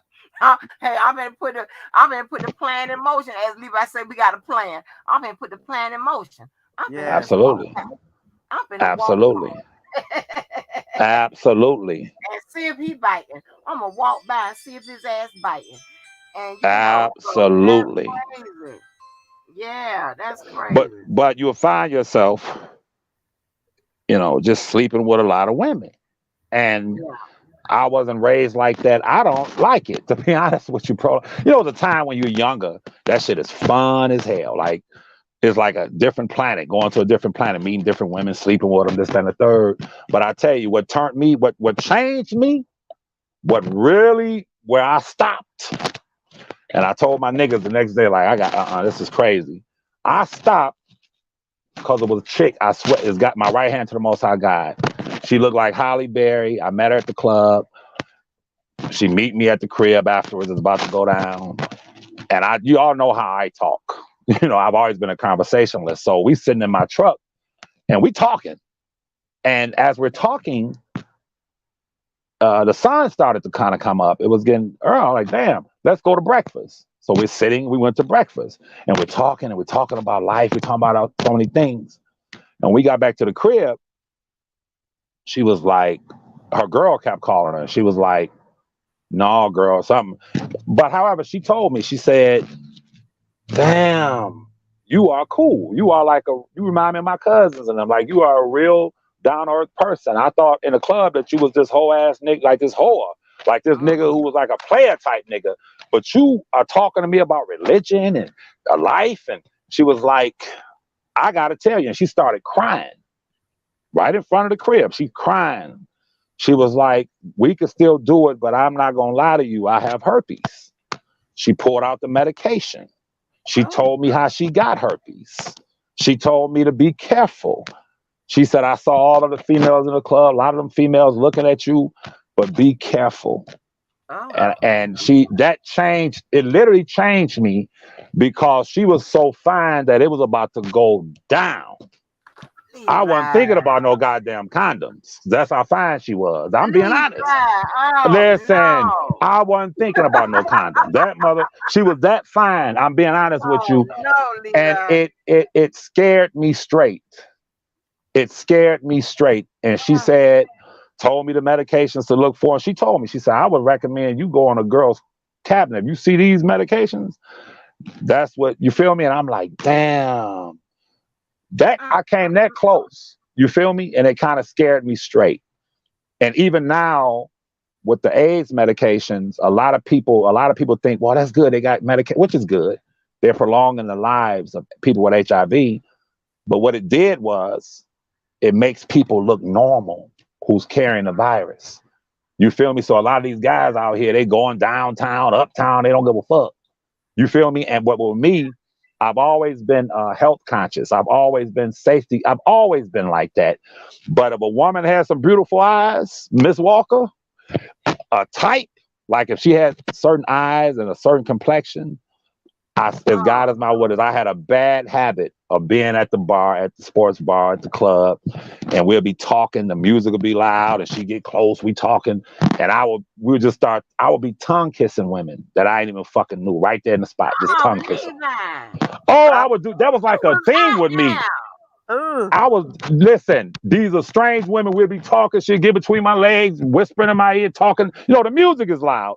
And I turn and look at her, she look at me, and we just start tongue kissing. So I would tell my other cousin, when we would go out, I would say, man, don't let me kissing these motherfuckers. But I was kissing them. And it was a situation where it was on. But when you get older, man, when you look back on that shit, like, listen, y'all, trim, sex, PUSSY. When you're younger, you want as many notches in your belt. You want to say, damn, But when you get older, you be thinking like, what did it profit me? What did it, you feel me? Now I got some good memories now, you feel me? But at the same time, being that guy that's hitting beautiful women and all of that, I'm going to just say this, and I love my cousin. I matured at a certain period in my life where it didn't interest me no more. He did not. That's just him. He line him up. You feel me? That's just Robert. Like, he loved, when he told Gail King, I love them all, that nigga wasn't lying. That nigga wasn't lying. He just loved women. And I felt him because I love men. Free R. Kelly. Free R. Kelly. I love me. I'm telling you. Wow. I love So it. that's his passion. Crazy. But it's like I be wondering, I'm like, well, God damn, how much sex do we need? Like, Lord have mercy. Is you doing it morning, noon, and night? Like, what's going on? And if his appetite is like that, he needs a variety. God damn. It is what it is. And it's like people condemn him for that. But he's like every other celebrity, and he's like every other guy. Because I'm every telling other nigga. I have male friends who ran a roster. Even now they running rosters. That's what I'm saying, to try to make R. Kelly the poster guy for a lot of sex is ridiculous to me. You trying to single him out amongst every celebrity in the world, male and female. Now I must say, but I just think it's so unfair.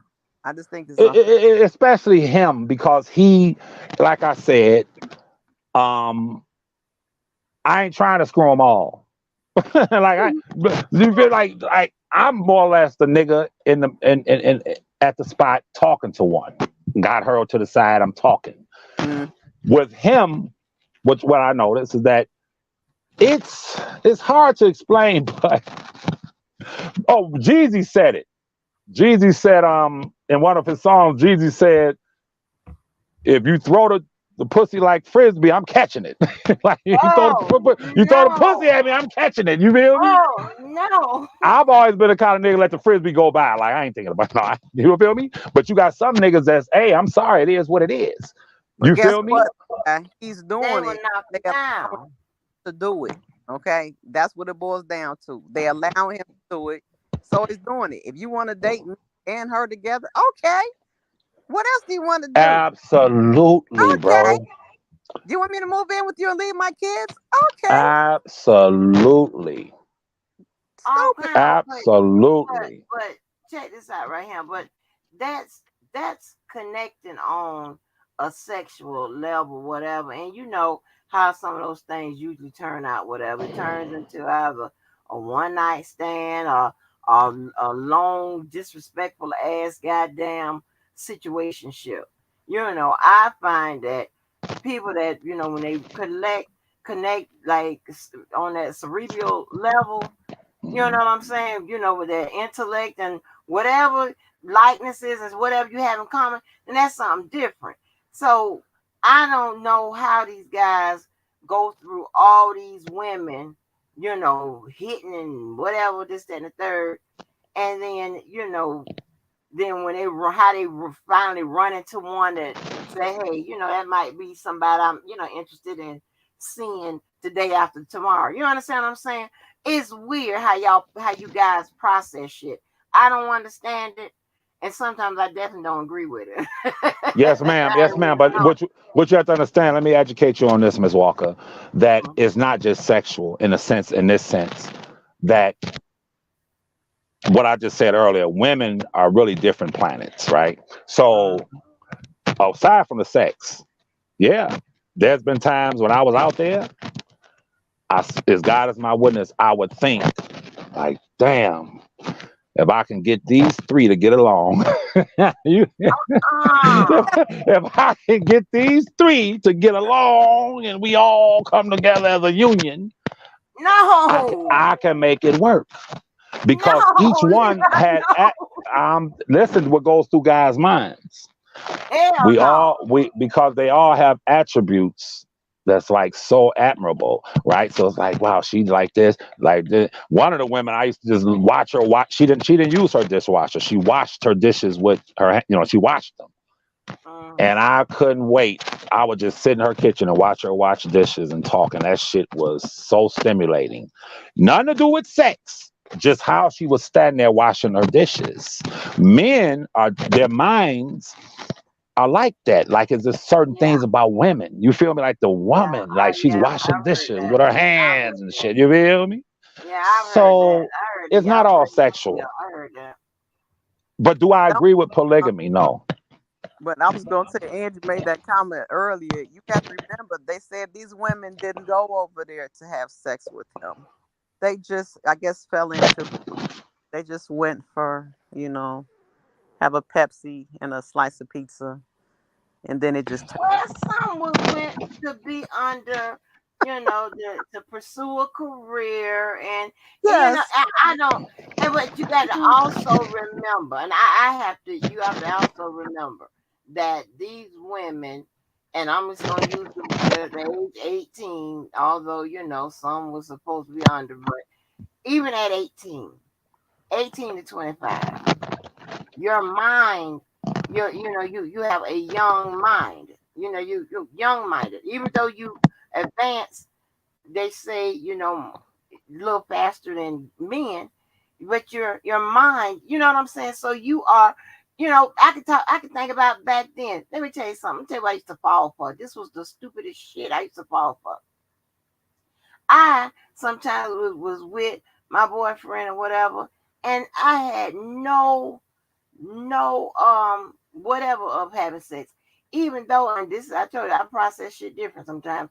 We laying in the bed and whatever, because I'm thinking every time we laying in the bed, it ain't got to go down, right? I can be in the bed or whatever, and then I fall for this every time.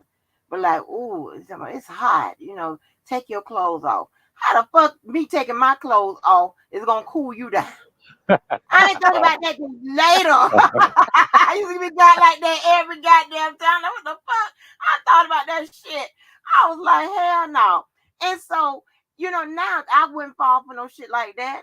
You know what I'm saying? But, so you have to think how some of these, people, how these relationships could have happened.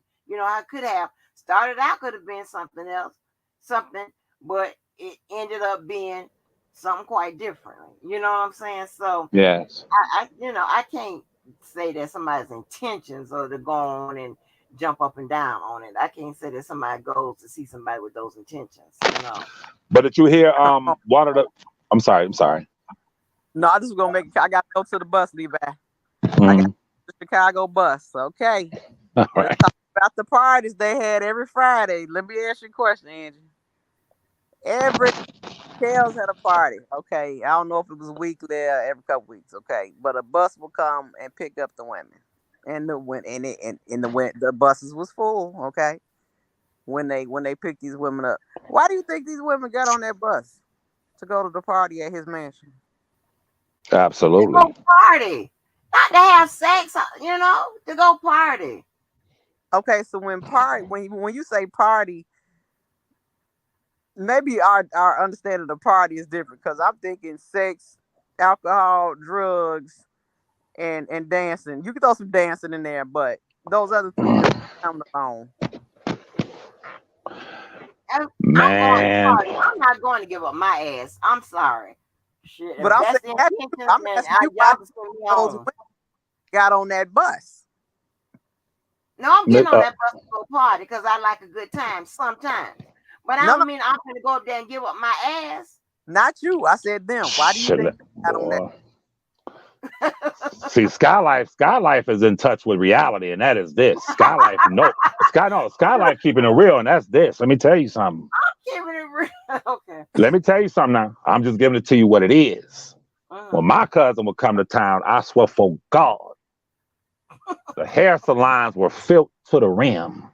The nail shops were filled to the rim. The malls were crowded. When R. Kelly was coming to town, the females they were going crazy. Skylife, they're trying, not Angie, but people are trying to ignore the fact that damn near all of black female America wanted to screw R. Kelly. Am I lying, Skylife? No. They wanted to, let me tell you something. They wanted to screw R. Kelly. And when I say they wanted that nigga, I've seen them faint. I've seen, boy, listen, as God is my witness, man, it took me all of this time to realize the magnetic attraction that my cousin had to women.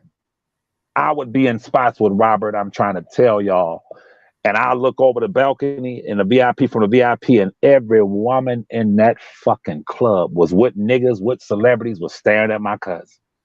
And I would hunch him and he would laugh. Celebrities will walk, I'm not gonna say their names, will walk up to him with they females. Hey, what's up, baby? What's up? And the woman just be staring at Robert. And this is why so many of them celebrities were jealous of him. He knows it. Yeah. And they were so jealous of him because I'm not saying all of the women, but I'm saying he was the target. Like R. Kelly. Man, listen, I'm gonna say this much. I was outside a club. This chick I was kicking it with saw me with him. He's out of town. I'm at the club by myself or with my other cousin. And we sitting in my truck. And she's telling her friends that's R. Kelly's cousin. She was beautiful. And she walks up to the truck. I'm drinking. And I said, she said, what y'all doing? I said, I was just telling him, not my cousin, not Robert. I said, I was telling my boy how beautiful your titties are. Oh, she started I'm trying to show you how this go, Miss Walker. Oh. She said, what? And started laughing. I said, I swear. I said, I'm telling you, man. I asked her, now this is back in the day, when I was outside. I asked her, can you please show them your titties? She lifted her shirt up in front of everybody and showed them her titties. Show her breasts. She lifted her shirt up right at the truck, people outside, everybody in front of the club, and showed them. Showed to whom? To my other cousin. Like, Rob wasn't nowhere around. Rob wasn't even in town. But what I'm saying is that just associating in her mind me with him, it was, you feel me, Sky? It was like, oh shit, whatever. She lifted her shirt. I said that. Now, with him, oh my God, man. Oh my God. I mean, he couldn't pump gas. He couldn't do nothing without women. God, they just, and they try to make it like he was the aggressor. These women were chasing that man down to the point. Go ahead. Too much BS. No, what you say is true. It's too much BS. He didn't have to follow anybody. They wanted him. They wanted him. I cannot stand it. I cannot stand it. I'm gonna tell you this. Your cousin was living when he was living in Olympia Fields, less than a mile away from my sister.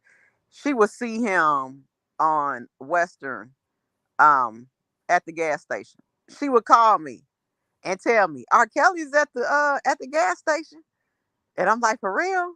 She's like, "Yeah, he got a so and so car." I'm like, "For real?" She's like, "Yeah." And she would call me thinking I'm about to say, "Tell them to hold on, I'm about to come over there," but I never did, But people would see him, and it's like a sighting. R. Kelly's up here, and that's just what it was. I mean, women wanted him, and that's why I hate this. Oh my God. They trying to act like they didn't want this man. Or he And was holding them in basements and shit. What? yeah, And let me say this, guy, because I know the terrorists are listening and they like to record.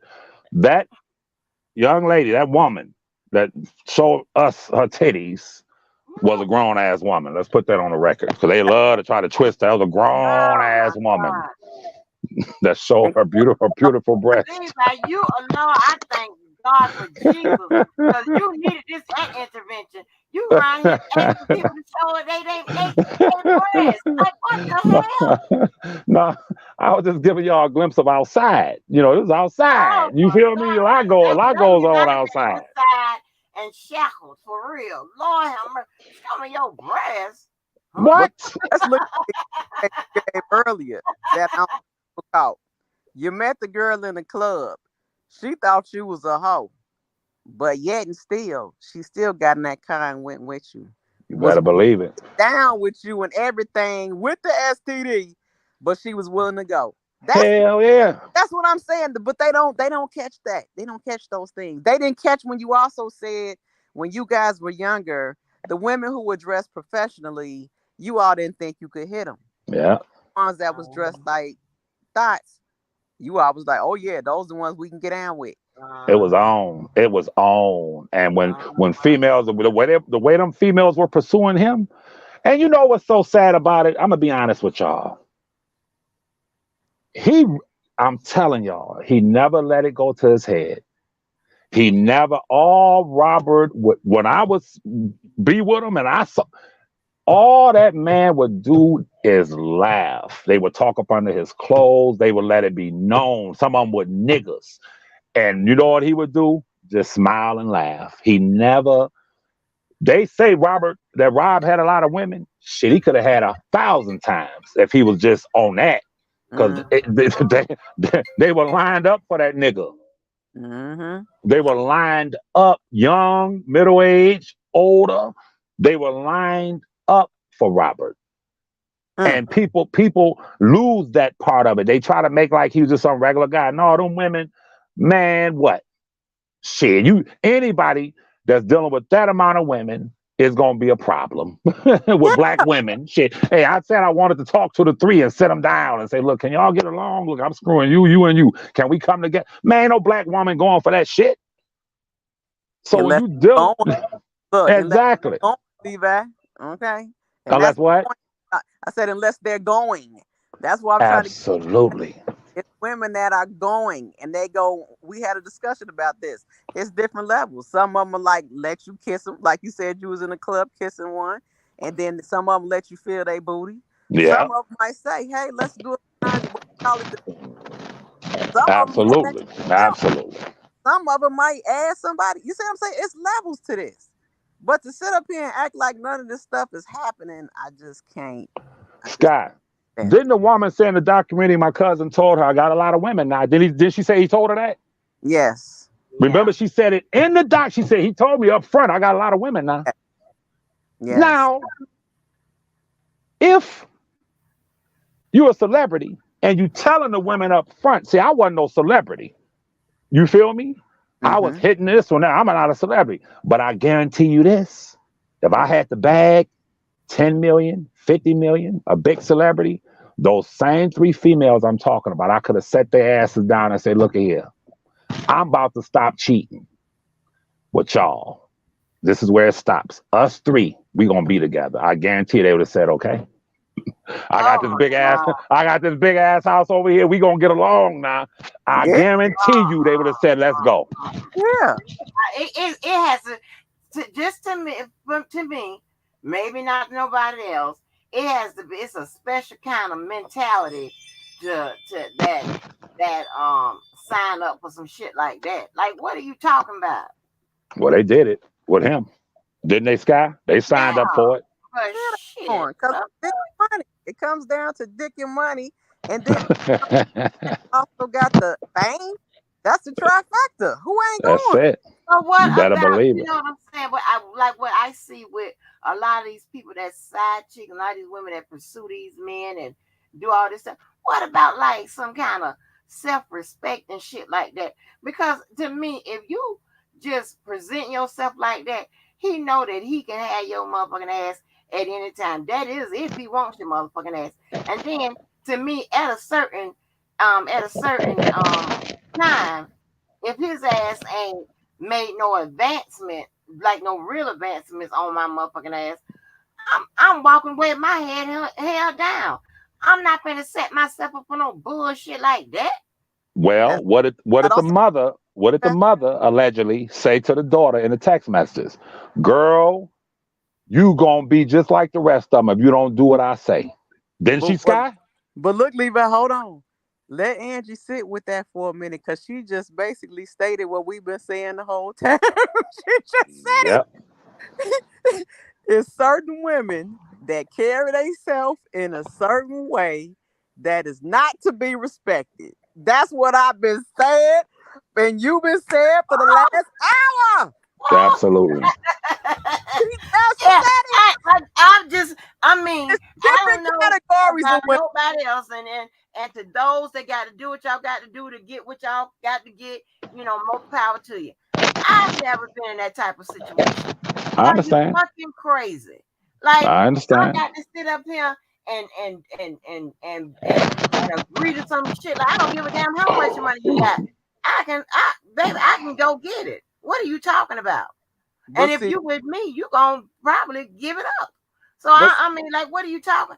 That's crazy as hell to me. just made the point though, Angie, and that's all. Well, I understand. It's I ain't mean to different make your categories. point, but I'm just telling you my truth. I'm telling you my truth. You ain't nobody ever even came to me with no cockamamie idea like that.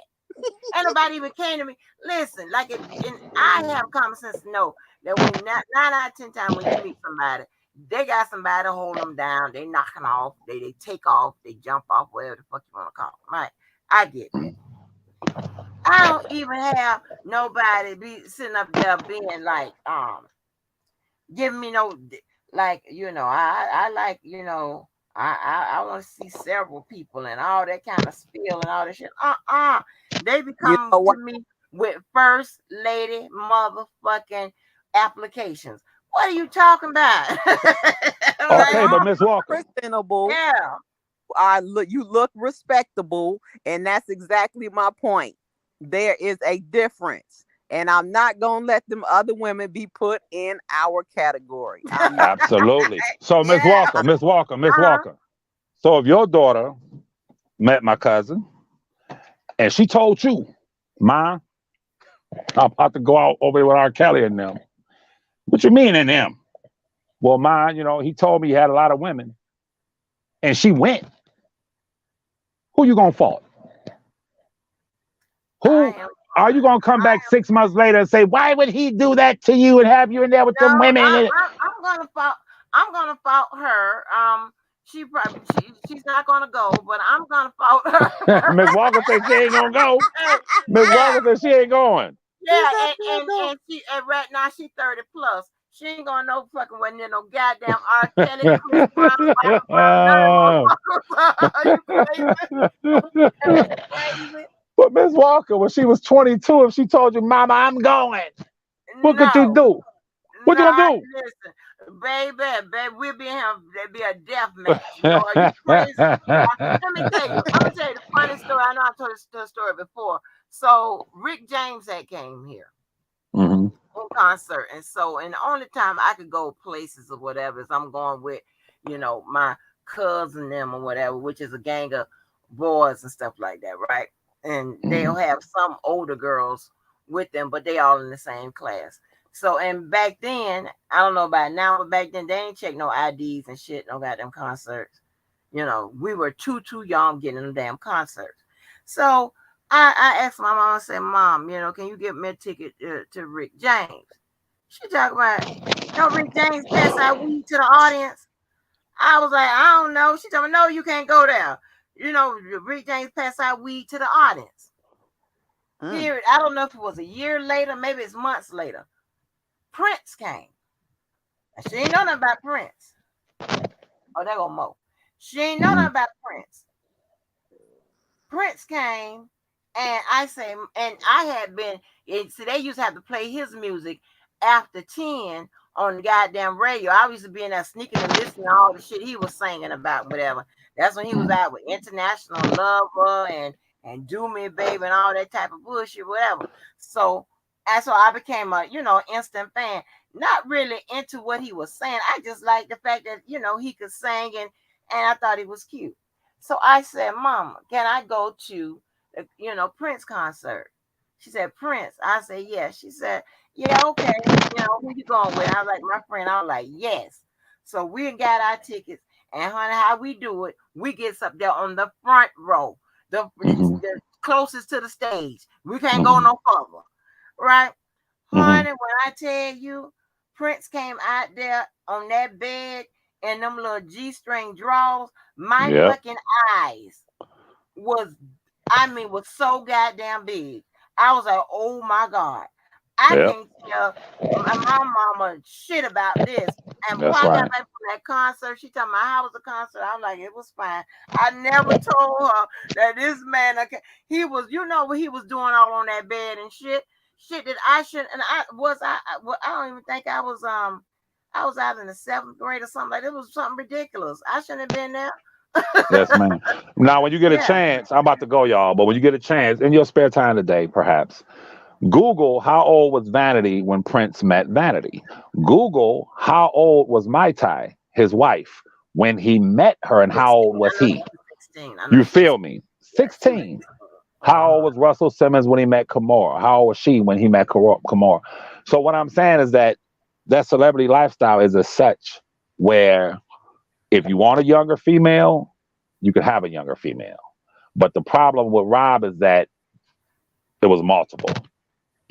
You know, it was multiple. And that's going to bring a problem when it's multiple. But you don't know what Prince and them were doing behind closed doors, how many he had. You feel me?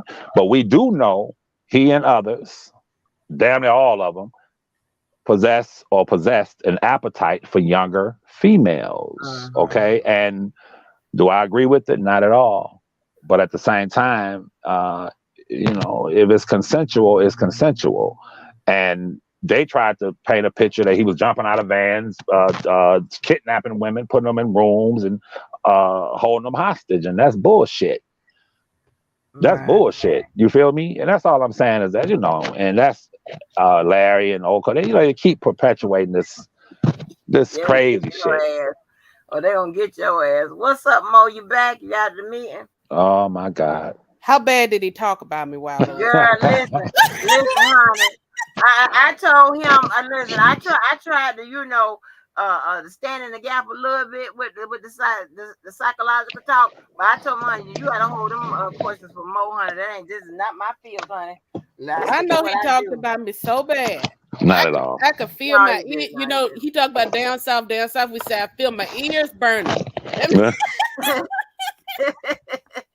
Clarify. You talked about you have your ears damn burning. Yeah, but clarify your position. Clarify, because you, like I said, I ain't gonna say that. I take stock in what the clinical psychologists and that whole world, what they say is a lot of it is so true. But then there are commonsensical things that I say, wait a minute now, stop it. See, science will tell you global warming. The people down south would say, them white folks messing with the damn clouds, and they got these factories and shit fucking up the planet. And the Indians and Native Americans talked about it. The black people from down south knew that the shit they were doing was messing up the ecosystem and the planet. But scientists will say it's global warming. when we knew what it was, with the things that they would. Remember, black folks used to say, "Yeah, they fucking up the order of things by sending them ships up there, going into space." Remember, black folks would say that, Mhm. Yeah. and now we see the results of that. So certain things are commonsensical, but I find that you are conflicted, Miss Missimo. I'm gonna tell you why I think you're conflicted. Science, the clinical psychologists, they raise some strong arguments. But I want you to remember something. Their studies and what they talk about, they don't really consider black people. Remember, listen to me. They base their clinical studies on white society. These are the same people, some of them who believed in the bell curve theory. If you really were to really talk to them and they were honest with you, they would say that white people are more superior to us. A lot of them believe that, but they won't say it. But here's the deal. If you could never, ever convince me that a switch and an extension cord being put to a child, not, let's say this, it's not abuse. Our mothers, well, I can speak for my mother, it wasn't abuse.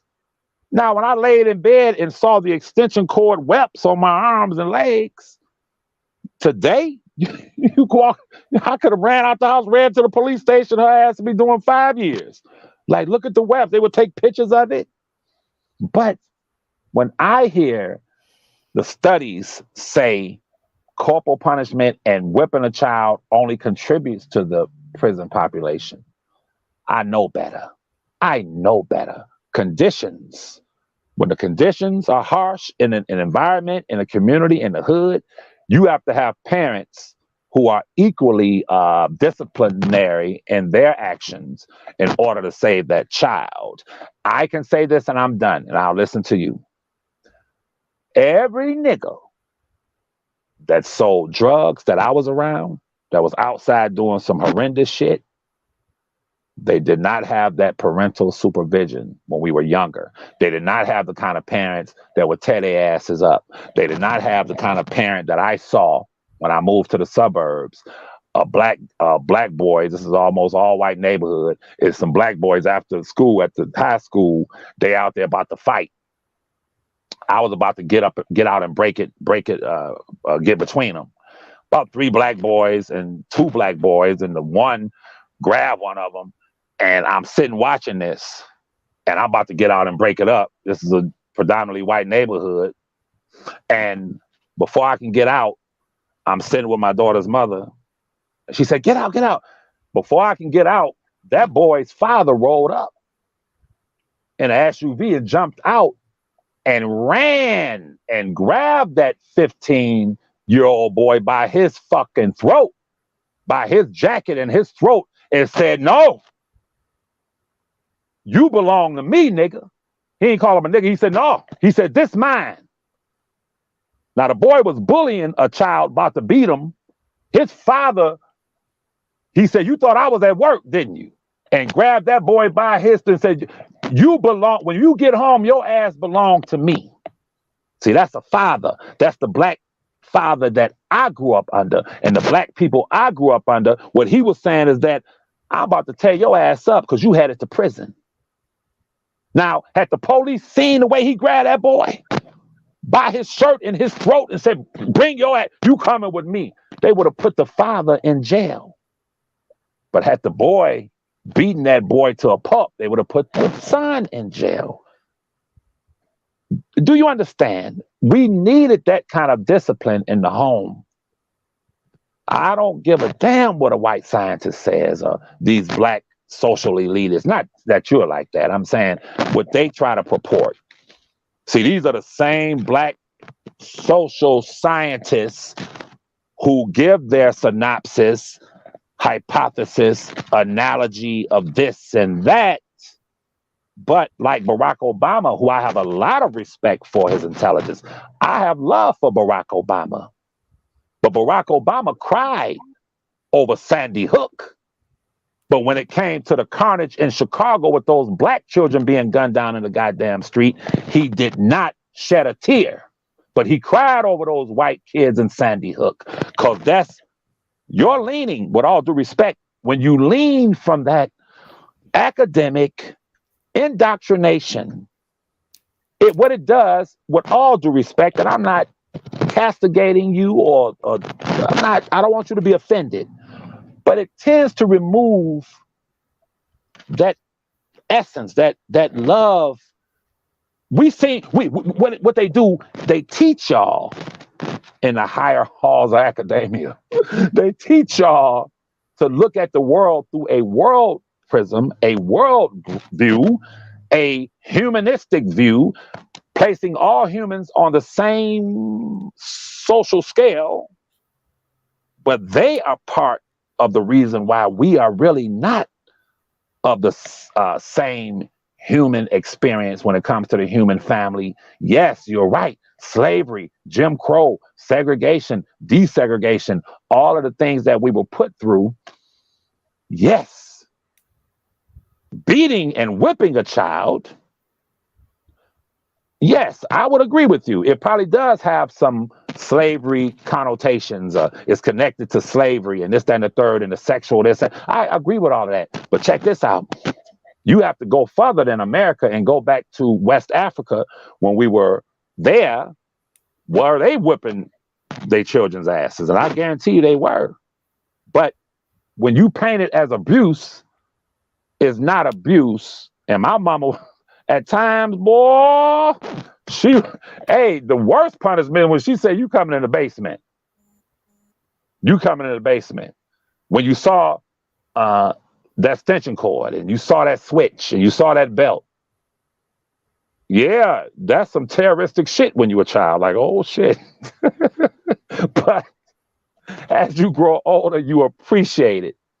You look back and say, if it wasn't for that, now you know, and I know, I'm not gonna name no names, but certain people are these terrorists.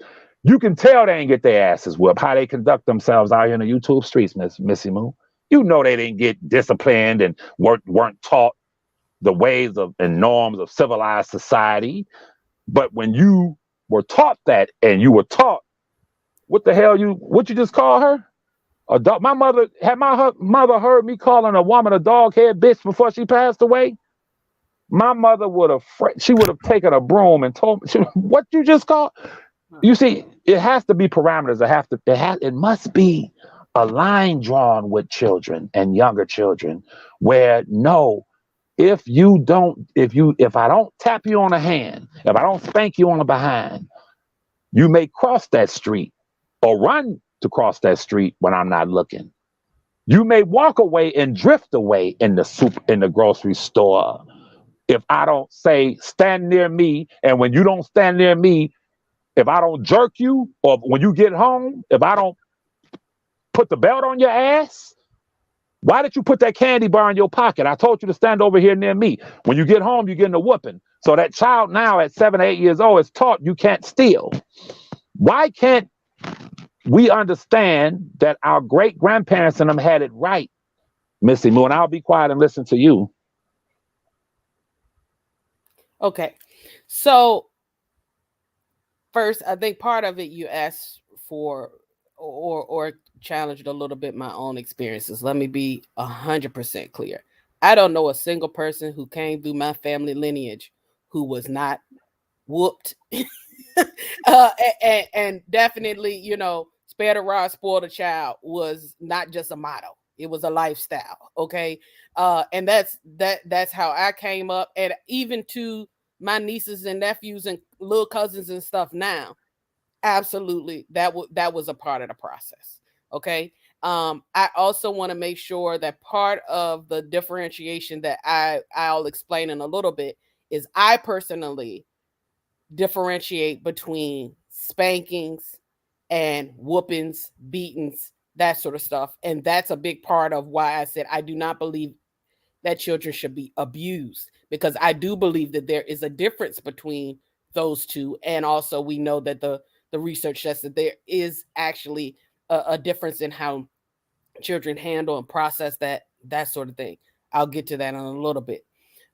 So The other part that I want to make sure I'm very clear on as well, and I don't want to confuse, because I know a lot of times when we talk about it, we keep saying jokingly here, like, oh, the psychology, or I'm very specific when I'm talking about the psychology. When I talked about the slavery piece, that's not psychology, that's sociology. Okay, psychology is human behavior. Sociology are that's getting more into the culture, that's getting into society, social constructs, all that sort of stuff, and those two are not the same. So what we're talking about right now is an intersection of those two: the behavior of parents and children, as well as the societal pieces of it, of the larger culture as well as the subculture of Black people, and Absolutely. how we view those two things. So we're talking about an intersection of those two, and I think part of that is why some of what I said has been conflated, or while there's a challenge there, assuming that all of these things are all psychology based when they indeed are not. I'm listening to everything you said. I got to charge my phone, but I'm listening to you on my other device, and I will come back on and respond. But I'm listening to everything you're saying. For Okay, sure, I'll be that's right what's back. up. I'll be right back. I'll be right back. All right, good. So I definitely want to make sure that I make that clear. Now, this is what I want to share for the chat, as well as Mr. Levi, who is listening in. I will say it again. I do not condone abuse. When we're talking about extension cords and broomsticks and whelps on people's bodies, and drawing blood from people, I take issue to that, and I do see it as abuse. And the reason why I see it as abuse for a child is it would be abuse as an adult. If somebody put their hands on you in that way now, if somebody, Angie, hit you with an extension cord right now, it's a Right. problem as a Oh, grown that's right. person, right? Because you feel that it is a demeaning, you feel that it is abusive, you feel that it is causing you physical harm, and it is causing you great upset. It would be a problem to do that to you as an adult. Quite frankly, if somebody did that to a dog, you'd probably be up underneath the jail right now. Why? Right. Because we know that it is harmful, it is abusive. Those animals are going to lash out in a very aggressive way because it causes significant harm. If we would not tolerate doing that to an adult, why are we okay or justifying doing that level of damage to a child? Now, here's the Right. thing. Now, I probably shouldn't say it to Angie because we know she'll pop off real quick. If somebody come up to me and just slap me on my arm to get my attention, you're not gonna take, now for me, don't put your hands on me either way, because I got a Yeah. little reflex too. But if I did that, I'm not going to view that in the same way as if somebody smacks me with a extension cord, the equivalent of a whip. It was not created to be used to hit people and objects. It was Yeah. used to carry electricity. So that is the reason that is the reason why I say I do not condone abuse. I believe everybody should discipline their child. Even at times have worked within the system of helping the process through whether a child should be allowed to stay with a parent that's physically abusing them, or physically disciplining them, or not. Believe it or not, every single time that a child is hit by a parent or disciplined physically by a parent, it is not abuse, because it doesn't always rise to that level. You can take corrective action, and quite frankly, many of my colleagues would disagree that there should be no physical discipline whatsoever. I Mhm. disagree and say that I see there are times, and I have worked with clients where those children are not traumatized in any way, shape, or form by the physical discipline that is enacted. I'm talking about what we accept within the Black community Mhm. as discipline is abuse, because you're doing stuff that you would do to a child who we know is vulnerable. The child can't make decisions. The child can't survive on their own. You are Right. I was responsible just for gonna that say child. that. Say Now, do what? you think, I was just gonna say that a child can't survive on their own? Because I was leading up to, do you think that's where our level of discipline when it comes to, spankings and things of that nature? do you think other than I think somebody got to be a little mentally off to, you know, harm their kid where they're, you know, no, where they die and things of that nature, beat them to death or whatever. On here, like, you got to be supposed to be careful of what you know how you say that, but I don't care about that. You know, do you think that those spankings and beatings and stuff like that, some kind of way, um, play a part in when others, like when they become adults or whatever, or maybe this is something they, you know, they see that's acceptable punishment, where they, you know, kill their kids, and like, as far as being off, I can't even articulate this right. Aside being a little off, got to be a little off to beat your kid to death. You know what I'm saying? Do Mhm, you think mhm. that the spankings and stuff play a part in somebody's mentality where they think that okay, it's okay to beat them to death? Well, I mean, let's talk about the old adage, "I brought you in this world, and I could." I Yeah, know oh crazy shit. Yeah, I was told that same thing many times. You know, I brought you in this world, and I can take you right back out, right? Which, you know, is more of an adage than it is intent. yeah. But I will say I don't think that those two are necessarily the same. Um, I No, think not the one of the, same, but do you think just the idea of you being able to discipline someone like that hard, you know what I'm saying? And yeah. then somehow, to me, I was wondering, does that type of discipline can play out in someone's head that hey, I can, you know, really take your ass up out of here, you know? But you go ahead and tell me. Yeah, yeah. Um, Here's the thing. I think that when we're looking at whoopings or beatings or whatever the case you happen to call them in your household, um, they tend to not be about discipline, and they tend to be about power, as well as they tend to Ooh, be a yeah, maladaptive way for that parent to express their frustration. yeah, That is where it becomes inappropriate and it becomes abusive, because it's not about that child actually correcting the behavior.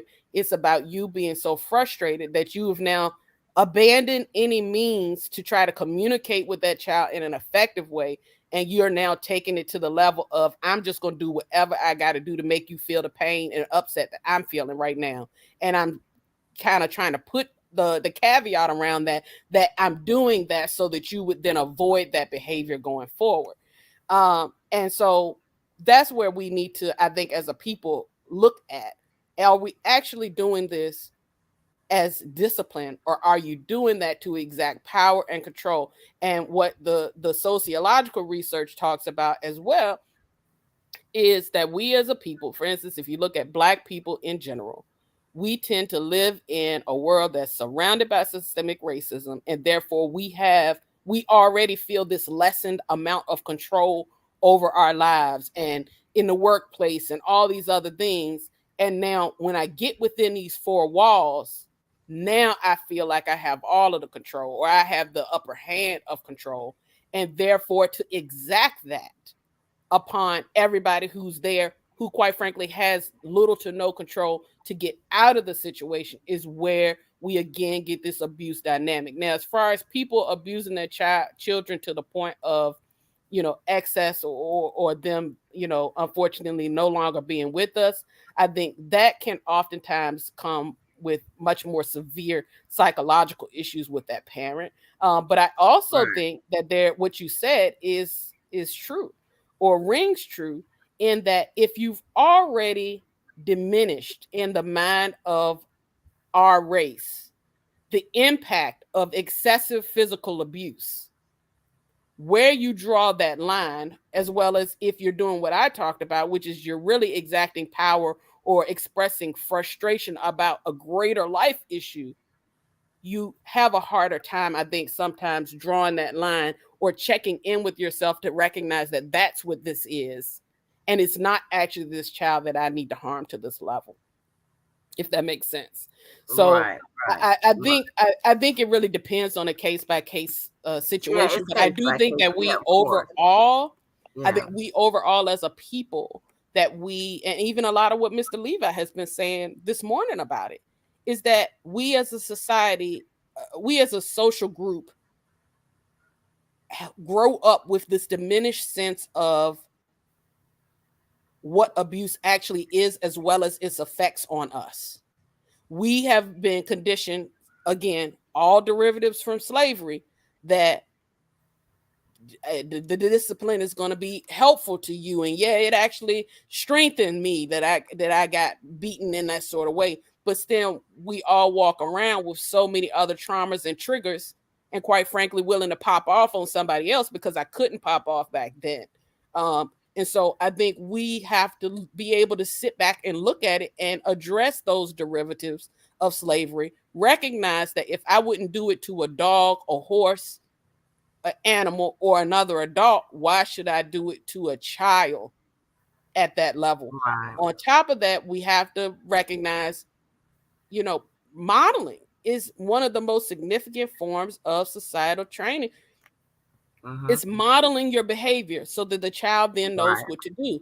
If I'm modeling to that child that if I get frustrated enough, or if I'm having a bad day enough, I can love you, but at the same time, I can beat you to the point that you have whelps, or like me, I have at least one permanent scar on my body right now from my mom going too far in frustration.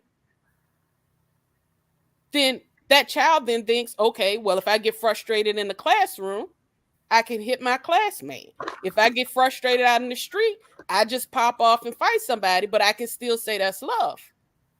You know, there's all kinds of Right. things that get conflated there that we need to, at least, I'm not saying don't ever touch a child in any way, shape, or form. I'm saying make sure that you check in with yourself, make sure that you're using levels of self-control that are appropriate, and also make sure that if you would not do it to another adult, you need to question, why are you doing it to a child?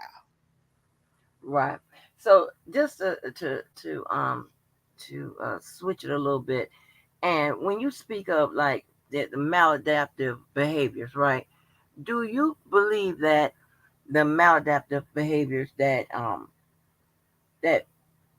take place in young women, like the women that Sky and Levi often talk of, the fast tail girls or whatever, do you believe that that could come from, you know, parenting, that's a result of, you know, bad parenting, or like they claim, sometimes in certain situations?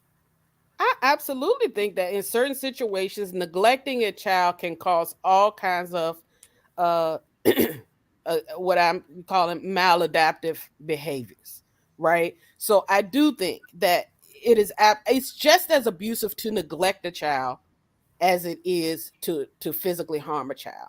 Hmm. It does, and it's all in how they're going to act out. Do they feel supported? Do they feel, for instance, if I have, and this is another thing that happens in a lot of Black households, there's a lot of things that you're not even allowed to discuss, right? Right. I can't go to my parent and say, hey, I've been feeling really sexual lately. I got all these hormones raging in me. How do I handle this? Is this normal? Whatever the case may be. And Right. I'm scared to do that because I'm scared of your reaction, or I'm going to be told that I'm just a fast ass girl, or I'm a, Hmm. whore, or whatever it is that gets put onto me because I'm having a normal physiological response. Well, now I'm not going to go to you about that, and I'm going to start exploring that, or listening to my friends, or whatever the case may be, in ways that are not healthy. That's one way that can happen. And The as a other way, result, they're not given the tools to cope and make those adjustments with that society, part, with the that environment. part. Instead of us saying and I'm not saying, because I think a little bit of what Mr. Levi and Sky were kind of suggesting is, well, we should just say, like, that if you that if the child or the girl or whatever, automatically we just say you're fast ass girl, so you get what you get. Well, if that's the messaging, even if you don't say it directly to the child, if that's what I'm Mhm. hearing, and I'm hearing you saying that about, so again, I'm gonna think for myself, if something happens, that was on me then, because I heard my mom Right. and my dad or whoever else say them fast ass girls get what they get. That if they get up with R. Kelly and they end up, with an STD or they end up getting beat on, that's the cause for making the mistake of being a fast ass person, as opposed to saying you have every single human is sexual and you do not have to act on that. These are normal things that happen within your body. But what Right. was different in my household is just because you're going through something doesn't mean somebody gets the right to take advantage of that. That's the message Right. that we That's what should I be was saying. translating. That's what I was Exactly. translating. That's what should be said to Yeah. us. It shouldn't be, well, if you a fast ass girl, you get what you get, especially when if they fast, who are they with? Yeah. Let me put my translation back up there.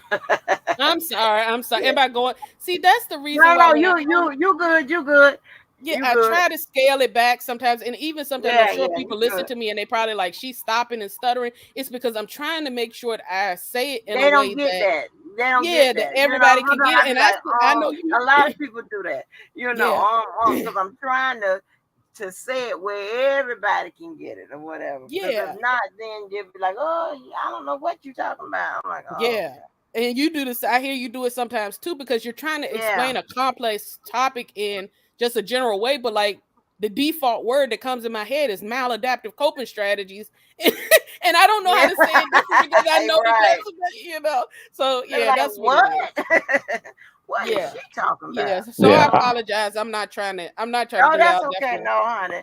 Listen here. Listen, it is what it is. You get it all. You get it all from the top level of intellectual thinking all the way down to the bottom, honey. Whatever. As long as you get it.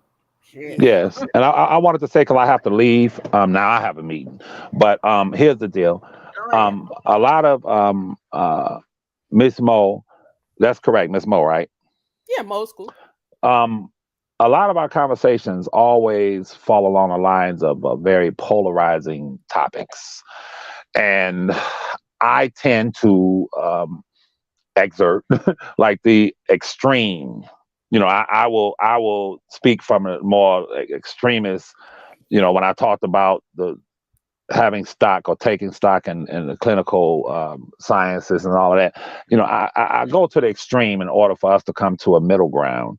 I was just listening to the things that you were saying, and let's be clear. I agree with you that anything uh, that even comes close to abusing a child from a parent, I don't agree with that. It's funny how even though I was raised like yourself, being punished in certain instances, not like every day or whatever, but well, my mom would in the grocery store, I told you not to drift off, whatever, and tap my leg or whatever. Um, we now, if I were to see a parent do that to a child or take their belt off and whoop the child in the back seat of the car, I would be skeptical and say, "Wait, that might be abuse." You know what I'm saying? Like, I don't like seeing that because you're right. The societal problems that we have from a sociological perspective. That's what you were saying. Sociologically, because of the oppression, repression, suppression, in every form of pressure that Black people are put under. Yes, there are instances where the mother or the father, normally the mother, she's under so much pressure, so much stress, or the father just lost his job or he's catching hell on the job, so he comes on and he takes it out on the children. Yes, that's part and parcel of the whole picture. I agree with that. Am I for corporate punishment in that sense? Not at all. However, I feel that when we discuss these things, that's why I talked about it earlier, we have to factor in the African American factor and the African American experience and the African American sociological realities that permeate our culture, our people. We are a dysfunctional ass people. If you look at the R. Kelly situation from the side of the alleged victims, even to my cousin's side, you see a lot of dysfunctionality. You don't see those perfect, or should I say, those norms of society where it was just, where um, the girl went off, she had a little hot ass, and somebody slept with her. No, it's actually things like a child being sent that's in high school off with this 47-year-old man at the time, or 48-year-old man at the time, which is not normal. That is abnormal. There's a lot of abnormalities involved. And you're right when you say it's case by case, it's individual by individual. But in the broader scheme of things, as when you look at the whole African American societal landscape or sociological landscape, yes, it's a brutal. There's brutality. It's brutality in our culture. It is brutality to the extent, and I'm not digressing, but to the extent where pimps. I've been hearing this debate over the death of Sinful P, and pimps are glorified. That's some brutal shit. That's brutal. Well, listen, Missy Mo, when I was a child, we have something that is called the Fox Theater. Excuse me. And I remember as a child going to see the Mac, going to see the black exploitation movies. And as a child, not only was I incensed, but I found it to be kind of frightening. I found it to be traumatic. Then to walk outside of the Fox Theater and see heroin addicts nodding off, heroin needles on the ground. We didn't have a lot of pimps, but pimps and hoes and drug dealers and all that shit it traumatizes a child.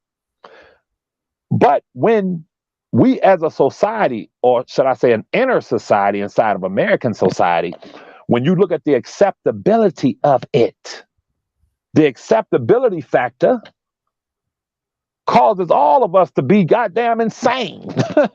When we look at these things as norms, and that's why I talked about Barack Obama earlier, that didn't appear to be as deeply empathetic of the children in Chicago as he was with Sandy Hook. It is because the minds of the black elitists, the minds of most people who are products of black academia, there's an acceptability factor there where they truly believe, well, this is what they do.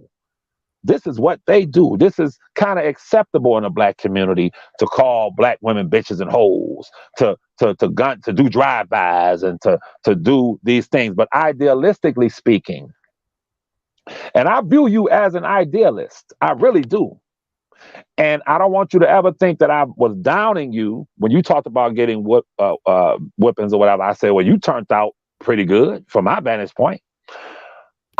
Because I view you as an idealist, you are I would count you amongst those black people who can change black society, or you are without a doubt a benefit. You are an asset to black society, because I love black idealists. I love those who think from that lens and view, idealistically speaking, this is how it should be, operating from that measuring stick where let's be idealist in what we do. Let's not be fragmented in how we think or say, well, black people, that's just the way it is with black people. No, I don't believe in that shit. I believe in the rule of law. I believe in the Constitution. I believe in an idealistic, purist perspective of how all human beings, and since we're in America, I'll say in this country, should be treated. I don't agree with homosexuality, but I would pull that thing out if I saw someone trying to harm a homosexual. That's a human being, and he or she has a right to go to and fro, live their lives how they want to live their lives, and what goes on in their bedrooms ain't none of my damn business or anyone else's. So I'm not going to stand by and watch someone harm someone of that sexual persuasion, because that idealistic thinking is the only thing that can change our landscape as it pertains to the sociological aspect of Black culture, Black existence in America. So I had to come on here and say that I agree with you as it pertains to when it becomes brutal, and as it pertains to the Black, when you say that is really kind of an incompatibility to have any parent who is under stress and duress and dealing with a lot, and then you come home after a long day's work, or your lights are cut off and shit, and the kids doing something. So you say, bring your ass here and tear their asses up because you're really frustrated because of those external things that are going on in one's life. I agree with you 1,000%. That's what I came back on to tell you. Don't think that I'm far from you in how you view things and how I view things. Is just that in order, I just operate like that. I'll come on strong and I'll come to the extreme. And like with grown man to get his attention, I said, these are hot ass little girls. Just I'm gonna let's go to the extreme to try to get you to come back to the middle so we can really have this conversation. So I don't want you to be offended in what I was saying when I was my daughter, Miss Simone. My two daughters, I raised them to be like you. I raised them and facilitate things where they are products of academia, higher academia. I raised them to get degrees, and I raised them to be intelligent young ladies, highly intelligent, highly educated, but I always remind them to,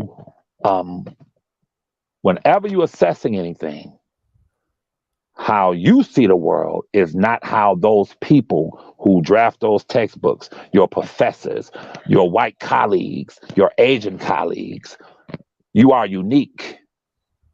Because it has always been my fear that once as they acquire higher education, it has been my fear that they would look down on the kind of people that raised their father. They would look down on those in Black society that their father is without a doubt a product of. The only thing that separates me from the terrorists, the only thing that separates me from niggas that's out here slapping women, pimping women, beating women, out here doing all this shit, is that we had a decency in my household. We separated those in society, in Black society. Are you decent? I've met a lot of decent drug dealers. I've met a lot of decent street people, and I've met a lot of indecent street people. And the one thing they have in common, or should I say, those who are decent, have always in the streets admonished the ones who were indecent. The ones who were decent would say, yeah, I'm about that life, but I ain't like that. I ain't about that life like that. The ones who were, and I've always respected decent people in all walks of life. So just remember that we are closer in our thinking than you could ever imagine. I just don't want, my greatest fear, I told my daughter when she started college, I said, sweetheart, my greatest fear to you is that one day, because my daughter is a genius, she is ultra intelligent. And I said to her one day, I was taking her to the airport, I said, my greatest fear is that one day you'll be landing at this airport and you'll be getting in a metro car or a Uber X, and you'll be with some of your colleagues. My daughter is Supreme Court material, my oldest baby. I said, and you'll sit with your colleagues as you ride down 94, as you ride down the large freeway, as you ride down the Jeffries Freeway, and you'll look over to the right and you'll see prostitutes, pimps, hustlers. You'll see street people, and you'll sit with your colleagues and say, oh my God, that is so deplorable. But you'll be looking to your right at the exact same neighborhood that produced your father. You'll be looking at the same people that some of them fed your father or told your father, don't go down that street, don't do this, don't do that. You'll be looking down on people that is a part of your father, but because you've never lived in the hood, you've never been around that group of people, I don't want you to be removed from them. So whatever you accomplish in life, always have a spot in your heart reserved for those people that are viewed as the abject of society, the discarded ones. And I'm talking about our people. Angie has seen it. She's seen me try to speak rationally and logically and fairly to some of the terrorists. And I would I would say, look, man, you stood out there by yourself. And I would try to reason with them. But at the same time, there's a part of our society, guess what, Missy Mo? There are certain black people who are in some of the worst walks of life, but they're decent. They're decent people. I've seen them. I've been around them where they dress their kids, and I've seen prostitutes out of there selling their asses. But guess what? Their kids went to school and they raised their kids right. And there's certain things they wouldn't do. And this is what I believe. Zoroaster, Zoroaster, that religion. The founder of that religion said there are only two races on the planet.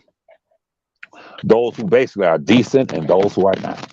That corruption, you'll find it in the White House all the way to the crack house, to the trap house. You have decent people in the White House and you have decent people in the trap house. So I count you amongst the decent ones. I just want to let you know that's why I came back on here. I view you as a decent individual, and your position against my cousin does not influence me to make me say F you, F all members of Oak Cove. You feel me? I don't get down like that. I look at the decency. That on me, Mr. Levi. I am not affiliated with any side because I'm gonna be lumped in with terrorists and everything else. I love Oak Cove and I love the people who support.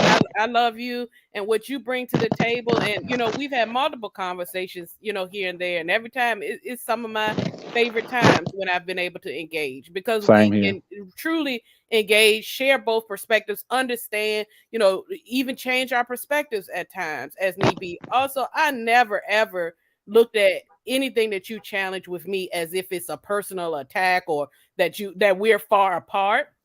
I think it's all in sharing a different perspective, Yes. and sharing, how we both derive at our ideas or what have you, as well as sometimes being able to challenge a belief here or there, because there have been times when you've shared things about R. Kelly that has made me go, okay, well, now that I can make sense of where he is or how he got there. Also, I never from the beginning, and I know I don't come on here very often. It's just when some strike me, when y'all did this morning, I said, if I got 5 minutes or 30, I got to get this off of me, right? But I've never said I was against R. Kelly. I've never even said, some people who say, well, I'm happy, I'm rejoicing that he's in jail, and I don't find any pleasure in that because I am a person who can see both his trauma and respect his experience as a person and as a black man, and feel like there have been injustices done towards him the same way I can look and say,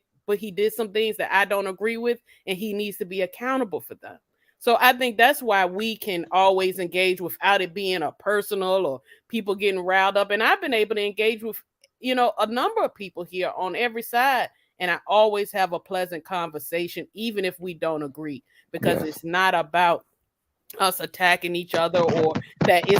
And that's why I think so many people get lost, and you're one of the few I think who doesn't get lost in just being so held to their side or their position that they can't actually sit back and look at it from a bird's eye view and get a sense of what are we dealing with here and why.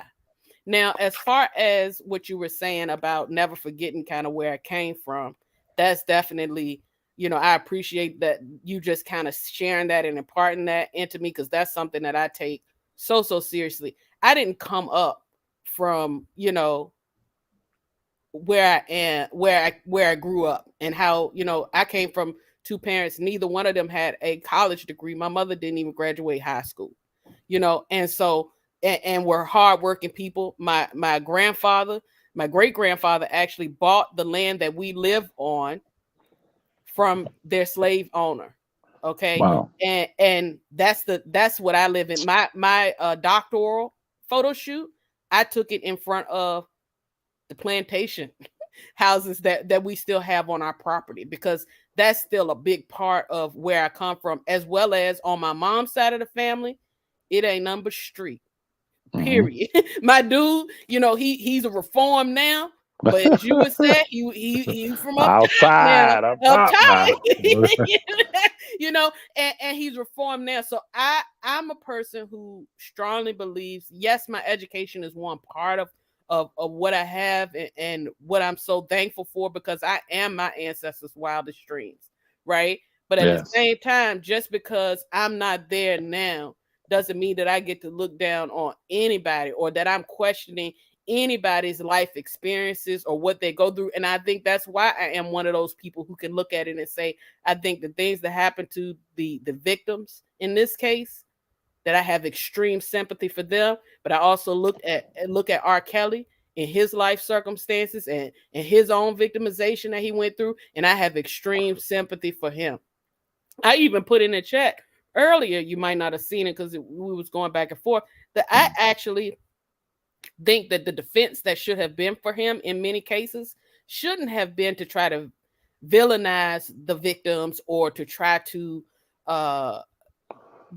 speak to, well, he never did anything whatsoever. I think the focus should have been more so on, I truly do not believe that he had a full grasp of what consent is in the way that we view it now as society. And therefore, I think he did multiple things, truly not even knowing that they would be viewed today as being wrong and egregious. I think that's number one.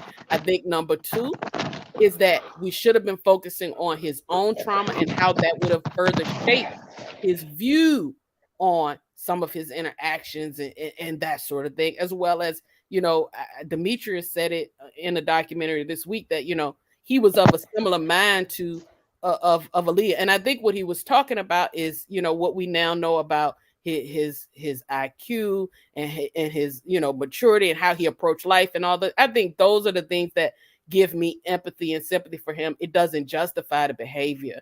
However, the last thing I'll say towards what you were talking about there is, I can still be who I am, and know the books of it all, and all that good stuff, and be able to come in oftentimes sharing that perspective, and still recognize that I'm a product of all of that. Right? Yes. I'm a product of Black society. I'm a product of what slavery has given us. I'm a product of the institutional injustices against us as a people, and I can still rock with and be with all of them. And it's something that I think Angie does as well. It's to some degree, we're just a chameleon. We just like decent, good people, and we like thinking about things from all viewpoints, even the Yes. Right. ones I don't agree with. And that's where we are now, and that's where I'm always gonna be. Period. You could, Yeah. like, even if you see me in my day-to-day life, and even a lot of people here, like Angie and I talked about it yesterday. People will say, well, how can she be a lawyer? How she have a degree? Look at how she's talking and moving. Because I'm still a human. That's one Right. component of me. That's just one component of me. When I go, and my friends are all across the spectrum. I have the Right. ones that I still got to put a little money on them books every month, and then I got the people Okay. who, That's you a know, good part of your life. Right. okay, it's all a part of my life, because I don't think we should remove any of that. At the same time, I just push us as a people in this whole conversation that I've been having today, is just because something has been that way within our culture, we should Yeah. always be challenging ourselves to say, does it have to be that way, or are we keeping it that way?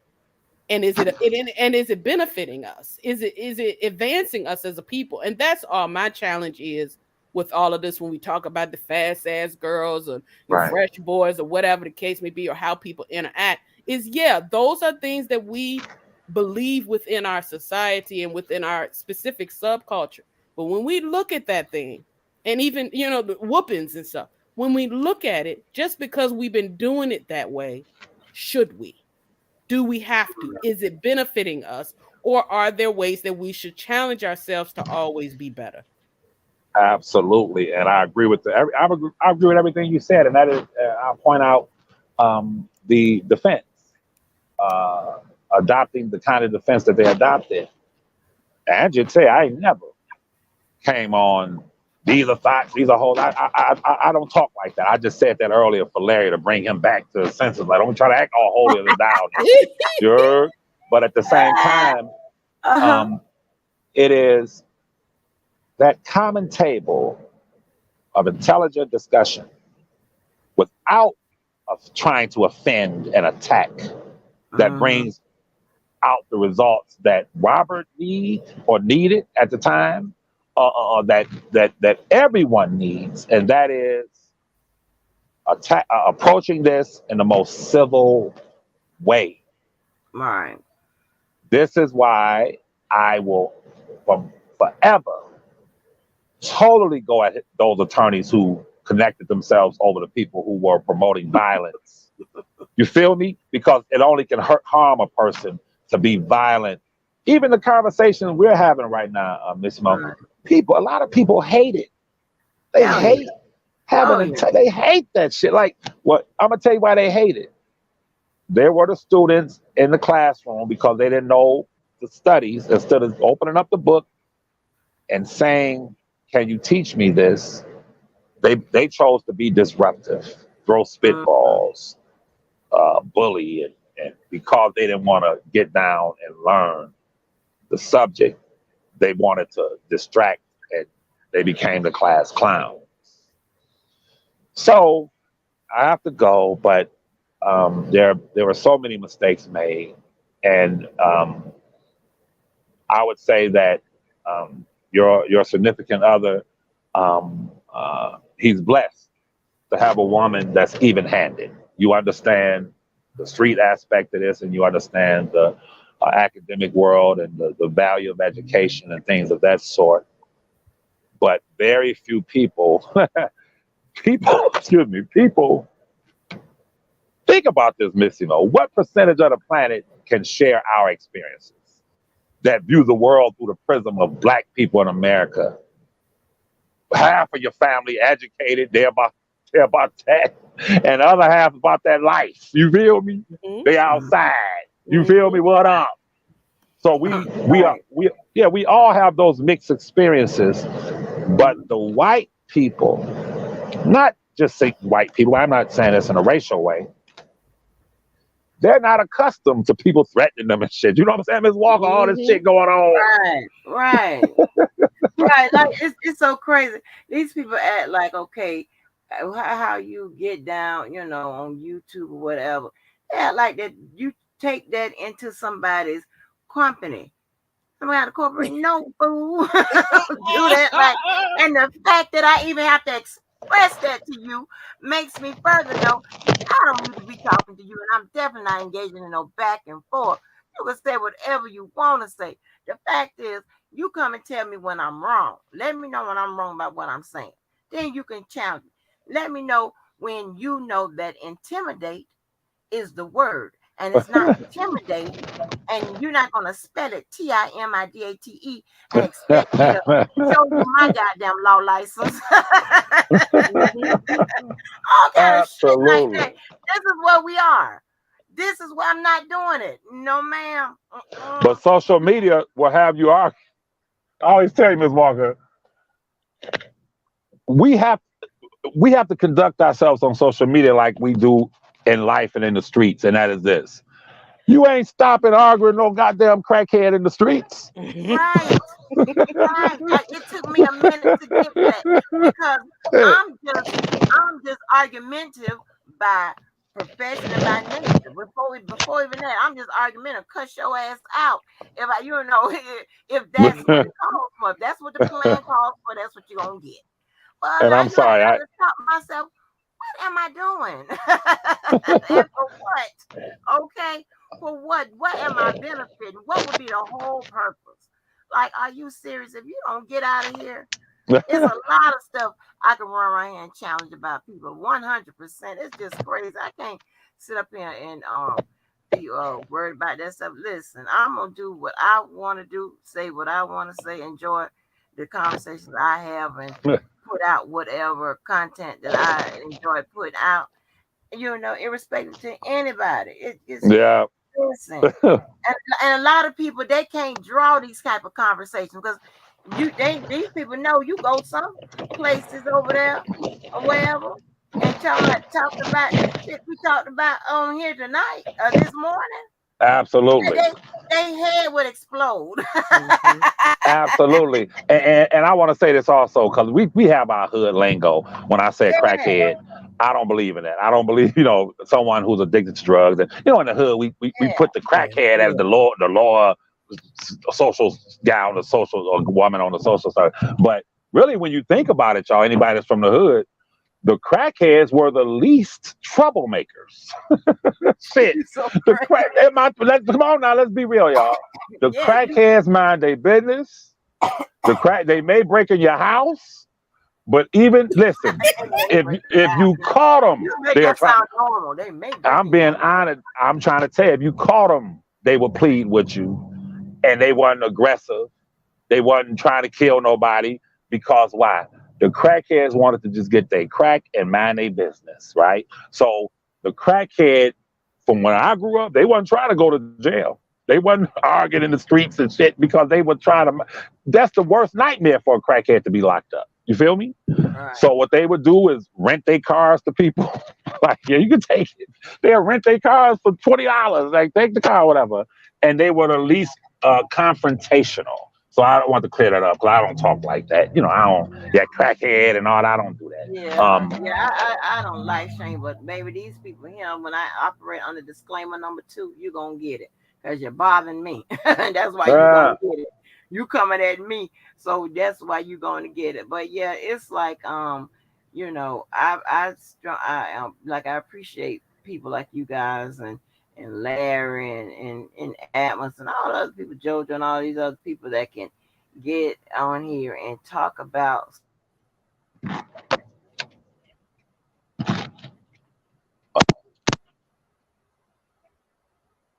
can you guys hear me? I can hear you, but Yeah, I think Ms. Angie Walker. dropped Yeah, off. yeah, Ms. Angie dropped Walker's. off, I think, or maybe her mic went out or It something. did. It did. Yeah, but I'll just say this, Mr. Levi. Part of our conversation that we're having here, I think, highlights. You call them terrorists. I'm not calling any names on Man. anybody. I stay out the way. Okay. But what I will say, the part about some of the things that happened, and I do believe that some of the things were extremely inappropriate in what they did or how they approach, going after to victim jobs and doing all these harassing people. Part of why I hated that stuff so much once I heard about it was because, again, I look at it and say we're better than that as a people. Even if you, like, for instance, you and I, we don't agree on everything that has to do with the R. Kelly case, but we're not going to do anything to worsen anybody's situation in that. You know what I'm saying? We're not going to sit up here and go and harass victims, and we're not going to go and I'm not going to go and wish further bad on R. Kelly or whatever the case may be, because we don't need to do that. But that's actually what I think, from a societal standpoint, people wanted to do to further distract from the bigger message here. And if you notice, I tend to focus more so on what's the bigger, shift for us as a people that can come Right. out of this. How can Yes. we be better in raising our children? How can we be go back to more of the communal parenting that we had back in the day, where we all brought what happens in Africa?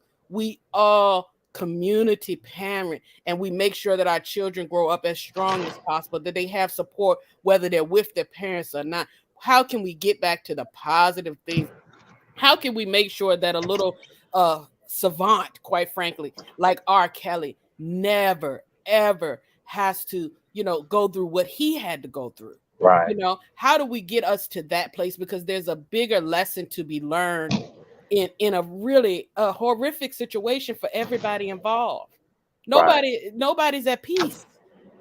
Absolutely. I want us to Absolutely. find peace in it all. And people who came in to disrupt or to create more conflict or, lies and cussing and harassing people and what have you, all you're doing with that is you're bringing more chaos. You're bringing more trauma. You're bringing more hurt to us as a people. Why can't we all sit back again, get the bird's eye view and say, okay, this part about R. Kelly shouldn't have happened.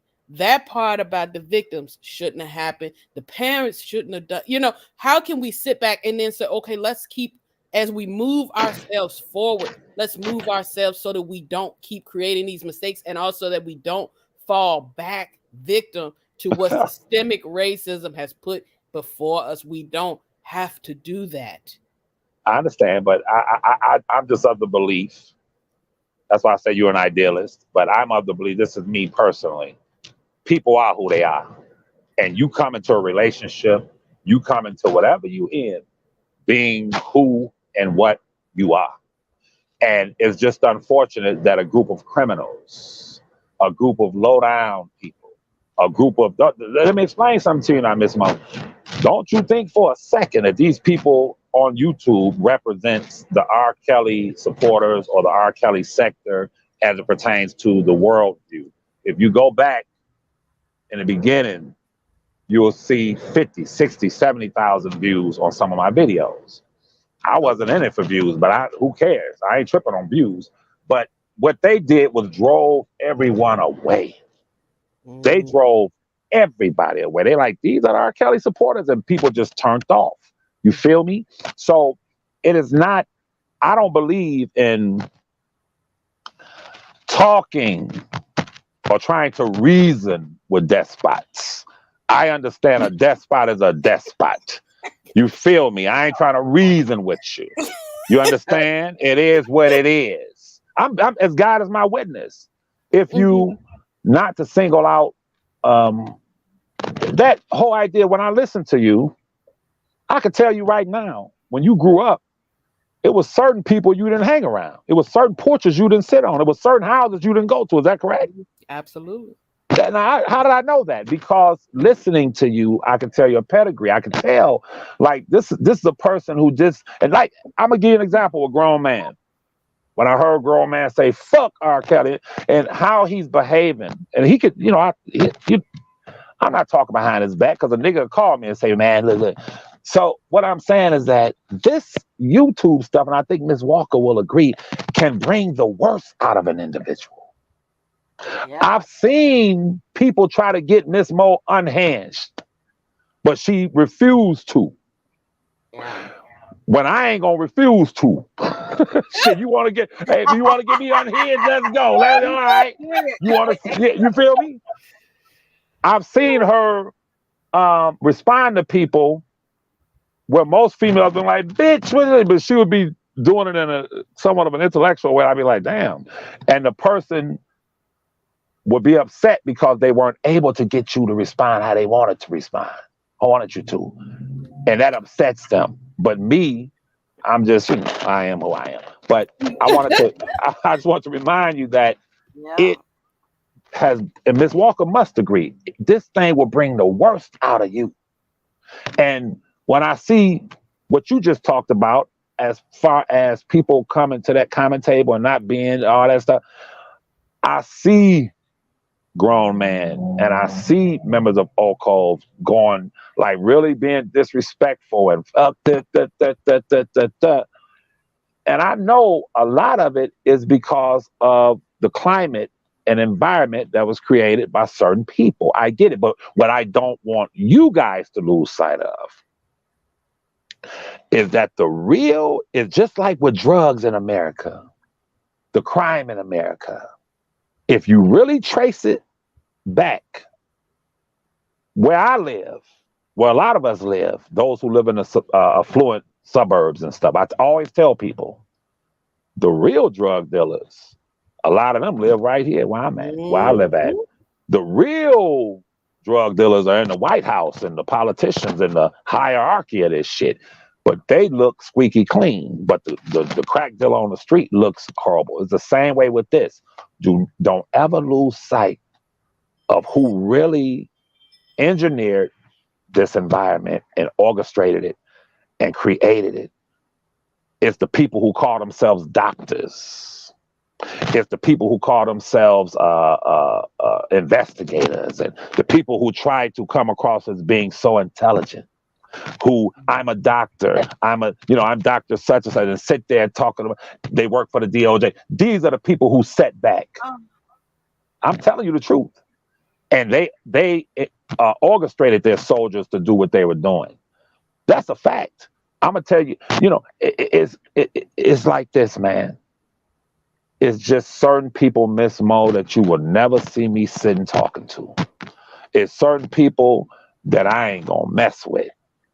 And when you look at what they pretend to be, and then you ask yourself, wait a minute, you claiming to be this church woman and you a doctor and this, that, and the third, but this man's daughter just said he molested them.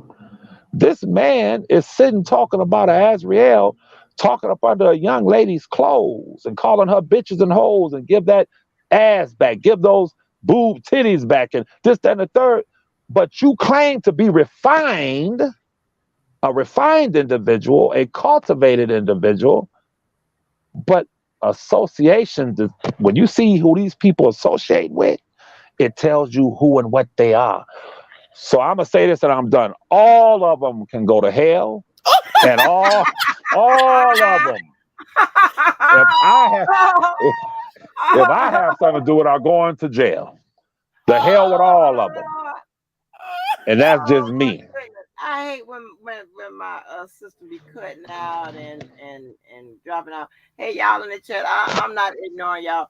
My chat actually had frozen up, so when I came out and came back in, then that's when I could see some of y'all comments and saying hey and whatever. So I'm not ignoring y'all. Oh my goodness, but yes, I mean that's exactly what it is. Like I don't know if y'all heard anything I was saying or whatever, but it's like, honey, you just got to stop and realize where you at and what you're dealing with. And it's like, don't even worry about it. And and I hope that through, these conversations that we have that we've always had on this channel or whatever, and even when I'm just talking about myself or whatever, that what is put out over here, that anybody from all walks of life, every educational level can get it. You know what I'm saying? Can get it. And that's and I don't and one thing about communication, there is like I can't come in here and talk over your head, talk about stuff that you have no clue about. Like what is that about? And when you see, that guy, that one attorney that was on Sylvia's attorney Kersey, he has his own YouTube channel now as well. And he talks about different things, different cases, and explains it pretty good on a level where an ordinary regular person could understand or what have you. That's what you need oftentimes, and y'all just don't. I mean, I be looking, and I've been in court, and I've seen people who come in there on simple traffic citation, and baby, they get hit with the wham bam and everything else because they have ignorance of the law. They're not and it's not their fault. And they don't have anybody to tell them like, hey, this is this, or you can get a break with that, or whatever, or say this, whatever.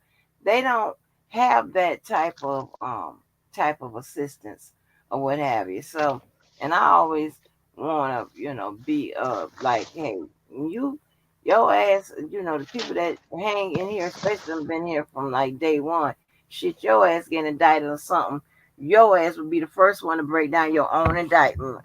You ain't just reading it, you breaking the shit down. So Absolutely.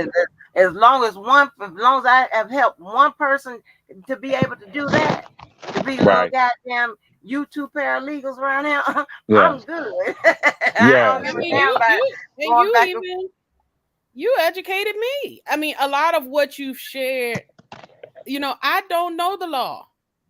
You know what I'm saying? But it has encouraged me to you explain, okay, and I'm like, okay, now I get it. And that's why a lot of times in the chat, I'll be saying stuff because I understood and I took time to listen to what you were explaining about how the law works. The crux of this sector for a lot of people, especially those who tend to support R. Kelly, to me, is that they don't, or they're conflating or not understanding the difference between something being unjust or illegal and something being an area of advocacy for the law. Right? Absolutely. That's what this is. A lot of times people are saying they can't do that. That's against the law. When what they're really describing is, I think this law needs to be changed or further fleshed out to be clear. That's one of the things that I know a lot of people do not, he's very polarized a person, but Debo, I always got along with Debo. I only stayed in the chat. I never went toe to toe because Debo would do a lot. But I would always, Angie, I used to always be like, Debo, but what about this? Or Debo, stop, or what have you. And this is the reason why. Because what Debo was saying, when I actually listened to him, when he would keep pushing one man ain't no enterprise, it wasn't that he didn't understand that the law is written in such a way that one man can be an enterprise. It was that he was saying, I don't agree with that idea. I don't like the fact that the law is saying that one man is an enterprise, when I think that the law should be set up that an enterprise actually has to be a network of multiple people working together. That was he saying. Now, he would deliver it in such a deplorable way sometimes that you wouldn't want to hear anything else he has to say. And then once that he didn't get his point across, or he didn't, nobody agreed with him on that, then it would just become your mama, your daddy, shoot your house, all the, it would become some other stuff that I'm like, hold on, like dial that back, because what really, and even the bastardization of Christianity that happens in this sector, to all of a sudden, try to drum up that Jesus wanted people to be abused and Jesus is going to strike people and Jesus hold up now. What are you talking about? Because it's a difference between saying, I don't like the fact that these laws are constructed in such a way that this, I feel, is something that we as should be looking at. Why aren't you changing the narrative and truly focusing on the advocacy and changing laws and different things? Not all this Levi ain't the cousin and a dollar for the king and all this stuff, because I came in late. I learned about Larry when Larry was still doing his bid. Right. And it and I'm like, who is this person? I thought it was our Kelly friend. I didn't understand what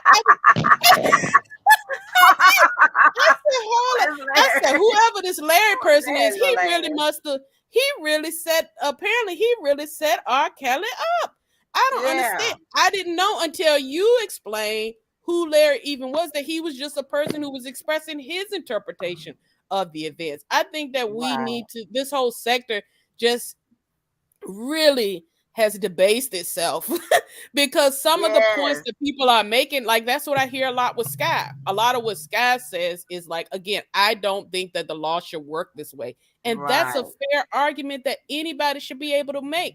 Mr. Levi, his angle is largely that I don't like that the law can still push through a very serious process when we know that there has been some level of intervention or that there's these outside forces. Why is the law not taking that into consideration in larger ways? That's a valid point.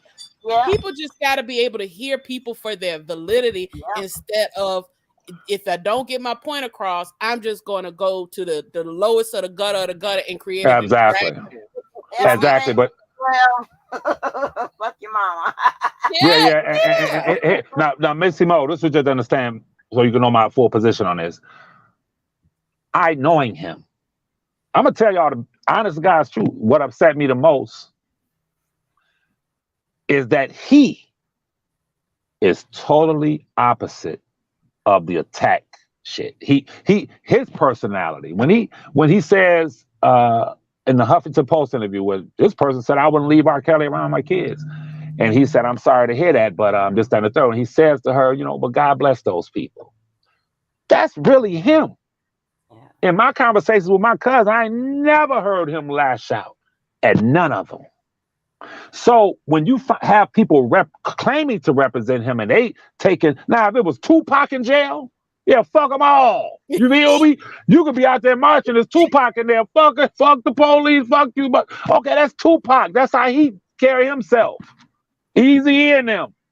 But he's not like that. So when you have a message that's being promoted that is totally opposite of the person who is being tried and accused, and in addition to that, I ask you, being somewhat independent in your thinking on this, if you were in downtown Chicago and you really, like you just said, you thought Larry knew my cousin or whatever, but just imagine you a perfect person who could understand what I'm saying.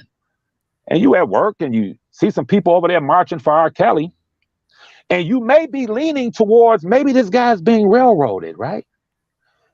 So you say, let me go over here and see what they talk about. And as you approach, you hear this chant.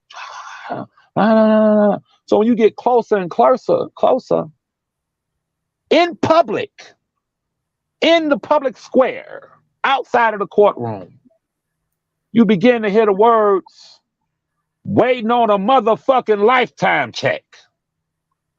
What civilized person is going to see R. Kelly as a decent individual, and in your chant, in your message, you're swearing? Waiting on a motherfucker. You would think those are a bunch of thugs and derelicts. You don't march in public. And freedom of speech is one thing. But you know this, Missimo. If a person does not make your steak properly at the restaurant, and you contest that, and you say to that chef or that manager, no, I asked for it to be made well done. They made it medium. No, and y'all going back and forth. When you start to swear, I tell you one motherfucking thing. They have now the right to call the police and have you removed from the restaurant and maybe arrested for disorderly conduct, because now you're swearing. You cannot, you can, but if you're trying to really relay a message for attorneys and legally minded people and decent people in society who may believe that R. Kelly's being railroaded, for just the onlookers, those who are straddling the fence, or those who don't even know nothing about it, and you incorporate swearing in your message in public in front of the thing, saying motherfucking lifetime check, that automatically gives the listener and the onlooker the impression that this is some ghetto shit. This is some low-life shit. Could you imagine Dr. King and them, we shall overcome. Fuck that, we gon' fuck that, we gon' overcome. Fuck that. What? Who's gonna take that serious or seriously when you're swearing? Now, do you agree? Do you understand what I'm saying? You gotta agree with me. Do you understand, Miss Mo? Absolutely. I believe that the delivery of those messages were absolutely deplorable. Deplorable. They were deplorable, and quite frankly, they were counter in every way, shape, or form. Thank you. What they were actually trying and should have been conveying if they indeed did support R. Kelly. I think that, and again, that's what we've been talking about this whole conversation, is that we can do things in a more effective way than going to the lowest level of response. Now, I do want to ask you one quick question, because you talked about the Huffington Post interview, which is one that I always giggled at it when it happened at that time, of how calm he was when he said, and this interview is over. He just gets up and he adjusts his jacket and out the door he went. But at the same time, what about the people who say, well, what about a Gayle King interview?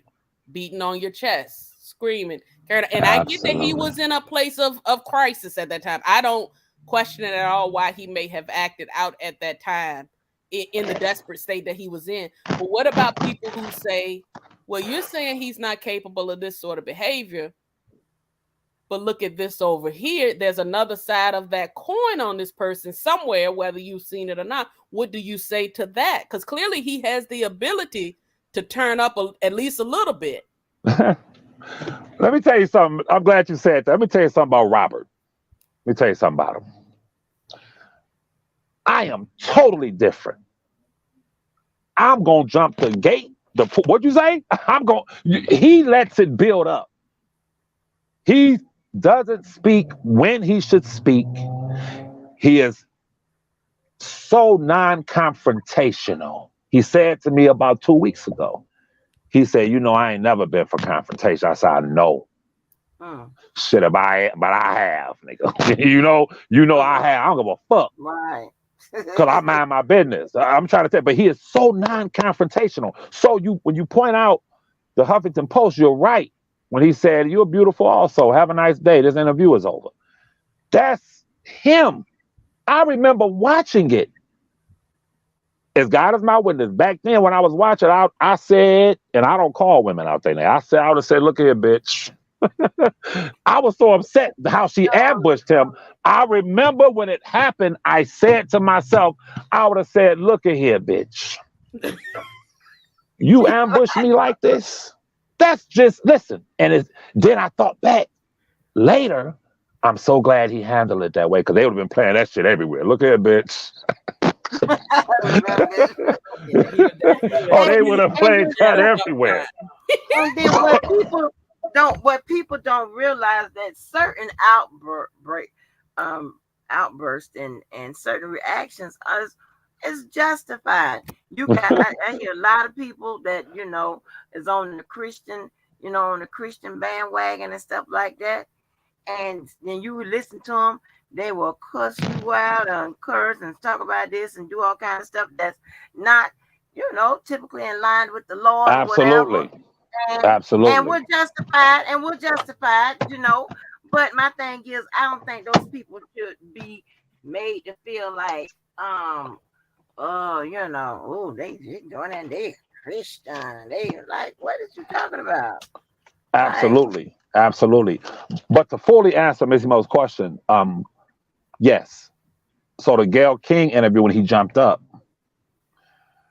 this is what I want people to do. Because I hear a lot of people say he shouldn't have done that interview. I want people to listen to what he said in the interview. Now listen, he says, so that you sleep with her, Robert, before she was 18. No, but her parents wanted me to. That's what he said. No, but they wanted me to. Look at the text message that came out years later. Compare the text messages to what he said. He was speaking the truth. No, so because no. I'm go sorry ahead. about that. Yes, ma'am. I gotta challenge that one a little bit. Yes, because ma'am. if what we now know, the text messages, if we believe the text messages as a piece of evidence, then we also have to believe the Azriel's ID. We also have to believe her testimony as evidence, which suggests that when he sat there and said, no, I didn't sleep with her before she was of age, was not true because she was 17. Yes, ma'am. Listen to me very closely. What I just pointed out, when he said, no, I did not sleep with her at age 17, we must first consider that threshold. We must first consider the timeline. And no one has ever broken this down, and that is, what was that window of opportunity before she turned 18? Okay, for one. For two, she said at the time, no, he did not. So if you're going to take her testimony as being credible, we must take what she said originally, whether or not that was true. And what I'm saying to you, miss, his position hasn't changed. No, I did not. But her parents wanted me to. Her position changed. But one thing that we know, he did tell the truth, according to the text messages, about the mother at least encouraging her to sleep with him. Because when you say to any woman, any mother says to a child, you're going to have kids by him. My son-in-law is going to be younger or older than me. You encouraging a child to have sex, right? So am I saying that he... I don't agree with that. Wait a minute. Hold on, because we done went through this 1,000 times, and I did break down the timeline of I had it up there. I went through that transcript. I went through what was said. I incorporated all the variables and all of that. No, when you look, when see, here's the thing, right? People look at those text messages, and if you got an axe to grind with any of them, whatever, if you don't like any of them, whatever, you are going to view it, and you're going to consider all negative scenarios, and nothing that can be, any different. That's just how it is. That's just the human in us, right? And that's just, that's just the book. Now, I'm not talking about you, but No, that's no, yes, just ma'am. that's just Yes, the ma'am. bullshit. Yeah, that's just the bullshit in a lot of people. Yes. But I have to take it from what that lawyer said, what that attorney said. I have to take it from when you read it, the pieces that we were given, and everything the mother said. The mother said, you around here, doing this, whatever. You should be focusing on your music. You should be doing this, whatever. That what leads me to believe that when she was doing that little part about, my my um my son-in-law and all that bullshit, whatever, that let me know that was just some type of, playful band. It was. You got to consider everything. See, that's what the problem is with narratives right now. I'm not saying that you're trying to push a narrative, but that Yes. nobody wants to consider all things in the pie. Okay. Everything. They want to just take out a piece of it to push Okay. the goddamn narrative. Let's Right? let's You let's got consider to this piece of consider pie. that. Okay, You here's a got to piece of pie for you, consider Miss App. Here's a and piece of hold on, pie for you.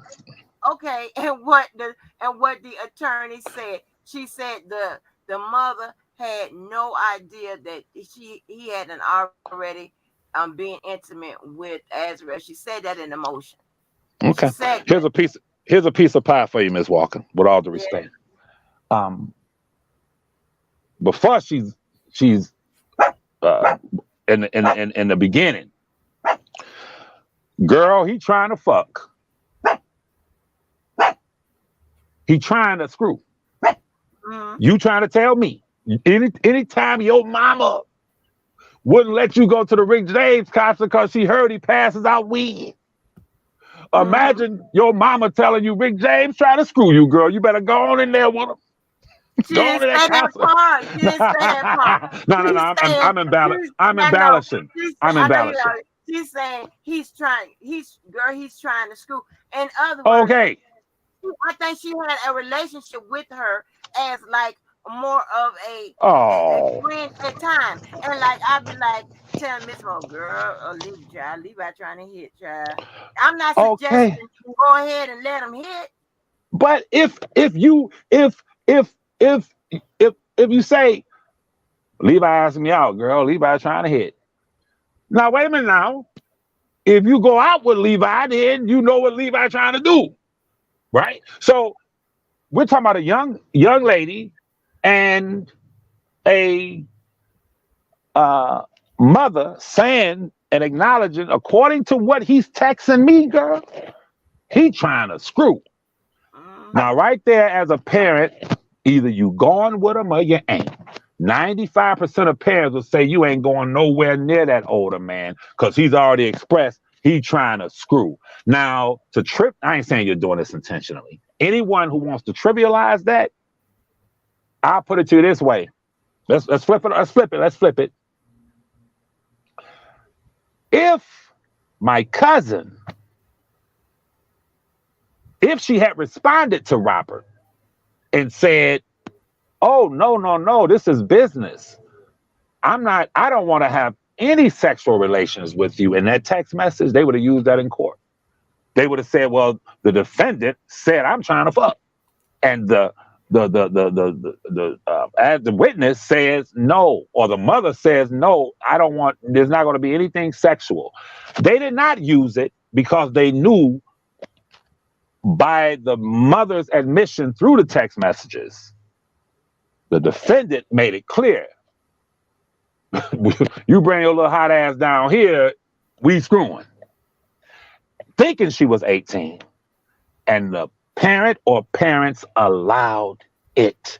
If you are a father of a son and your son plays football and that football coach says, I am taking you to a college, I'm going to get you on this in this college program, and that football coach suggests, a male football coach, that he wants to screw your son, you going to have a fit. What? So But listen, go if ahead. you don't, but if you allowed your son, well, you want to be on that college, in that college, don't you want to play for them? Well, he's trying to screw you, but go on with him anyway. That means you don't give a damn. That means, yeah, go ahead and screw him so you can get a spot on that college team. Come on, Miss Walker. Stop No, it. no, no. Okay, no. So I'm glad you gave all those analogies. So let me help you with this. Okay. The parents did not okay them to have some type of sexual interaction. What happened by allowing her to remain there? Okay, because by this time she's already there. They facilitated what could have happened, what we now know what did happen. But the parents probably thinking, as I would be thinking, but I know I wouldn't be in the cup in that situation. But as I would be thinking that, listen, even if he tries to come on to me or whatever, I have my rights to say no. What happened to that? I just because I know you want to hit, I know you want to hit it, and I might ride off with you and talk to you and blah blah blah blah blah. That don't mean that I can't tell you no. I have the right to tell you no. I agree. So I I was agree. civilized or whatever. I just think at a deeper level, and I try to get to it something closer to what makes sense. You know what I'm I saying? agree. Now, I mean, we both of us can be completely wrong, but I'm saying just because from what we were given, because we haven't been given their mindsets at the time. We haven't been given that. We all can go with, we could try to put together what we were given, and I we think, have I'm the sorry. I'm opportunity to sorry. say no. I'm sorry. I'm Go sorry. ahead. I can get in I your think, car. I know you. You saying all you done talked up under my clothes, but you gonna take me up to this corner store and you take me back to the house. I And it's think, commonplace, Mr. Levi. I mean, most women that I know have all known somebody who liked them, and your girlfriend or your mom. Like, for instance, there have been times my mom has said, "He like you." It don't mean Mm-hmm. nothing to me.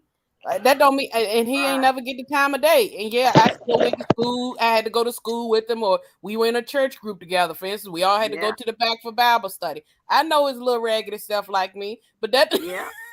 but that doesn't mean that Exactly. just because my mom said, yeah, still going back to the back, that she's saying he likes you. So now you should act on that.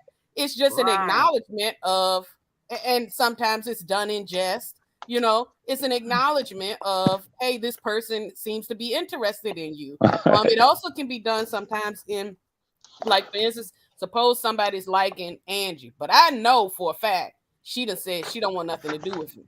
So I said, and Levi goes over, says something to Angie, and I said, Angie, your husband done said something, your future husband done said something, but it's really a tongue-in-cheek comment between absolutely. me and her, where Absolutely. it's kind of an insider joke Yeah. that she done already told Yeah. me she Absolutely. don't want any kind of Levi. But if Absolutely. And you I, saw that on paper or you saw absolutely. that via a text message, you may immediately Absolutely. assume, oh, she's saying Absolutely. Angie must have liked him because she said, oh, Angie, that's Levi, that's your husband. When I was actually Yeah. saying the guy you really don't like that much, he's really trying to hit on you right now. Ha ha ha. I know you paying him dust. Absolutely. And I agree with what y'all saying in the context of adults. But nobody plays with their daughter like that. This is why I gave y'all the homosexual analogy.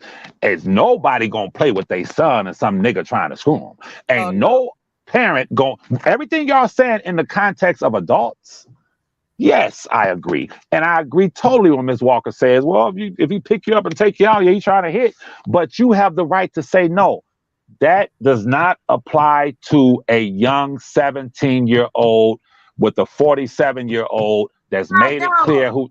It does not, I can because tell we're you right talking. now, Mr. Levi, I can tell you right now, and keep in mind, my mother and my father were both ministers, pastors, very straight laced, as far as, and my mother did not play with no, getting pregnant, doing stuff. She was very serious about that because she had her children so young. So she was hyper vigilant, quite frankly, with us.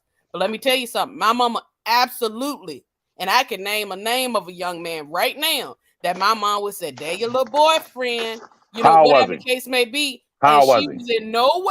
was in no way at that time saying How old was the boy? we were in high school. Okay, she was talking about somebody your age. Now let me ask you this. Let me ask you. If your pastor, an older man at the church, made it clear, somehow your mother found out he was trying to sleep with you. Would your mother tease with you about your older pastor talking about that your boyfriend and him over there trying to screw you? That pastor would have been laid out in the baptismal Thank pool. you. They don't play like exactly. When it comes to an older man and a younger child, they're not playing. Your mother ain't gonna be like, well, did you see the pastor looking at you when he was preaching that sermon? When he started talking about Shamrock, Meshach, and Abednego, he started looking at your thighs, girl. She ain't gonna play with you with no older man like that. She gonna be like you said, the pastor be laid out.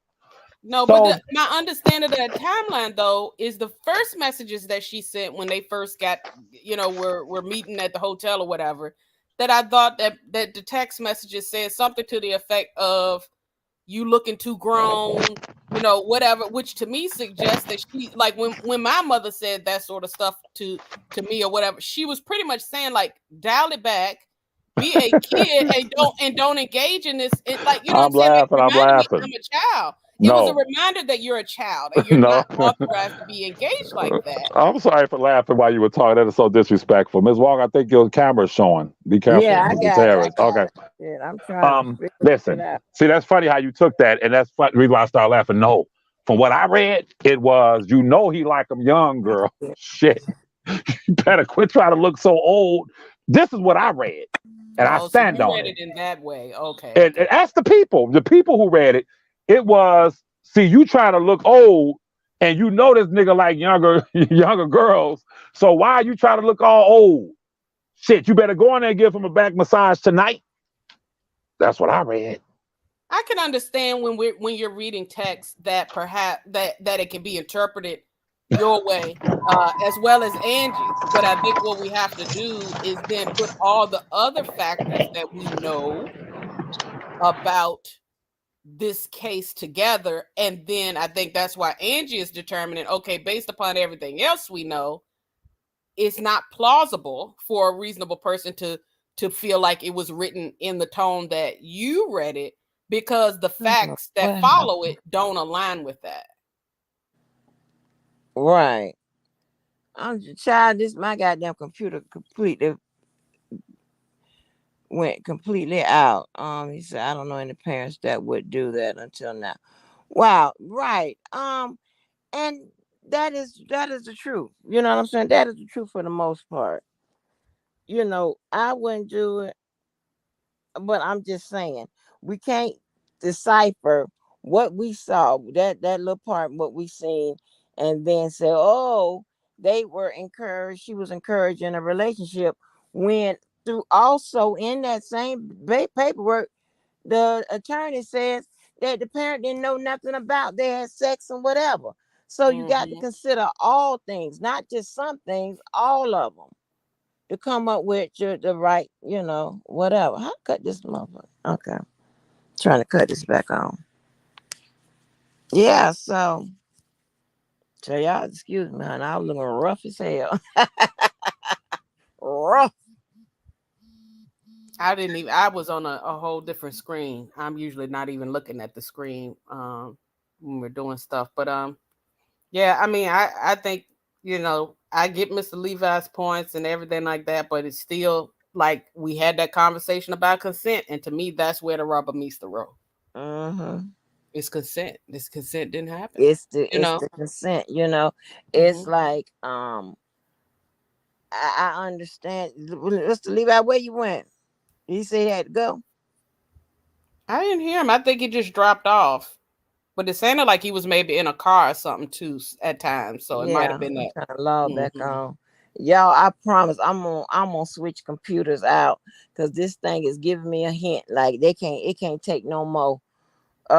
It can't take no more abuse. I'm gonna switch computers out one day soon. But it's like from what we read, what we were shown, what we were told, or whatever, it just doesn't. What we saw, it just doesn't say that. Hey, I'm okay with you because when you look at what happened afterwards, how they went, to try to Mhm. retrieve their child and all of this, whatever. It It just don't doesn't add add up. up. And it Mhm. wasn't. And I'm not talking about years later. I'm not talking about all that when we got made known of it. From what we was told, they went to the um to the uh to the hotel when they found out she wasn't in school and all of that. So that all of that tells me that wasn't those weren't parents that was encouraging a relationship with the older guy. Was that conversation, that type of that type of uh um banter she had with her daughter inappropriate? Hell yeah. Mhm. Nothing I would have said and done. That Mhm. was nothing I would have said and done. But you know, other than that, And I my can't. thing is, even if they had, let's suppose, playing devil's advocate, and then I'm gonna definitely drop on off. But even if what Mr. Levi said is accurate, and the mom was encouraging her, go do it, go head on. Even if that's the case, the law doesn't allow that, and it's inappropriate on the mother's part as well as his. It Right, doesn't exonerate him, and that's the concern that I have with a lot of these right.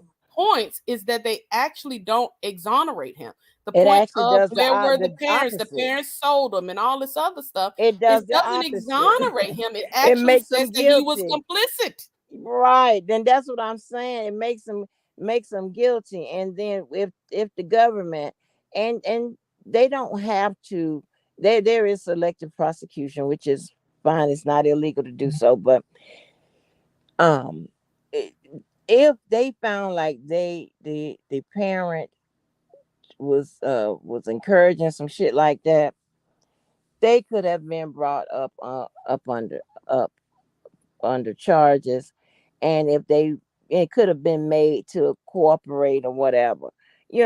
So it's a lot of things that goes along with that. i'm just not um I'm just not there when it comes to saying that those people encouraged a relationship, sent her there to have sex with him, and all of that, all of those narratives and shit they put out.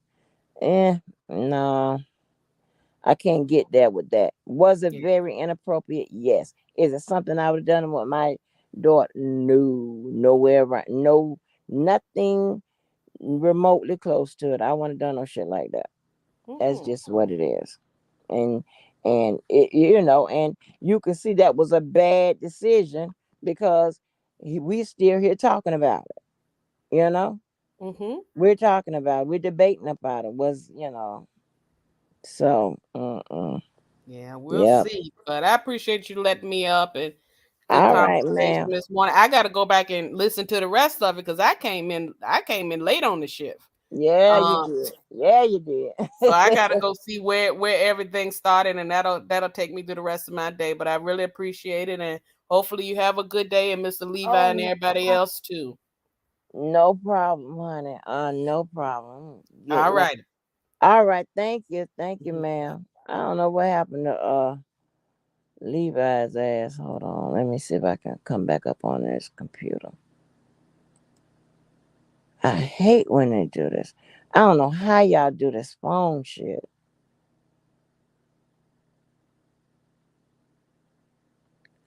As a man, she should have been picking her daughter up the same way she drove her daughter. Yeah, I believe that. It suck his parents. What parent jokes like? Yeah, you're right. None I know. None I know.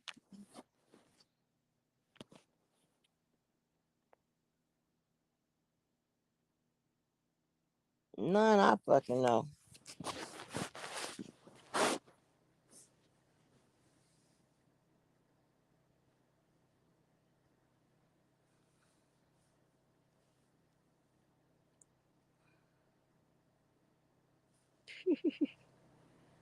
I'm just playing with y'all right now.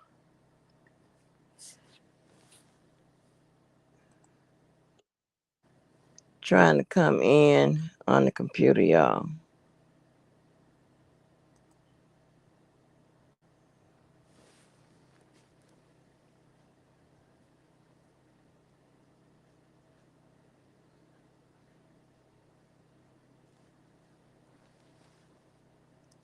Hold on.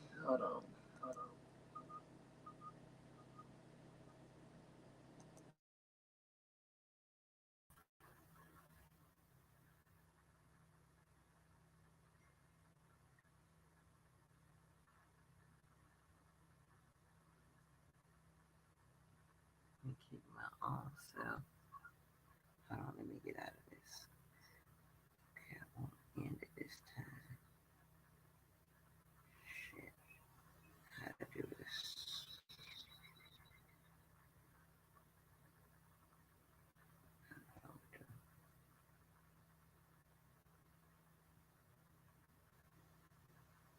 Does that okay? Now that goes.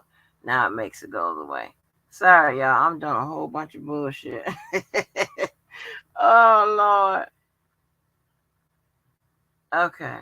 Now let me see where we are.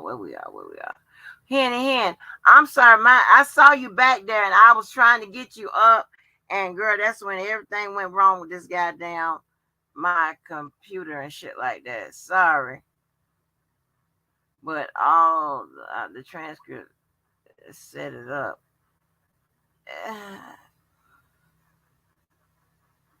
Miss Parker, you said if a man invite you to a party, you won't know he's interested. If a guy invites me to a party, listen. So I don't know how things work where y'all are, right? There are people that have parties here, right? And they go around and they pick and choose what girls they want to come to the party. So they may give you a little thing to go to the party or whatever. That just mean they just doing that because of looks or whatever.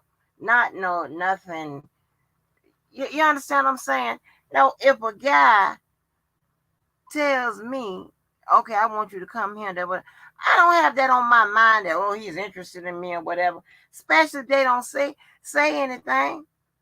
Like you have to tell me direct. If not, I'm assume that we just cool. You know how many guy friends I have? I'll be crazy and obnoxious and think, oh, all of them want me. Just because we talk and have a good time or whatever. Uh-uh.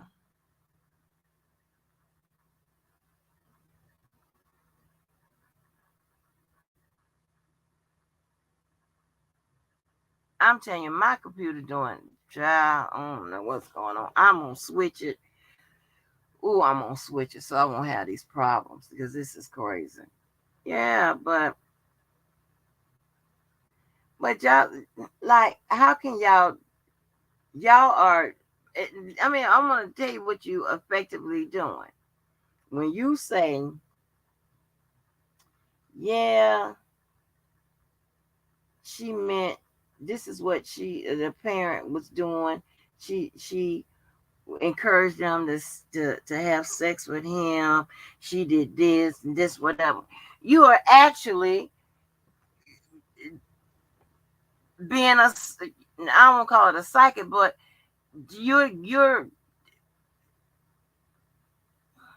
expressing her mindset at the time, like And what I'm saying is, we don't know for sure. We do not know. We can't do that. I mean, you can if you want to, but it won't be right. What the hell? Hey, if you don't leave me alone today about them goddamn mannequins. Leave me the fuck alone. So yeah, keep harassing me. You know what? One thing about white people that just act like they ain't used to black people with certain type of work ethics. They think if you change something around on the calendar or whatever, you ain't gonna do it or whatever. That's not what that means. That just means I'm not doing it today. I'm gonna do it on the day that I changed it to. Damn. I'm gonna do that appointment on the day I changed it to. That leave me the fuck alone. Always wondering if somebody gonna get it. Do you be easing into it? I'm so sick of this shit.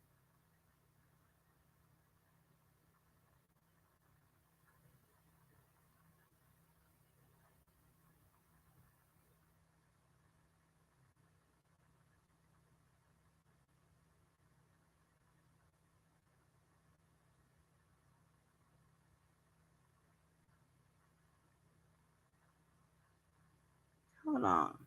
Damn. Calm the fuck down.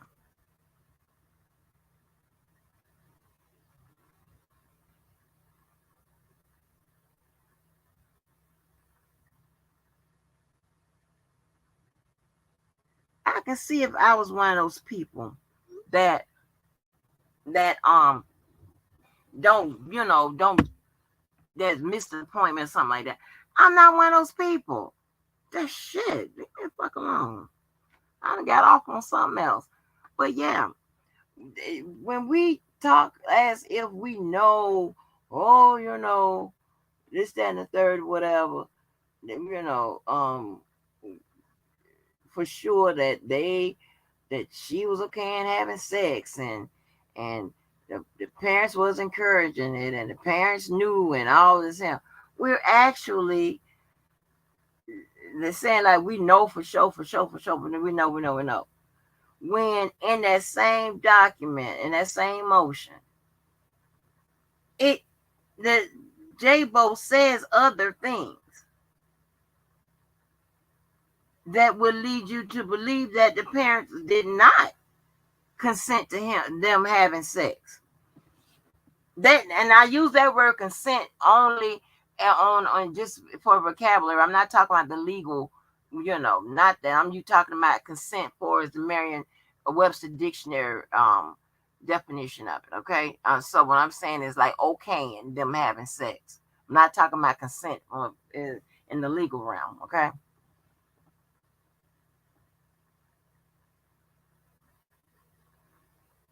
Uh-uh. Hold on for a minute, y'all. Just for a minute. This shit here.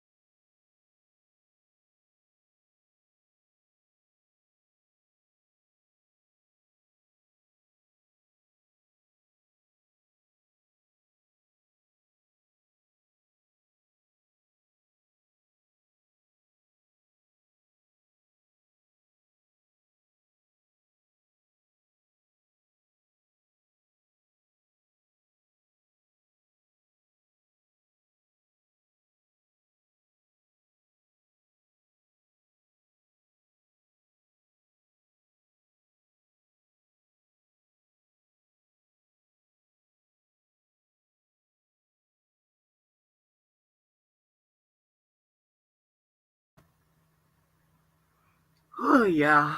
Sorry about that, but honey, let me get on up off here. I don't know what the hell is going on with this computer. I really don't. But oh Lord, it's been 10 some hours. I'm wore out. I'm tired. I'm ready to go to bed. So I will holler at you guys later.